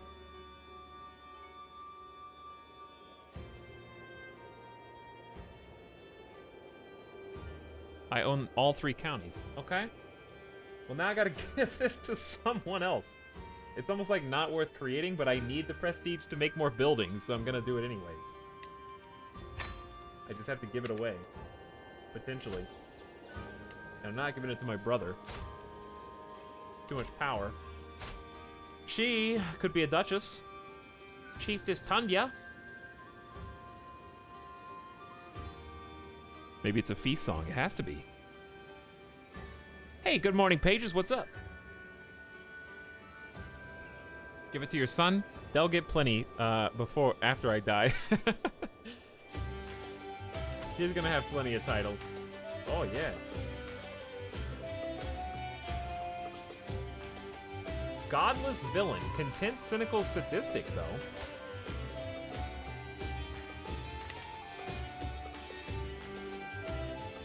So what you usually want to do is when you have a duchy title, you want to give it to somebody who already has land inside that duchy. So in this duchy, there's 1, 2, 3 counties. I own 1, my brother owns 1, and this random vassal owns 1. So if I can't keep it, and I don't want to make my brother more powerful, then giving it to her is kind of the only option. Because you don't want to split up you don't want to give the duchy title to someone who lives way over here, or it's going to create internal strife, basically. It's gonna cause some friction. So I think just making this chiefess a duchess makes the most sense.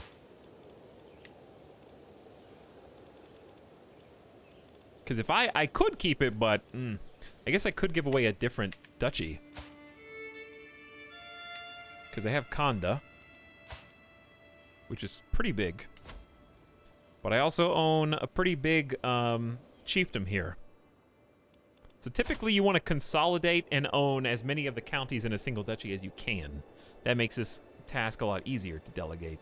But because of our succession laws, it's not that easy. So we also have the Ostiaki one. I think maybe of these I'm least interested in the Ostiaki one. I own Chiefdom of Tumen.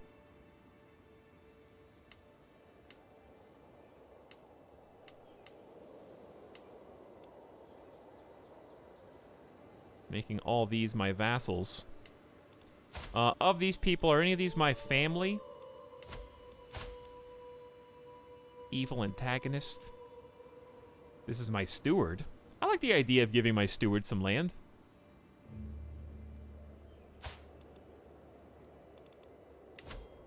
He's a terrible steward, though. Alright, do we have a better one? No? Well...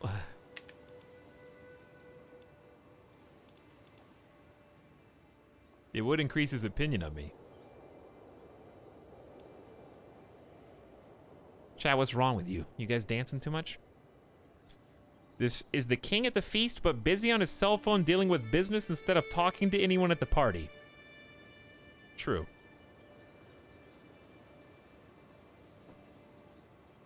Yeah, he's ambitious, so let's say nah. Let's say nah. Okay. Who else?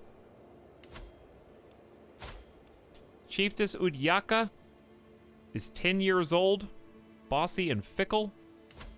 I mean, I could just hang on to these right now and just tank the negative 15 for... let's just tank the negative 15 for a while.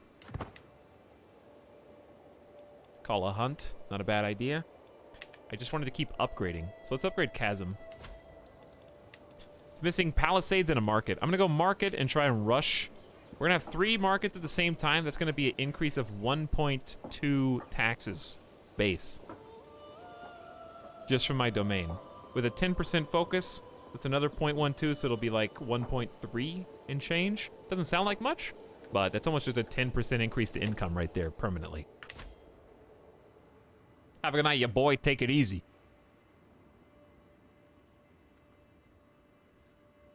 Is European crew online yet? Americans have gone to sleep. We all know that. Yes, it's a negative 30 instead of a negative 13 garlic saw. My total is just negative 16, though, so it's not that bad. My spy master has come to me with grave news. While we do not yet know who, someone is plotting to kill my niece, Ashava. From Shapicha.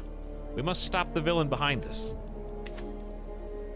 But because of my counselor opinion and direct vassal opinion, I'm very much offsetting that negative 30. My council, by and large, really likes me. So since you don't need to manage domain, we're just going to go assist. Because we don't have that 7th holding, so we may as well get the benefits of the other perks. I hereby invite you to a feast at my court in Cheech. It'll be a grand affair. Am I not already at a feast? We're going to 2 feasts at once! Every guest is gathered in the great hall, and our gracious host, Chieftain Vokan, has welcomed us all. We're going bar hopping, chat. Party to party to party. I am an eager reveler. Vokan is a classic partier, too. We've been to like 2 or 3 of his feasts. All right, where's the EU gang? I see Smudgeon, Gary Gray, Corvus is online. I'm here, my lord. One USA chant in chat, West Coast gang. What's up, West Coast gang? USA here just woke up, time has lost all meaning. That's fair enough. The pleading gaze I receive from my cousin Avte is taking on a desperate tone. A group of guests are approaching the corner he has hidden all evening, and the walls hinder his escape. The poor man has never been good with people. Daughter of Chiefess Tiksheka. This is my cousin. Come now, Avte, tell us a story. I want to improve my opinion and also hear a good story. I'm gregarious and I'm a eager reveler.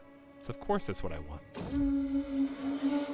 As Vergava's eyes widen at my words, I realize what I have just said about Dondi, the marshal of Chieftain Beer. I struggle to push my tankard away. I have had too much. I try to get up, wobbling a little. Don't trust a word I say. What have I done? She's not buying my excuses. Vergava learns of Dondi's lover secret.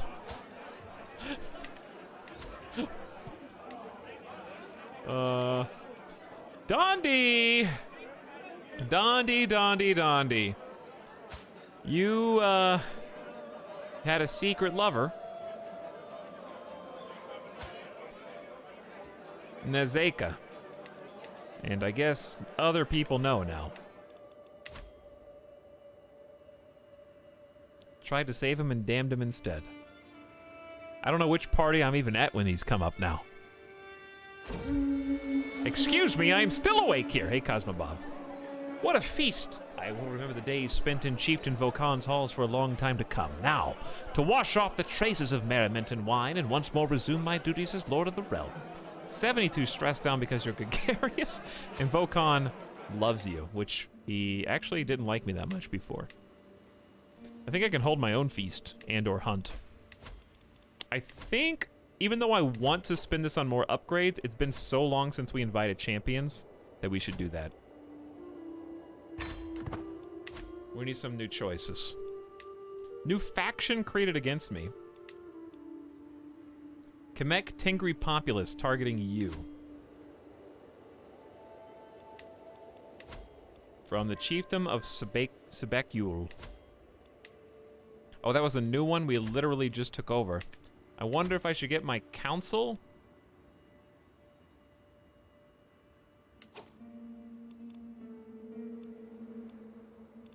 To promote culture there?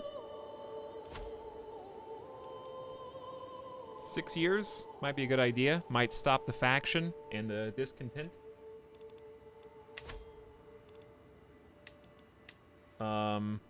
Your neighbor Khan Guar has lost against High Chieftain Gutluk. Agjul. Aguzil. Got some new realms springing up down below. A lot of Tingri warriors joining us, but this guy's a 17 prowess, a hunter, rough terrain expert, good soldier, shy and calm. I will recruit you for 7 gold and then demand you convert to Suamanusko right afterward. Just to keep things easier that way. What year did we start today, chat? We're approaching the mid 960s. Feeling pretty good about like time. Portal's 54. We will probably live to see. He won't live, but the stream will live to see the end of Portal's life today for sure. Unless he becomes like 80. We're getting Fought Thirst for 3 more years. Close Family Opinion for 5 more years. And Diplomacy +2 for 4 more years. In my attempt to align High Chieftain Urtur to my interests, I have found an opportunity, I think. I could argue that our goals are in fact the same, as I dictate my next letter. I emphasize those shared interests. Only a 35% chance? It's not good enough. For a diplomacy challenge, he's very diplomatically talented. Also, look at this guy. Here was Dad. And this is his son.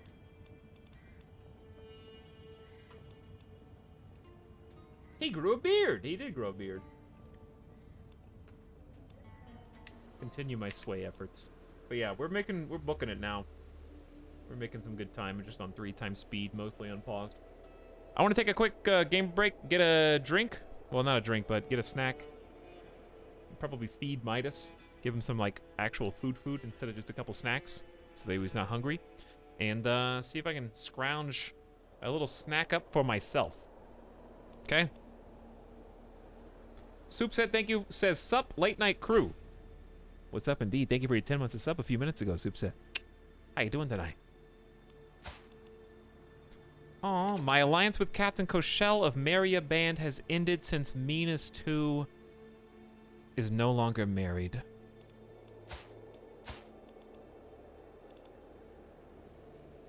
They got divorced? The mercenary band is gone, dude. Minas 2 has negative piety and negative prestige. I don't know what she's doing up there, but she's going her own way. Dude, late night crew, that's me. Okay, so I say we come back and we're gonna get finally administrator perk. We're gonna get an extra 3 stewardship out of this. and vassal opinion up to organize, administrate, and raise efficiency. Cordal will get it done. I would like to go to war and just max how many counties I can have. Because look at this. This is easy. No allies, a single title. I mean, that's ripe for us to take easily. I want to see who had this before. You inherited it before Kagan Kozol conquered it of the Kyrgyz Khanate, and somehow it just got lost in inheritance because he's dead. I have no idea who's the leader of the Kyrgyz Khanate now. 34-year-old Kagan APAC, still same guy we've been looking at. But yeah, let's just, I mean, it's just right there. Offer vassalage, not gonna work. Oh yeah, let's conquer the county. No need to conquer a duchy when there's only one. As far as I know, we can just create it afterward for money. So if you have a ton of prestige, conquering the duchy makes sense. But we have a ton of money. A ton, you know what I mean?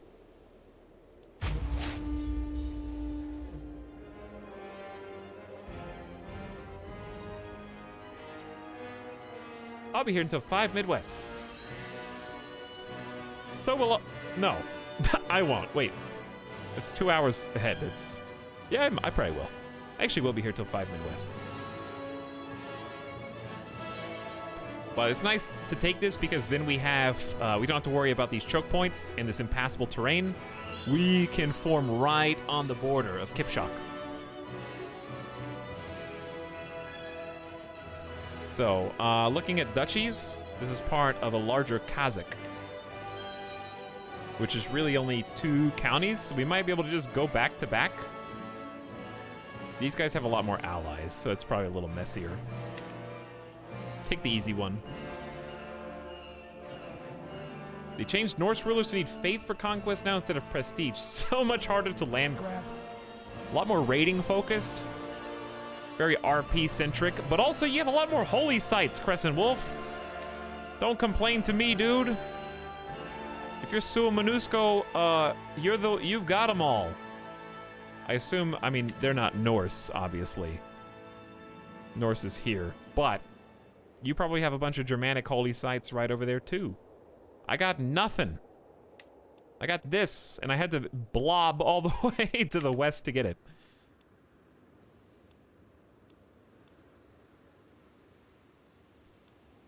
Let's move this rally point up. Raise my local army, and then get ready to conquer. Okay, I'll be back in just a minute, chat. I'm just gonna take a quick break. Get maybe a snack, feed Midas some real food. Gonna go BRB right here. Thanks everybody for hanging out tonight. Looking forward to seeing how Dandi's son dies. Hopefully he lives a good life and unites more of Siberia without going overboard. He's certainly been doing a good job building infrastructure like we planned, so we're doing good. Good morning, Lieutenant Campbell. Now, I am going to leave you, and I'll be back in a couple minutes. Thank you for waiting. BRB.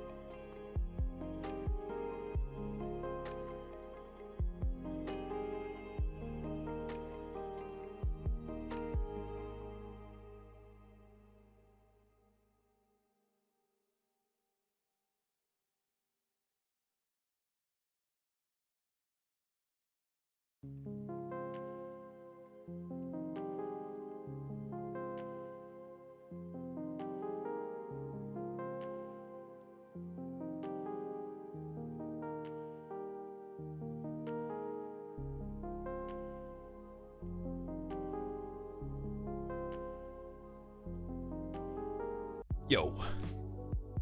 Woo! Did some gamer stretch.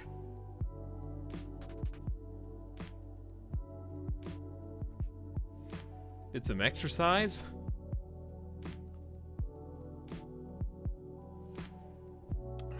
What's up, guys? I might need to go grab some more water real quick, and I'll show you why as soon as I get back. One sec.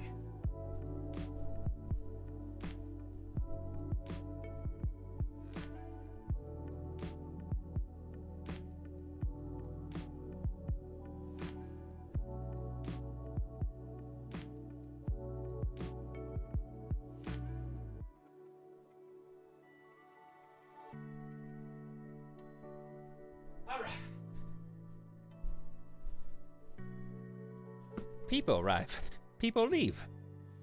People arrive, and people leave. Okay.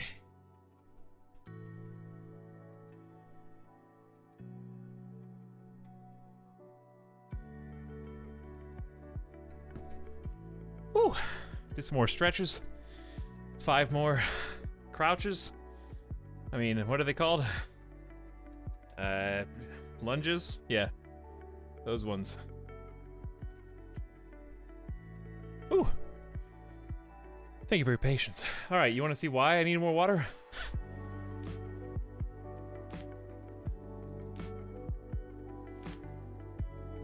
Because I've got a leftover sandwich. I'm just gonna eat some dinner, if that's okay with you guys.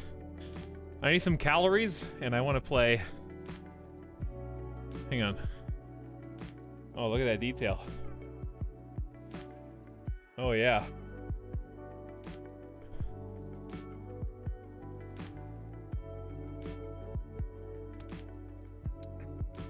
Here, you drop this, King. Oh, Relative -2, everyone. this is gonna be messy.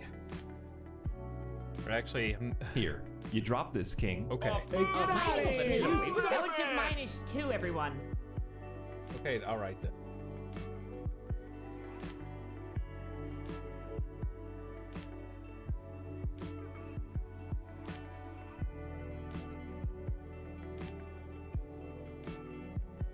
Share with chat. Share with chat. No.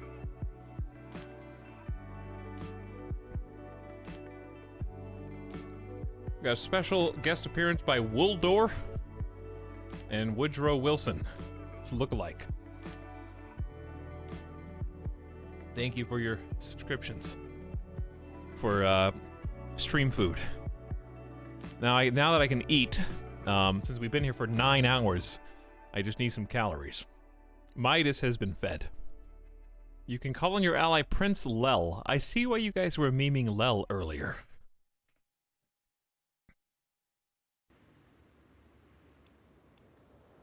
Also, I'll give you guys an opportunity to ask questions about the game, because I saw some people asking stuff before they got memed over. We are in a little war right now. And hopefully we don't need anybody else. Oh, we got a new champion. 15 prowess. Greedy, fickle, shy, misguided. Organizer. Finally an organizer. With decent prowess. I've been waiting for this. 5 gold, please join my forces with your beautiful mustache and beard.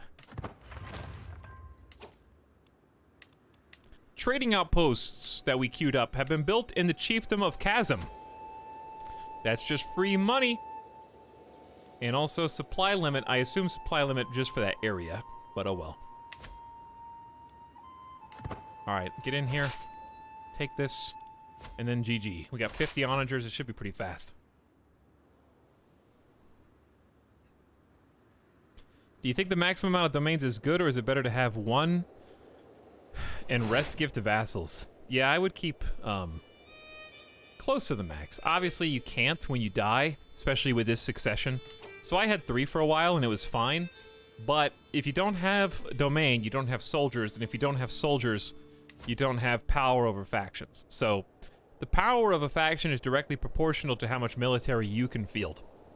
So if I cut my current military levies in half, 50%, then her faction power would effectively double, right? So you need to have your domains with levies generating so that any enemy factions that form within your realm aren't just instantly crossing this, whatever this threshold is. Does that make sense? So yeah, I would say, like, you should probably be keeping a bare minimum. I wouldn't go down to 1 on purpose, unless you just want to roleplay that.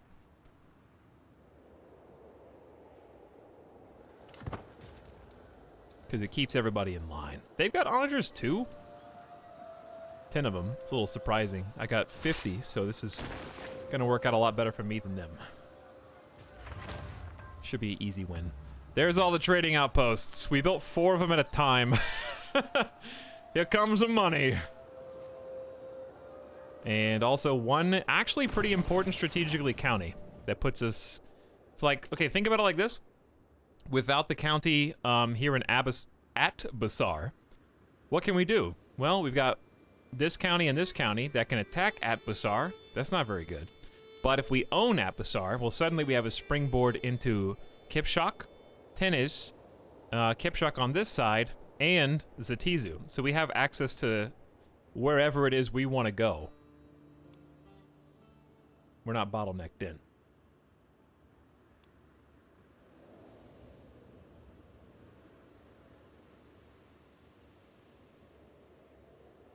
Where's Syntax Squid?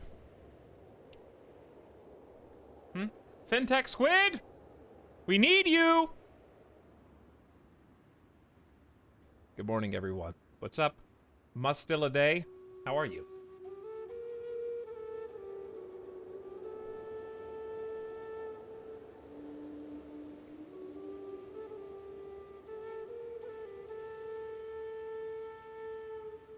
Everyone at Syntax Squid. Until they appear.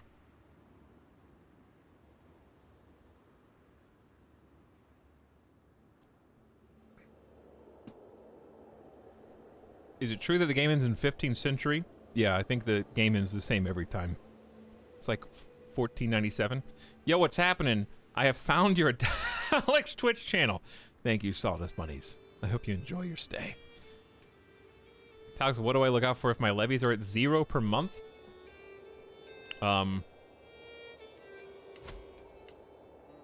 0 per month? Make sure that you have control over your county, first of all. You talking about from the military screen? Like here? Then you've hit your cap. You can increase your cap via control and other means, but just means that you've hit your temporary cap for whatever reason. 1453, excuse me. I don't know. I said 14... What did I say? 1492? What do I have, like that school year Columbus bullshit stuck in my head?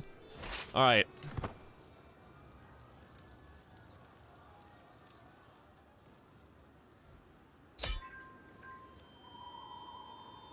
Well, that was easy.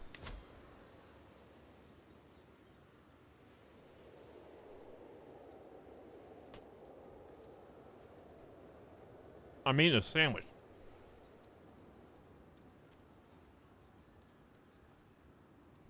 All right.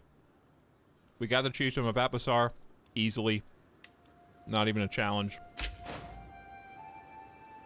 Thank you for the 75. Well, I think I got 75. My allies would have, I guess, not me. So now I am above my domain limit. But I just got a lifestyle perk simultaneously. We just got administrator for the first time, which boosted my stewardship, vassal opinion, and diplomacy. I was going to move towards centralization, which is useless, but popular opinion is okay. Domain limit +2 is pretty sexy, and then architect is even sexier. I kind of wish I had gotten this first, but I really needed vassal opinion, so I don't know. I think both are good.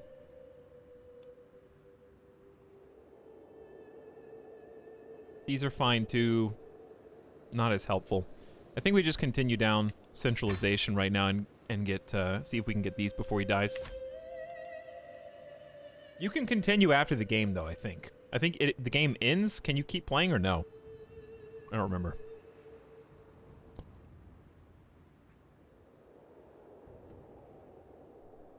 Chat, why are you guys having like this super philosophical discussion on the nature of life in the universe?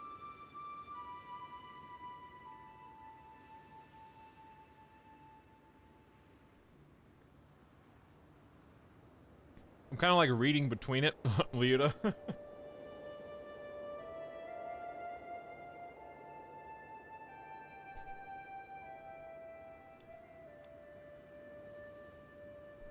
Because we felt like it. Or just because you can, doesn't mean you should.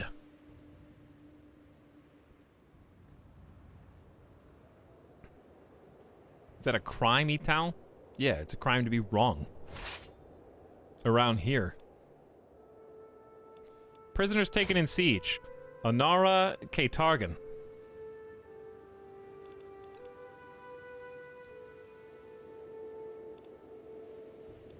We don't really have anything against you personally. I'm excited about my quad tax buildings all popping up at the same time. Okay, even if they are tier 1, there's still just big boost to income over time. It's going to help out my next in line. We can go ahead and disband our troops. And since I do have my domain issue, I think, even though I am content, I'm just saying, I could hold this one. Because what? It doesn't belong to anybody. Certainly not anybody in my kingdom, so nobody will mind if I hold on to it, you know? Alright, council members, you've got 2 years left on control of Chasm, which is quite a long time. Chasm's up here. Chasm's got 68 control. Why don't we just start bringing this 0 control one?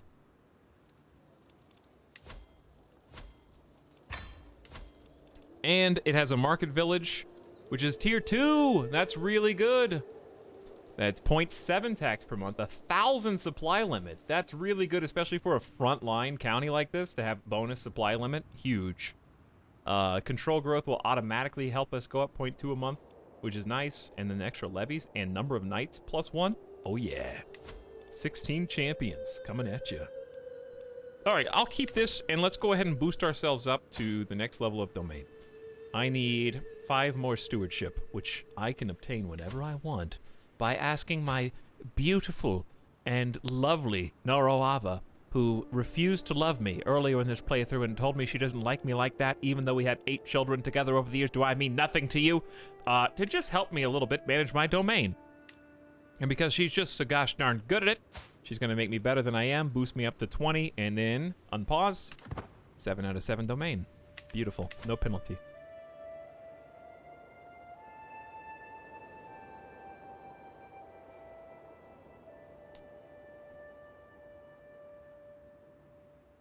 To be fair, it's actually a very calm and well-reasoned discussion for a bunch of strangers on the internet, Etalyx. Well, it's easy. I don't even know why you guys are arguing about it, okay?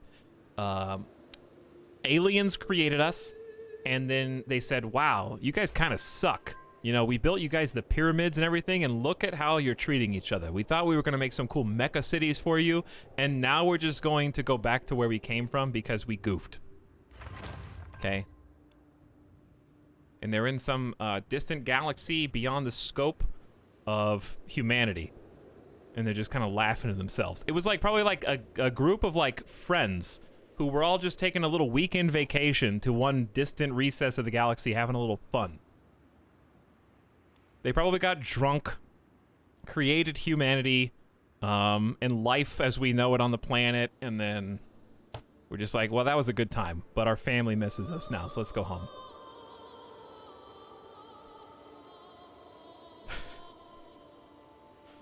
Etalyx, are you describing the plot of insert sci-fi property here?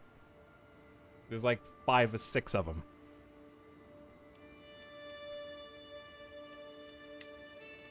Fortified tribal holding constructed in Tartus. That's the capital.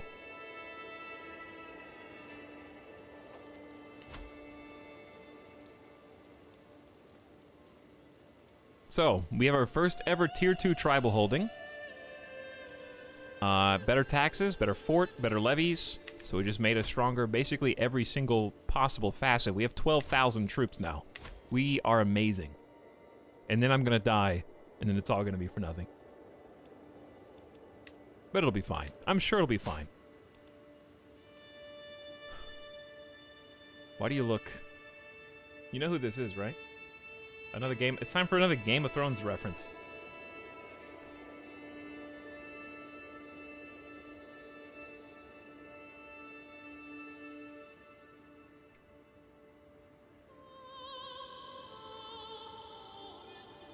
Can't find a non-WebP image. Someone can you go back in time and delete WebP? Please? I had 4 images already lined up. Finally.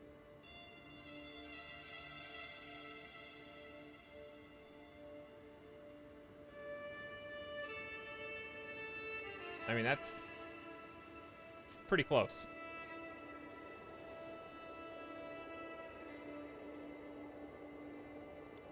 He is a treacherous villain. Arbitrary, fickle, and sadistic, chat. Come on.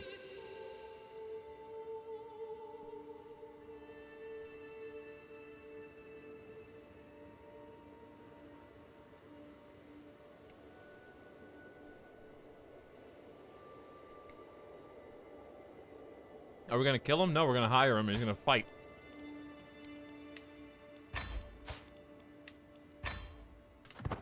And demand his conversion. He's got the eyes, the narrowed eyes. All right, we're almost at 1 year off from 265, cruising through time. Good music, good ambiance in the background, having fun. Call a hunt, take concubine. Anara, I'm really sorry. It's not my choice, but you're literally the only person in the entire kingdom where this is possible. Oh, chat. I see. I see what you're doing. She's the only concubine. Will not accept because her opinion of you sucks. All right, well, guess what?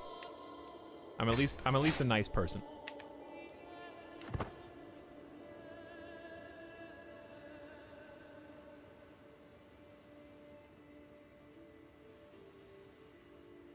Monka, shh, don't tell him.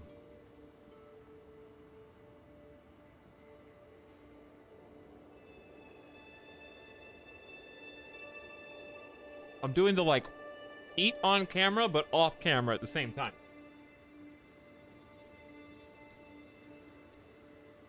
This is my gamer dinner.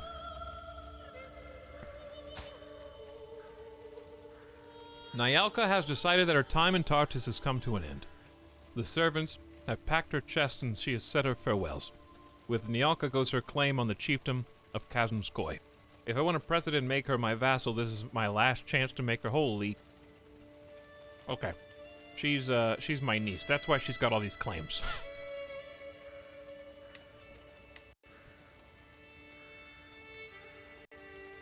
I don't think I care about this.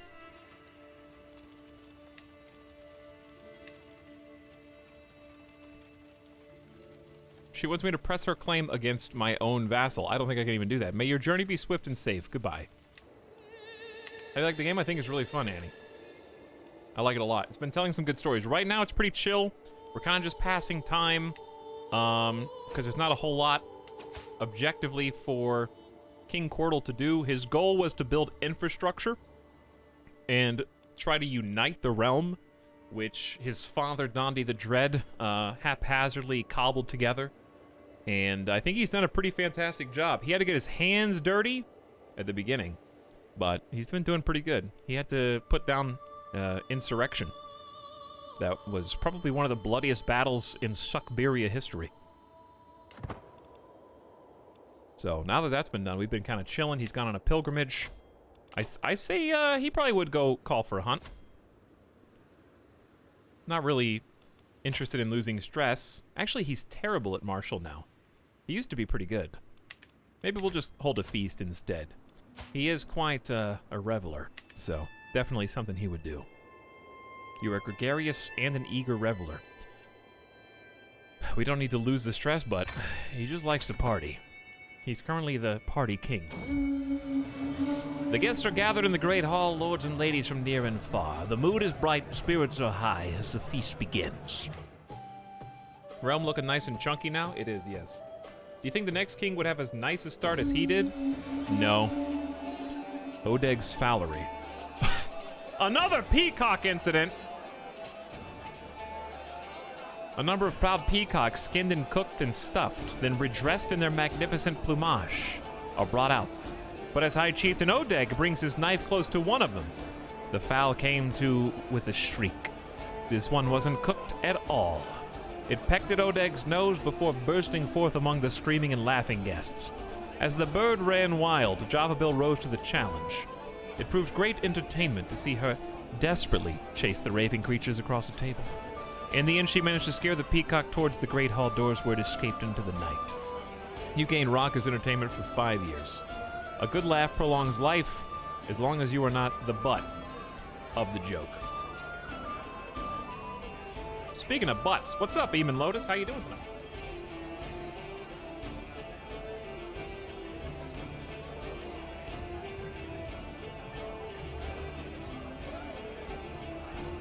Did someone put venom on the peacock's bill? The last guy that, the last person that chased the peacock out of the feast hall died.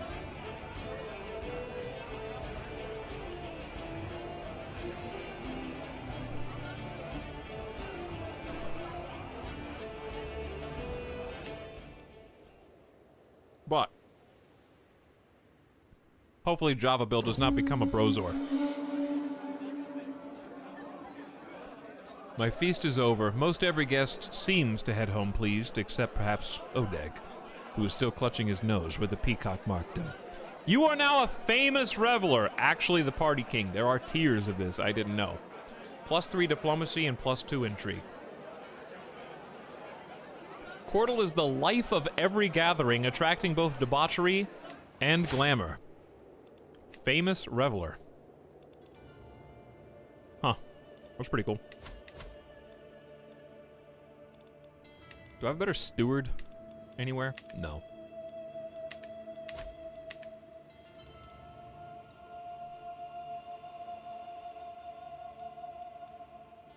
Let's take a look at the rest of the world. Well, well, well. West France is bulking up, dude. Sweden wants a little piece of the pie here in Western Europe. Bavaria still holds Italy. East France is just hanging on by a thread, making a claim in Norway. Denmark is up for grabs. It looks like it's a bit of everybody. We got Bavaria, Shelland, Västergotland is still alive and well. Sweden is trying their best to encompass all. I think Finland is growing. Estonia looks pretty weak, even though they got some good land. Ruthenia's here. The Moyer Confederation is a huge blob right in the middle of everybody.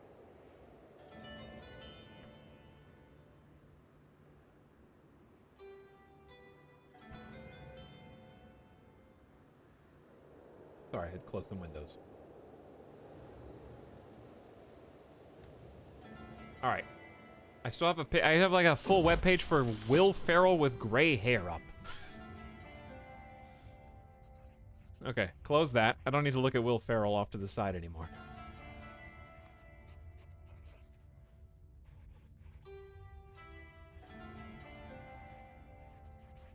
There we go. Okay. Merzelo comes of age. I am proud to see my daughter no longer as a child, but an adult. Merzelo has come to truly... Anyone like Merzelo could come to truly understand the subject.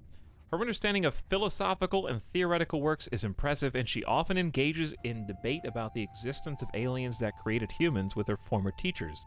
Even at such a young age, she can be heard quoting obscure passages from every religious text known to man to support her philosophical ideas and theories on twitch.tv chats. Weird.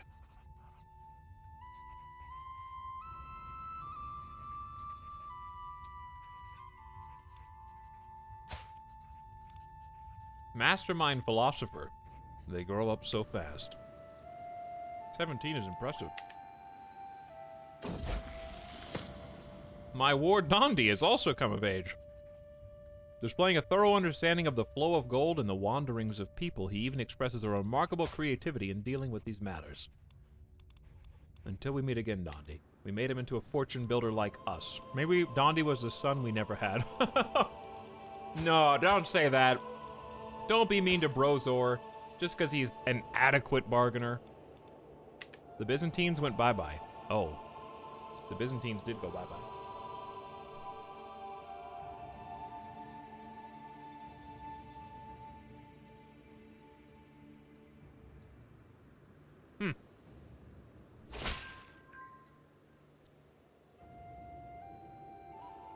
Interesting. And I didn't even have to call the Western Protectorate to come and break them up. The chiefdom of Tumen has been convinced to convert to the true faith. There are practically no more heretics there. Oh, wow. You doing 2 in 1 lifetime? Now you're just showing off. Mali is doing good.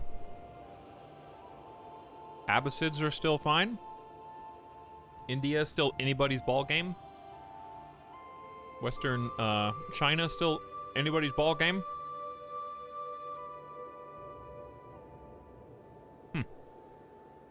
I think Brozor is patient, forgiving, and gregarious. It's gonna be an interesting match. Let's see de jure See, like, I can't even go to war with Sibir for our RP perspective, because none of that is my land. None of that is even my de jure land. Though Tennis exists, and maybe existing is enough.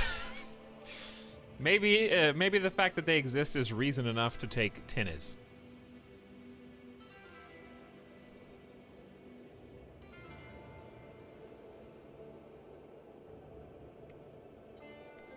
What do you think? Getting a little into uncharted territory there.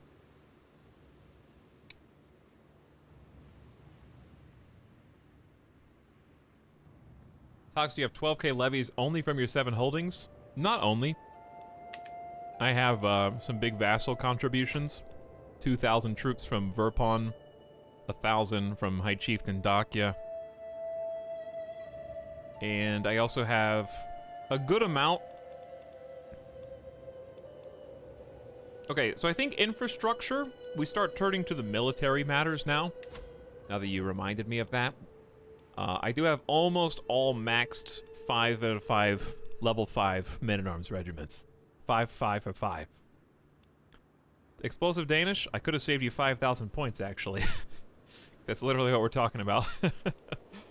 Are we eating on stream? I am, OG Amir. I'm eating dinner so I can keep playing video game. I'm eating a leftover sandwich.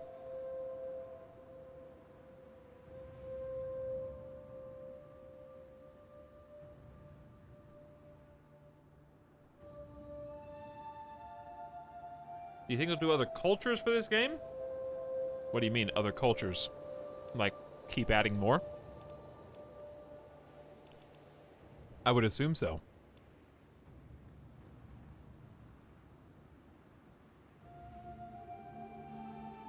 Holding levies plus a share of our vassals, yes. Like other parts of the world to mess with. Well, in Crusader Kings 2, there was a Sunset Invasion where the Aztecs invade. And there's a mod for it, actually, right now. But I wouldn't be surprised to see some CK2 DLCs like that come, where you can play as, like, some crazy factions. The general, like, suspicion right now is that the east, the far, far east, is going to be added, because the map is torn on the right-hand side of the page, and it's smooth on the other. So I really don't think the map is going to be expanded north, south, or west. But it seems likely that it could expand to the east. So, that wouldn't be surprising, and it would be pretty cool. Nowaidi Sinyava of Siberia finished the Convert Faith County task. OG Amir, why are you coming in here and, like, stirring shit up, alright? What's next?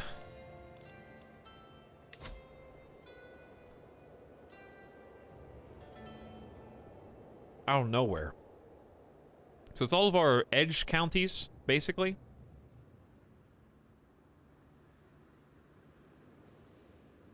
Are any of these, like, I guess... Which one of these belongs to me, if any? This one does. Okay, well, let's try and convert that one, then. But if you convert faith, it's better to convert faith in a county where they already have your culture.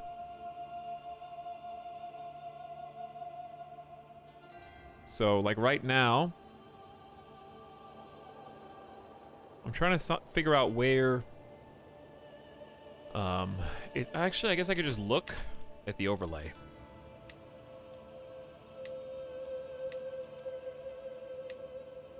Yeah, we got, like, a bunch of, potential Ostiak spots.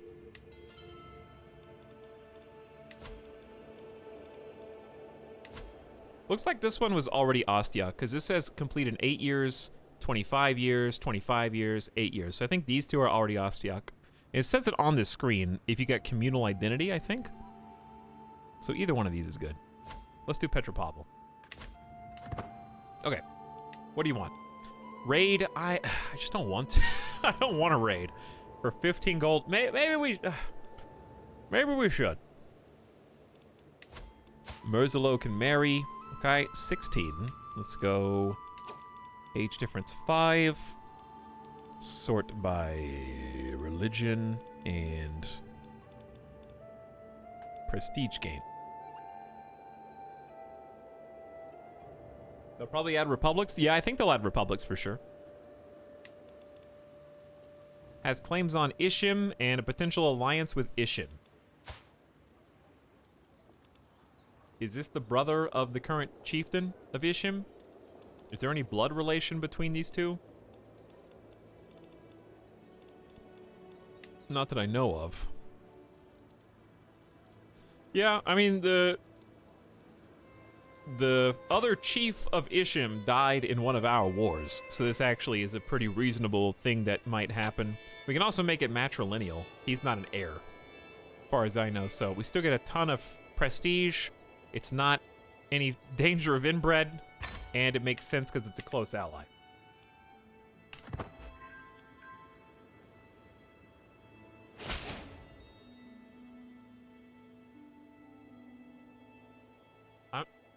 I'm about to put chat back into emote only for the 3rd time today.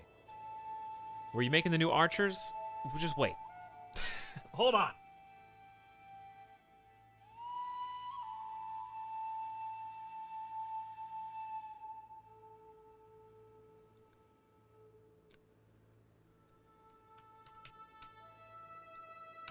At least I can look at cute emotes instead of having to read like 7 lines of chat in a row that I am not going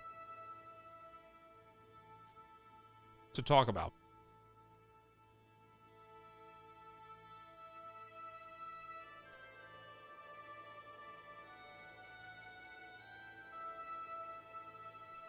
All right, chat, if you agree, seems good.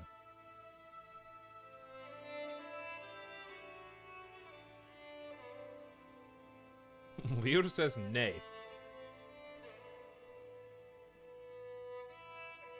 Too bad. Oh, nay! Chat, if you want to stay in emote only, write nay.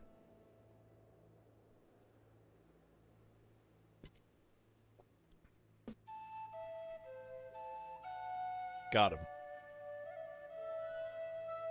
Easy. Now I don't know who actually does or doesn't. You actually have a stay emote. Oh, speaking of emotes, dude. Now that I have your undivided attention, I didn't even realize this until yesterday, but somehow we unlocked another emote. I didn't even realize it. We have another open emote slot thanks to the generosity of chat members everywhere. How nice. Oh, well played. I did not anticipate having 3 open slots back to back. Chat has been too generous lately. All right, we don't want to sway you anymore. That's the bare minimum. That's the bare minimum. I need to focus on probably my brother Verpon. High Chieftain Odag would be a good sway target. I'm swaying so many people that it really would have been nice to have some diplomacy, but I was just so dedicated to stewardship. We're gonna unpause. We can just unpause it 2 times for a minute while I fix this. Let's go ahead. I have 300 prestige. That's enough to get us started. We're gonna destroy this regiment, and we're gonna create a new one. We've been wanting to do this for a while. Metsanvartia. I don't know how to say that. That's my best guess. It's 166 prestige just for tier 1. They excel in the taiga and forest. We fight in taiga all the time. Plus 10 damage is insane as a bonus for that.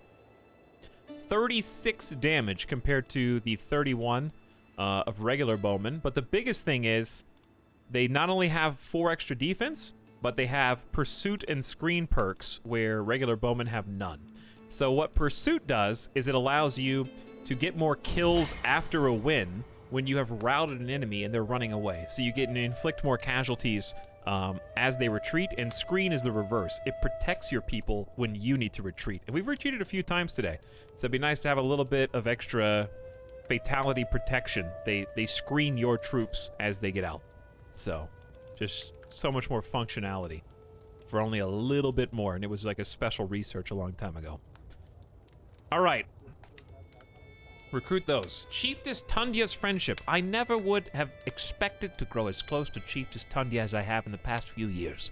On multiple occasions, she has proven herself to be a reliable and forthright woman, with only my best interests at heart. It's so rare to find a true friend. I am still not convinced. I never want to see her face again! Your Chancellor and Vassal. She's the one that not only saved me from a wild wolf in the forest on a hunt, but also forced me, as a payback for that, saving my life, I had to agree to let her join the council. For 25 years. So apparently we are now best of friends.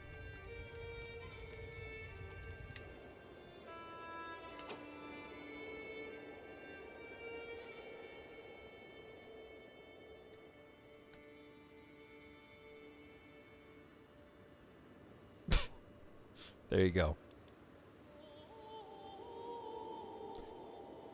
You're free. Friends, the king's only friend, for that matter. Chat, we have 1,246 renown. We've been over this for a long time. Oh, it costs even more to go. Oh my god, this is 2,000, 3,000, 4,000, and 5,000. It's exponential.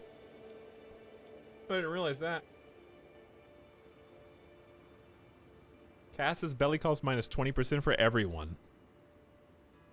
Forever. It's tempting. But I could just go something that's more in line with what I'm doing.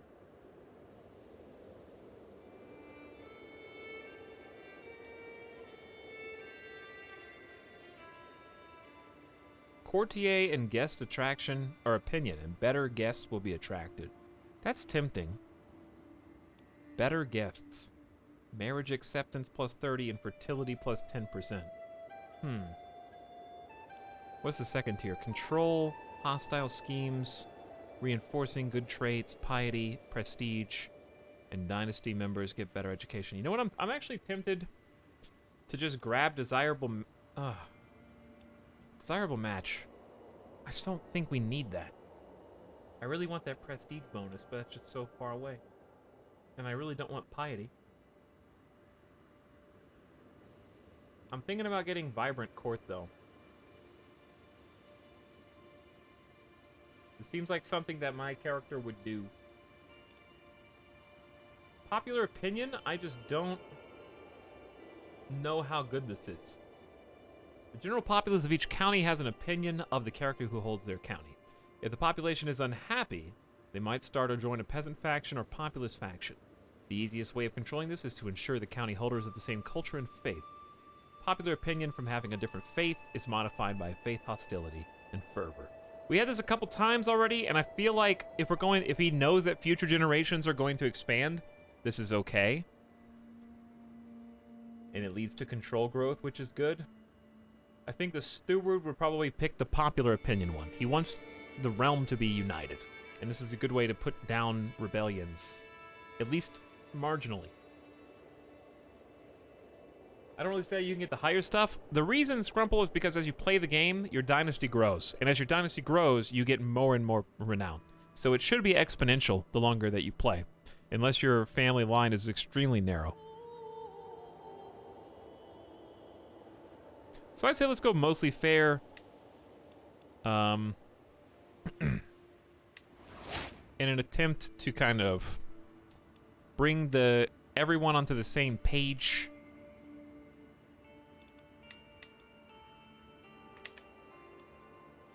I'm curious of my chiefdoms.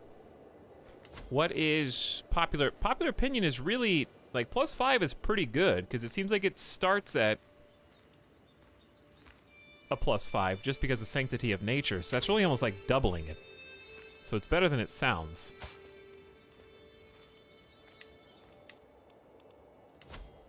Yeah, so I'm not getting like +10s. And then... like this is a -5. So it doesn't apply to... it only applies to ones that I hold. Like I'm a -30 here because of Fervor and Sua Minesco's hostile. But it's still a start. How do I stop killing my sons when they try to kill me? Why don't you just... teach your son better.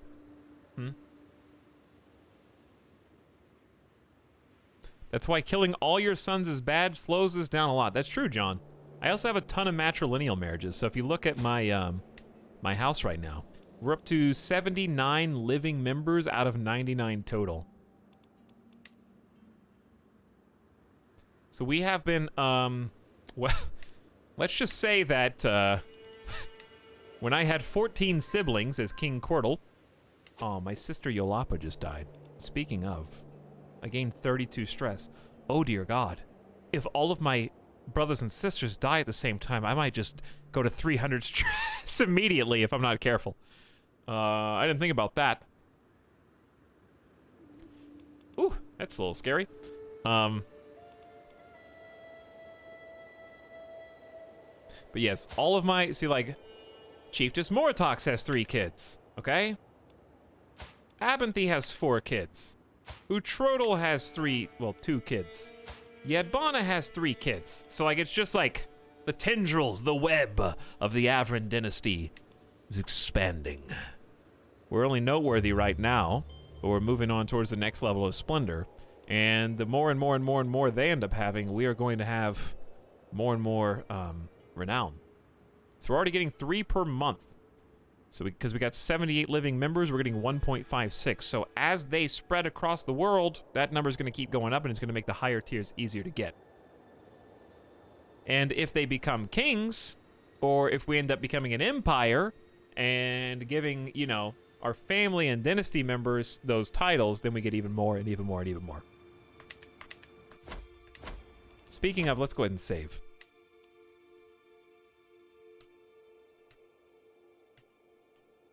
The dynastic, how about dynastic developments? I want to, because I want to remember who did it. There we go. Cordal's dynastic developments.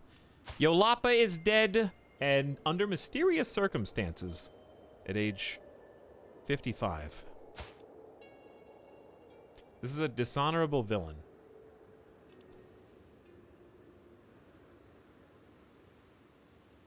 Lover's pox.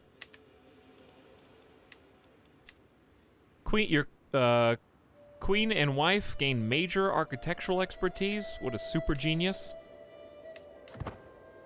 Keep it up. Did your son get his loot box wife yet? No. 4 more years. 4 more. Okay, what should King Cordal do at the end of his life, chat? He's content. He's just kind of doing his thing. I really just need prestige, so why don't we go ahead and go on a hunt? He used to be very martial-minded in his youth anyways. He does lose some stress, maybe get some prestige. We spend some money, which we have a bunch of. Let's do it.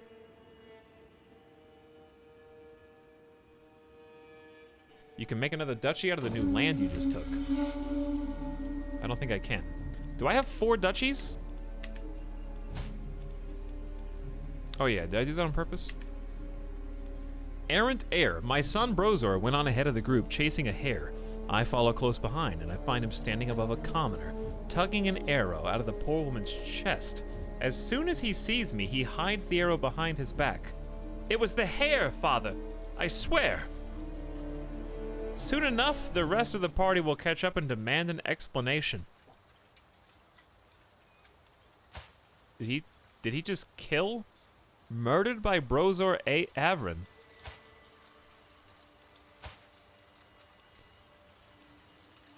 It was the hare. That you saying the hare killed Avia? You're not very smart, are you? Brozor fought valiantly to save her. I saw it. 61% chance that we gain protected the peasants for 10 years. All participants of the hunt gain 30 opinion of Brozor. 38% chance that Brozor's murder secret is exposed by Annika, your champion. Monty Python? Is this a Monty Python reference? We must cover this up. An intrigue challenge. 55%? Brozor must answer for his crime. I expose him. Too bad the hair got you both. You kill your son, Brozor!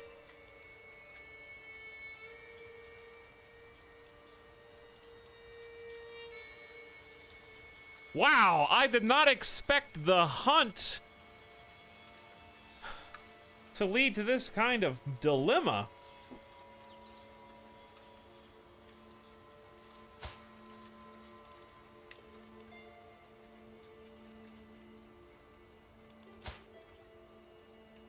He's supposed to be patient, forgiving, and gregarious. Does this look like something a patient... You have a dark secret, Brozor.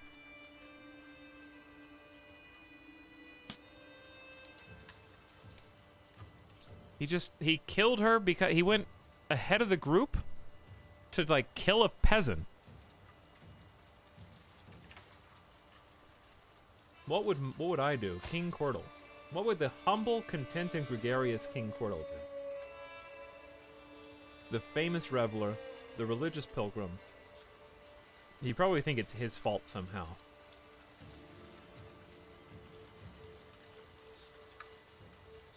Neither of us are just, so we can really just pick whatever we want here.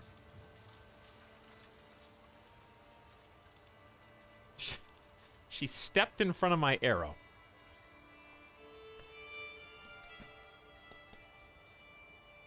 I think if I do believe that if King Cordal was compassionate, like our previous king, that he would make his son answer for his crime. I think Cordal already has kept someone else's secret the entire game. We never revealed that Chieftain Circa murdered a peasant also. The fact that we never exposed... Why would we reveal my son, but not our enemy, Chieftain Circa's? Therefore, we're going to cover it up. And we're going to sweep this under the rug, and we're going to go talk about it at home, Brozor. You killed a peasant. Brozor fought valiantly to save her. I saw it. 61% chance that everyone gains 30 opinion of him for false pretenses. 38% chance they don't buy the lie. And they lose 15 respect of you, and his secret is exposed. Let's roll the dice. All participants of the hunt lose 15 opinion of you, and his secret was exposed by the High Chieftain. Look what you've done, my child. Why? Why have you done this? Now vassal opinion is negative 21. It might even be lower than that. Was it just the people on the hunt who disliked that? Chieftain Kazzetti hates me, dude. Too many, yeah, it's too many duchies. Alright, I gotta pick a duchy and get rid of. It can't be Vas Jugendmeyer. It could be Ostiaki. We do own Tumen there. Chieftain Nyanza. Chiefess Udyaka. Your steward, vassal, and champion. This guy's just not, he's not the best steward, but I still think just because he's not skilled doesn't mean we don't reward him. He's done his job faithfully, and I don't think he's ever been part of a faction. So, we're just gonna hook him up. I'll make him a duke. He is ambitious, but I'm not gonna metagame, okay? It makes the plot more interesting. He's astute, he's extremely smart. He's got pretty good stats all around, and he's got 2 kids. Alright, go for it. I don't care if he's in... We haven't seen what ambitious characters are capable of in this game yet, and I'm curious. I'm not gonna metagame from CK2. Your friend, though? I do have a friend, but I can't give her land that's not in her area. She's not getting any land. She's just getting a title. So, I mean, you're right. I do have a friend, but that's someone to give a county to. I don't have a duchy up here. Who does have the duchy here?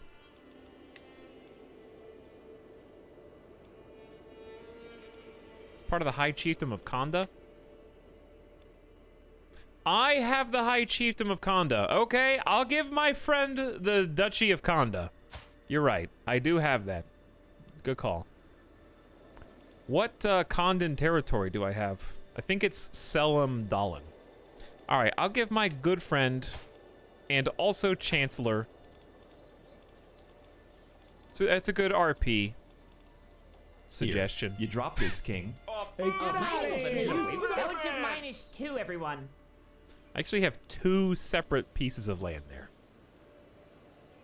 But still, you can be the Duchess, okay? You can be the Duchess. She gained 60 opinion of you for 50 years. She's 37. It's not really gonna matter. There you go.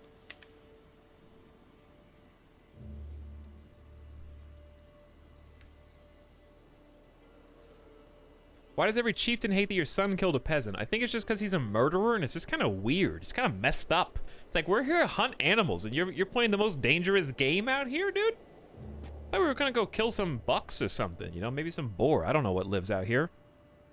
Wolves, apparently. How do you make your heir's relationship higher? Die and play as him, I guess. Are you still going? Yeah, welcome to my stream. Meyer, you must be new here. This is not unusual. But I can tell that European viewers are waking up now, because that's people arrive uptime. Thank you, Syntax, for beating me to the punch on that. Alright. I've been streaming till like 3, 4 a.m., like 5 a.m. for like the last month at least.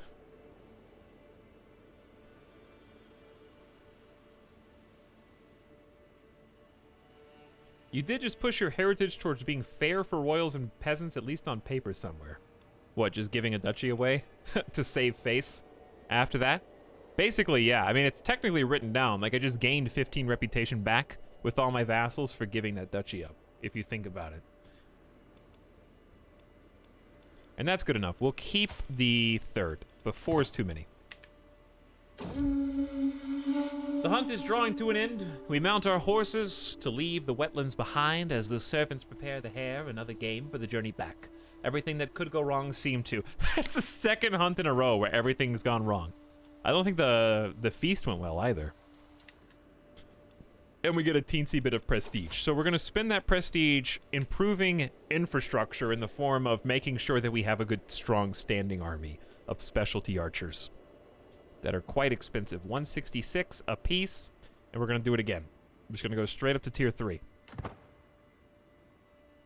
Had exactly as much as I needed for both of those. So now we have 300 Metzenvartia. I have no idea how to say that. Just way, way better bowmen.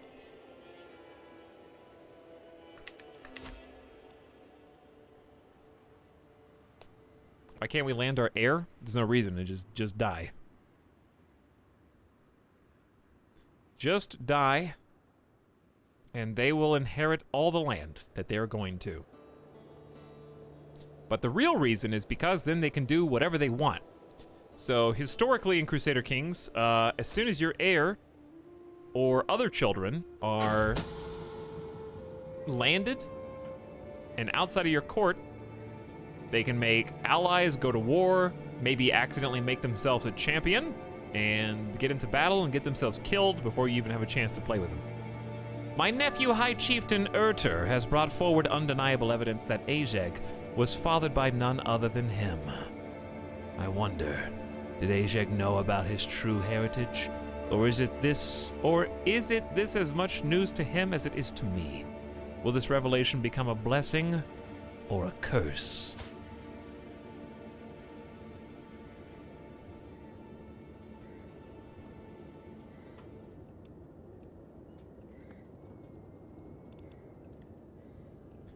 Who did we think was Ajeg's father?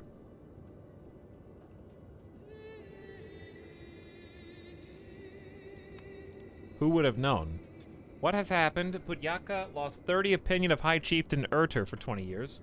Expose my secret. High Chiefess Vezhas loses 60 opinion of him. It's a crime. What?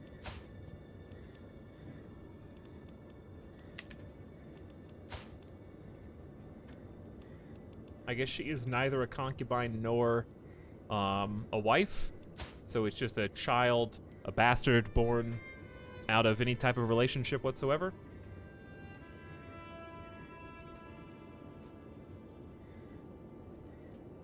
Potentially. Thundunker, thank you so much for 6 months of sub. Welcome, Thunder Dunk. How you doing?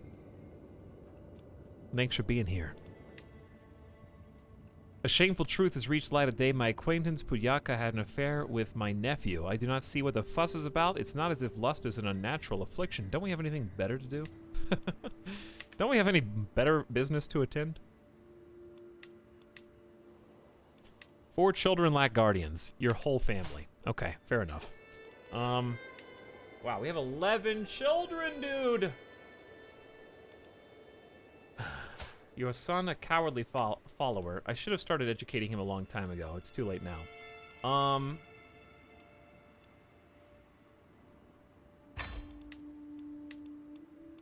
I'll educate both my boys, since they're going to inherit.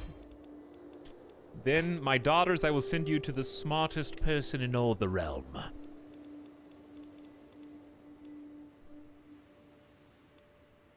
Chaika is pretty smart.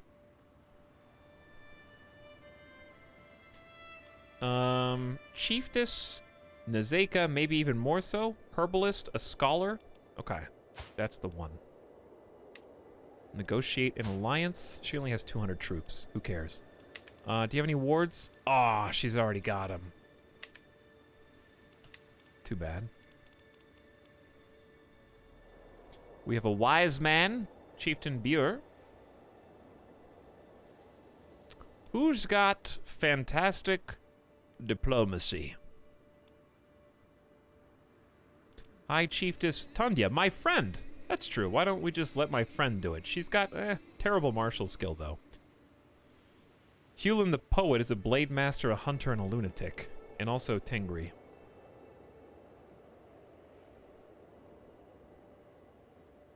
None of these people are super balanced. Patient, diligent, brave. Chichika is fine.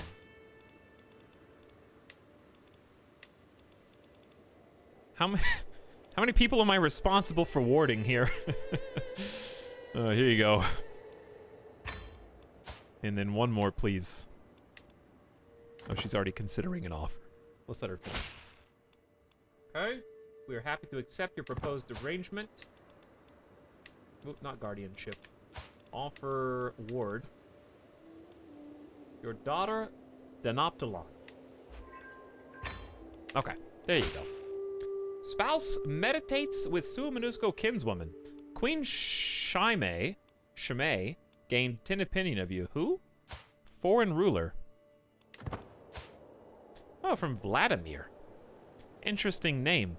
She's a Hashishaya and a diplomat. Has 18 diplomacy. It's almost 970, chat. We're approaching year 1000. Who is your heir? Yeah, it's the peasant murderer. So much soap opera material this generation. I'm curious how this is gonna go, because now they all know he's a murderer literally from the second he takes the king's chair. Popular opinion plus 50, at least for me. Then we're gonna go divided attention. The following faction that targeted you has disbanded. Look at that. By taking popular opinion plus 50, the peasant faction just instantly is gone. High Chieftain Odeg has been swayed by us and it's just at a plus 18. Yeah, we're just booking it through time right now. I see revolts in the future. I think yes. I think we're building up. It's gonna bubble over whenever I die. I'm 58 right now. I can declare wars and I can raid, but I guess let's go raiding. Let's go raiding. We haven't done it the whole time. Let's get some money, get some prestige, see what we can do. Let's find the best target. 0, 13, 0. This is why I don't raid. If you've been watching and like, why doesn't Etalyx raid with his tribal pagans? 22. Okay, so we actually have one decent choice here. It happens to be a capital. 0. 21. All right, so it's basically those are the two best ones. This little area right here. 23. They used to only have no more than 15 gold at a time, but I actually am close to a couple capitals. So let's raise a local army. Here's what we're gonna do. We're gonna raise everybody here, and then I'm gonna divvy them up and get 3 separate. 3 separate armies might be. Nah, we can do 3 separate ones.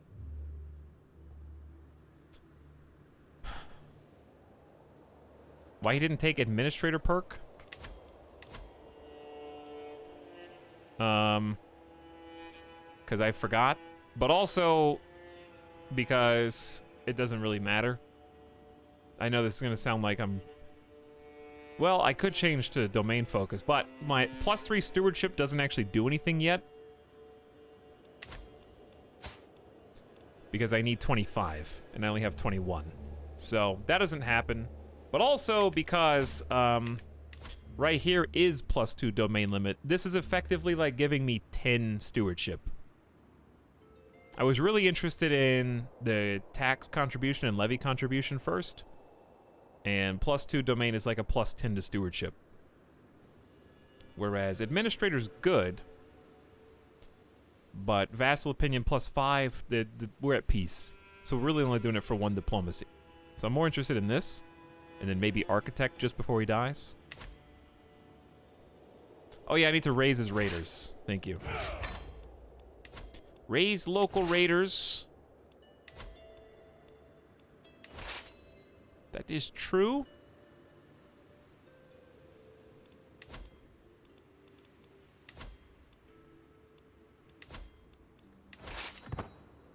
Okay. That all you guys got? That all you have? 500 troops? 900 troops? All right, raise all. Hello, raiders. Some of you have way more than others.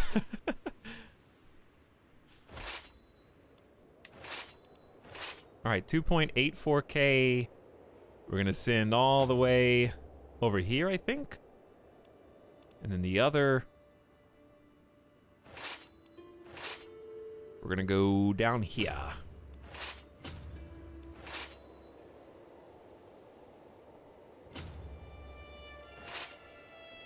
Who are we raiding again? I know we're raiding Sibir. Ubin's only has 7, 15. Tomsk has 0, so this is kind of... there's 2 15s back to back. That's 30 gold.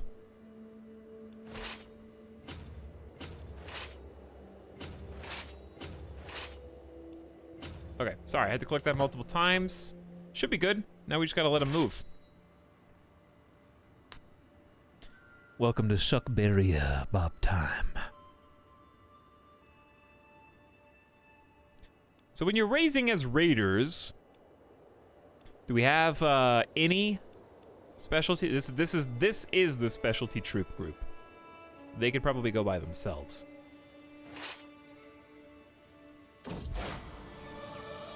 Finally, something's happening on the world scale. I was wondering when. The House of Islam is under grave threat from the onslaught of heathens and infidels in its very heartlands. In response, His Magnificence, Caliph Salahuddin, has declared that an era of renewed jihad is upon the world. The core regions of the Dar al-Islam must be retaken at all costs. All righteous Muslim faithful should prepare to join the ranks of the Mujahideen. How do you say this, chat? Mujahideen. There you go. Mujahideen. For the upcoming struggles. This could be the beginning of unprecedented Muslim aggression. So, Christians have already said, hey, everybody, we're gonna crusade eventually. You hear that? We're gonna crusade. We haven't done it yet, but we're gonna, okay? Just be warned. We're coming for you. We mentioned that 50 years ago. Maybe we announced it a little too soon. Was it too soon?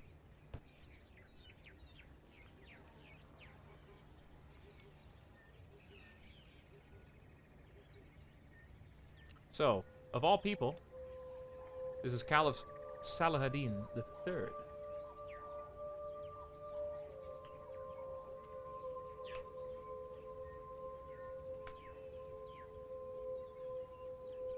which is not the same as Saladin, who lived in 1193.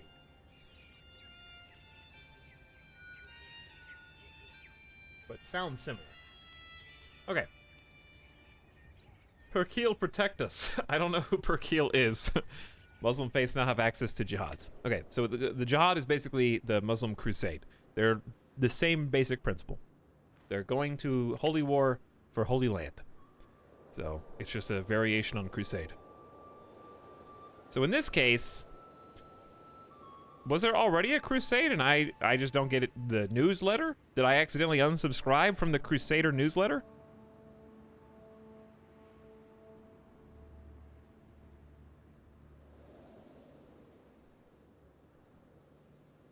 Perkeel is the Finnish devil. Interesting. How did it become from a Finnish god to a curse word? I have no idea. It's actually over my head. But why do the Christians already have Jerusalem? Let's find out. Kingdom of Jerusalem history, literally just now. Last year. Chat, this is brand new. Okay, I thought I missed something huge. No, this is less than 4 months ago. We just happened to look over here as the Christians have claimed. No wonder they're no wonder the Muslims are upset, because Christians kind of just bullied their way in and took Jerusalem, and that's it. A liar's pay. I was shocked when I caught Kloptod trying to steal from the travel chest of the visiting High Chieftain Urter. He blamed a game another child had invented, but I could tell he was lying. Loptod looks exactly as his name suggests. You have to learn to get away with your lies. Keep the trait deceitful, be honest, and you will see others open to you. We are all guided by greater rules than ourselves, child. Become humble, like your father. But yes, this was conquered in a holy war, literally just now, by King Ivanis of Jerusalem, who himself has no family. This person literally came out of thin air and instantly has a truce with so many people for 5 years. He's wrathful, gluttonous, and fickle. What a guy. But a crusader, king, and a holy monarch with 20 martial skill, 24 intellectual learning, and only 4 prowess. How weird.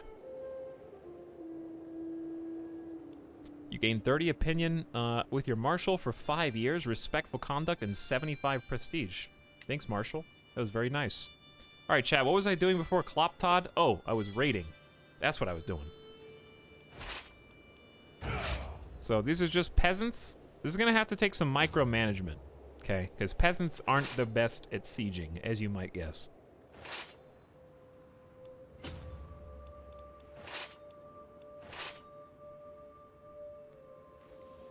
So if you guys go to Teak has 0 loot. Okay, well, if you guys go to... There's 17 gold here. You guys go over there.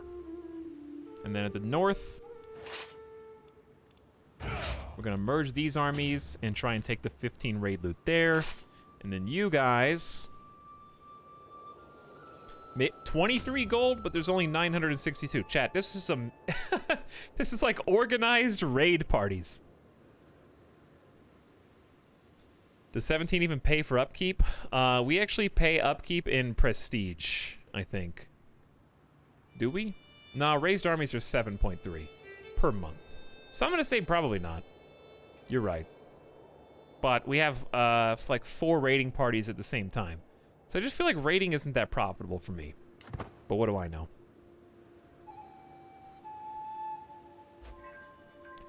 I thought it was just prestige. I think it's prestige as well. Because we have minus 4.89 because they're raised. I think it's both. You also get prestige and prisoners. Yeah, you do. Chiefdom of Petropavlovsk gains support for conversion for 5 years. Your court chaplain's excellent learning led to this. And then High Chieftain Odeg has been swayed. Let's check the realm again. And keep trying to make peace with our vassals. We have a hook on him. Wait, demand conversion. Why is it 10? Why does it go from might accept to 10%?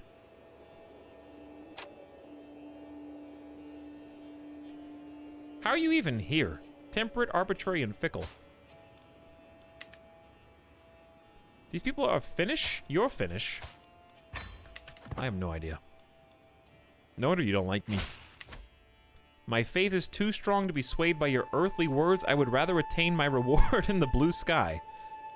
Oh, I think you will believe exactly what I tell you to. Use your weak hook. He converts to Sua Monusco. All family members at his court convert to Sua Monusco, and he loses 10 opinion of you. Oh, I think you'll believe exactly what I tell you to believe. It's so funny.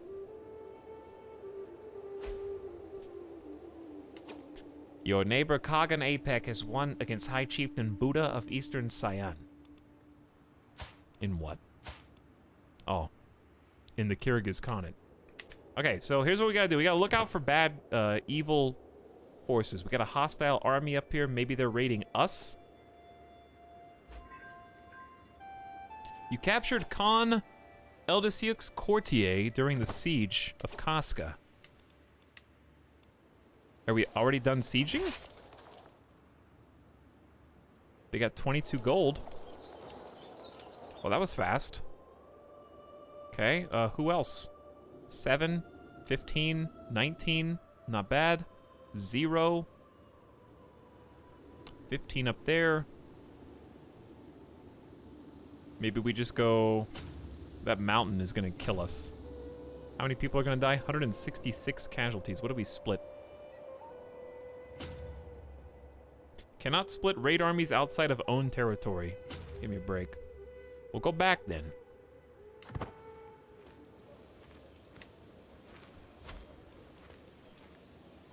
I can't tell if you guys are raiding or not. My niece, Yumina, has been showing signs of pregnancy for some time, and everyone thought her husband, Tarush, was the father. Now it's become clear the real father-to-be is New Yaksha.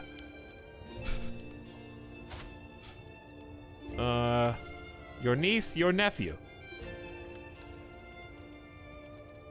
Chieftain Erters and High Chieftain Verpons. Kids. Not my thing, I didn't do that. Might accept never works for me when demanding? I haven't tried it too many times. Alright, we brought back the loot. Now we're gonna split. I'm gonna send one all the way there. Oh god. It's just so far away. Why don't we go just to this instead?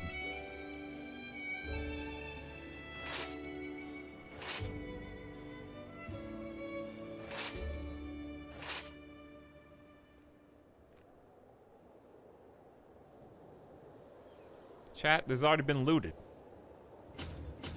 And this is so far away, dude, in the back corner. There's already other, like, raiders here.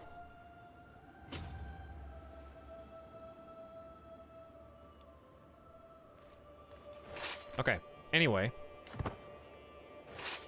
You're going the wrong way. Why don't you just stop, like... That's only $3. We can't go that far. Just go back home.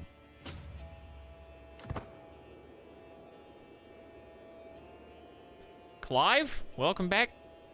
Good morning. Can someone explain how supplies work? You just roll a dice and either you have food or you don't. You just open the fridge and either there's a slice of cheese in there and that's all you're eating tonight, or you got some deli meat and a little bit of bread and some mayo, okay? That's all you gotta do. Just open the fridge and see how much you got.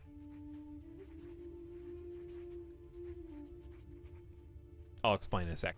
It is my right and responsibility to determine what coinage. This is the third coinage thing. Weird. But normally I would not pick this because I'm humble and content, but in his old age, he is starting to stress a little bit. Your glory is widely known. I am exalted among men, like my father before me. I've got 500 prestige. All right, here's how supplies work. You mouse over a spot and it says supply limit 2782. This spot's 2257. This spot's 2257. Each supply equals 1 soldier. So in your own territory, as long as you're under soldier count is under supply limit, you will gain positive supplies and refill. If you are over a supply limit, you will drain supplies over time. The more you're over a supply limit, the faster you drain, to the point where if you get 0, then you start suffering attrition because they don't have food and they all start dying. So it's basically a representation of how many people the land there can support, and you can build certain buildings. Like, for example, on my front lines, Atbasar has a market village that provides an extra 1,000 supply limit. So in Atbasar, we have a supply limit of 4290, so it can support that many troops. The further you get away from your home, the harder it is to maintain those supplies, and you can only go so far without incurring casualties from trying to march somewhere where you really don't have any supply lines to be. That's why you see the little death skull with you're going to take 100 casualties to get here, because that's how many people have to die for you to traverse that terrain. Like right now, I'm taking 1% monthly attrition because it's just a harsh environment.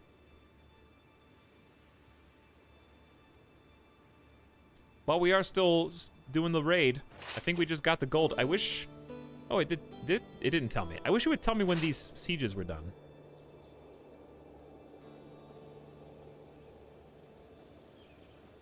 I'm gonna go ahead and go back before this army gets any funny ideas, because they're more elite than me. This one's got 15.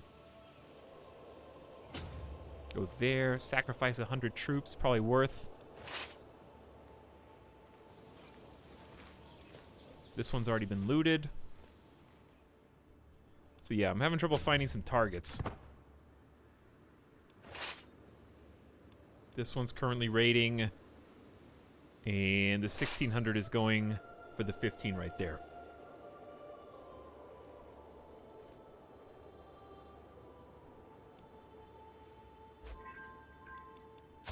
Okay, brought back the money.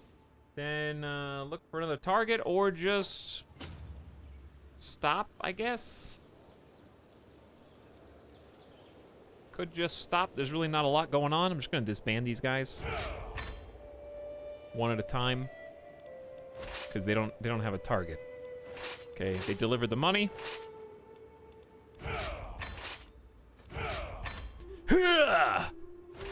They just picked up 17 gold from here. We're gonna bring that back. And I think that's basically it. Sacrificing 100 troops means you have to pay less. Then you bring them back and you have to pay more to train them again. So yes, we get 17 gold, 17 prestige. So depending on how much we bring back, it's gold plus prestige. Can't disband this because there's a hostile army. Kazalon comes of age. I tried to teach her the intricacies of diplomacy. All efforts have come to naught, however. Few at court would be overly impressed, but at least she does know how to hold her own in polite company. They grow up so fast.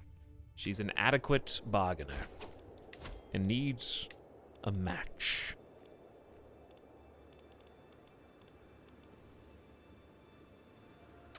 Osh Udmert. Guest of King... Okay. Guest of King Inbred. Zarni Goktak. Hey, Zarni here, everybody.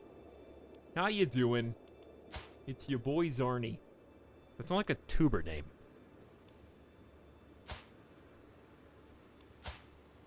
Zarni lives in Kachu. No thanks. Okay, I guess we're going sum of all skills again. Impatient, temperate, but deceitful. Lazy, zealous, and generous. Patient, ambitious, and deceitful, and a giant. Oh, you're gonna lose so much prestige.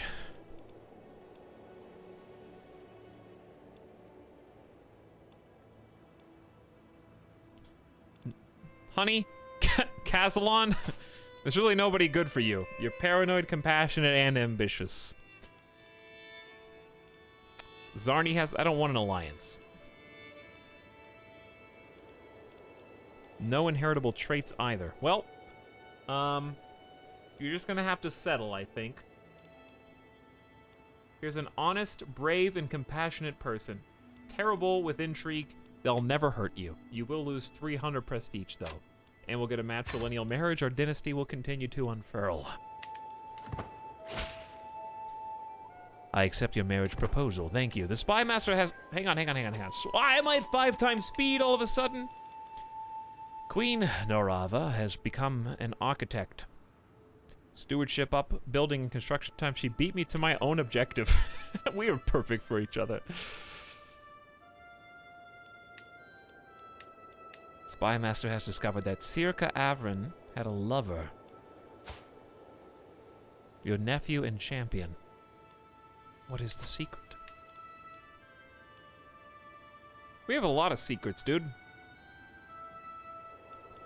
Your lover is Ezrava, who is my guest and a spineless lackey. How are you still alive, Chieftain Circa? You've been in my prison for 13 years, dude.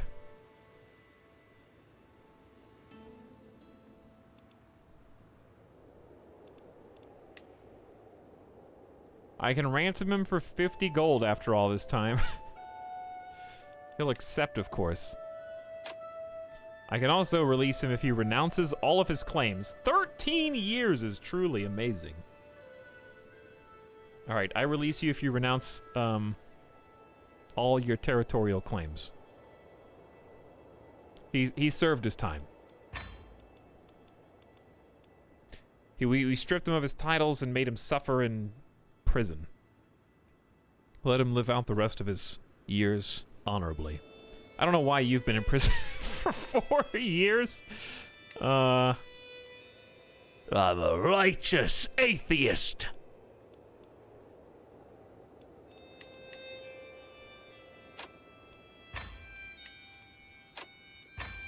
You're 9? You don't even know what demand conversion means. You just agreed to do it anyway.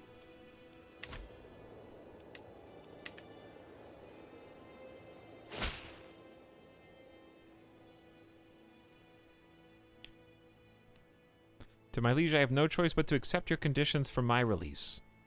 Farewell, Chieftain Circa. Greetings, King Curdle of Suckberia. I have no choice but to accept your conditions for my release. Indeed. Again? One more. Excuse me? He's not in prison. He's in house arrest. Thank you. Thank you, Chad. Actually, he could have left whenever he wanted, okay? Being locked inside of a small tribal steppe nomad house is very different from being locked inside of the primary steppe nomad holdings prison system. Wait a second, they don't really know how to do metalworking, so they probably don't even have bars.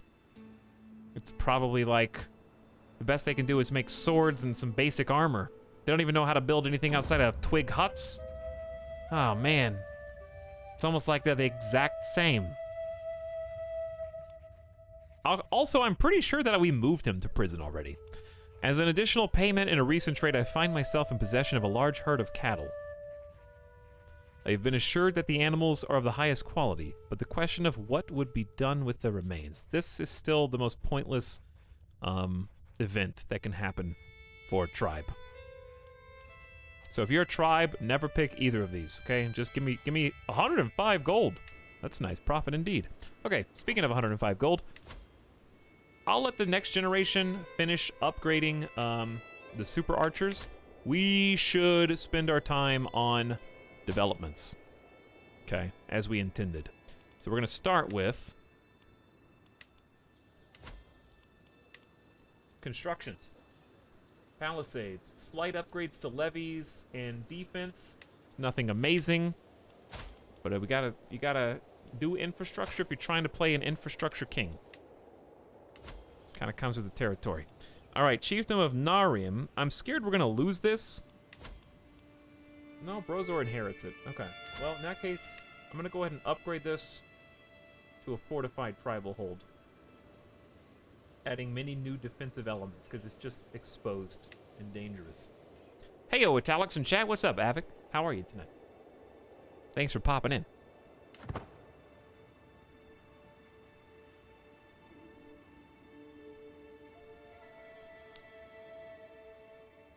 Etal Plain. You tried, Fedora.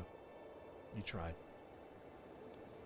High Chieftain Odeg is not swayed. You'll make another attempt. I think we can forget about you and turn our attention to almost all of our vassals.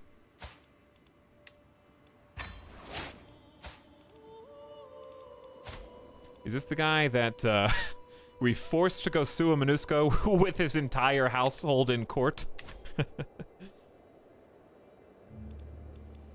I believe it is, yeah.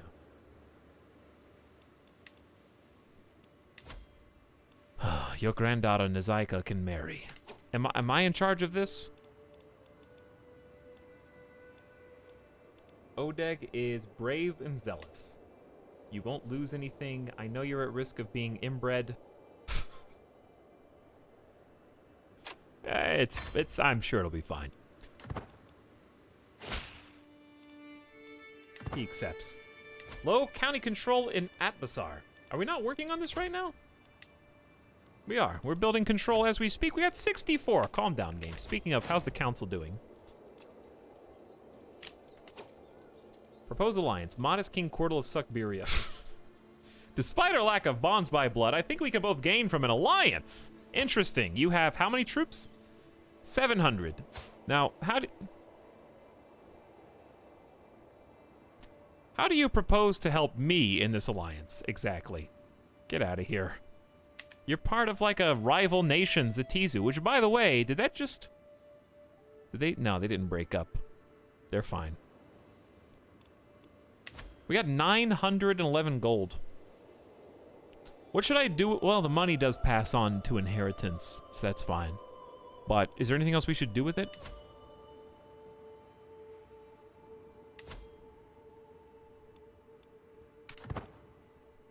Doing good, mate. Having a bit of a lazy morning. How's the kingdom? So far, we're just kind of hanging out. There's not really any pressing matters.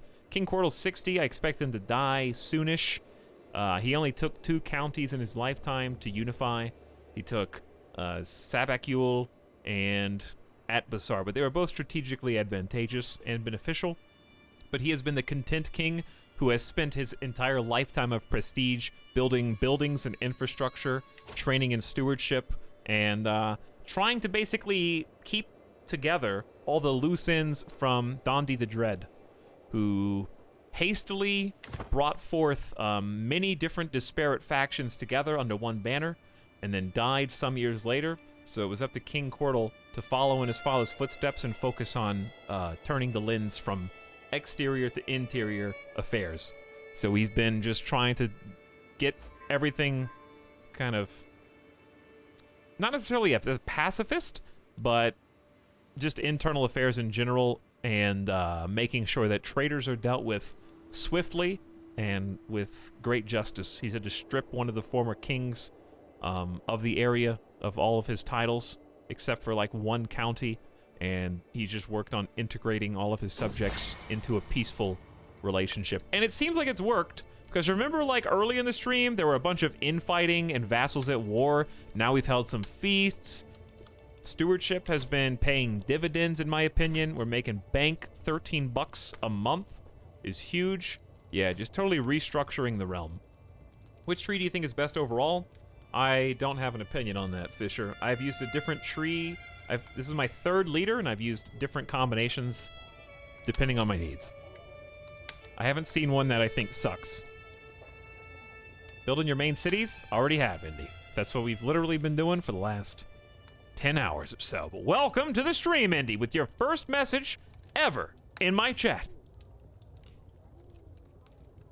But no, I don't think one is necessarily better than the others. I think they fit different roles and circumstances depending on how you need them.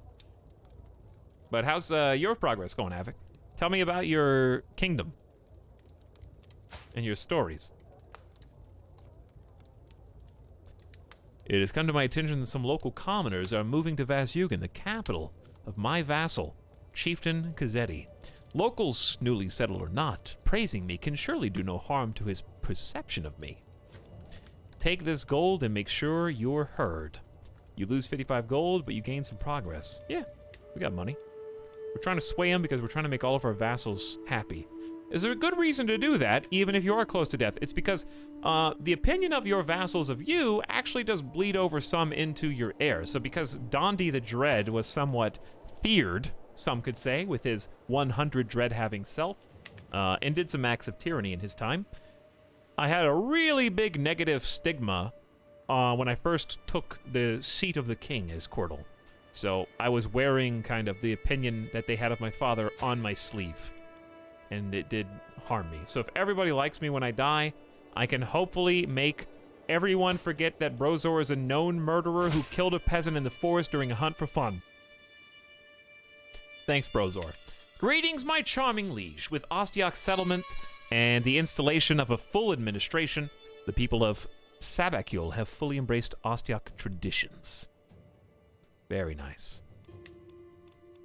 So, we've got cultural spread. Well done. And we can unlock a new perk. We were going to go for Domain Limit 2, which seems a little pointless at this stage in my life. I probably should have switched off of income a long time ago and just gone Stewardship +3, but there's no time like the present. Let's go Stewardship +3. Lose a little income, gain a little stewardship in general, and then take Administrator just in case I die soon. I would like to be known for something. So the Administrator is another +3 stewardship and another +5 vassal opinion. To organize, administrate, and raise efficiency, Cordal will get it done. It was an accidental murder, nothing more. How far are we from an empire? Pretty far. Siberia goes really far that way. I have 26 out of 45 de jure counties. But I have plenty of money for it. We're gonna go for, in my next in line for the throne, we're gonna go for Defenders of Ukko. I think. Plorgod comes of age. With his coming of age, my tuition of Plorgod is at an end. As an avid learner, Plorgod has become quite the purveyor of knowledge and has proven himself fully capable of structuring advanced theoretical and theological arguments. He's become an astute intellectual. They grow up so fast. So he's 14, dishonorable follower, shy, humble, and deceitful. Interesting combo. And is in need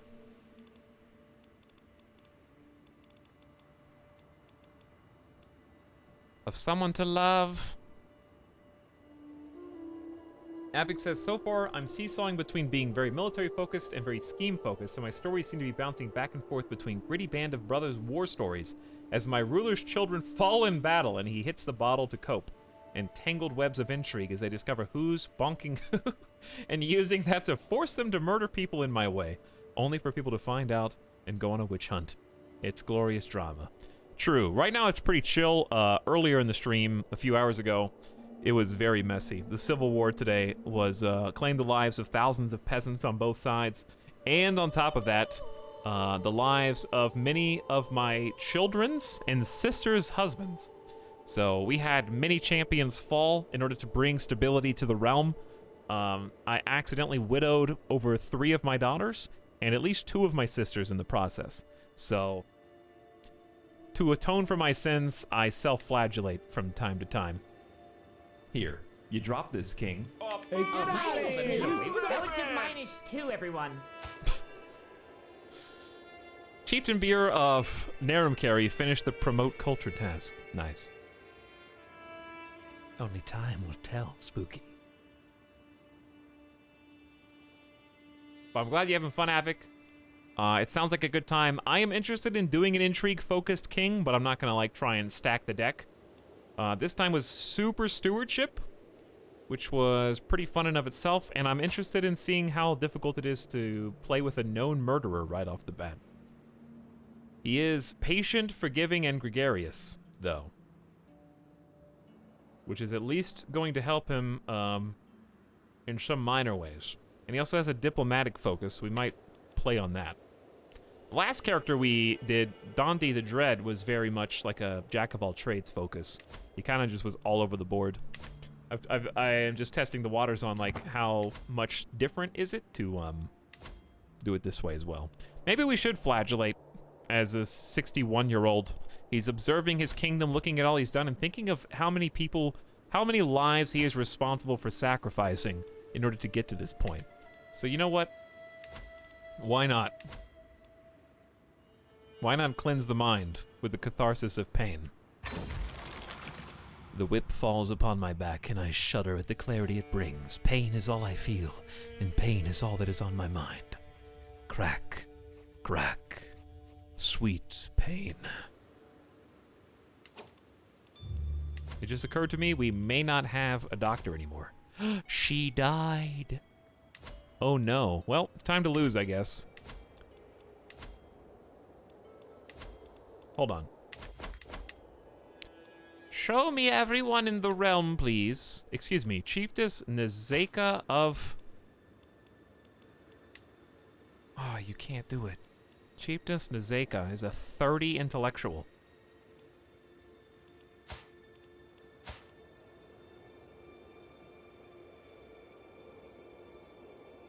That's really impressive, but I don't think I can make her, my court physician. Initially, I was super cautious of stress, but I'm finding that the stories are amazing if you let them hit a break now.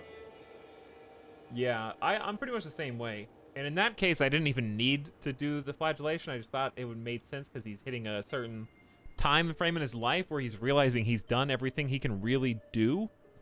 And, he still regrets not raising his son to be better.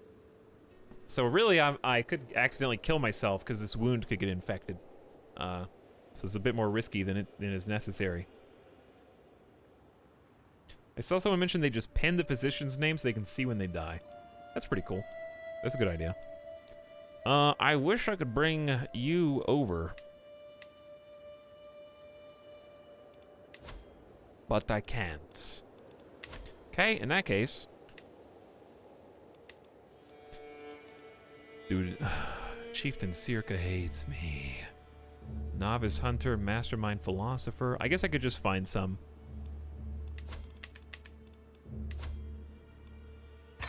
Alright, start the search. I'm wounded. Meanwhile, I'm wounded. The world is full of dangers, even to a king and his court. As per my request, my servants inquired after recommendations. Now they've assembled a few options to choose from. Apparently, Kunyavka is quite experienced. Physician with 16 learning. Wrathful, callous, and humble. Yalgava is a legendary reveler and a giant and a thrifty clerk. So, probably the first person who is an actual physician.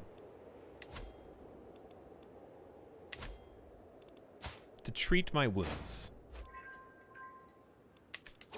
Kuaz, Ishmir, and Merzalo are now married. She doesn't look too happy, but she does love her dad.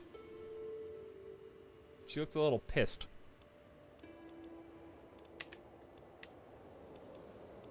Grant title. High Chiefess Tundia is the de jure holder of Chiefdom of Selim Dalan. So? Okay.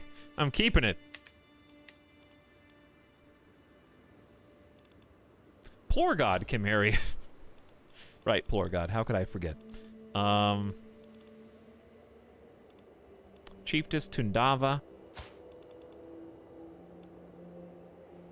Not a very good match. I don't really want an alliance inside my own realm. Your son and champion. All right, Plorgod, here's what we're going to do. We are going to see if there's any inheritable traits. 0. Okay. Then in that case, I'll just sort by sum of all skills and give you what we usually do. Ambitious, diligent, gregarious. Calm, generous, and gregarious. Really good at diplomacy.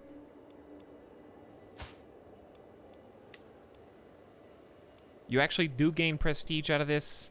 There is no inbreeding, and we have a alliance with Chieftain Labarojas, which I think is fine. Okay. Seems like a good plan. Good call.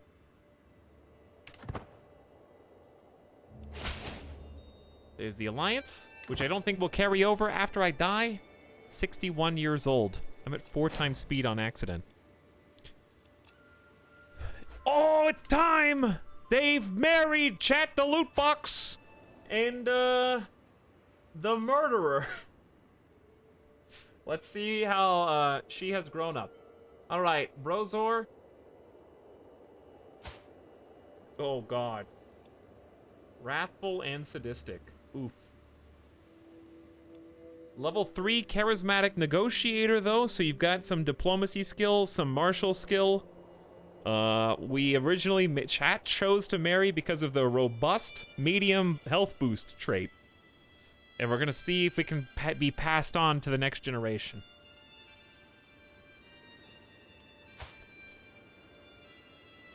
Brozor himself is really good at diplomacy, some stewardship, and some learning. So still struggling in martial and intrigue. She kind of picks up the slack in martial.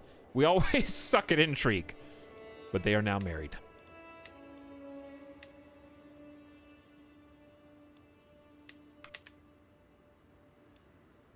Did she have 17 prowess? I just somehow didn't even notice that.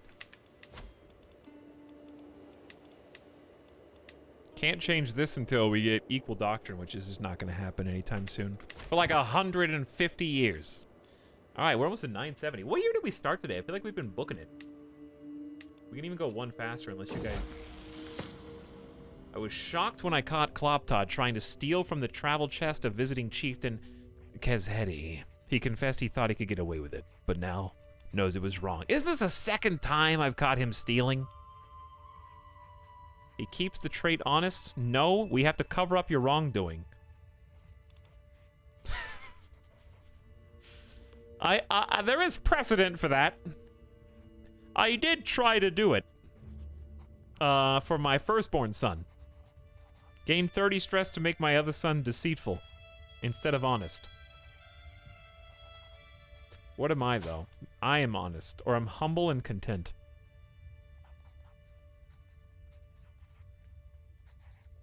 By the...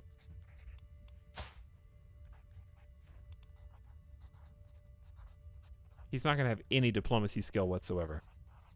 Who raised these guys? Me! Alright, we made him deceitful. To lie and deceive is in Kloptod's nature. He doesn't have any diplomacy now. He's got stewardship and intrigue. And I've got stress again. I'm still injured. My nephew Virye was slain during the Battle of Olu. Way up there in the north. A lot of purple. Like 3 different purple factions up there. Alright, we're trying to save face with Kezhedi after my son just stole from him again. Denoptilon comes of age. I'm proud to see my daughter no longer as a child, but as an adult. While she has shown herself fully capable of petty scheming, few would call her refined, but refinement is not always what you need. She's a flamboyant trickster and nothing else.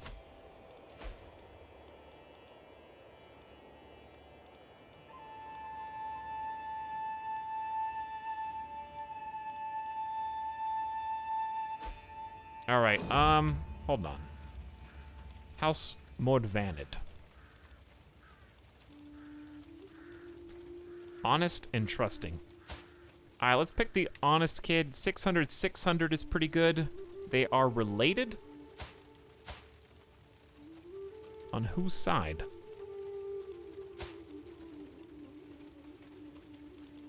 Grandparents King Sakron. I don't recognize any of these characters. It must be on mom's side? She doesn't have it. How is this related? You guys aren't related. Like, yes, they are. You can't argue. The game knows, just because you don't. Yadbana has decided her time in Tartus has come to an end. The servants have packed her chests and she said her farewells. With her goes the chiefdom of Kazanskoye. I don't know why you're going to leave Yadbana, but goodbye. I hope you enjoy your travels. There's so many sisters, I can't even keep up with them all. I don't care about Chieftain Circa. He can do what he wants. Nobody's plotting against me right now because I have vassals less likely to join independence factions, which is super nice. Oh, Abinthy just died. So I gained another 40 stress. Died of complications related to obesity on the 9th of September, 969.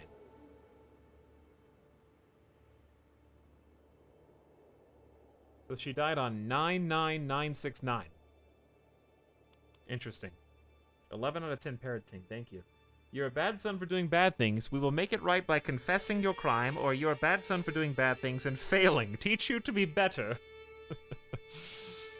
I gladly accept. All right, let me see. Where are you? You're the Moyer Confederation.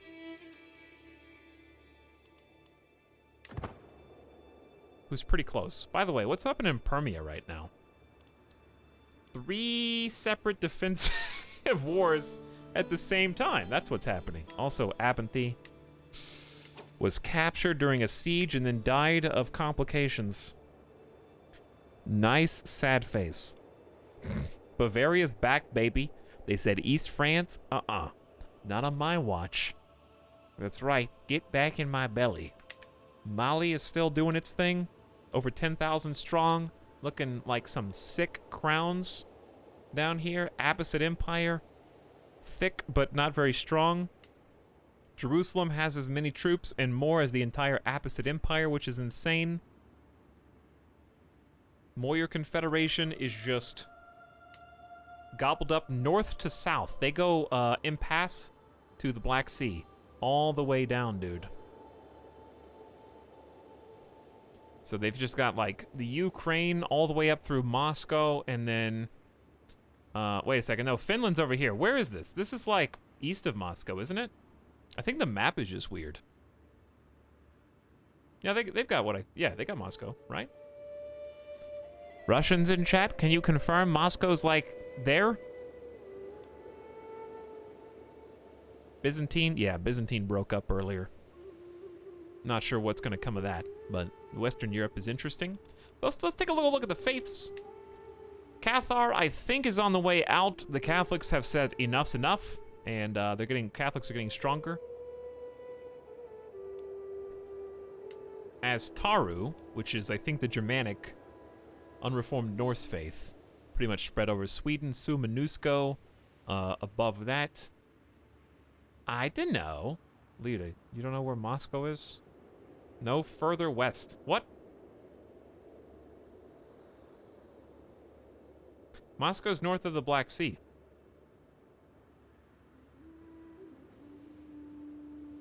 I know because of Microsoft Flight Simulator now. Thank you, Microsoft Flight Simulator. So this is the Black Sea. And it's somewhere above it.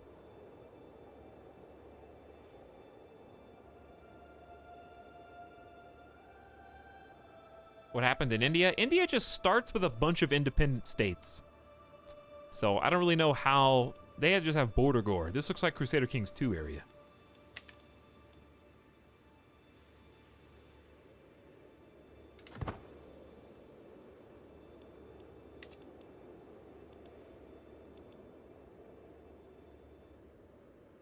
It says I joined the chat room. Was I timed out? Yes.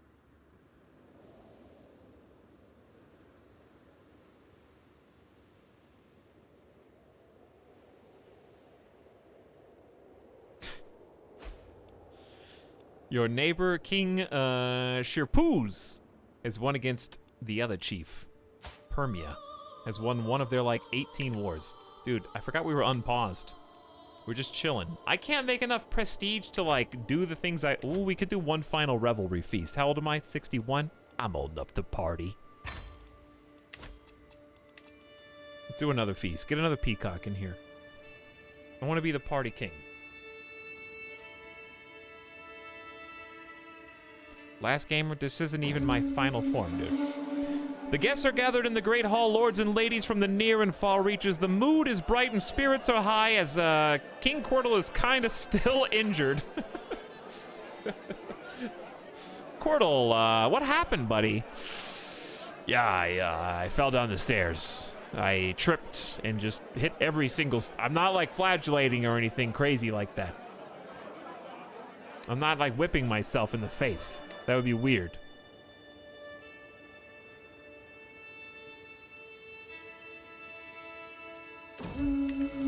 There's nothing like a feast. It reminds us all what is good in life. And the company is not too bad either. At least those seated close to me seem to think so. You are something special, Cordal. Queen Norava tells me. Oh, thank you, honey. That's my wife.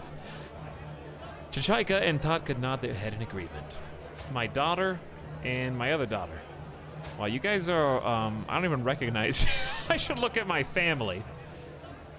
Norava, you don't look a day over 40, okay? She has aged very gracefully. That's my wife.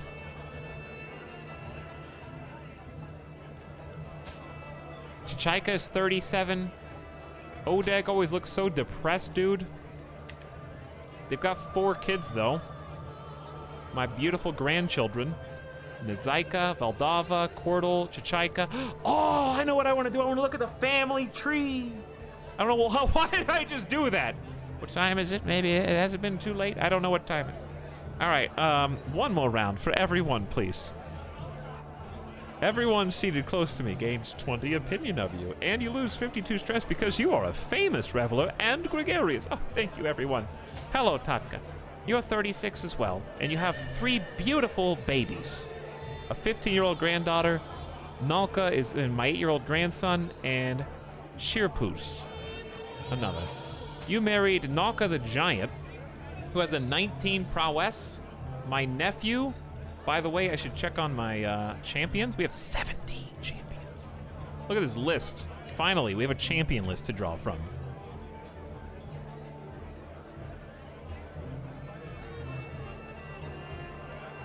Oh yeah, Odeg is forbidden from fighting, I guess. Chieftain Kazetti should probably be forbidden as well, but eh. Brozor, your heir and champion, eh. Forbid the heir? No, who would do something so wise? We're not fighting anybody anyways. High Chieftain Dakya is no longer injured, so you can be allowed. That'll bump somebody off at the bottom. Thank you, ladies. My beautiful family actually likes me. Neon, thanks for continuing your sub. How do we make Naka a champion? He's too far away. He lives in a different place. Feast in my house? I did everything I could, ensuring Chiefess Mortox and Anava would be as far from each other as possible. It was not enough, and now they have come to blows. In the middle of my feast, one of my guards is close to the brawl and looks to me for orders on intervening. Your half-sister and your daughter are duking it out. 57-year-old Mortox and Anava Avron, my 38-year-old daughter, married to Vutel, my champion and fearless atheist, with a 17 prowess. I think my daughter is going to kick my sister's ass. Throw Anava out to cool off. Form a friendship with Chiefess Mortox. Restrain Mortox until things calm down. I have to choose one.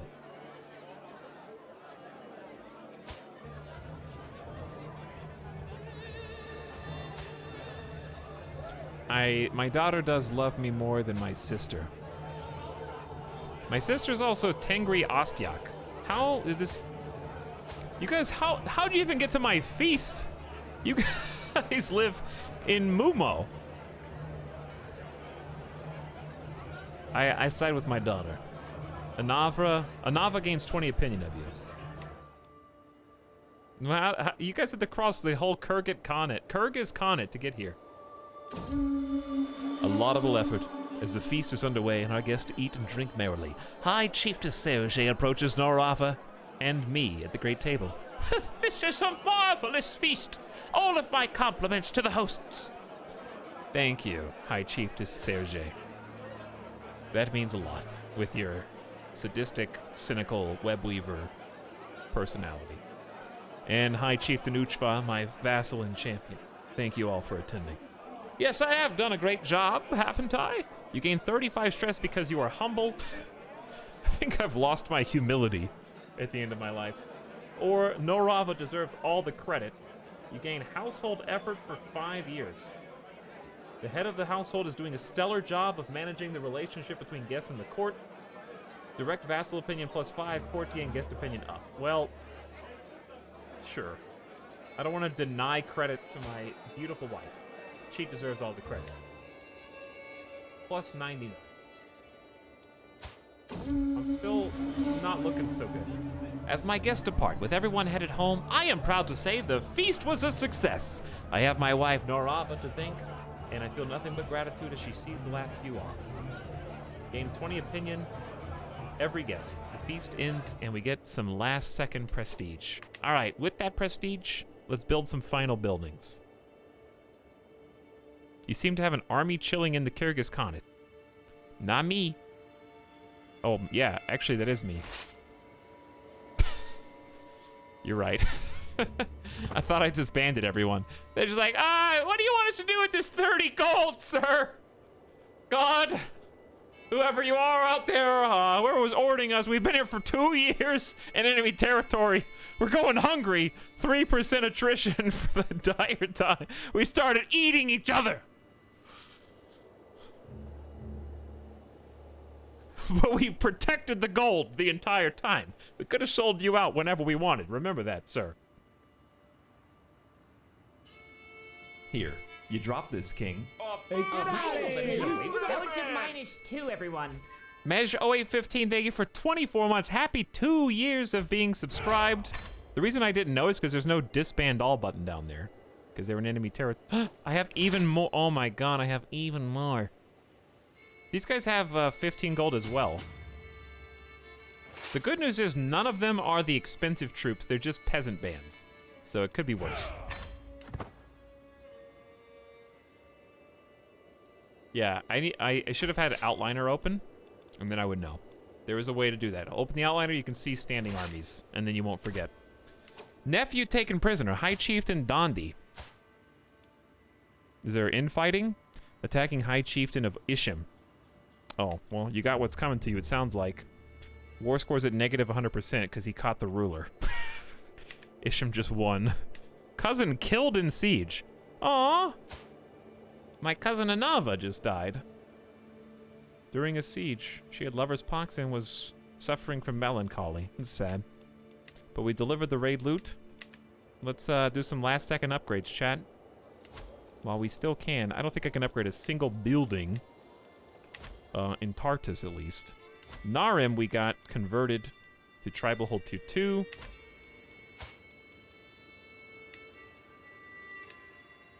We also have Karatut, Kartos. Palisades aren't my favorite upgrade in the world, but I think it's what we've got left. Especially when they're buried in the back. Alright, where's my other,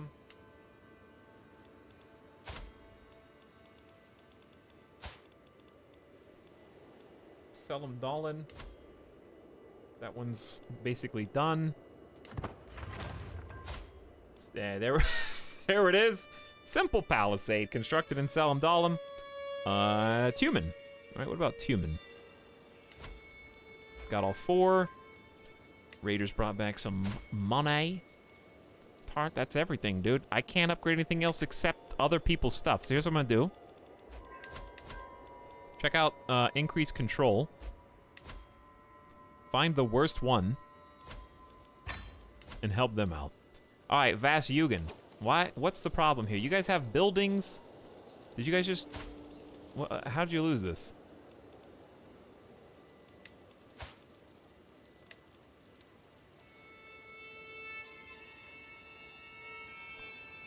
Claim title. Get an unpressed claim on Chiefdom of Vas Yugen, but you are content, so this stresses you out. And Dynasty Avern loses 150 renown. Interesting.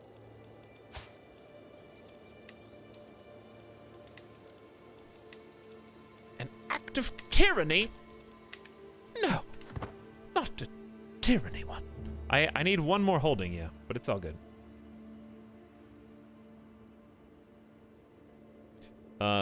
Because my next heir is not going to be able to do it anyway. The 7 out of 8 one. What are you talking about?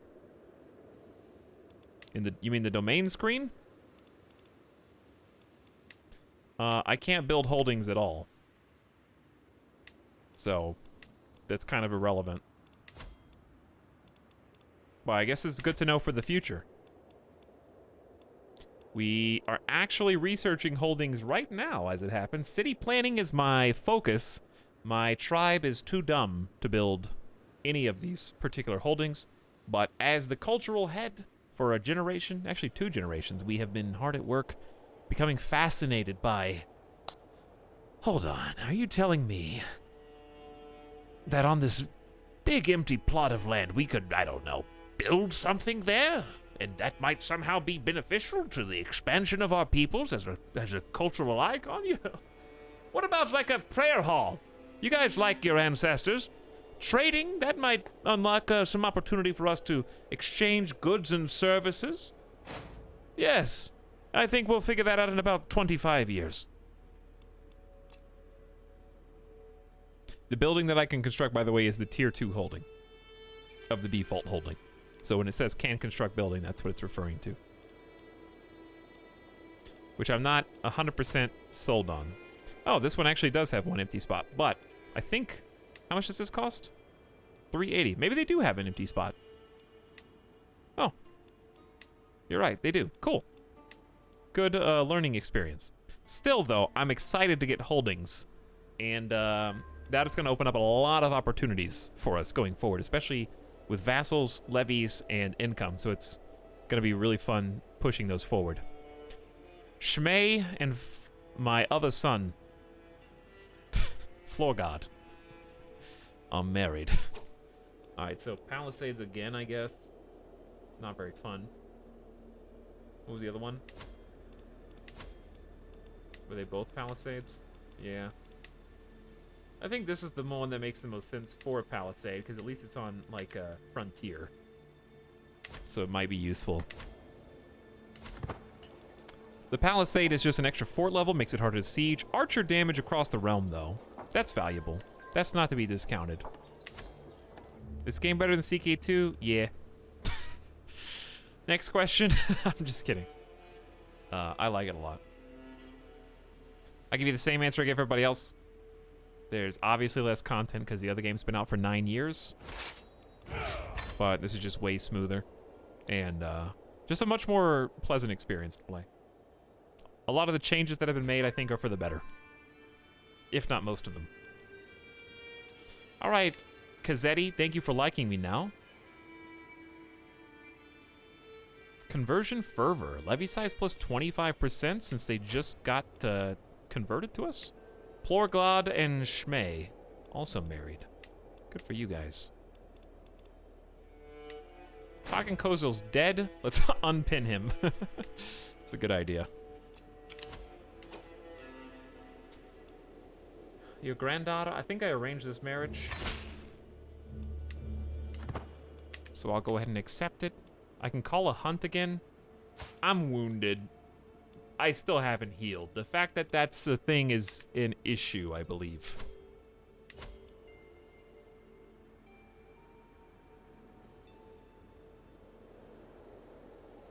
But I would say, yeah, it's better overall. I'm not going to go back and play Crusader Kings 2 after this. It's just like, it's beautiful to look at.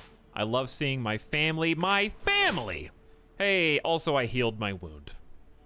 Good job. Maybe now I can go on a hunt, even though every hunt has gone very poorly for me.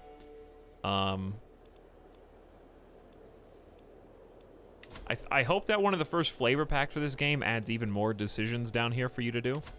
Or even more variations on the events that can happen in the feast and the hunt. I think they will.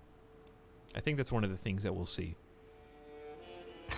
Would not be surprised at all. Because CK2 is loaded with decisions on this type of page. Oh, my family. Don't get distracted.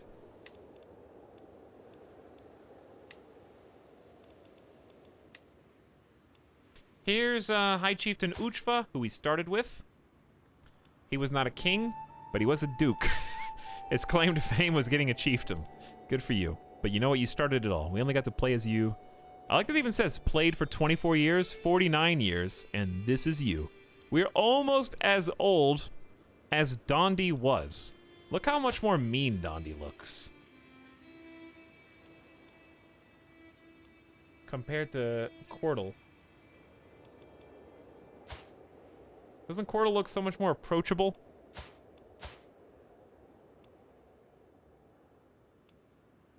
But this is what I mean. I love seeing my characters develop. They look very similar. You can tell that that's his son. Cordal is his father's son. And that's what's crazy to me.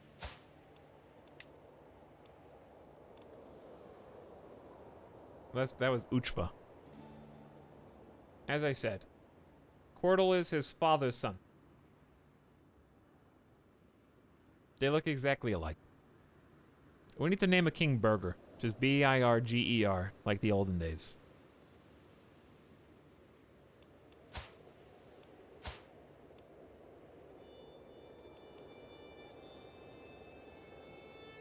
That'd be cool if Dread made you look more mean. Kind of like dark side, light side points in SWOTOR.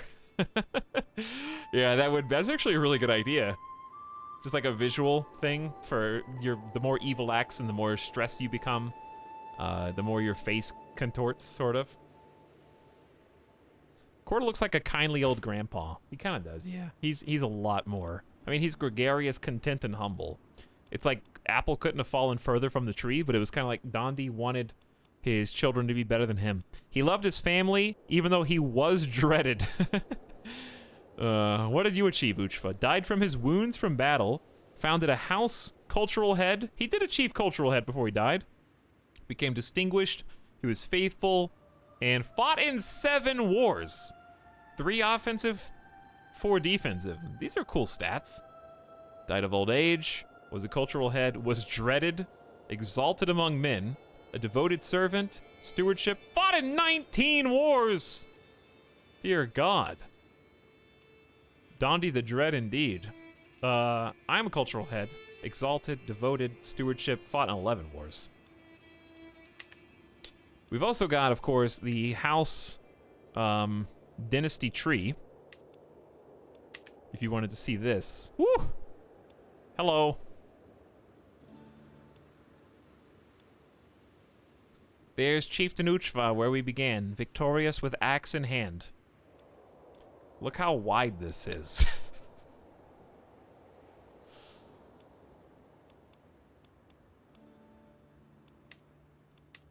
These are from, not our dynasty, because we didn't marry matrilineally, so I guess it just hides their children.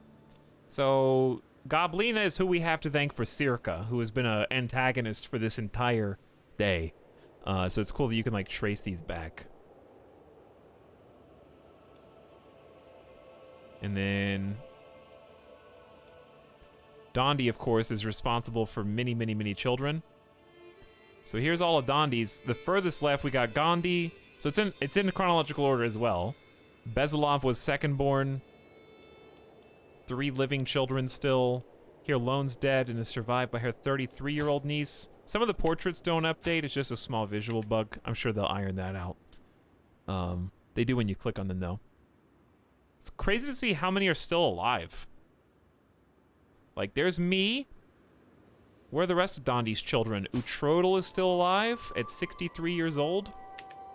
Abinthy recently died. Yolapa died and was murdered. Yadbona is drunk and has lover's pox. Driven to her cups, just like her mother. Chiefess Moratox is still alive and is living elsewhere. Minas 2 is the one that recently left home or something. She divorced her mercenary husband. It's weird to see this.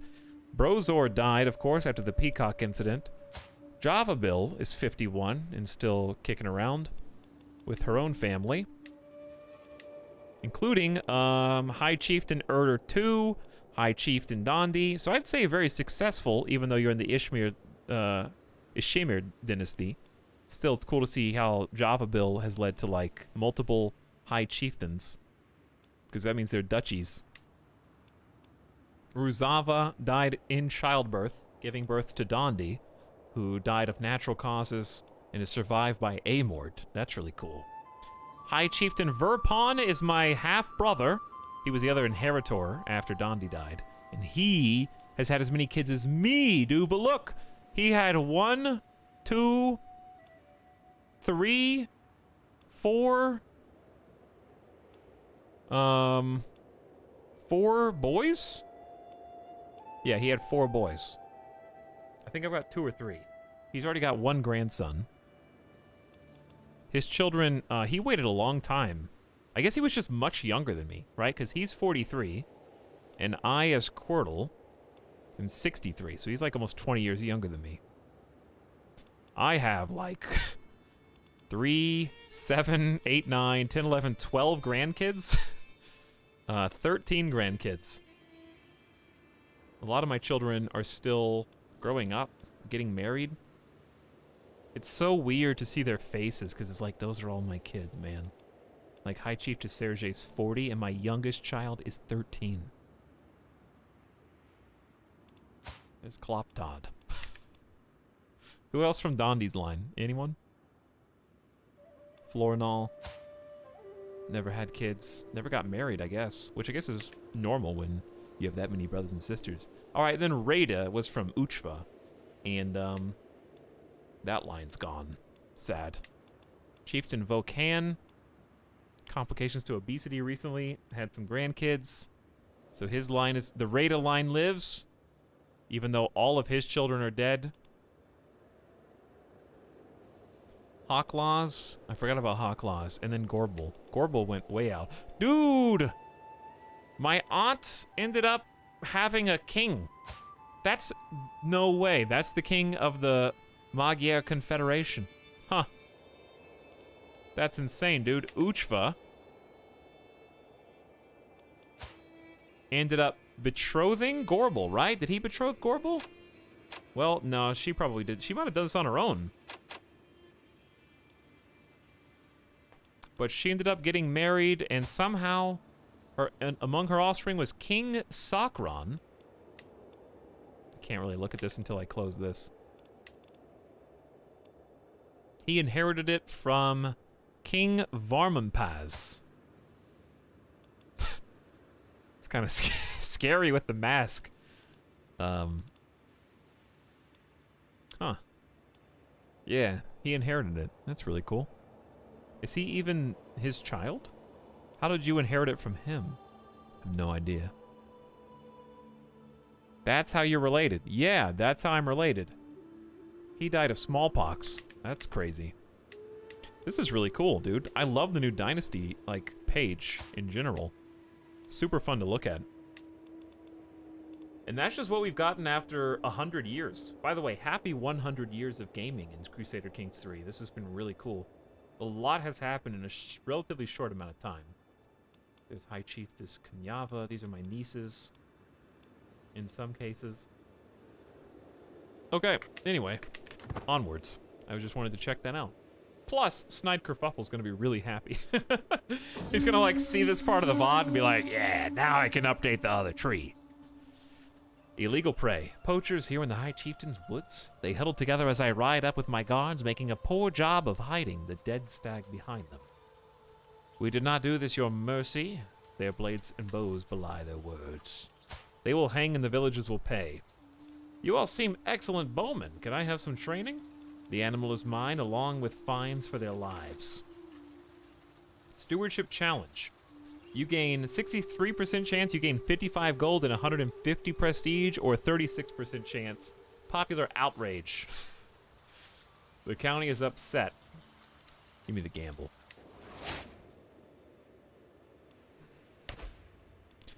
You're supposed to be the steward. You've got 27 stewardship.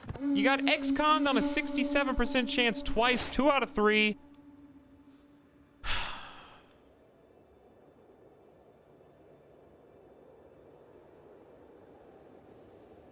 You gained the trait Novice Hunter.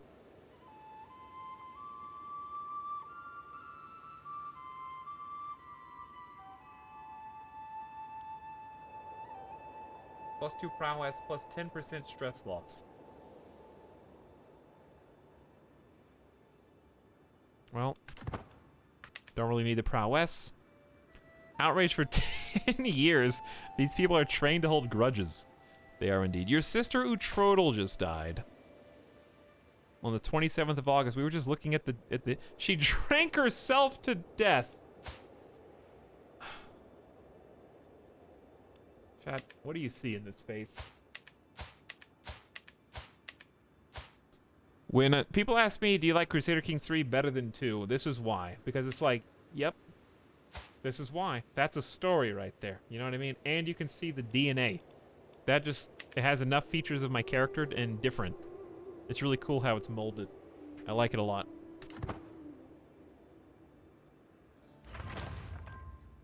What was that? Fortified tribal hold in Narim. Alright, Narim, you probably are looking pretty good. You got maxed everything. Max tribal hold. Our levies have gone up. We get 1. I'm surprised we actually get another perk. We can have 8 domain now. Almost 9.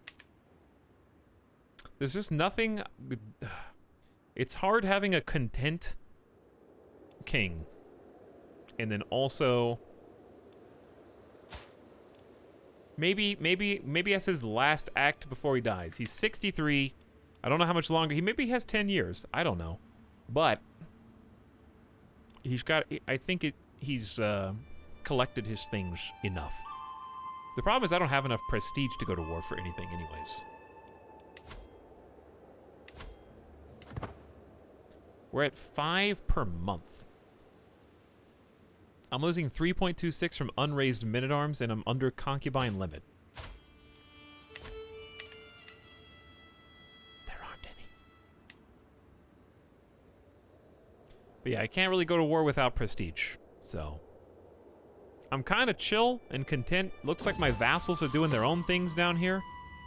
I have no idea who. Looks like they're at war with Permia? Maybe offensive war? No, it's a peasant revolt. Maybe they're still allies. Kloptot seemed to enjoy our latest feast immensely. He got along quite well with everyone he spoke to, even the adult guests. Good for you, Kloptot. It never hurts to make friends. Kloptot keeps the trait gregarious. I mean, yeah, of course. Greedy or lustful. Keep your friends.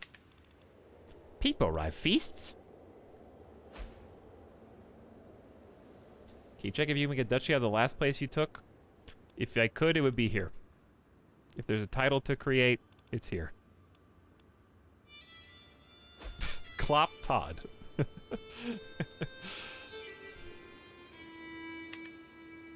Nephew killed in siege. My nephew, High Chieftain Dondi, was killed by a leader of the peasant revolt.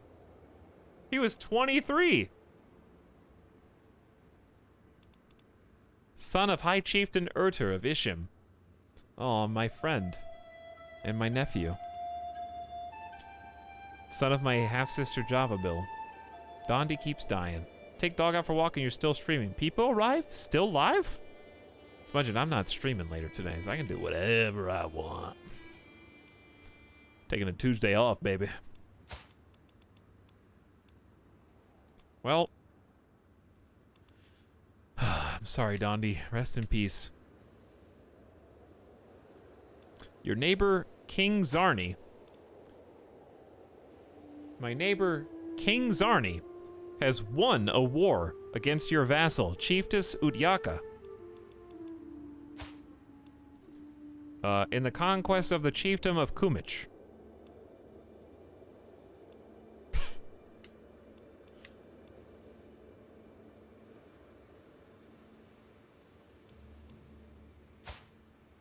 Does that mean we just lost a piece of land for no reason?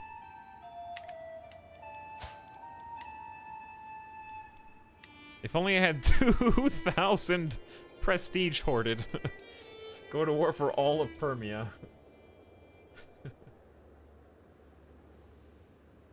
Just can't afford anything. I guess piety. Yeah, I could go for piety. I forgot. Prestige is for the big dogs. I could conquer. You know what? As my last... King Cordal went on the longest pilgrimage of our entire peoples. It's time to do the thing that we've wanted to do. We may as well do it. We're going to war for Perm. Someone else is already at war for Perm. But... oh god, their capital's so far away. But I can do it better.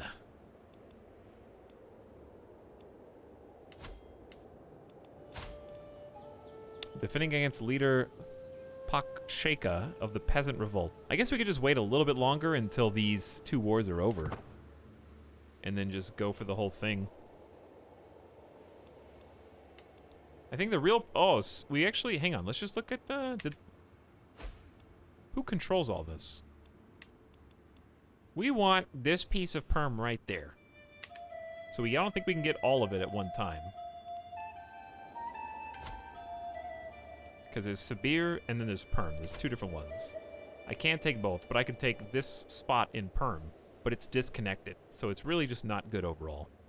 And the reason for that is because they just allowed Kumich to fall, I think.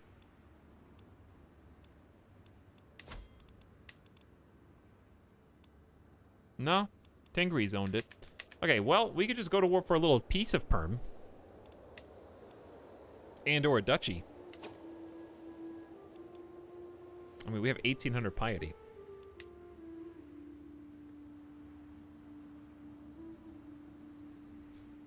The war would be for de jure, not de facto.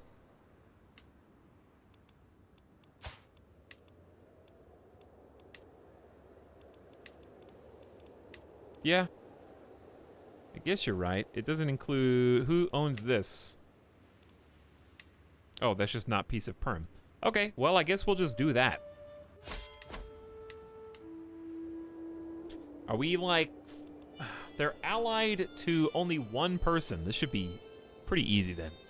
All right, everybody, buckle up. King Quirtle, even though he is content and humble, he needs the future of Suckberia and the Suamanusco faith to finally ride for glory and conquest at the end of his life. He needs one legacy to hold on to besides uniting peacefully all the vassals of the realm. Everyone except the traitor Circa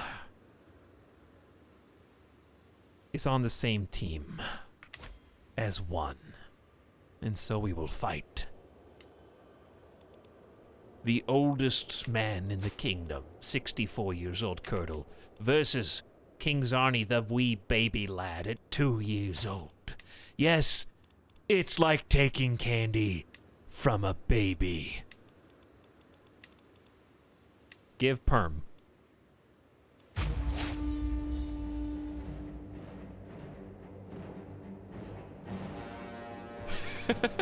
Still the epic music, though.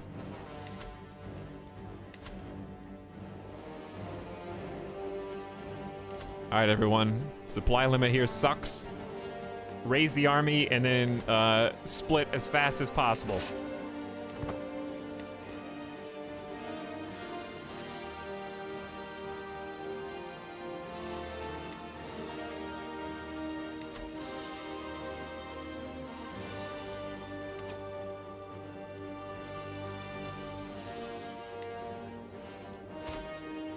Brave, cynical, generous, skilled tactician.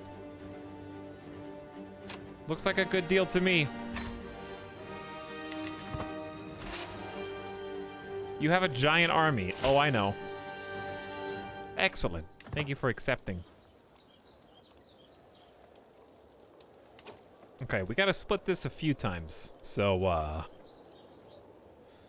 wish me luck.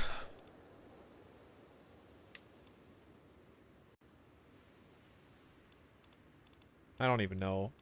I honestly, I might... I don't know why it always keeps every single night together. I think that's the most annoying part. I'll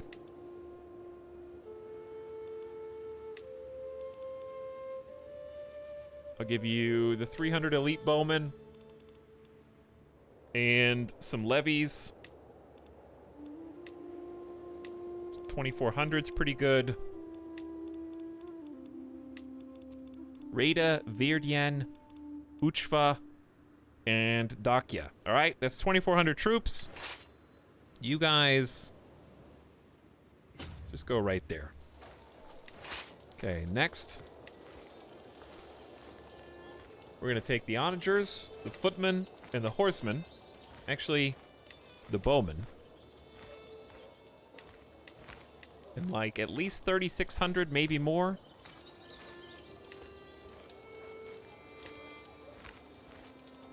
$42 is probably a bit much.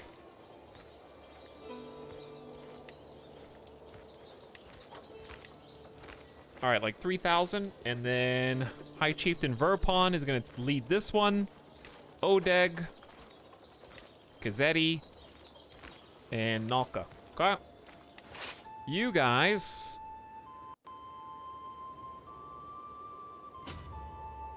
are gonna march for Sibir. Then we should have one group of 5,700K. I don't even know how. Okay, there we go. So shift left click, I understand why. If there's a paradox in play, I thought they were slapping their head earlier. Shift left click removes them from your group. Okay, I get it now. It doesn't select. I don't know how to select just one. But there you go. Shift left click does a reverse. Oh, nice. I came back just in time for the Worgen's perm. You did, yes. So I think we can just split these dudes in half. Call it a day.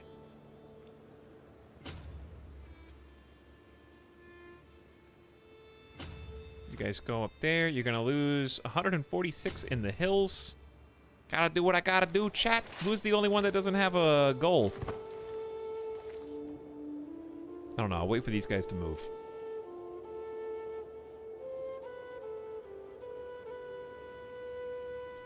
How do you get elite troops? Oh yeah, I did a cultural research on forest wardens. That was my first thing that I did.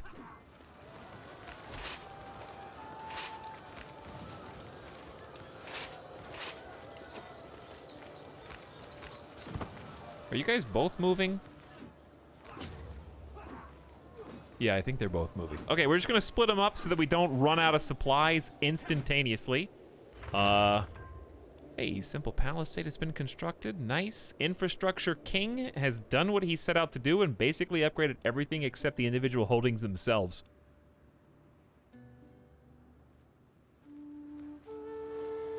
So siege number 1 is in progress. I don't know what to do with you guys. I think we're just gonna walk it out.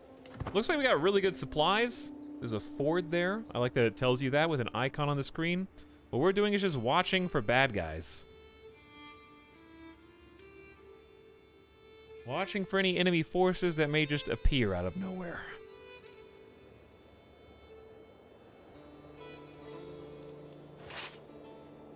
And then we should have 4 sieges basically going simultaneously. Sibir is the most important one, and Kumich, because those are inside of our territorial goal. We can't take these because they're already held by a different army, I think. Army of Perm is probably split pretty thin with only 2,400 Here, strength. You drop this, King. Oh, Nice. dude! Oh, dude! Come on, Two, dude! everyone. Hey, did you guys think it was one of the voices? Thanks again, Super Kevlar Mej, and Massively Fun for the recent subs. Glad to have all of you. Thanks, Massive, for the 15 months. Super Kevlar for the first time ever, and Mej for 2 years. You're very nice.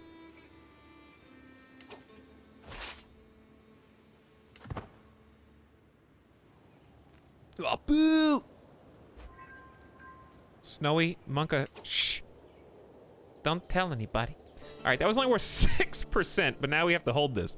You captured Chiefess Terhi's daughter and 2 others during the siege, and now we're gonna move up. Because I saw the enemies here. I don't know which way they're gonna go.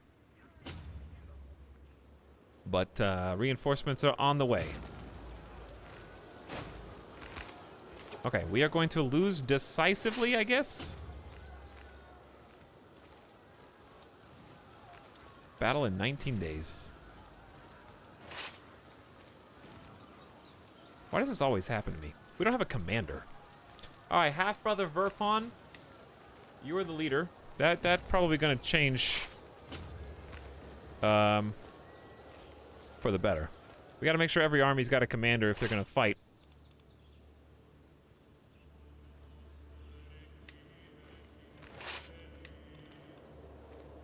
Unyielding defender is also good. All right, you guys want a duel right there? Didn't think so. I put a commander in. They saw the battle and were like, I don't think so. Never mind. I'm sorry. I didn't mean to disturb you. I'm retreating immediately. I don't even know why they're in retreat stance right now. But yeah, not having a commander is kind of an important oversight. Oh, listen to this music. Rip these, like, 7 guys? You lost 1 person and killed 98. Good job. We did it. You killed 48 people and lost 3 people. Well done. So, this is the siege with the 50 onagers, chat. This particular keep is not going to have a very good time.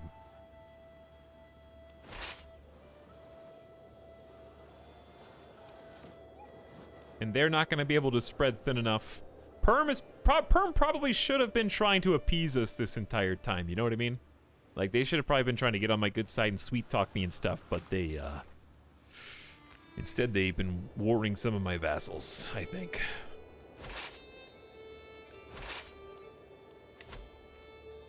They're fully stocked on food, but their walls are basically breached. And they're outnumbered 10 to 1, so. Now we just need to hold our objectives. I don't think we can take any of this, because it's already held by a different person, right? Occupied by leader Paksheka. Are they happen to be hostile to us? Can I declare war on him too? Because that'd be pretty sick. There's a civil war happening right now. How bad is the war, though? They're at 100%. I have a bad feeling this is going to convert to their territory, and then I'm going to have to declare war on them separately.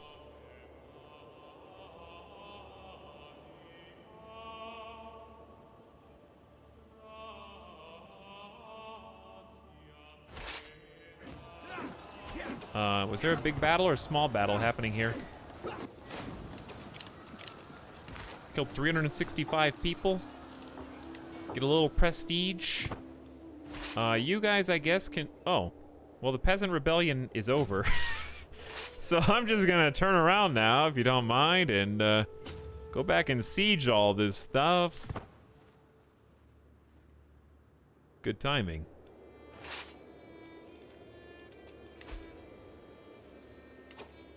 Chieftain Kazeti is not swayed. You will make another attempt. You took a prisoner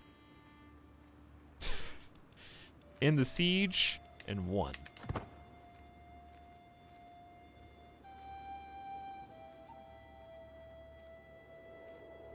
$2,600 troops, kind of just like on the move, I guess. I don't know what their plan is exactly.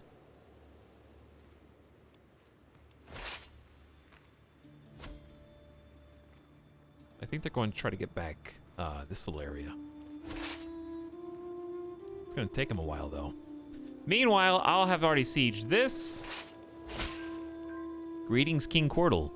The people of the chiefdom of Petropavlovsk have finally been convinced to convert to the true faith. There are practically no more heretics in the whole of Petropavlovsk. How about that? You're doing... That's 3 counties in 1 lifetime. I think she's 62 years old. I feel like this is going pretty well. I guess I should be a little bit worried about these 2,600, but I don't know.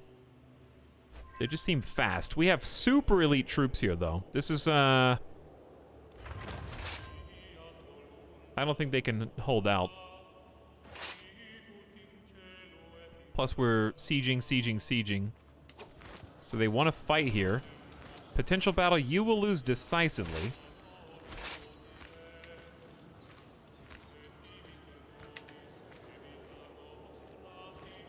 Are we not just better than... Oh, they do have pretty elite troops, I guess.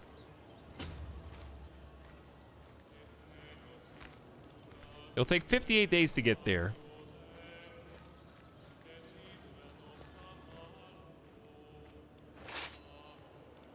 Potential battle in how long? 12 days? Maybe I underestimated.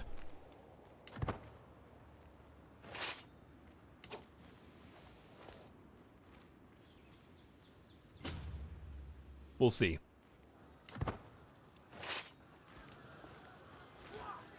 Alright, so here's the battle itself. 15 versus 19. They have specialized archers. 2 regiments. There's 600 of them versus my 300. So they just have more archers. And they have way more champions. Huge disadvantage. 41. Wow. That martial skill. It's really all about defending in hills, I think, and the defensive buildings. Your archers do 12 more damage, though? That's true. That's kind of a big deal. Backup's on the way, but I don't know how long it'll take them to actually get here.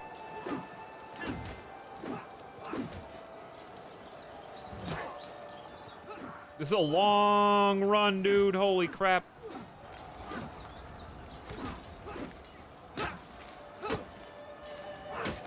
Getting up into the hills, basically, is just so difficult. And they're going to get out before I can even get in? Are you serious?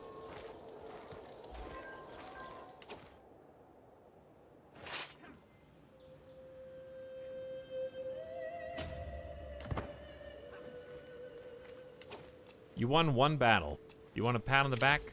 They killed 775 of my men versus 382. My champions killed 4. 144. I mean, we have 4 total. My levies just got destroyed, and my archers did okay.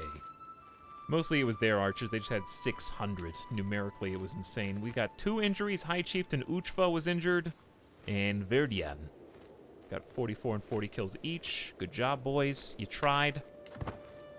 You did what you had to do. Typhus. Today I was given grave news. My daughter Merzelo has fallen ill with typhus. The future is uncertain. Death lingers close by her bed. Yet she may survive. Only Rocco knows. The physician wants to know how my daughter should be treated. It is up to...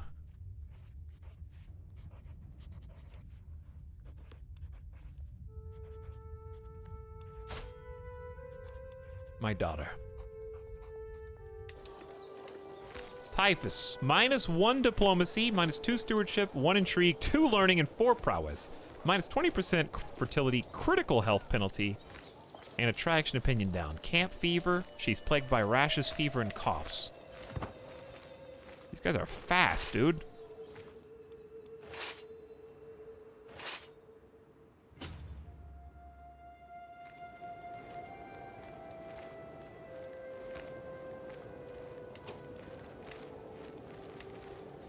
Noiti, Sinyava finished Convert the Faith, won 1 siege, and a simple palisade was constructed. That's what's making our archers so incredibly strong. I think it's just all the palisades we've got.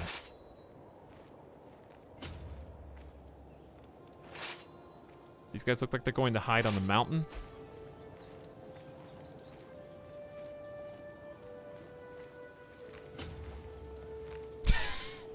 Kind of boxing them into a corner here. A guild of stonemasons has established itself in the chiefdom of Tartus. Having dedicated craftsmen in my personal service could help the region flourish. Oh, that just reminded me. The one flavor thing I want the most, I loved relics and artifacts. I thought those were so cool. I want to be able to create armor, weapons, like in Crusader Kings 2, and get like rewards and stuff for your treasury. It was so fun. Creates good storyline. I have CK2 in my library. I'll try it out and see how it goes. It's way harder than this. Here, you drop this, King. That was just -2, everyone. You disgust me. CK3 is on Game Pass, so you can try it out there, Shoaib. I will never play this game because it's so far out of my depth, but it's really fun watching you play. I'm glad you're having fun, though. But I would definitely try this over CK2 if you're skeptical. Because Crusader Kings 2, if you're afraid of this, and you're gonna try that, it's like the thing you're afraid of becomes real. You know what I mean?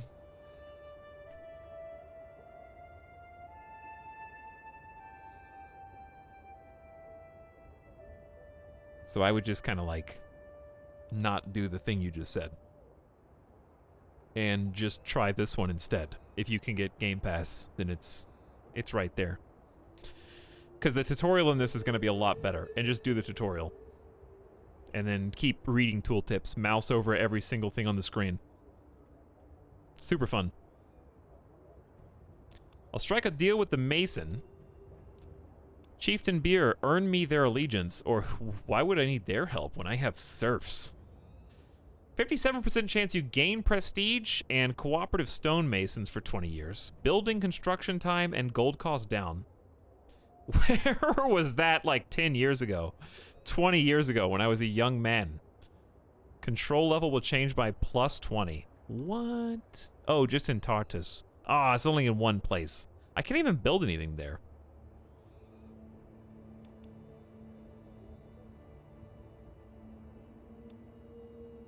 Peasant labor for 20 years. Oof. I guess I'll try and strike a deal. I could lose up to 200 gold on this. This is rough. This one is like 75% chance of not losing 215 gold, and this one is... Oh, there's actually a 0% chance of losing 215 due to my skill. Huh. Okay, I didn't see the 0%. Chat said it before. You're gonna think I just copied you, chat, but I saw it myself. I'm just messing with you. What did I get? Did we get it? Didn't really confirm. I think I did, because it just got prestige, right? Skill check. That's me. By the way, Giuseppe455, thank you for the brand new sub. How you doing? Is there any way to avoid your domain being split up on succession? Just get good. Have you tried getting good yet?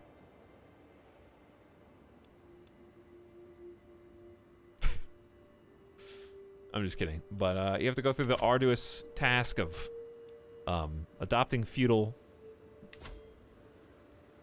And to do that, you need absolute tribal authority and to reorganize your faith.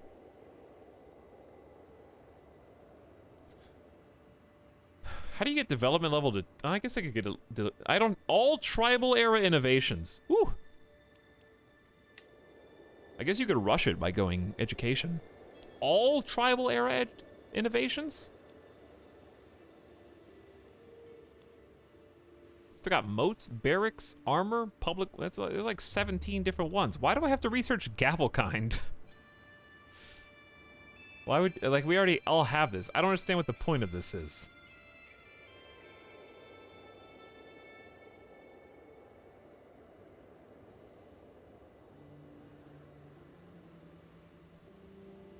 Polo Juice, long time no see. How are you even subbed to me? What's up?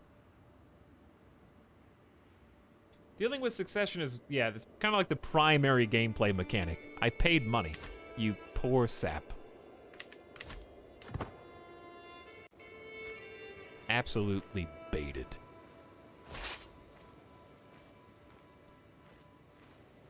Yeah, I know not all regions start with it, but why is it a mandatory requirement to research if I already know how to do it? It should already be filled in on my screen, right? Like all the other ones. The Masons' dealings. Masonic dealings. The leader of the Masons seemed reluctant to strike any kind of deal on behalf of the guild, till I pointed out exactly how much it would benefit us both. Hey, we got it. All I really needed was, the prestige. Let's check on our domain. I like that tip earlier about the building constructions. It's really just about upgrading our holdings now.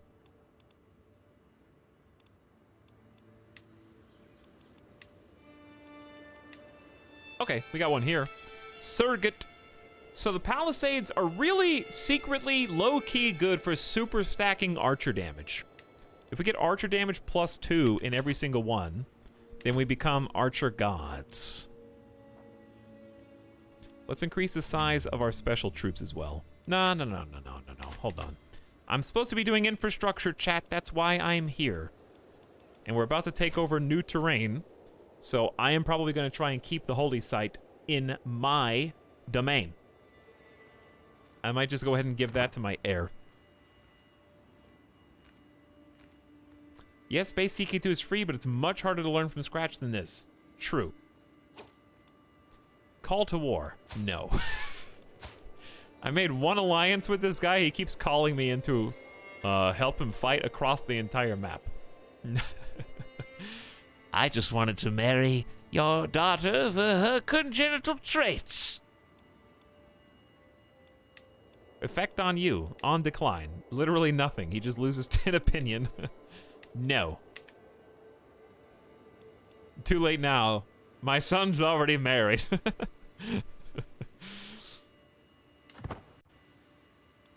I don't know where this guy's going.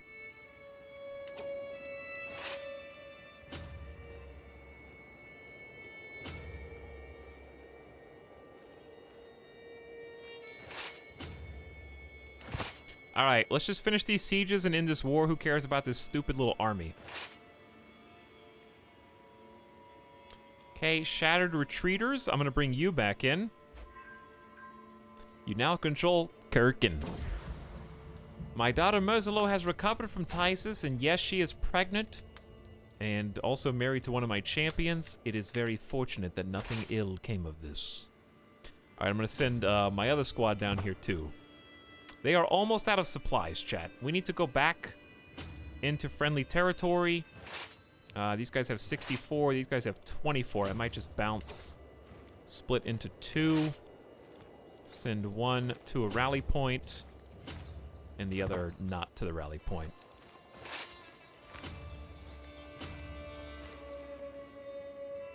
Try to build those supplies so we don't all just die here. That would be really embarrassing. You can resupply in siege territory? Oh, do I just have to have, like a split army here? Interesting. I guess because we control it. We don't control most of this, though. So if I send these guys here, and these guys here, they'll resupply? How different is CK2 from EU34? I never played those, but from what I understand, very much. This is more of an RPG. And story generator. We are under siege down here. I guess they're just counter-sieging me, which is I'm willing to put up with. Am I though?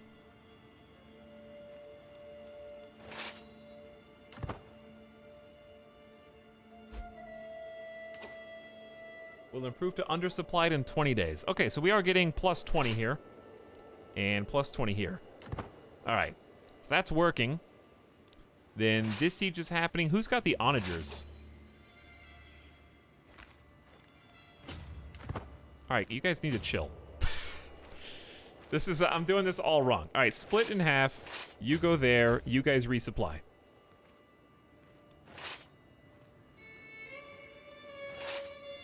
Resupply faster. How'd you increase your domain limit to 10? Because I'm a god. With 27 stewardship. And almost all the perks on architect and administrator tree. But it's all for nothing, because by the time I get 10, I'll be dead.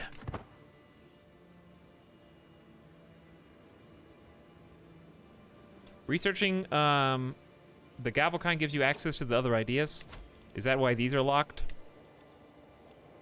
You have to have limited crown authority, hereditary rule innovation. Did you just make that up? This requires heraldry.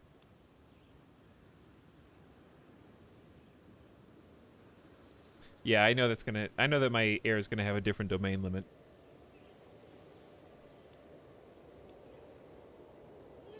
But it lets him choose. You know what, actually, though? It's a genius IQ play, Team Jones. Let me tell you why. Oh, no, you had 10 domain and your son can only have 5. Guess who gets instant opinion bonuses from handing out 5 separate counties and the associated duchies immediately as soon as taking office? I just wrote a bunch of checks and I said, give these to the most pissed off vassals. And you have instant friends.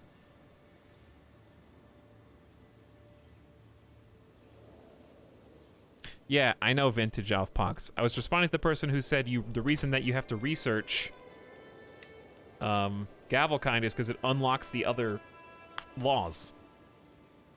But it's under different fascinations. That's what I was trying to point out.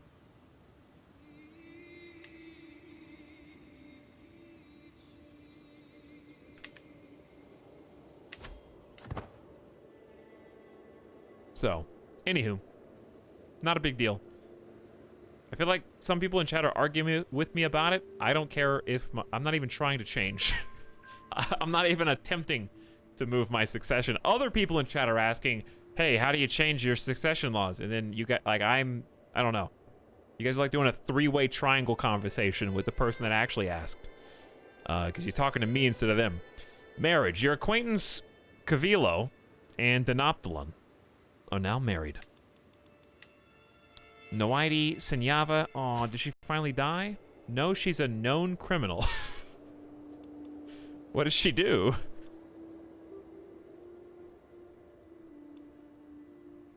Noidi Senyava.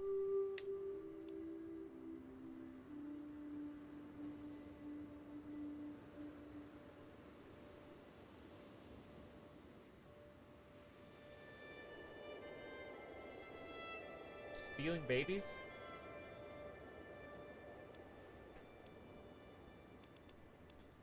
Okay, I'm about to time some people out. Seriously, it's getting on my nerves. Yes, this is Gavelkind can enact the Confederate Partition Law. Always read the tooltips. All children inherit equally. Confederate Partition. My succession is Confederate Partition. All children inherit equally.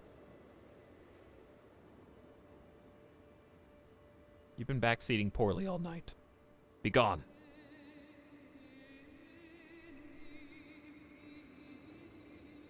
Also, no spoilers, Crescent Wolf.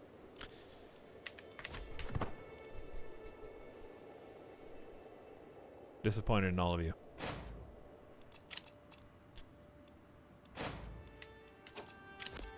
Being raided. Raiders from High Chiefess Azlai are in your territory. Okay, well, I don't even know where they came from. I just want to finish this war, okay? Your daughter Kazalon has no reason to stay at court and will soon leave. Because her husband is wandering? Why are you wandering? And why is my Noidi a known criminal? That's what I care about. What did you do?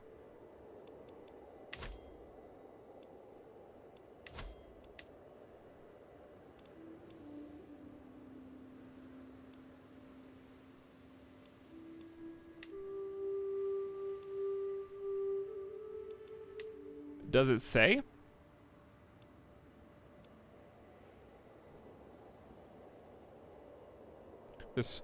I hold 56 hooks. It says if you hover over the bowl and chain. Oh, attempted to murder family member in Etalyx. You have only one family member, my daughter.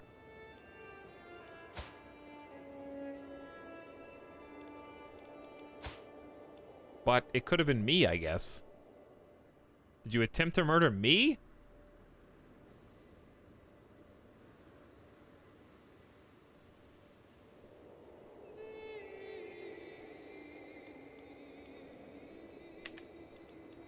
Well, I guess I have no choice. If you attempted to murder any family member, then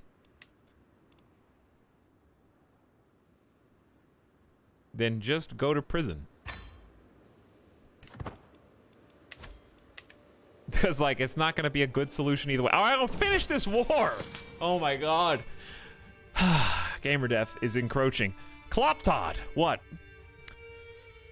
Displaying a thorough understanding of the flow of gold and the wanderings of people, he expresses remarkable creativity in dealing with these matters. He became a fortune builder. They grow up so fast, just like dear old dad. Senyava managed to avoid capture and fled to the countryside. Traitor. All right, she's gone. Now I have one less concubine. Having a real issue with that, you know? Having a real concubine issue here. Didn't you try to kill someone?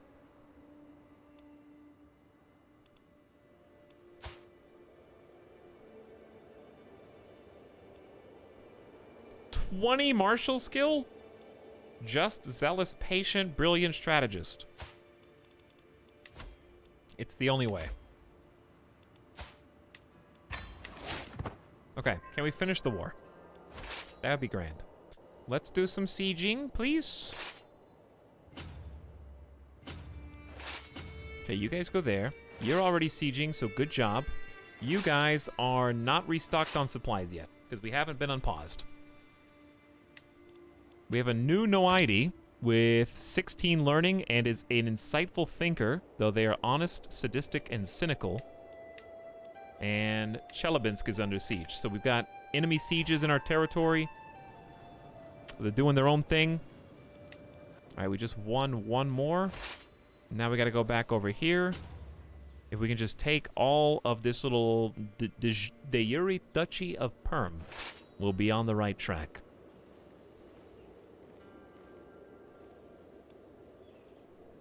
Polo just says you're in a real concubine. It's been 12 hours. Gamer death is coming. I can't say anything interesting or funny. All I can do is finish this war and King Cordal's life in the process. I hope we can do him proud. What are these? We got grant a title, too many duchies, prisoners can be ransomed, negotiate with High Chieftain Erder. I see no reason why not. Call allies to war. Nah. Vassals expect council positions. True. But too bad. Hey, she's gotten really good. She went from 19 to 21. She's the one who forced me to let her be on the council. I don't need you to manage my domain while we have our holdings this high. So maybe just chivalry for now. Create the Duchy of Vogulia. Ooh, that's new.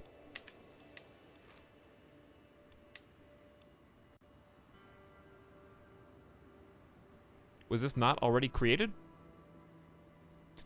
Mean chat. They learn from the best. I'm absolutely going to create this title. But I have to give it to somebody because everyone's going to hate me for it immediately.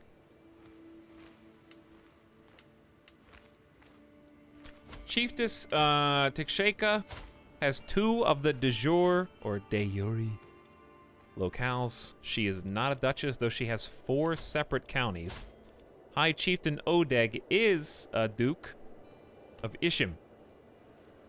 Really?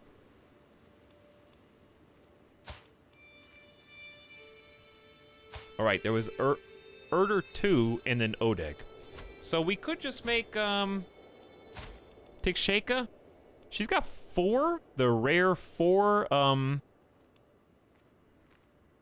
traits. The problem is she's 60. Honestly, I'm just gonna hold the duchy. I don't care if we get a penalty for it. I'd rather give it to someone younger who's gonna benefit. If I suffer, then my son takes over. He has a duchy to give and instantly appeases one of the vassals. It's a genius play. I'd be glad to call you an ally. Thank you, Chieftain Erder 2. Now, let's put an end to this. We have triple sieges going on right now. And we're about to go even deeper. I'm going to send these 2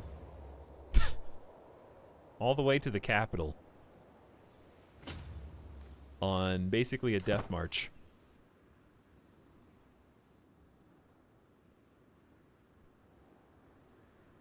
Hello, Etalyx. Hello, Blue. How are you? The duchies will be partitioned.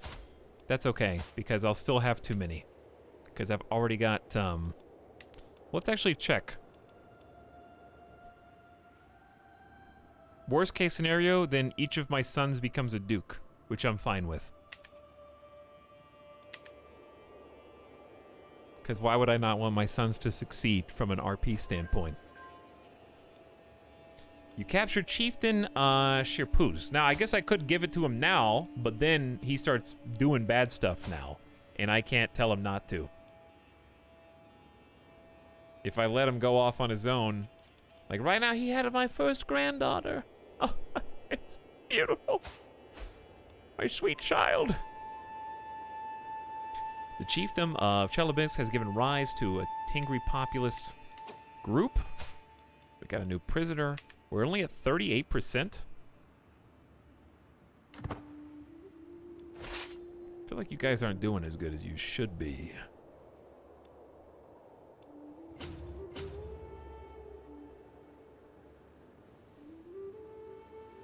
We've almost got our entire objective duchy.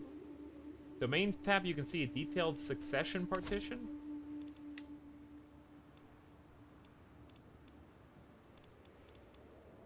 What do I have to highlight?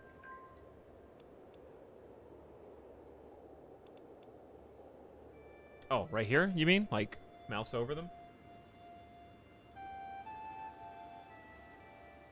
Did you just reiterate succession tab when I'm on... Oh, the succession tab, but the domain tab has it too. So we can see Brozor, Plorgod, and then here, it'd be titles lost on succession, 8. Gotcha. This is really cool detail. I'm glad this is here. I feel like, I can't believe it's been 50 plus hours in game and I still don't know all the little secrets the UI holds. I don't know if that's a good thing or a bad thing. I think it's good, because it's nice that the detail exists. So he's going to definitely get Sukhbiria, Vasyugin, Tartus, Narim, and Atbasar. And then Ostiaki goes to you. You get 2 duchies? That's just not very good. Why can I imprison you with a hook? This is an act of tyranny. That would be just out of left field. Paradox game in a nutshell, basically. Good to know for the future, though. I can't really do anything. Disinheriting you is just too much. They could, though. Humble, deceitful, and gregarious.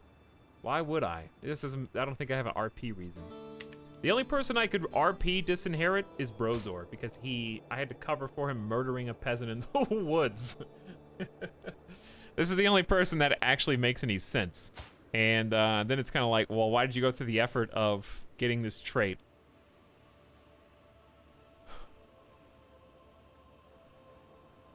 Be nice if there were more of those purple tutorial messages. Yeah, that may be something they fix over time. But yeah, disinheriting Brozor, I don't think is the worst idea.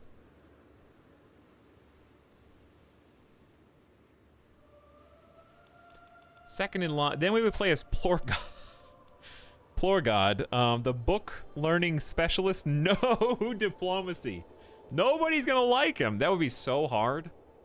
None of his vassals would like him at all, dude. Charm, negotiate, and persuade directly affects the opinions of other characters. That would be challenge mode. Learning intrigue. Maybe a short life. Could be interesting. Life is calm, generous, and gregarious.